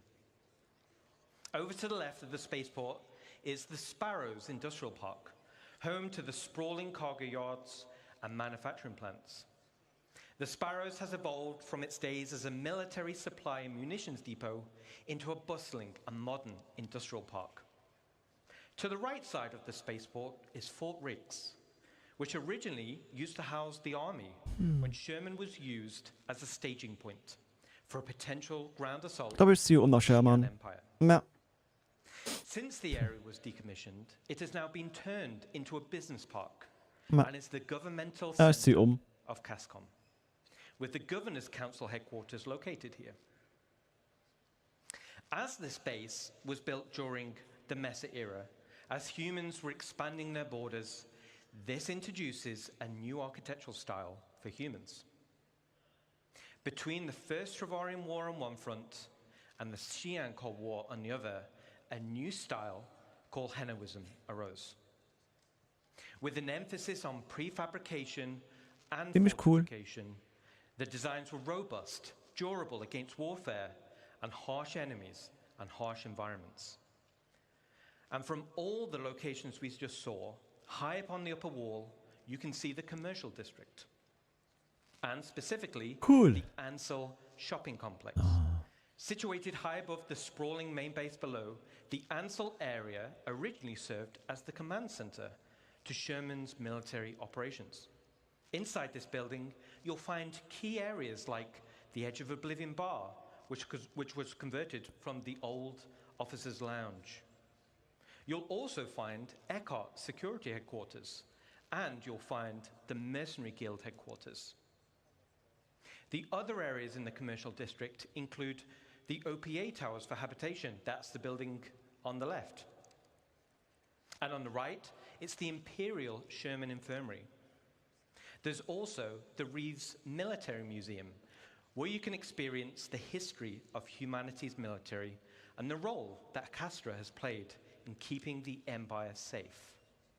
And finally, we have Overlook Point, which is the name of the vantage point and park situated in front of Central Command, which has the best view overlooking the landing zone.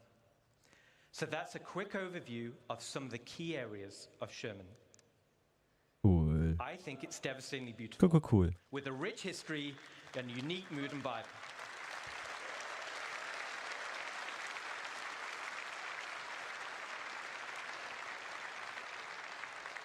Awesome. So before I go, I want to thank you all. You are all awesome. All your passion, all your dedication make our lives as devs so much easier. And thanks to the CIG staff, who's the awesome work we're seeing in front of you. So, weiß nicht, was nun kommt.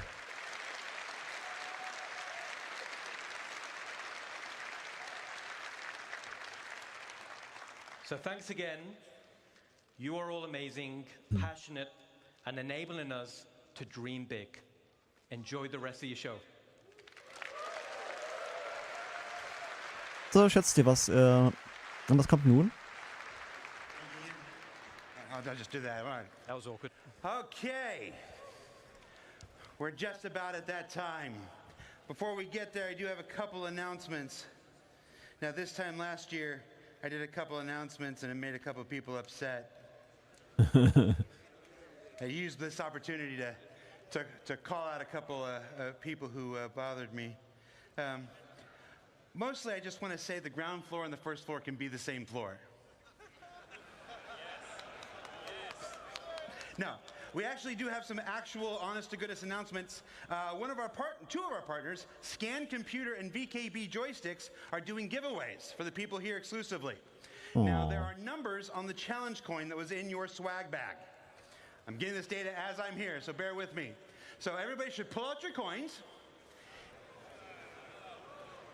Yeah. And I'm going to call out some numbers. And if your coin matches this number, you're going to find Dan. He's that guy over there with the bouncing thing. There we go. And he's going to give you your prize. So the first prize is for a set of VKB joysticks. The number we're looking for is 2272. 2272. Anybody?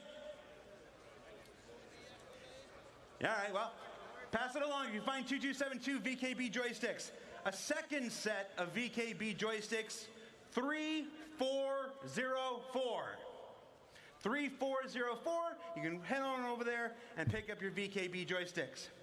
And the grand prize is a computer from Scan Computer, they're a vendor here, built into a Kovalex shipping box. So I'm going to give you 2 more seconds to pull out your challenge coins here. The winner of a Kovalex computer is challenge coin 413. 413? Niemand? What? You get it? All right. Find Dan over there. If you don't claim your coins, hey, I'm just doing the thing. It just says the thing right there. I'm just reading the thing. All right, guys, it is approximately 5 o'clock. If you check your CitizenCon schedules that were handed to you inside your gift bags, at 5:30 is our special redacted portion of the show. That gives us approximately 30 minutes. So 30 minutes to stretch your legs, to get something Okay, to habe ich schon eat, eine to buy Pause. your last piece of swag, to check your challenge coins, and go and collect your swag if you need to. And then at 5:30, I said it before, I'll say it again. Don't let any force on this earth stop you from being in these seats. We'll see you at 5:30, everybody.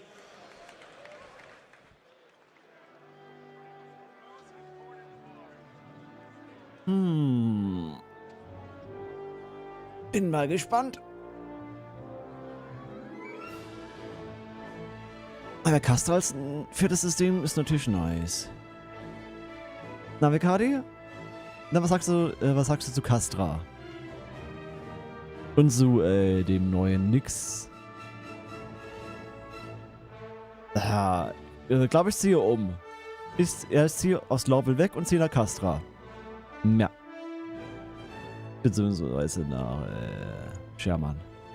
Ja, sieht richtig gut aus. So hoch in Wolken.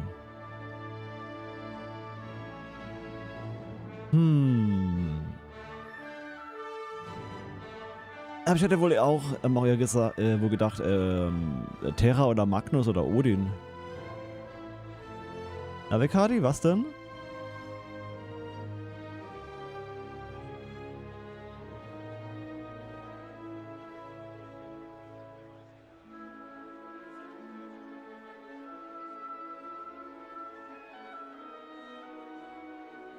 Was denkst du, was nun kommt?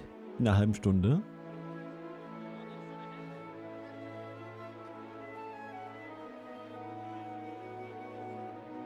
Was hat er das angepackt? Wir fliegen nach Bullseye. Ein paar Sachen sammeln. Und ich dachte, du wirst erstmal mit deinem Buggy Empire rumfahren.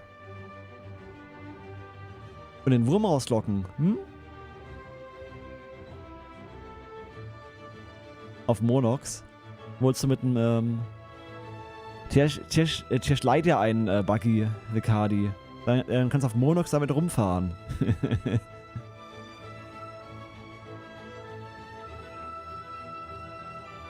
Mhm.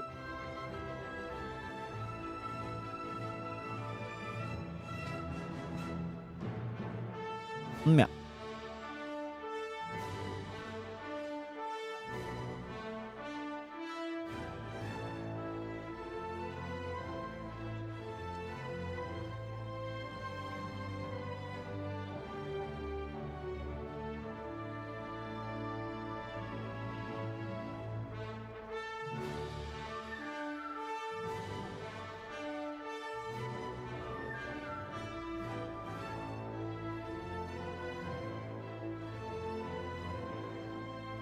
Ja, ich hoffe, du wirst da nicht gefressen, Vikadi.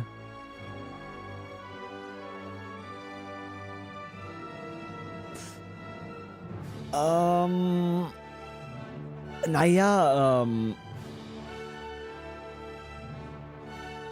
na, ist halt jetzt nicht klasse im herkömmlichen Sinne, sondern mit einer, sagen wir mal, mit so einer normalen Kleidung bist du einfach beweglicher und wirst nicht so schnell entdeckt als mit einer schweren Rüstung, weil es einfach leiser ist. Ja. Jede Rüstung hat quasi Vor- und Nachteile oder Kleidung. Das ist einfach. Ja. Ja, genauso in echt, wenn du dir zum Beispiel einen Handschuh gegen Schnittverletzungen anziehst, dann kannst du dich nicht so schnell, nicht so leicht schneiden oder so. Na. Oder genau, wenn du allgemein eine Rüstung anhast oder eine Panzerung. Ah. Bist aber auch unbeweglicher. In der Kampfmontur zum Beispiel. Ja.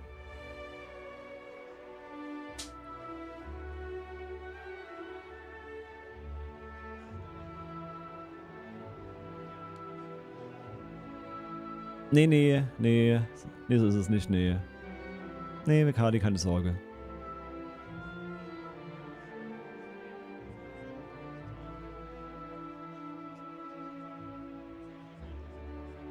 Kannst du auch Sachen kombinieren, aber hast halt natürlich auch Nachteile durch.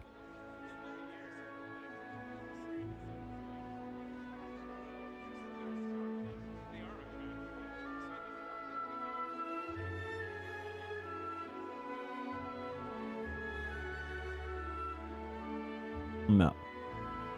Oder halt mit dem Flight Helmet hast du halt dann quasi dann die extra MFDs oben. Ah. Dafür ist halt nicht so sehr gepanzert.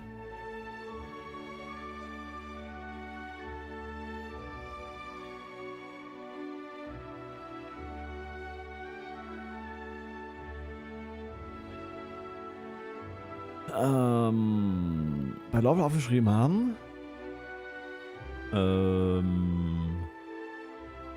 Ne, aufgeschrieben haben sie eher bei den Erweiterungen.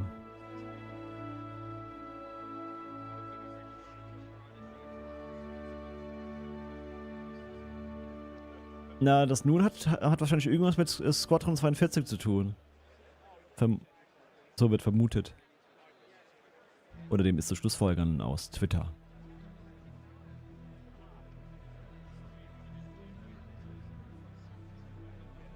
Ja, das alte Level war halt vom Aussehen auch echt veraltet.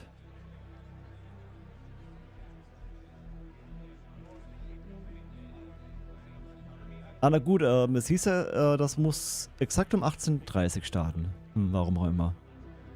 Mal sehen, was das wird. Fisch im Release-Date.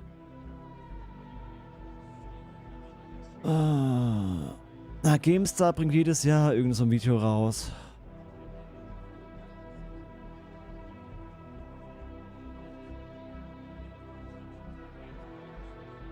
Aber nee, habe ich mir nicht angeschaut.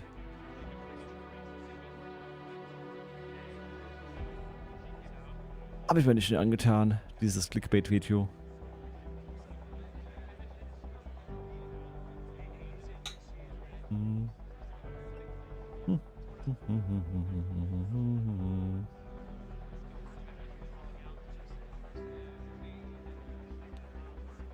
Dankeschön.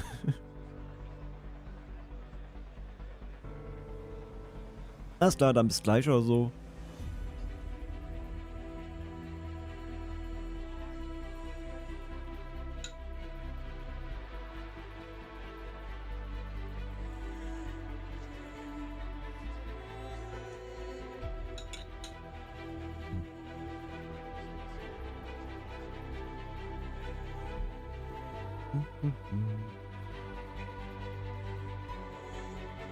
Und ich gehe auch nochmal aufs Klo. Bis gleich.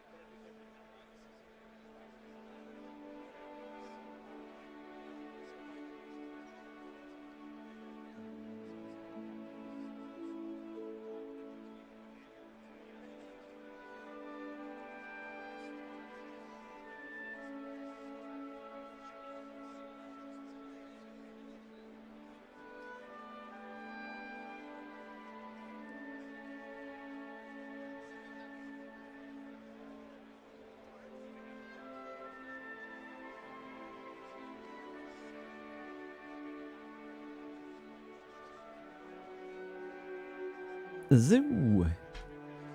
Gut, erleichtert. So, Chat. Was war bisher euer Lieblingsteil der heutigen Con? Haut doch mal gerne raus.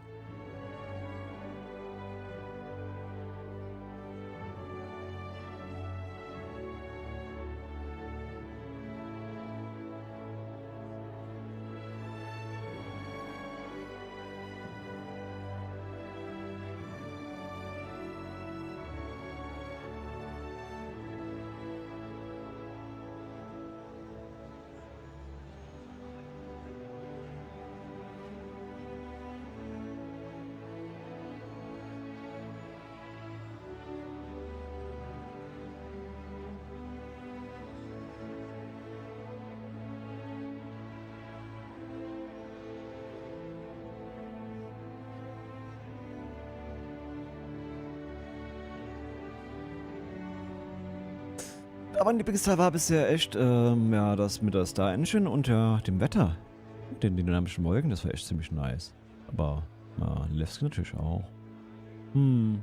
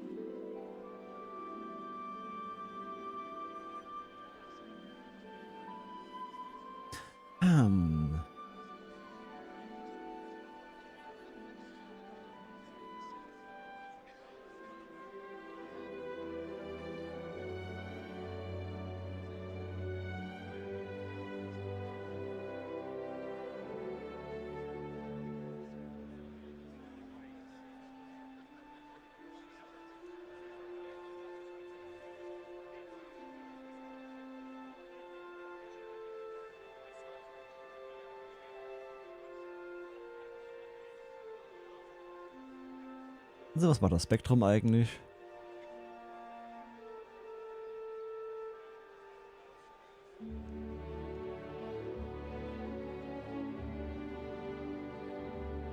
Beyond Pyre war so komplett let down. Ja, nee, fand ich eigentlich nicht.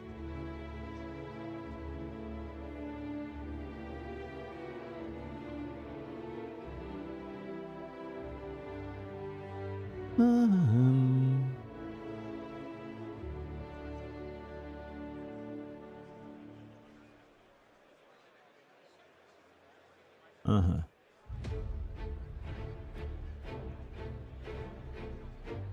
Chipsales?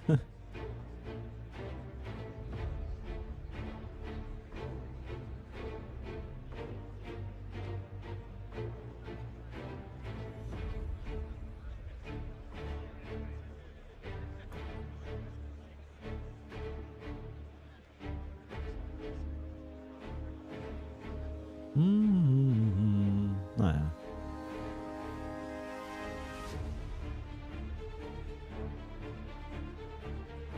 Okay, nach 16 Minuten. Dann geht der letzte Teil los von heute. Bin gespannt.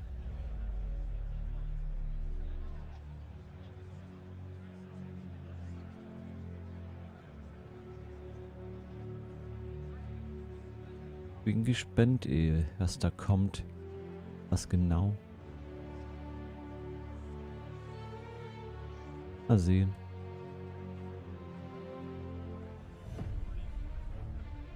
Mal sehen, was das wird.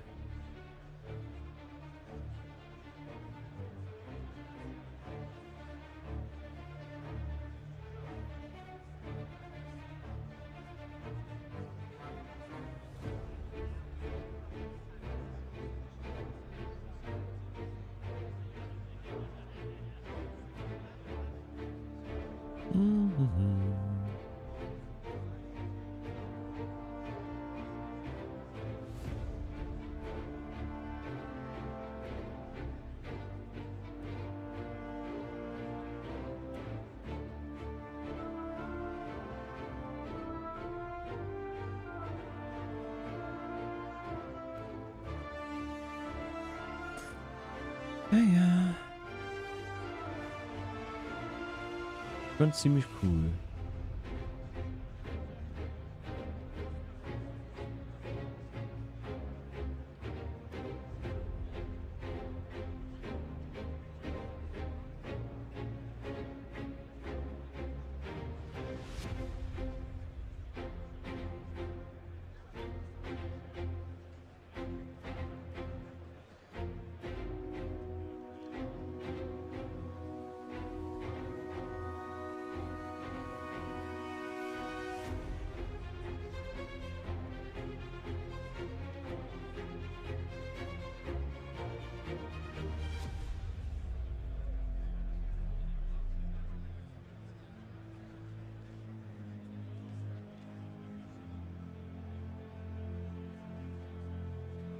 Gehen wir noch etwas ins Spiel rein.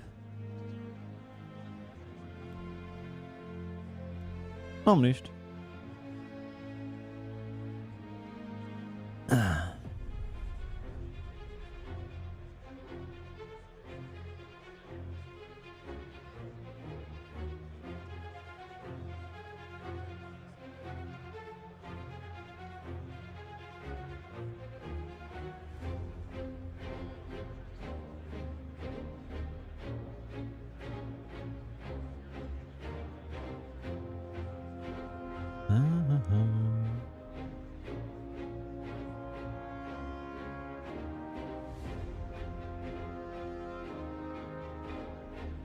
Also wir müssen unser Zeug kleben, verdammt. Ah.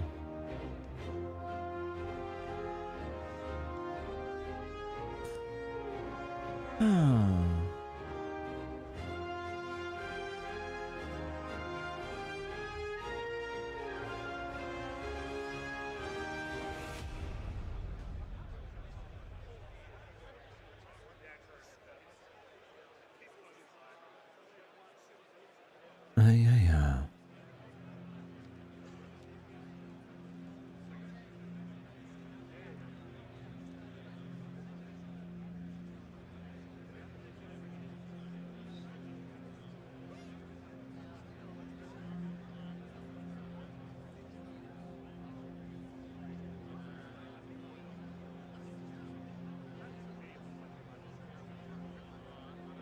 Oh, Server FPS 0. Das ist natürlich echt ziemlich viel.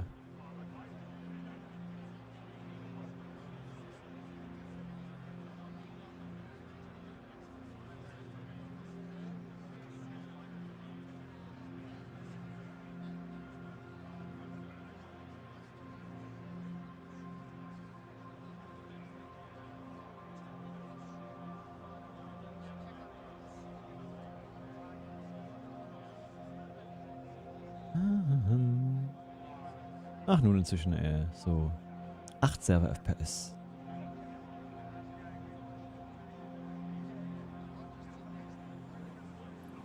Okay, wir haben unsere Sachen noch. Cool.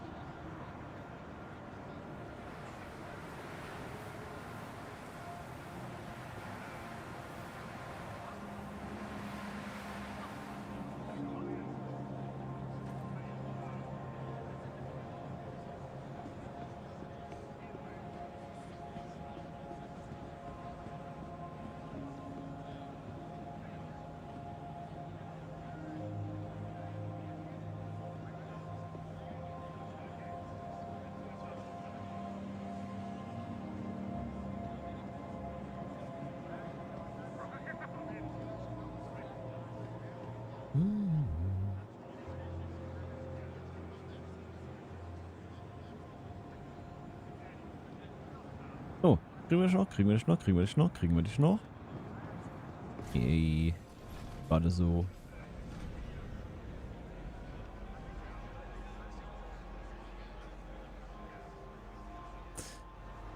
Aber gerade so.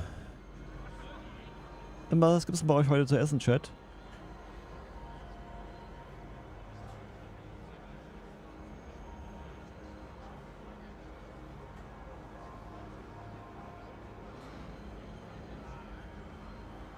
Irgendwas Leckeres?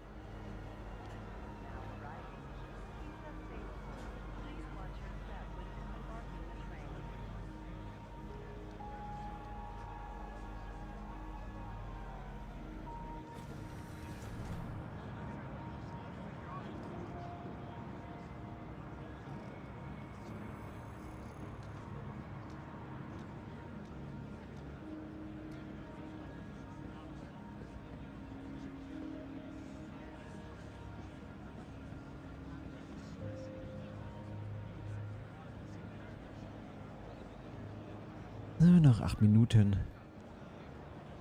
Dann geht's weiter.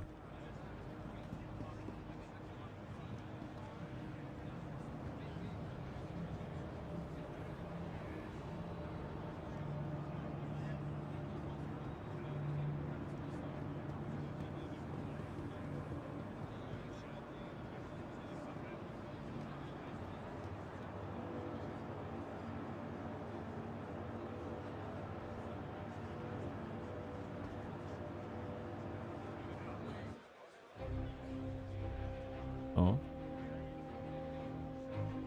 Oh. Das hatte ich schon ewig nicht mehr.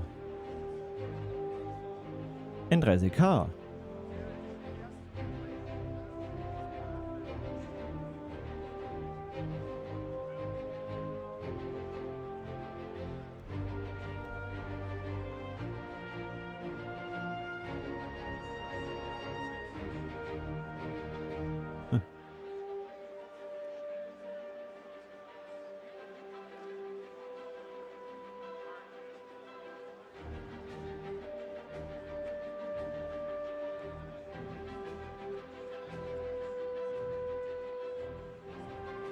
So, willkommen zurück für Kadi.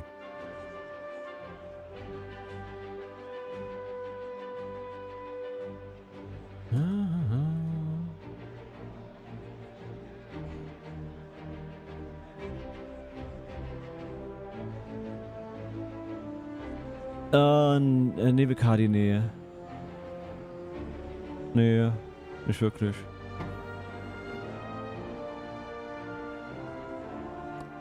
Wird man wahrscheinlich irgendwann auf der Roadmap abfahren.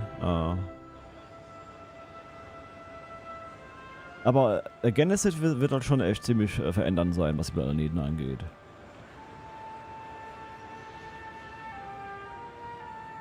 Ich muss das leiser machen.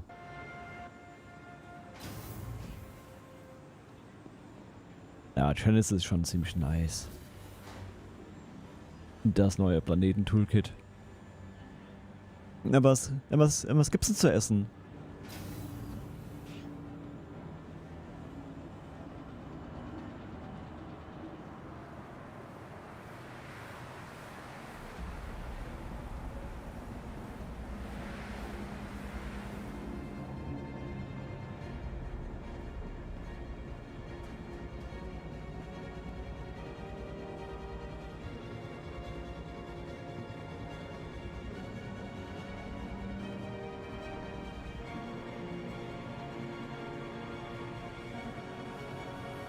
Oh, falsch abgebogen.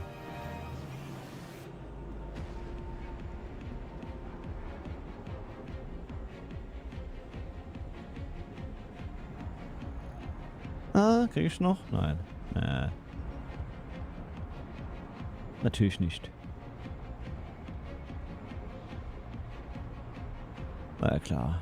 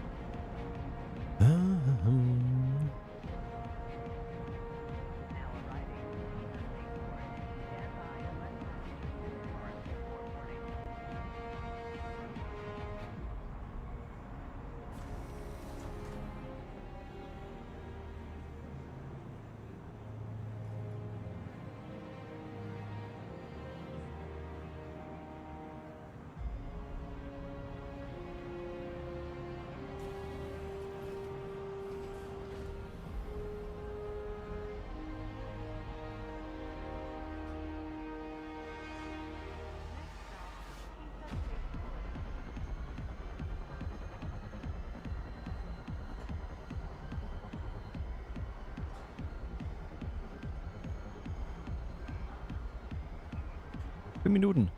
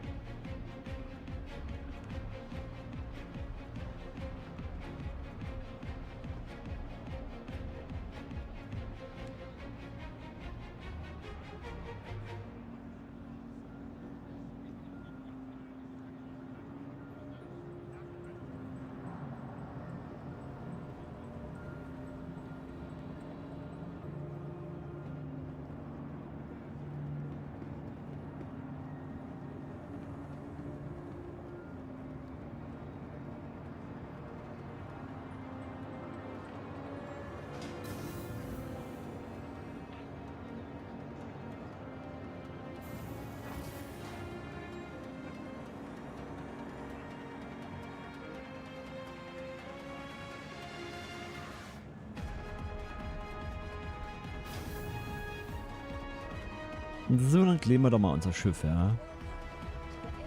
Unsere schöne Süß.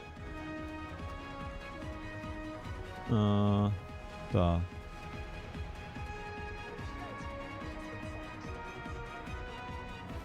Gut.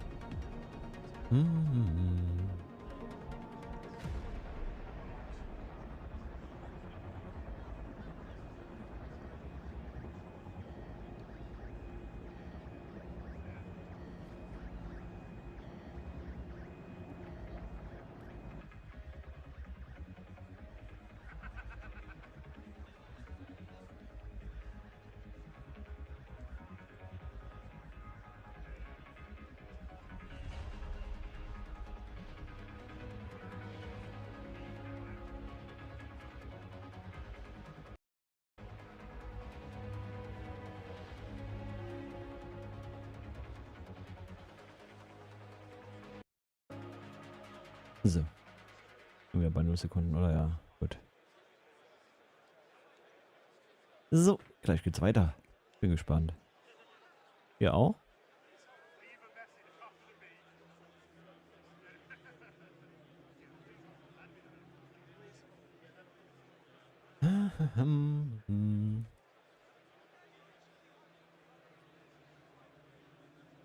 Aber was denkt der Chat?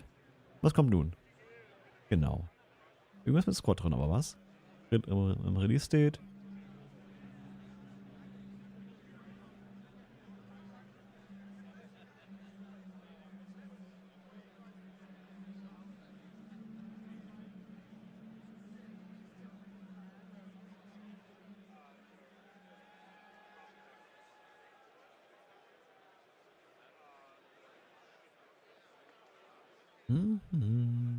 So, Bratwurst mit Pommes. Boah. Bei mir gibt es nachher Pelmeni.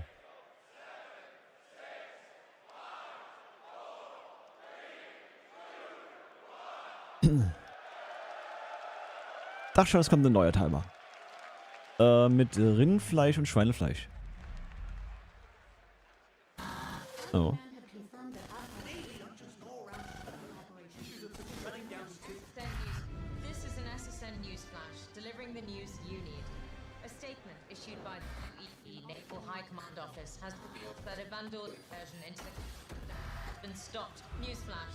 Na, bleibt doch hier.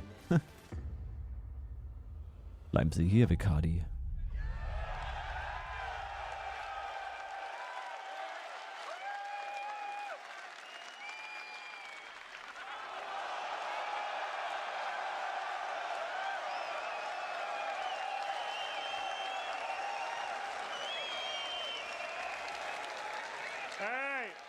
I hope you like what you've seen so far on day one.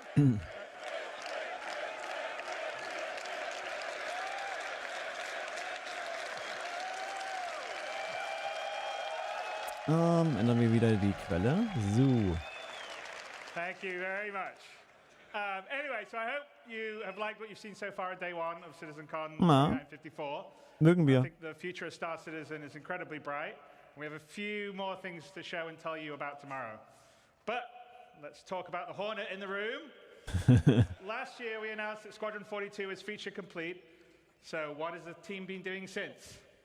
Given the scale and ambition of Squadron, our teams have been focused on polishing and optimizing to ensure the game meets the high standards that I have, the team has, and you guys have. This level of quality does take time, and we're committed to delivering an experience worthy of the journey. So I'm not sure if we've officially talked about gameplay time, but the story on a regular playthrough is anywhere to 30 to 40 hours in length, which is not inconsequential. So what does that look like? To show you, we thought it would be best to boot up the game and start at the beginning. Now, quite a few people want us to play a pre-recorded video where we played it safely offline, but that's not our style. Oh. Eine Live-Demo. So, we are going to play this live. I've played it through many times, flawlessly not crashed, sorry. Occasionally, we've had a few, so if something happens, it happens. But fingers crossed. But what you're about to see is the prologue of Squadron 42's and you, the player's origin story. And you can think of it sort of like the opening of Gladiator, but even more epic. And I want to remind everyone that we are still polishing and optimizing. So what you're about to see and hear is still work in progress and will continue to be improved. But I hope you agree it is shaping up to be something special. So to take us on this live journey, I would like to bring Richard Tyra, Senior Game Director, to the stage to play the game. Okay. All right, Rich. It's in your hands. Absolutely. Hello, CitizenCon. So, my name's Rich Tyra, and I'm the Senior Game Director for Squadron 42 in Star Citizen. And I think we've got a little bit to play, so who wants to start? Should we go? Okay. So as Chris says, this is going to be playing it as a natural playthrough with, hopefully we don't run into any issues, but we'll go from there. And this, what you're seeing here, is the Combat Pilot Training application form that we're going to submit for your application. But once we get into the game, I'll kind of be quiet and just let the game speak for itself. It is not about piloting the most cutting-edge ships or traveling to the farthest reaches. Fighting to protect your home and loved ones, or even learning what you're truly capable of. Those are just the perks. I'm Commander Ryan Wright. I fly Navy.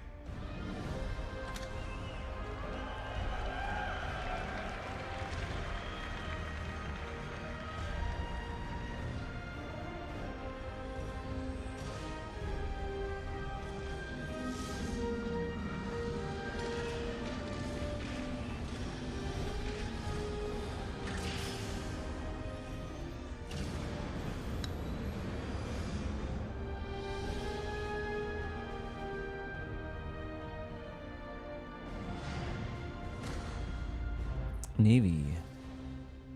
Ui.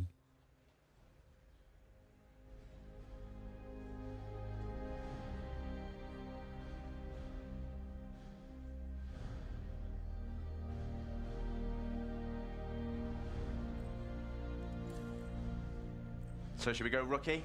No, Legatus? Which one? Yeah, let's do it.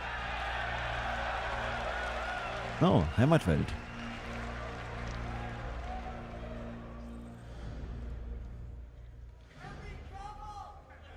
So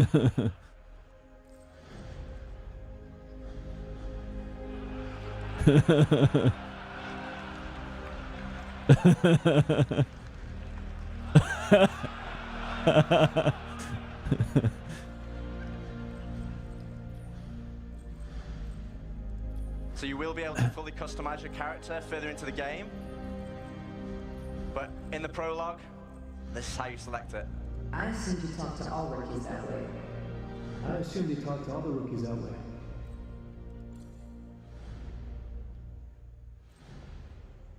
Should we go?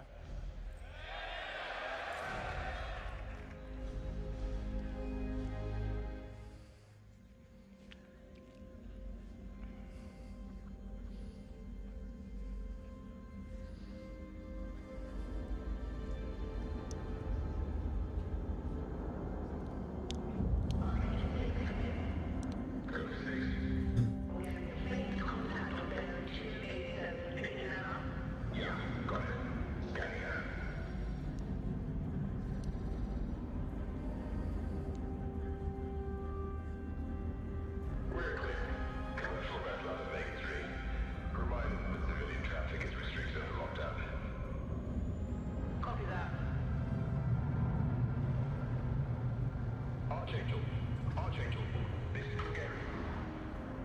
Come back, Gregary. Redirect to sector 7 Bravo Echo for immediate tasking. Copy that. On our way.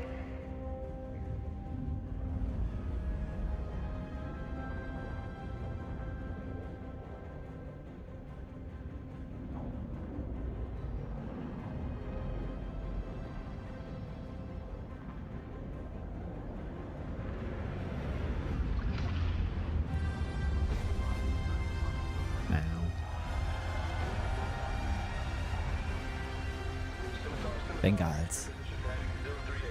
Copy that. Adjusting heading now. Reaper Squadron. Thanks for joining us. What's your sit rep? In position, holding now. Understood. Stand by for further orders. All flanks. Bishop wants a loose formation and baffle so we don't clump up. Copy that.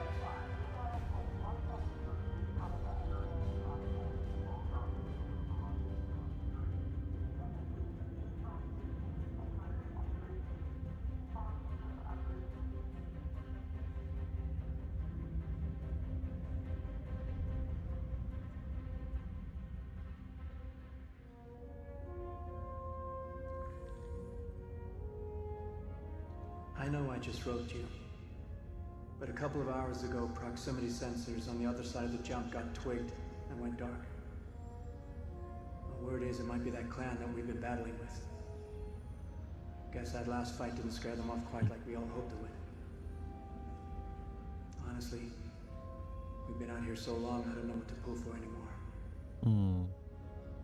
I just wanted to let you know. I'll write as soon as I can. Stay safe.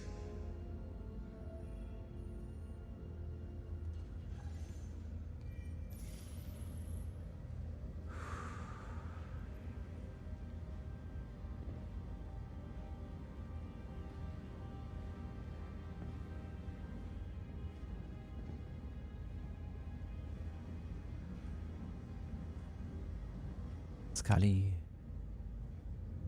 Never gets old, does it? Sir. It is. I used to do the same thing when I was first coming up. Post up to the flight deck whenever I could to watch the launches.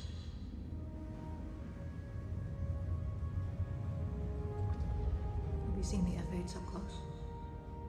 No, sir. The thing's a beast. Nimble, too. 12 maneuvering thrusters and 3 mains. It sure sounds like it. Sir. Captain McLaren to the bridge. Captain McLaren to the bridge.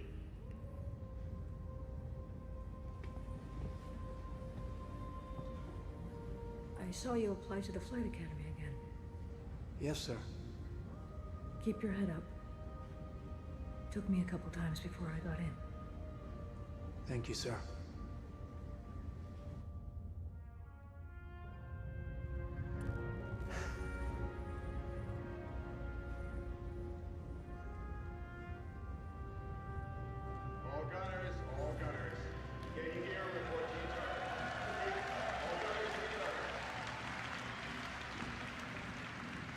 And before we move on, yes, this is a live demo, and no, it won't crash. Well, we hope so.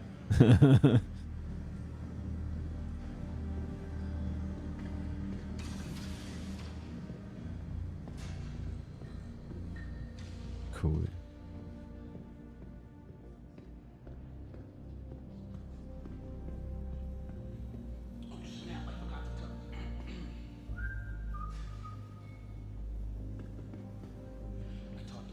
Logistics, and he said the recon team was wiped out. Really? Then why are we sitting here? Vandal aren't stupid. If they know we know, they would have hit us by now. Hey, they can take as much time as they want. The longer they wait, more of a chance for 42s to get there. Well, they can hit whenever. Hey, there you are. Hey. Where's your helmet? Can't gun without it. Come on. Rookie mistake. I gotta get to my turret. Got to go up.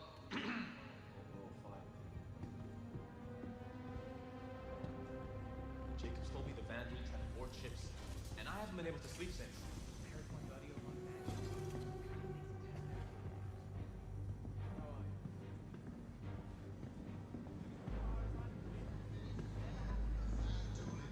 heard we aren't getting any reinforcements. Right? We've been getting tuned up for weeks. It's this Polo Initiative horse shit. High Command's been freaking out about having to make cuts, so everybody's taking hits. Winslow and the Banshee told me they got denied on extra ammo for their main gun. Almost like the suits on Earth 1 an attack. Damn, should oblige, you know. Let a couple of bombers slip on.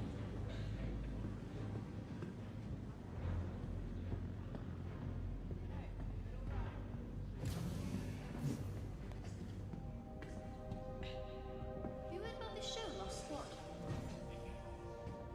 Are they seriously doing another show about the fall cattleman? Supposedly out next year.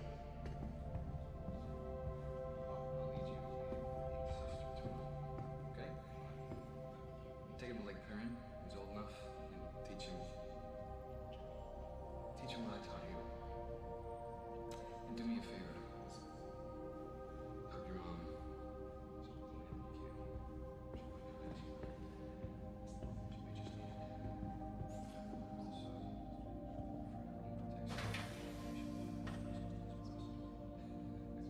Oh.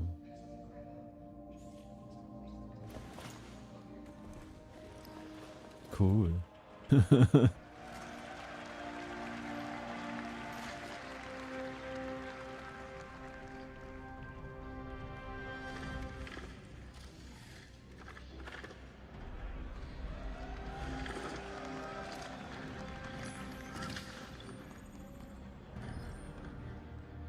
Nice. Hey. All set? Hey, you get any sleep last night? Yeah, me neither.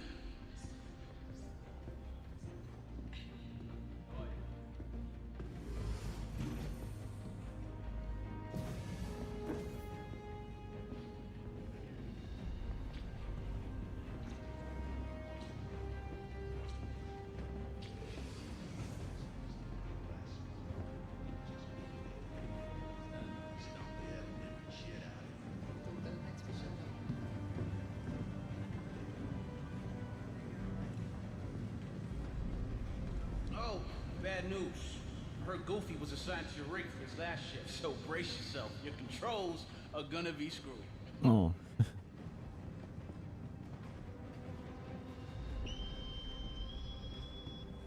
This is Captain McLaren.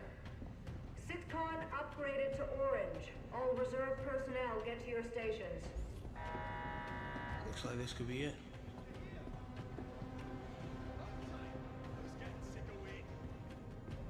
Hey, good luck. I'll see you up there. You got it.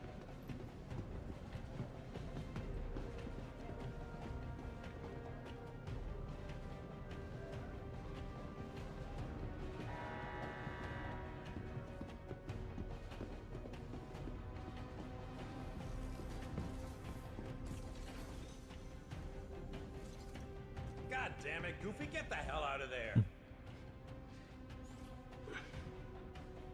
So glad you could join us. I want you calibrated and ready to fire in 5, here?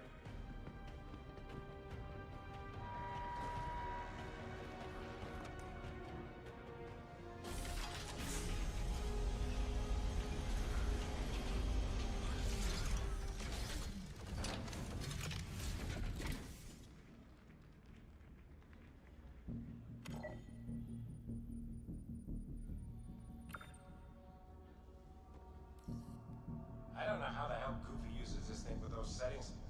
I'm just gonna do a full reset so you can get operational. Just follow the on-screen instructions for the calibration program. Stand by. We'll start with tracking. Since we're out here hunting a Vandal clan, I'll load up one of their ships for you to follow.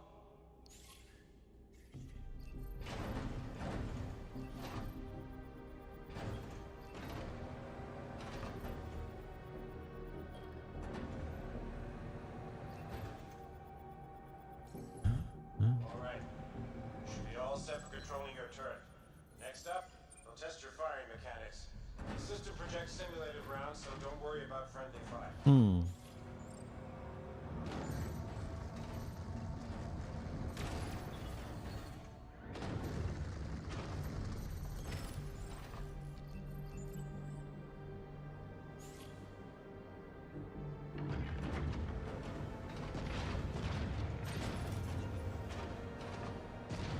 Looking good. Last thing we need to do is verify your targeting. I'll load up a larger Vandal ship for you to practice targeting specific parts of the enemy.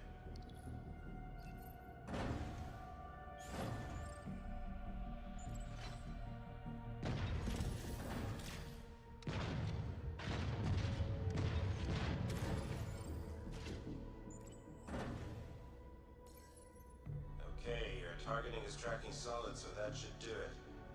Checking the other gunners, and they seem to be up as well. Everyone up? Marcus, test your tilt. System says it's sticky. M9A, also Size 8, oder? Moving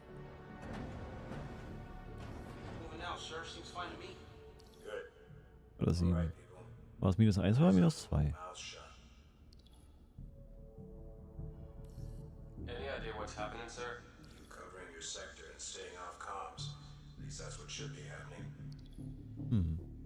My money's still on the drill. What'd I just say? Sorry, sir.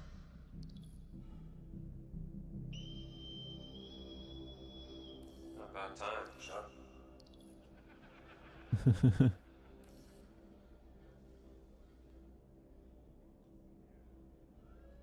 Attention, Second Fleet. This is Admiral Bishop. For 6 months now, we have faced an elusive enemy determined to see the Empire burn and every human with it. There have been battles. There have been losses. Each and every one of you has proven yourself time and again, but today I must ask for more. Today, we fight one last battle. Advanced recon indicates the entire Vandal fleet has just entered the system. This means a king ship is headed our way. Live demo.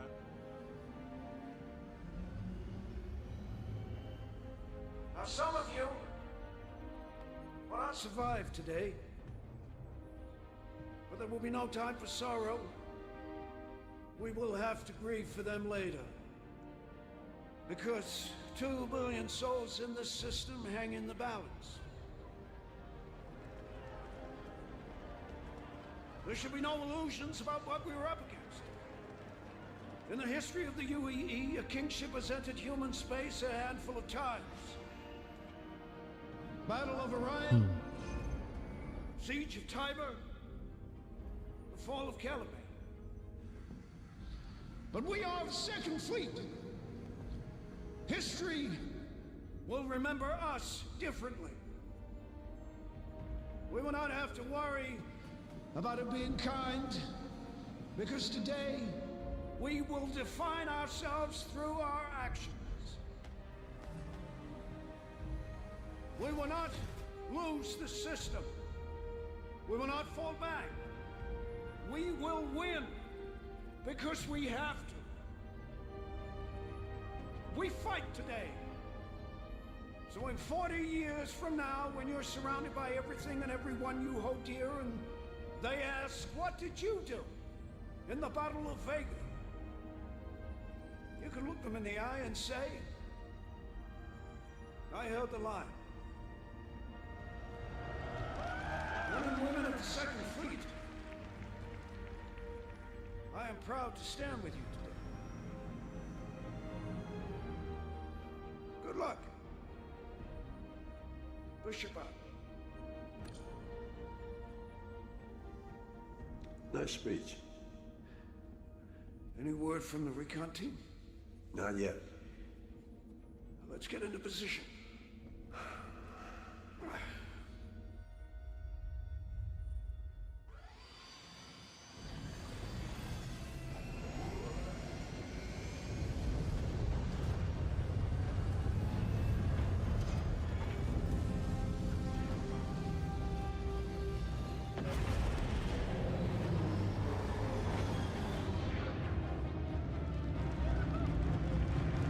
Oh, cool.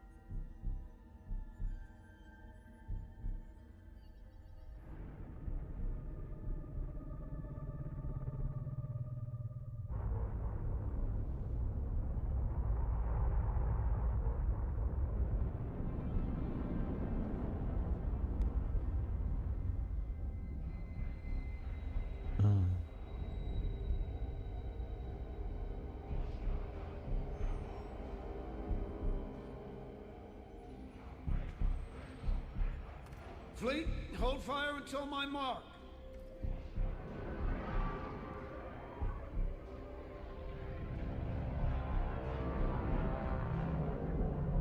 Wow.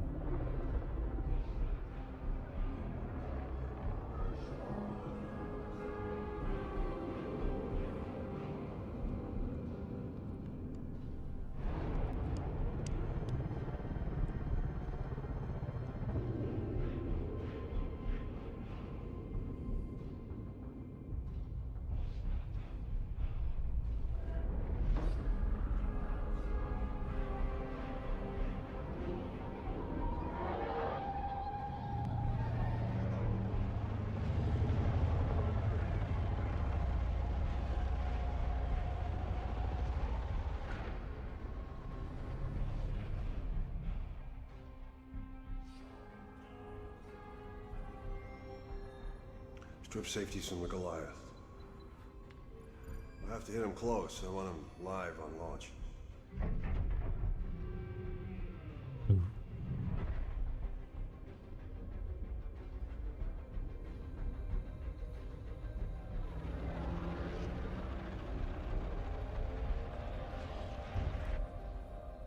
What are they waiting for?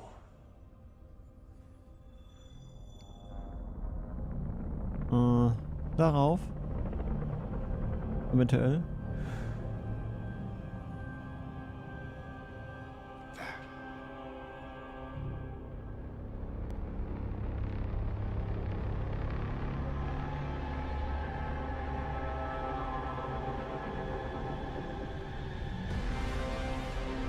Auf dieses Monstrum warten die eventuell.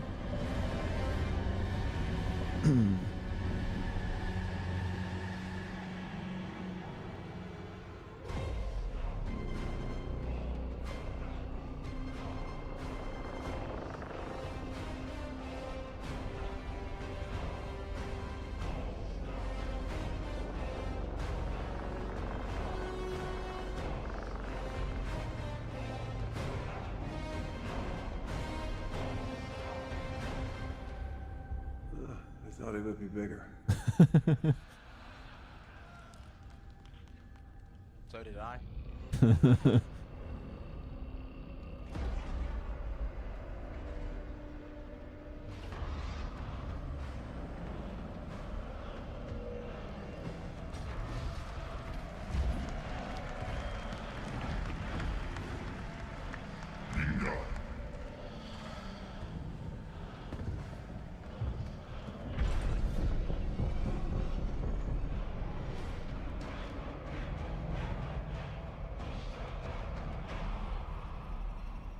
Ship's locked, sir. Fleet's ready. Stand by.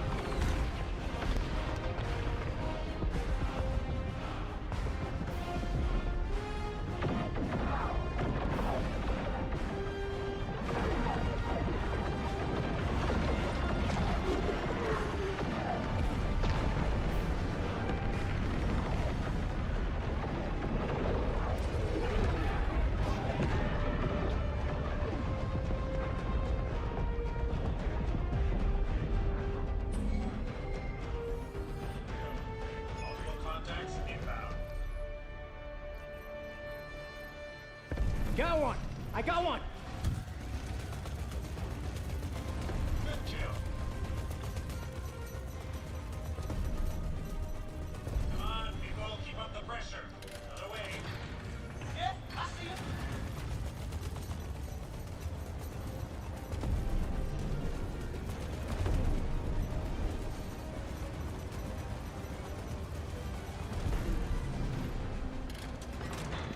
Reloading.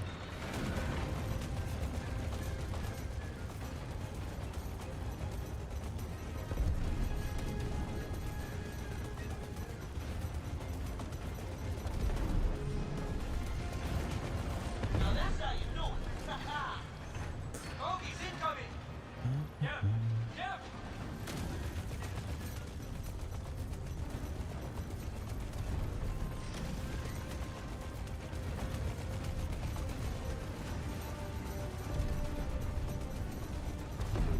Oh, you see that? I'm signing autographs out there.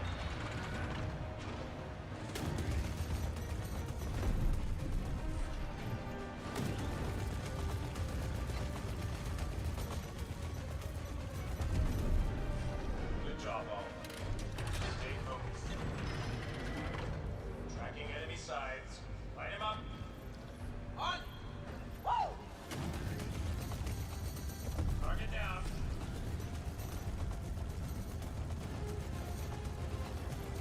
Good kill.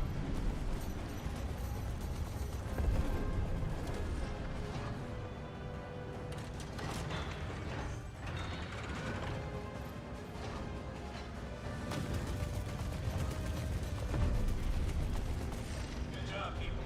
Slow speed. Gauntlet, I've got bogeys I can't shake. I need a brush off. We got your pilot. All right, gunners. Protect our fighters. Tracking's on.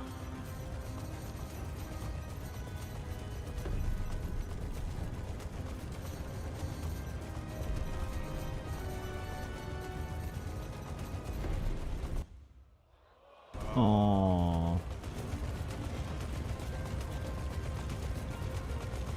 Oh no. Oh no.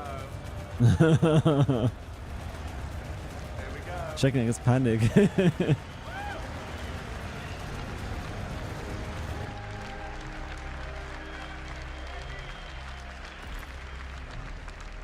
alright. We're gonna keep going.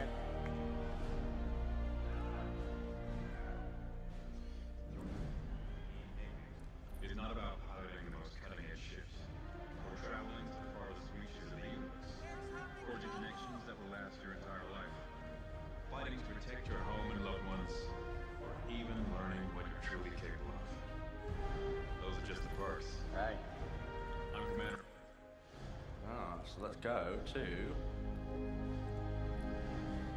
back in the game.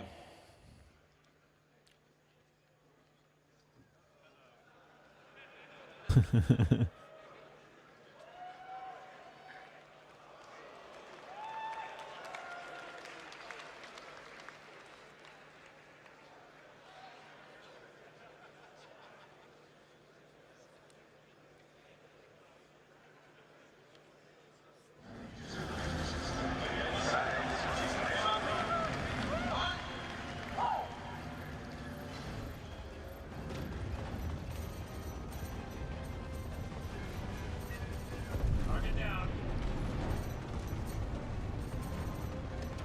Good kill.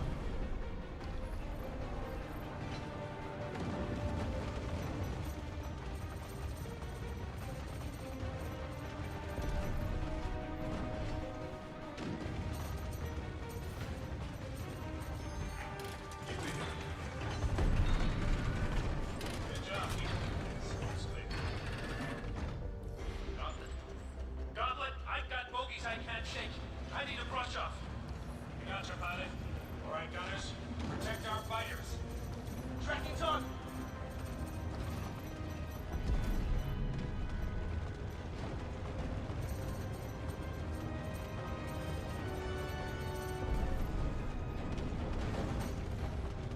Can't hold out much longer. Damn it, gunners. Klasse schon. Those duel.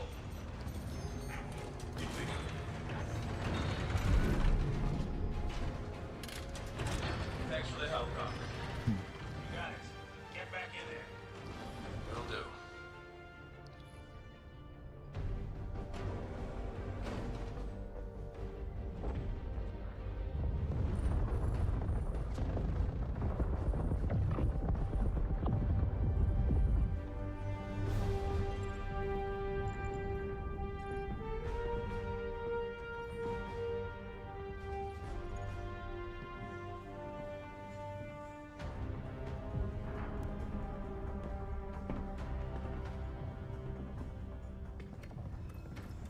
August, shift your position back and drift 8 degrees off x-axis. That should bring that Moiler into your field of fire. Corvers, redirect to fill the gap and take those gunboats off integrity.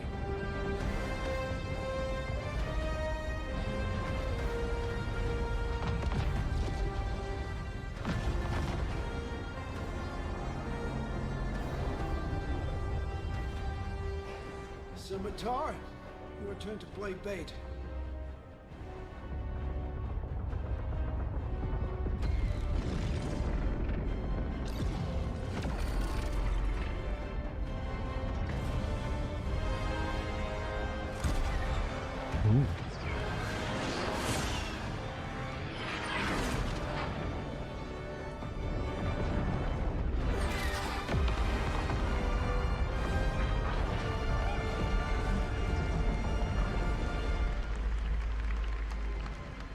Banshee, push forward. Let's see how strong that line is. Raiden, you're their support.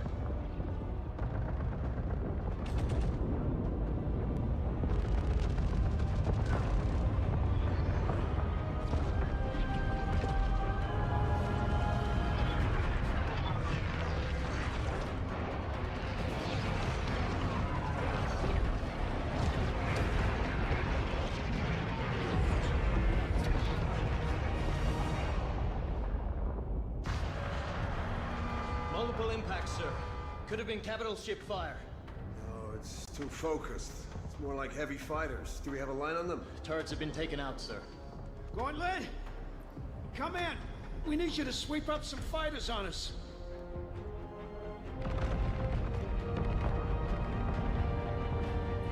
it, sir. Get us in close. Aye, sir. You're up, turret gunners. We're guarding Bishop here. Make me proud.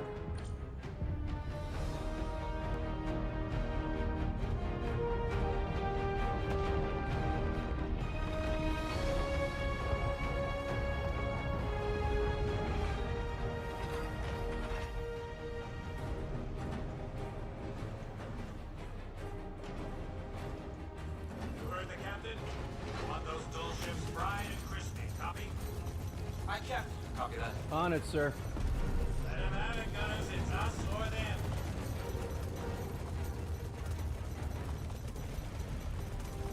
Good kill.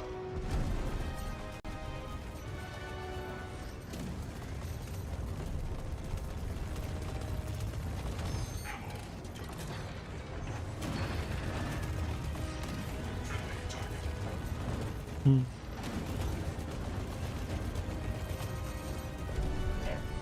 Those fighters knocked out Gary's shields. Enemy bombers are incoming. Take them out. Tracking's on!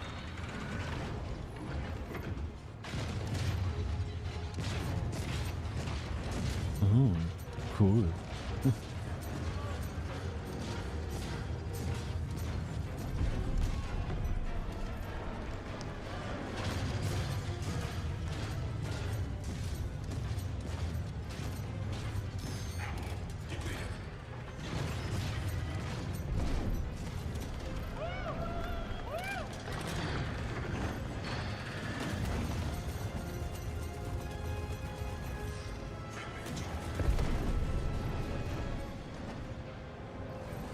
Some more Vandal bombers trying to get the Gary again. Let's focus up and keep them out.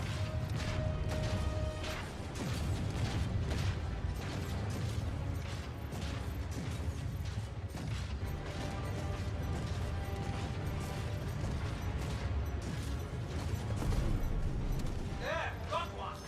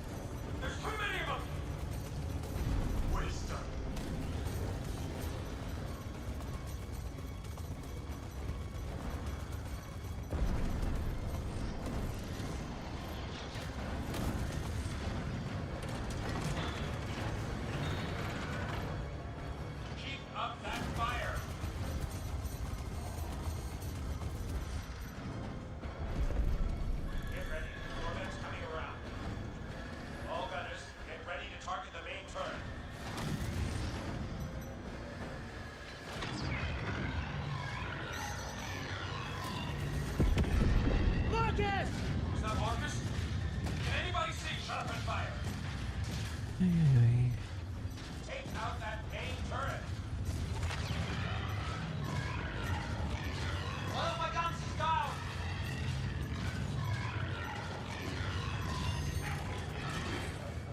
All that is, take out that turret. It's your only target right now. We won't survive another hit. Turret down! Hört sich schon gut an, dieses Turret.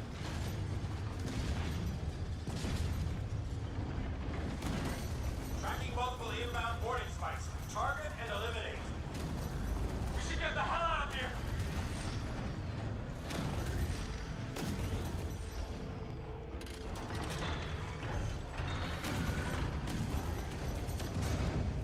I need help! I need help!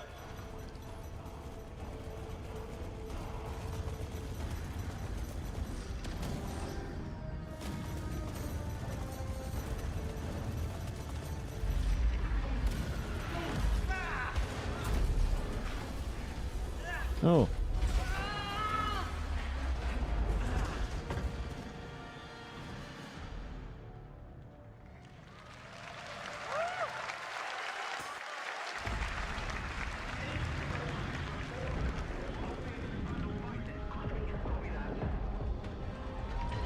More vandals slip fast. Made planet ball. Copy. Forward inventors onto the ground forces. We've got your pad, Argus. Appreciate it. Could really just doing some fire cleanup. We're taking multiple hits. 335, break engagement and support. Sir, moving now. Charging main guns. Prepping for full spread.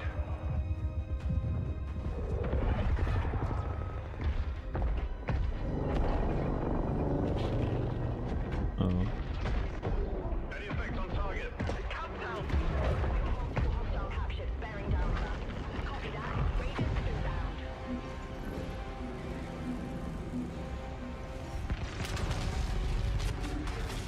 Firing again!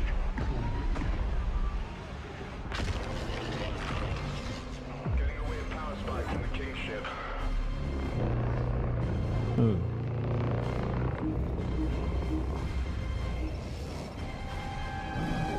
Break, Argus, break!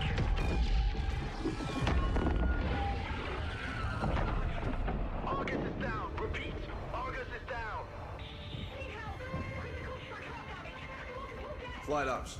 Scramble any available support ships to pick up survivors. This thing is chewing us up, sir. Break engagement with this destroyer. Align for a run on the King ship. Weapons. I'm gonna need you to cook up a firing solution on that King ship. Hit him with everything we got. So, all of our weapons even focused? Have to do something. Right, Mr. Kraus? The Van Duel aren't gonna blow themselves up. Yes, sir. Wait, next time we take a hit, drop our shields an extra 30%. Hear that, Shields? Sir. Navigation. Sir. Adjust heading. 10 degrees port. Aye, sir. Let's get their attention.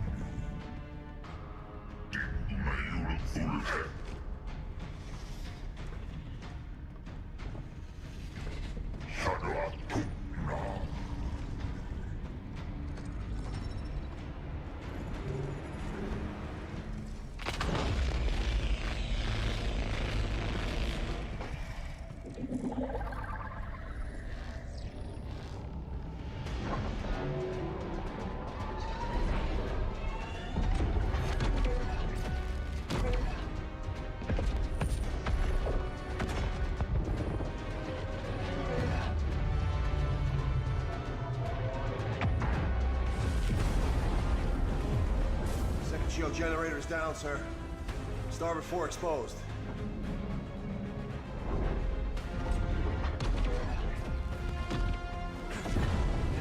Sir.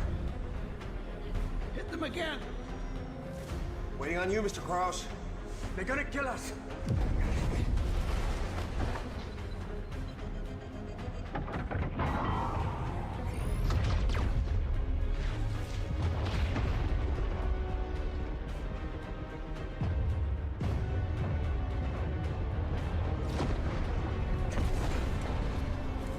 Getting power spikes. They're charging up the main gun.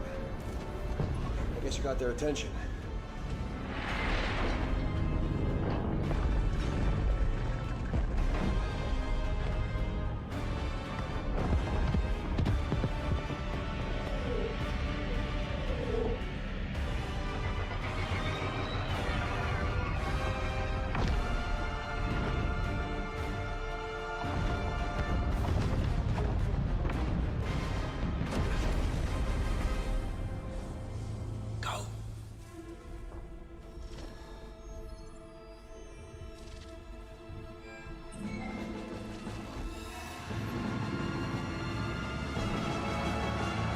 All right, people.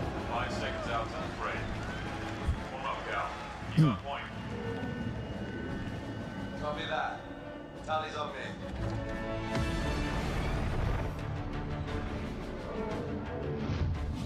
Flight. Echo flight. Prep for boost.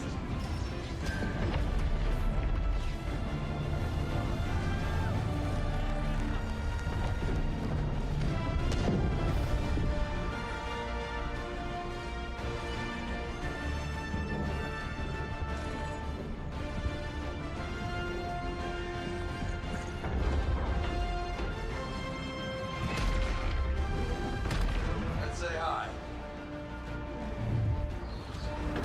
Full copy. Shots at the ready. Stand by for lock.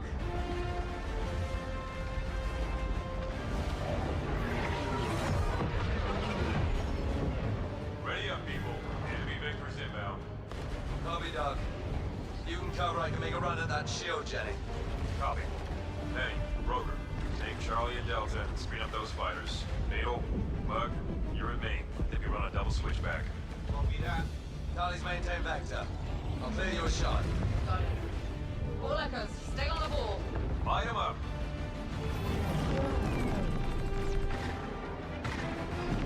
Look out.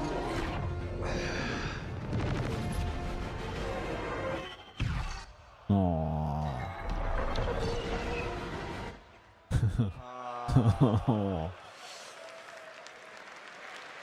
No.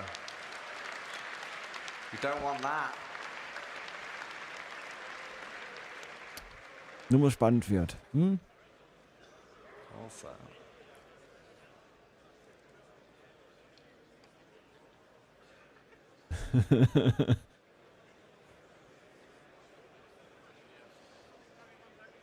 Must be.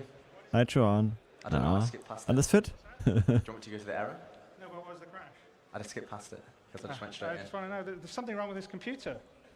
I literally played this last night full. Our QA played it, like 10 QA today played this beginning to end. Didn't have the crash. And this one is so annoying. Well, should we go to? We need to We play the replay the battle again. You got to play Let's do it. it. You know the We're gonna story. go again. We're gonna keep going. Das ist aber auch gut, ja. I'm not doing that again. That is so freaking annoying.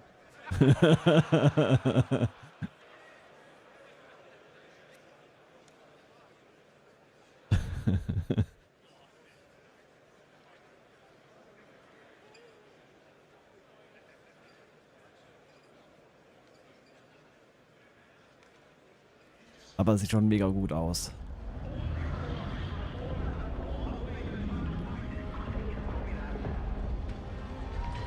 More vandals slip fast. Made planetfall. Copy. Forward inventors onto the ground forces. Got your pad, Argus. Appreciate it. We're really just doing some fire cleanup. We're taking multiple hits. 335, break engagements and support.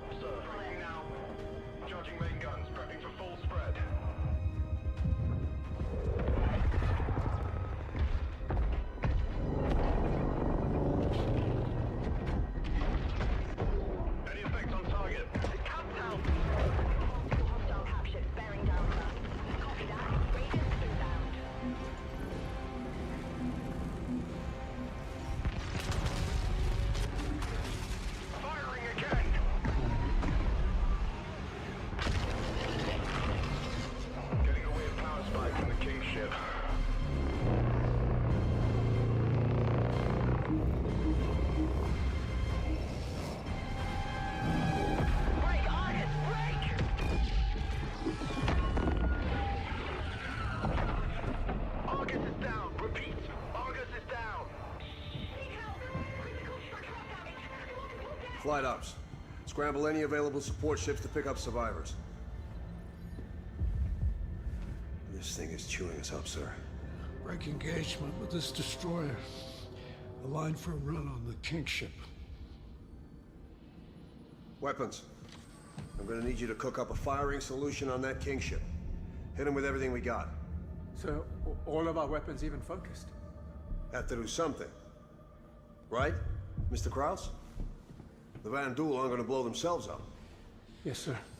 Wait, next time we take a hit, drop our shields an extra 30%. Hear that, Shields? Sir. Navigation. Sir. Adjust heading. 10 degrees port. Aye, sir. Let's get their attention.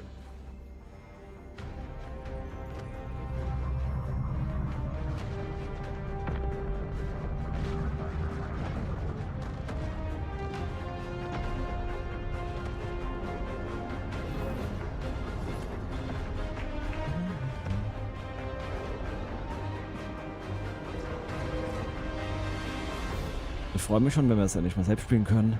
Hm.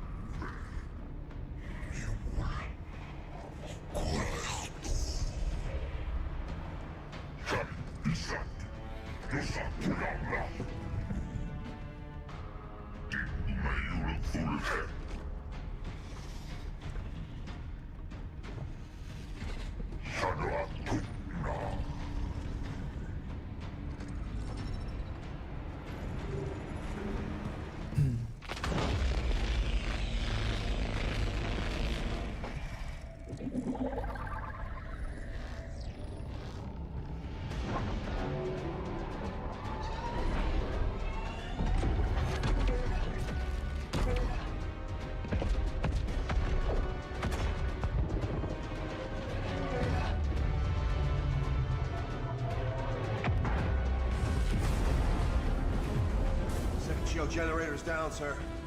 Starboard 4 exposed.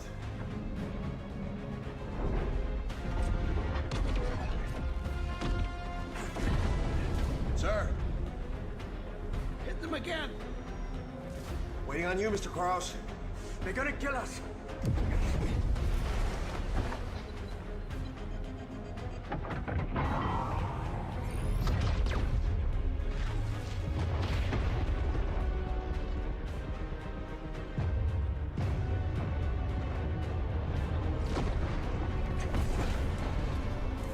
Getting power spikes. And charging up the main gun. Guess you got their attention.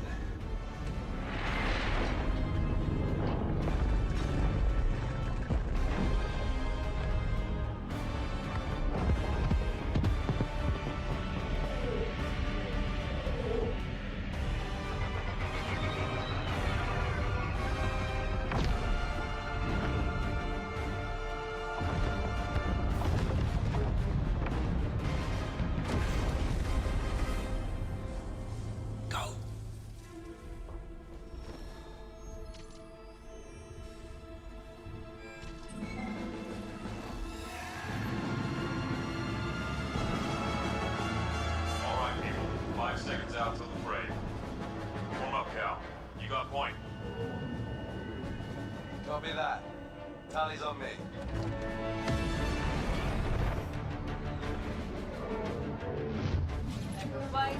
Echo flight, prep for boost.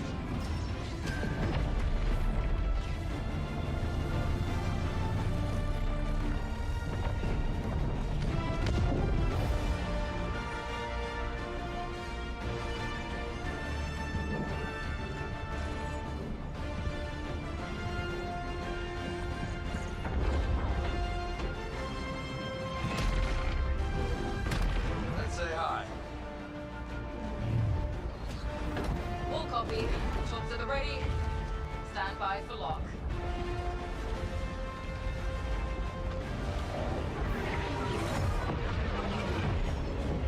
Ready up, people. Enemy vectors inbound. Copy, Doug. You can cover, I can make a run at that shield, Jenny. Copy. Penny, Rover, take Charlie and Delta, screen up those fighters. Beetle, Mug, you're with me. I think we run a double switchback. Copy that. Charlie's maintain vector. I'll clear your shot. Got it. All echoes, stay on the ball. Light him up.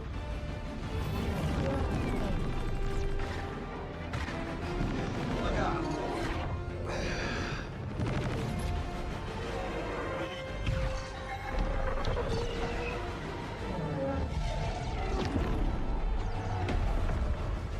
Cal, I don't think your ship got the firepower to take that emitter out.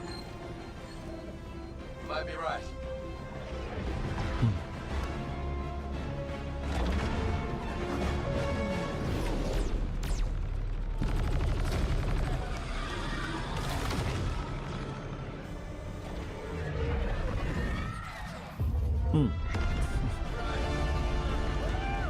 Shields opened up.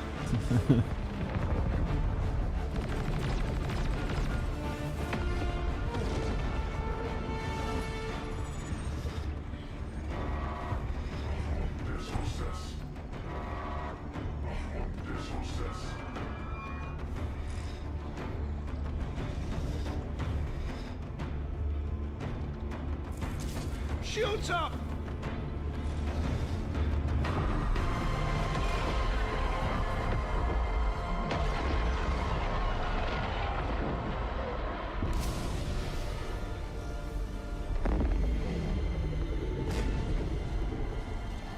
Report!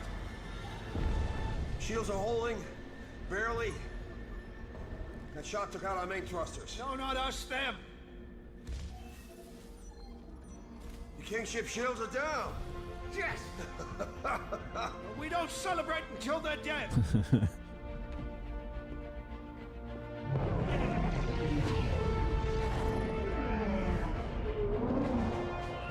him. Hit him.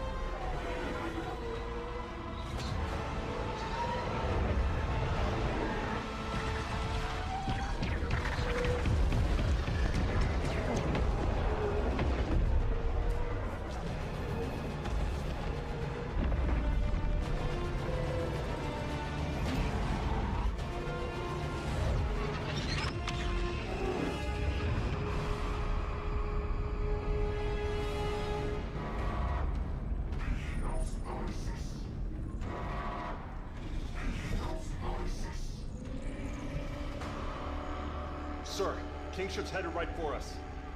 Can we evade? Shot took out the main thruster, sir. I'm trying to get the auxiliaries online. I'm getting a rapid increase in the King ship's energy signature. Looks like they're trying to go critical. Even if we dodge, we won't get clear of the blast range on auxiliary alone. Attention fleet. This is Admiral Bishop. You are ordered to immediately withdraw. I repeat, withdraw. All non-essential personnel are dismissed to abandon ship. If you want to volunteer to stay, we could sure use your help.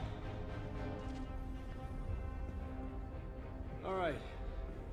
Tell the gunners to concentrate all the power they've got.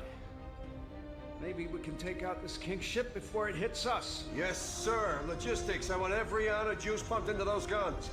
If we don't need it to breathe or shoot, I don't want it.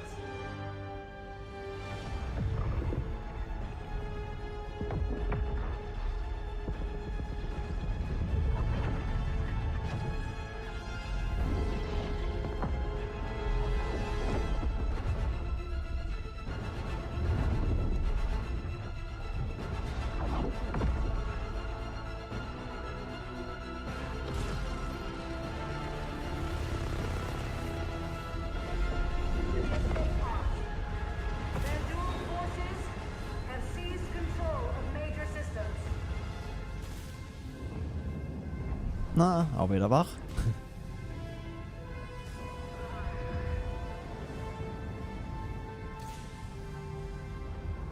There's a boat here, come on! Go, go, go! Come on! Come on, come on!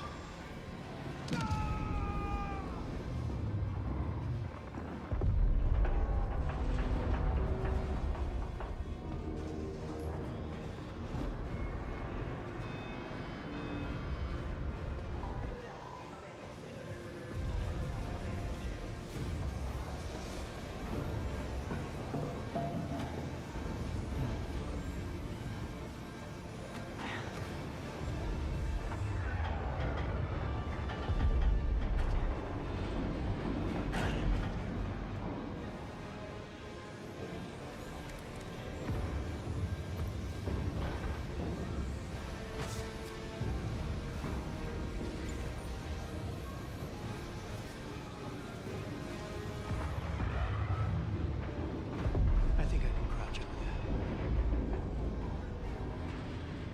They're on board, they're on board! Move, move! Let's go! Ah! Shit! Ah!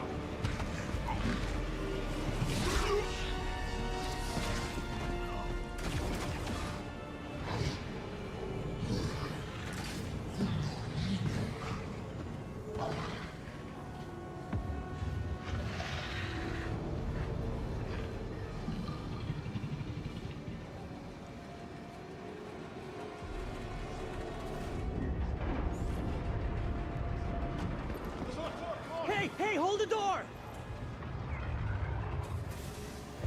Oh. Wow. Oh. Gut, dass wir da. Gut, dass er nicht da drin war.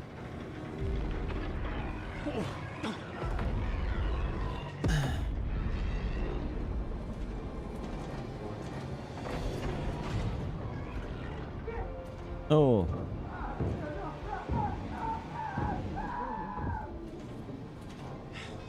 I need to find another way out of here. All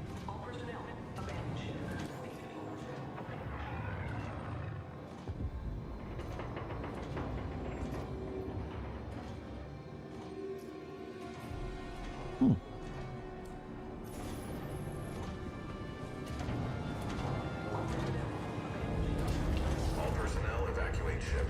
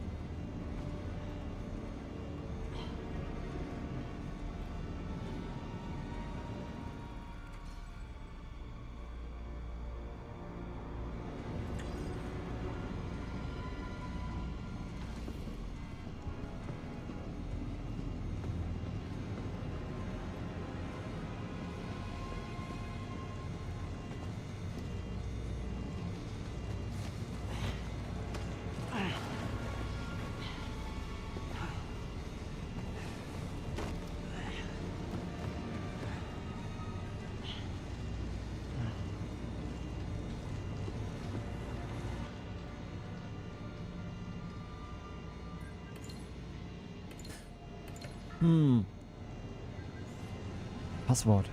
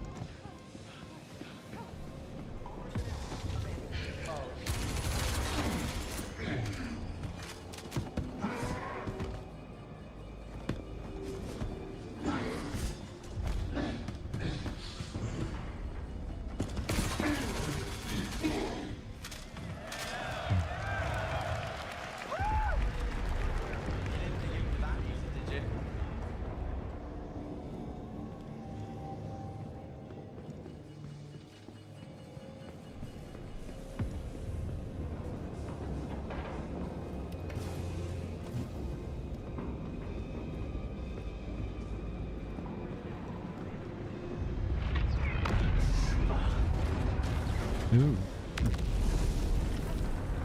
Alert. Fire detected. Ah.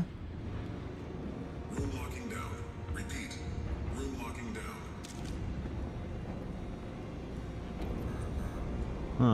Feuer löschen, um zu entsperren.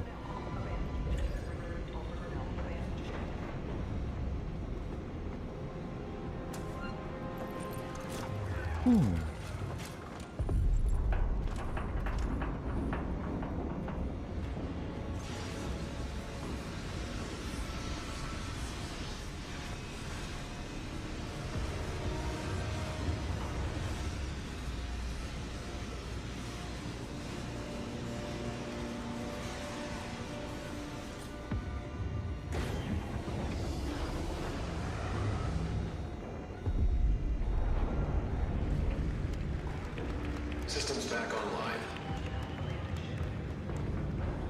Back in the game.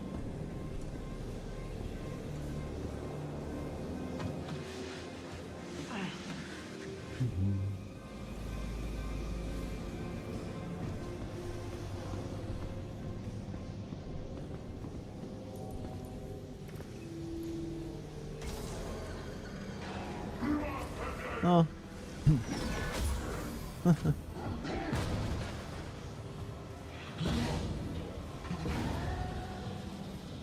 Breach detected. Depressurizing. Ooh.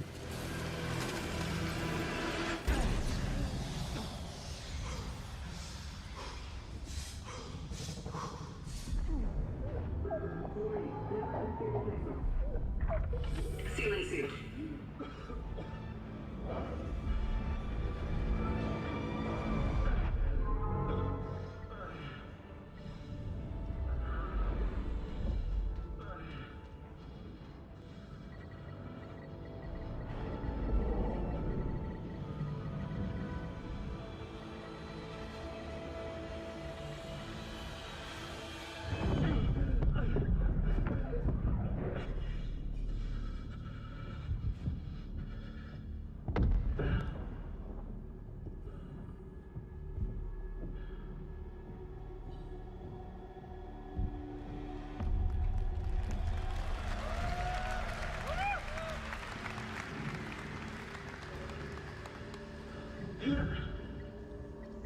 Sehr cool.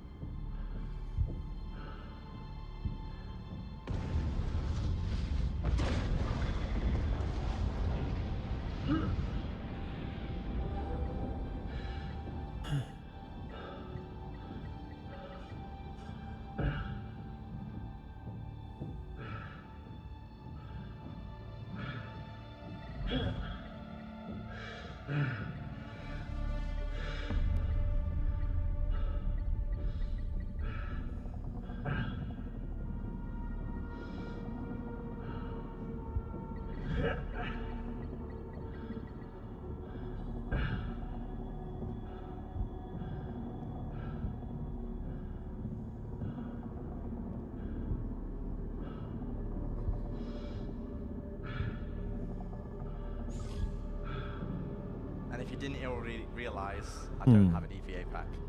Ja. Oh. Ein EWE-Pack. Oha.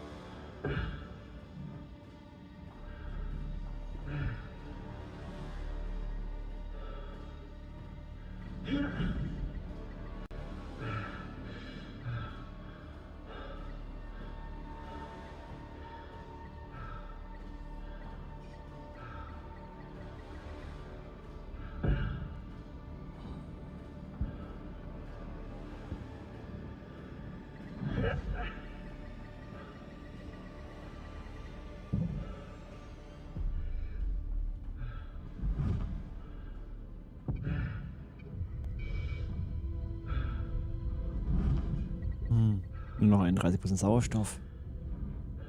Ist das nicht so viel?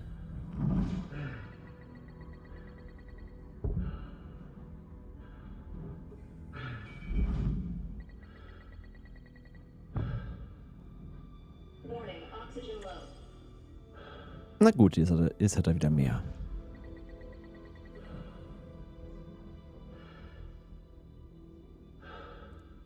Pressurizing.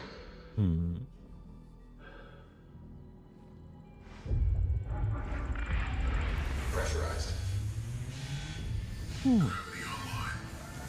Hey.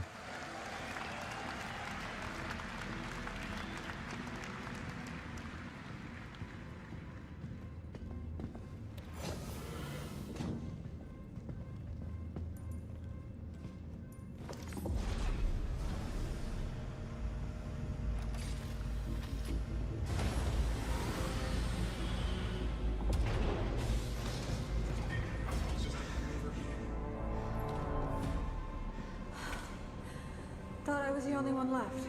So did I. Look, I need your help with something. Follow me. We're running low on power, so we have to reroute our energy from our shields to our thrusters to change direction. Take a seat. I need you to steer the ship. Time for your first piloting lesson.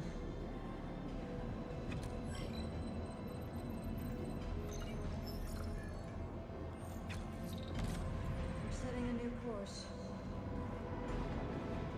Like that. Ready? Shields Go. offline. Maneuvering systems online.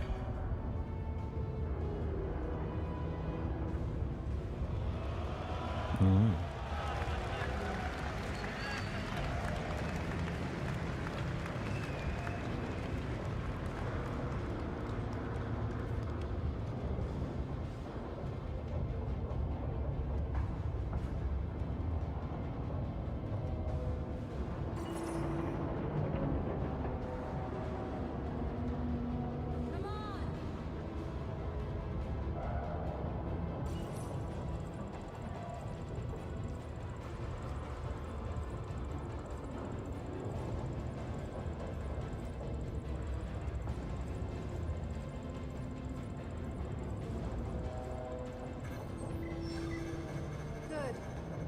Good. Hold that. Shifting power back to shields. Shields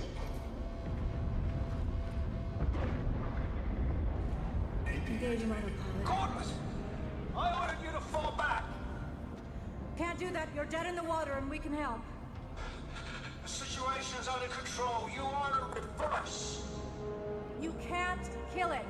Not before it takes you out. We are boarded and burning. This is the only way. Well, lock your course. And get off that thing. Both of you, clear? Aye, aye. Rachel! I will.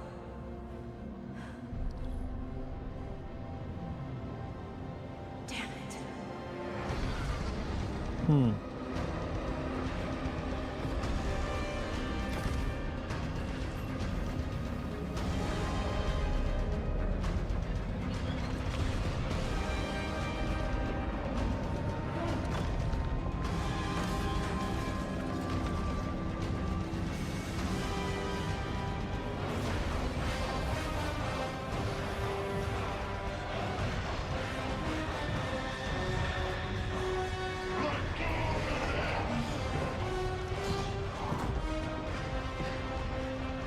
We're about to have company. I've got to try and divert as much energy as I can to the engines. So I'm gonna need you to hold them off. Go now. Yes, sir.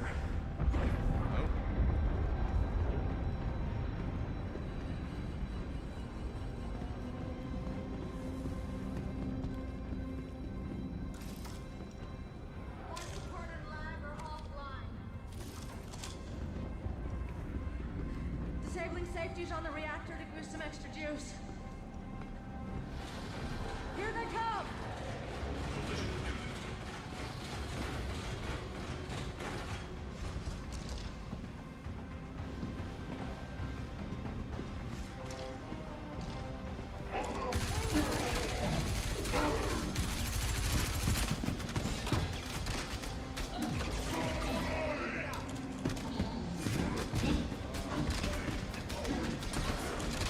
Another breach!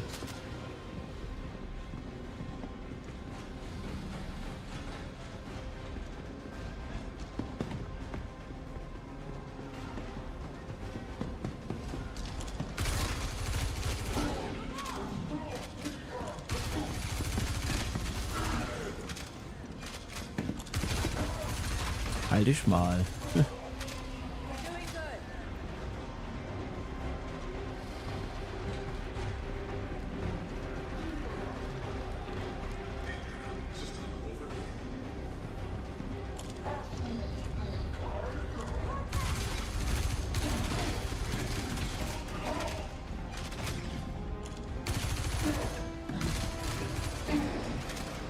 Close. Nice work.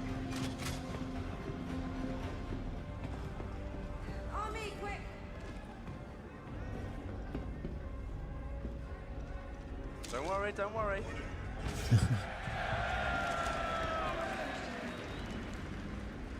Ejection system offline. The escape pod door is jacked. I need you to manually override the door.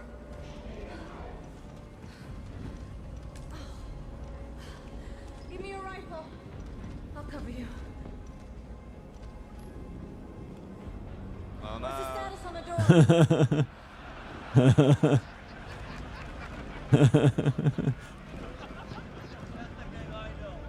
Jared, I think you can roll the next bit.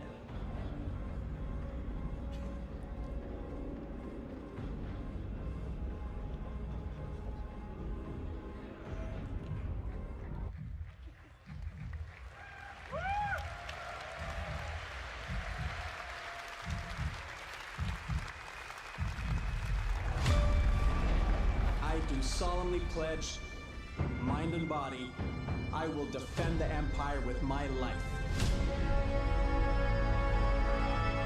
Your application to the Flight Academy has been reconsidered. Captain McLaren had submitted a letter of recommendation on your behalf before the battle. Okay, it's fine. It's fine. You're safe.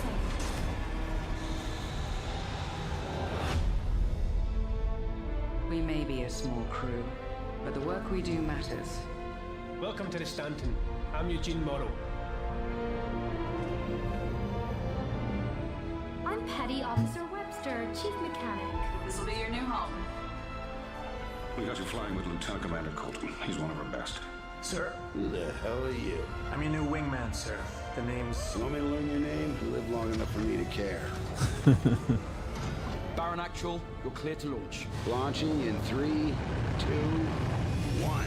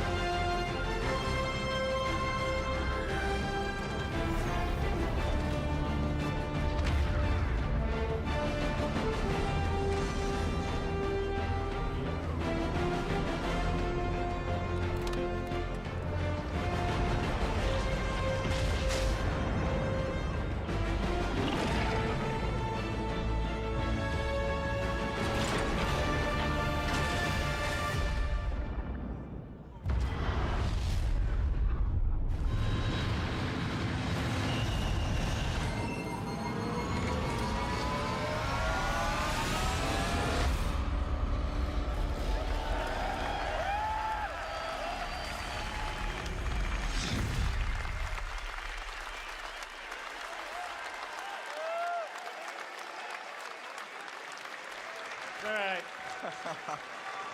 All right. Well, we did say we were doing it live, risking the demo gods, and they brought their wrath down on us. I think Rich has to be our unluckiest playtester because you're. I didn't die though. You didn't die. That's true. I didn't die. You also got the bug where she doesn't give you the gun at the end. This let me down, not me. So anyway. I hope you all enjoyed the first gameplay reveal. There's a lot more that goes on in Squadron 42 after that, but that sort of sets up where you came from, and from there you go in to become a pilot and start serving on a smaller ship, the Stanton, which I think we've shown a little bit before. But you know, there's a lot more in the game than we were just showing there, and it also, I think, has been a lot more stable for me when I was playing these last few weeks.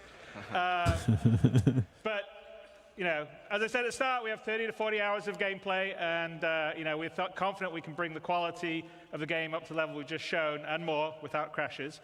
And both the team and I are confident of giving you this game in 2026. Obviously, you can see it's not going to be tomorrow, because you saw a few crashes there.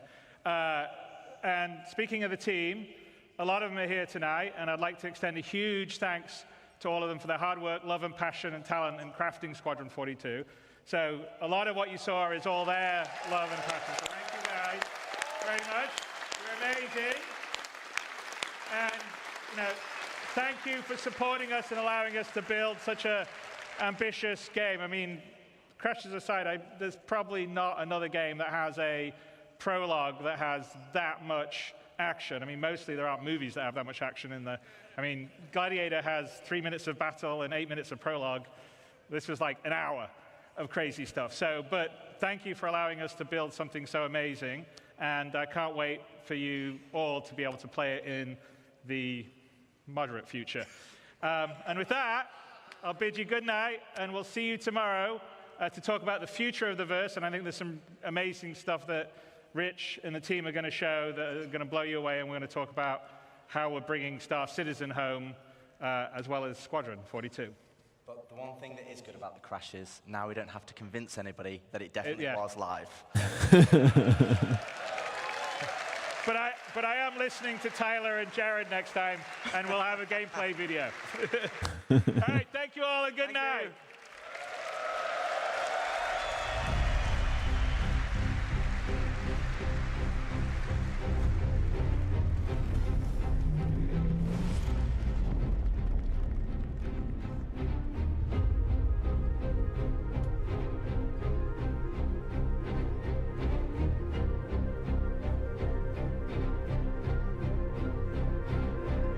War doch ziemlich cool, die Demo.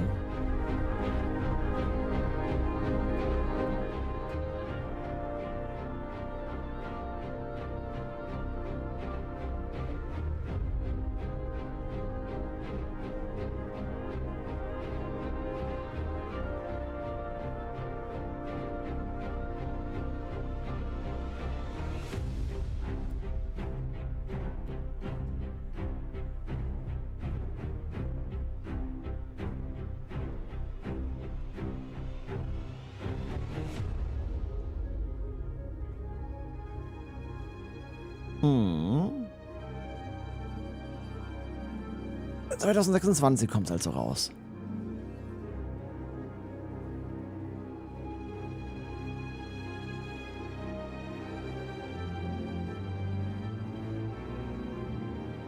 Ja.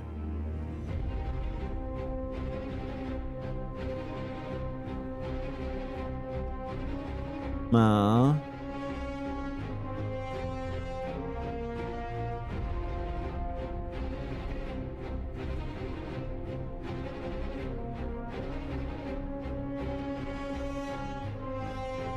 Da muss doch das sabbern, ja.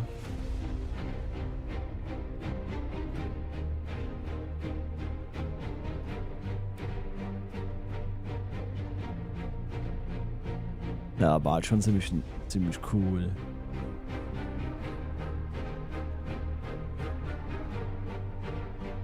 Ja, und für den Prolog auch echt lang.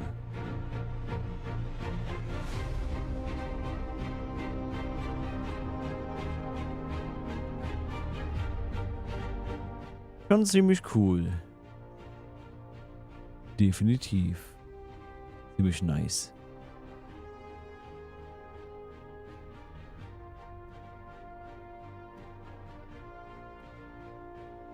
Hm.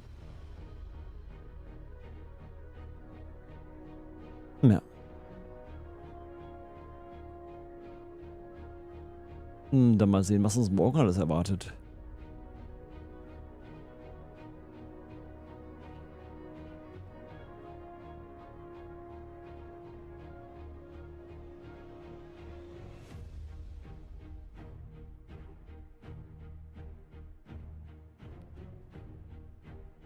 Wann sind morgen live? Glaub wieder ab so 11 Uhr, oder? Kurz mal schauen. Webseite.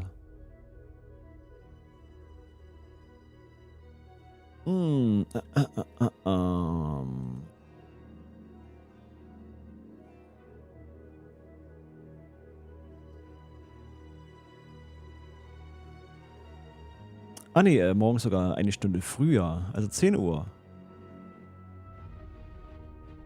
10:30 Uhr müsste das sein.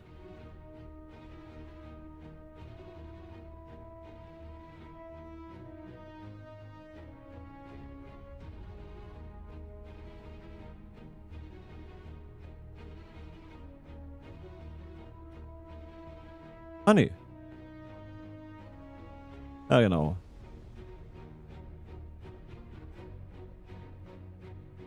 Im BS ist britisch, ja.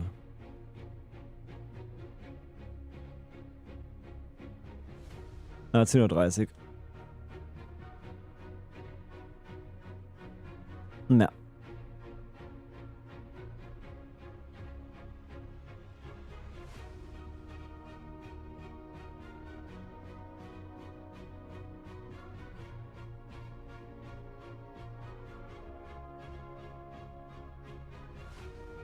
Ja, und morgen fängt es dann an mit Crafting Your Home, also Base Building.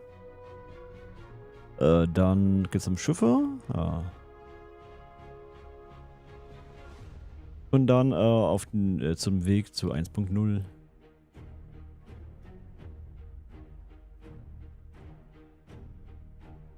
Na.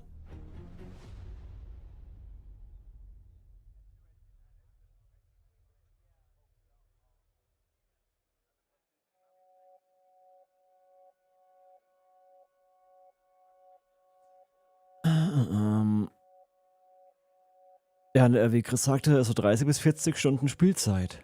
Das ist schon nice. Ja.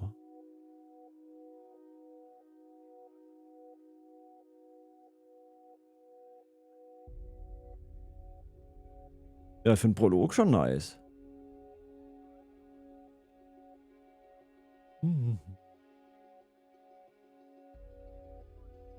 Ja.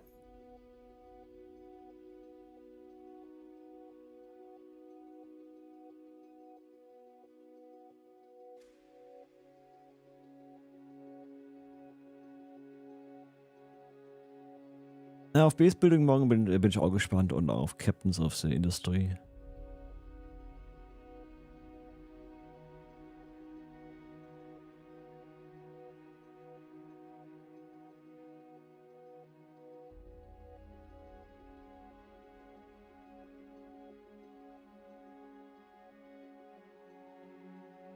Wird bestimmt auch interessant.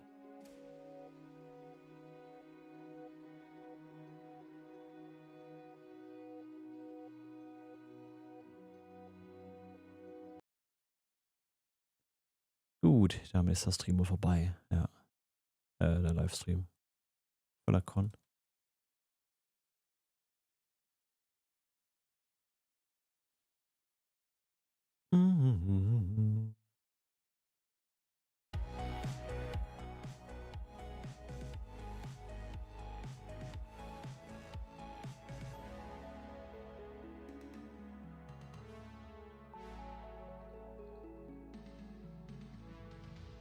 Okay. Guti. War doch ganz interessant heute.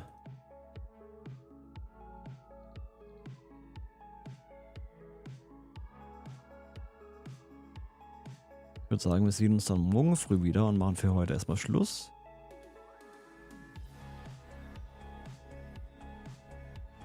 Ja. Hallöchen, Burning Sky. Und willkommen.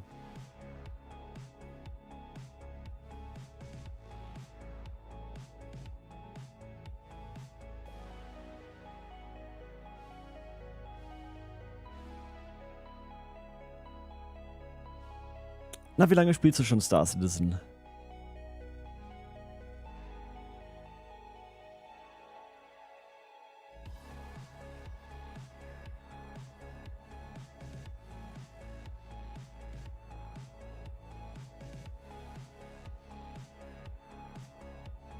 Müssen jetzt noch 3 Jahre sein, okay. Also circa ein Jahr kürzer als ich. Ich spiele seit 2020. Ja.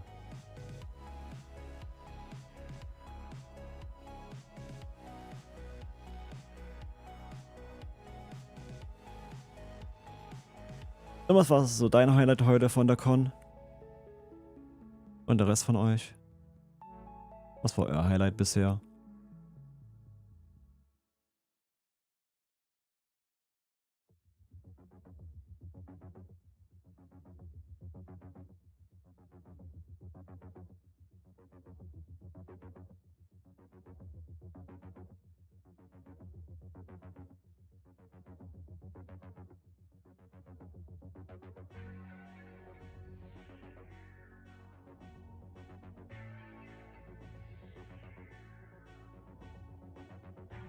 Ja, der Genesis war auf jeden Fall ziemlich nice, ja. Ja, da gebe ich dir recht.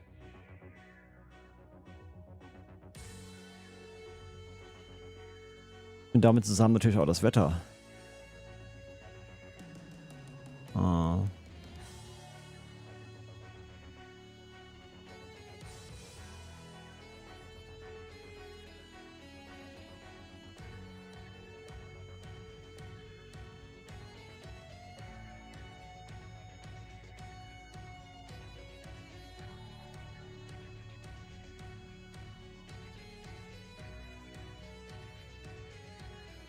Aber Sandwurm war auch ganz nice. Aber erinnert mich bitte jemand daran, wenn Pyro da ist, dass wir nicht in Höhlen gehen, ja? Zumindest nicht auf dem Montags in Höhlen.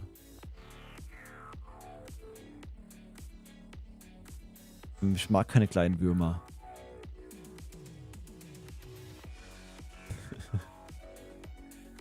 Doch, wir schauen uns Höhlen an. Hm. Gut, Kelly, du gehst voran, ja? Du gehst voran, bitte.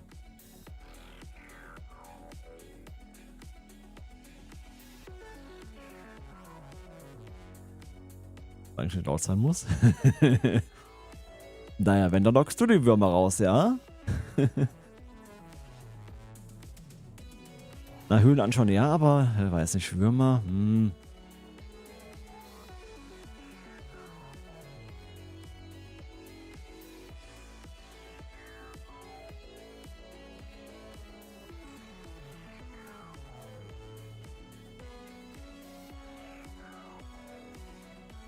Aber doch, es sah schon ziemlich cool aus.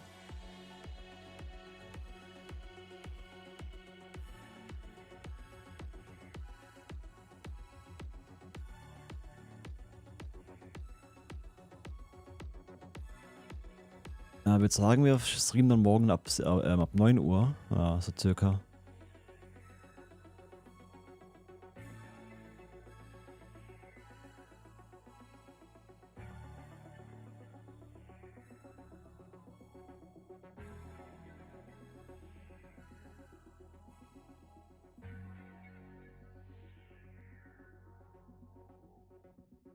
Und mal sehen, ob es morgen für ein neues Flight Ready Schiff gibt. Mal sehen. Bestimmt beim Schiffspanel.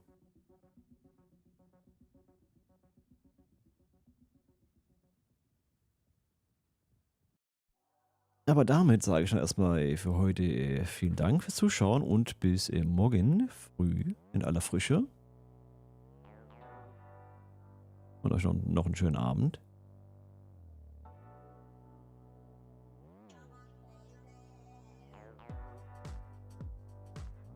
Und ich werde mir erstmal was zu essen kochen. Mhm.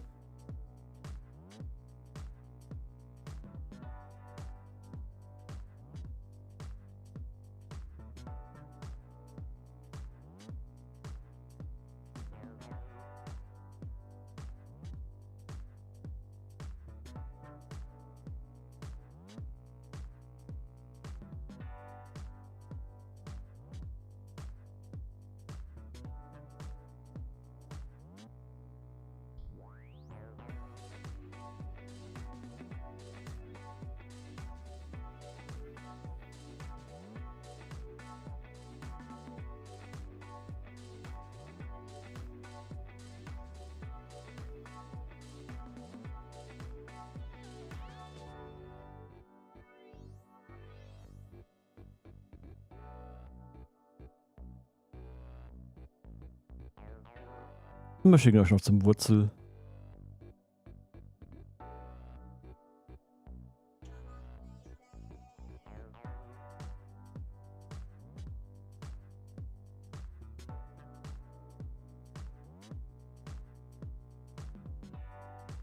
Also ciao und bis morgen. Und schlaf nachher gut.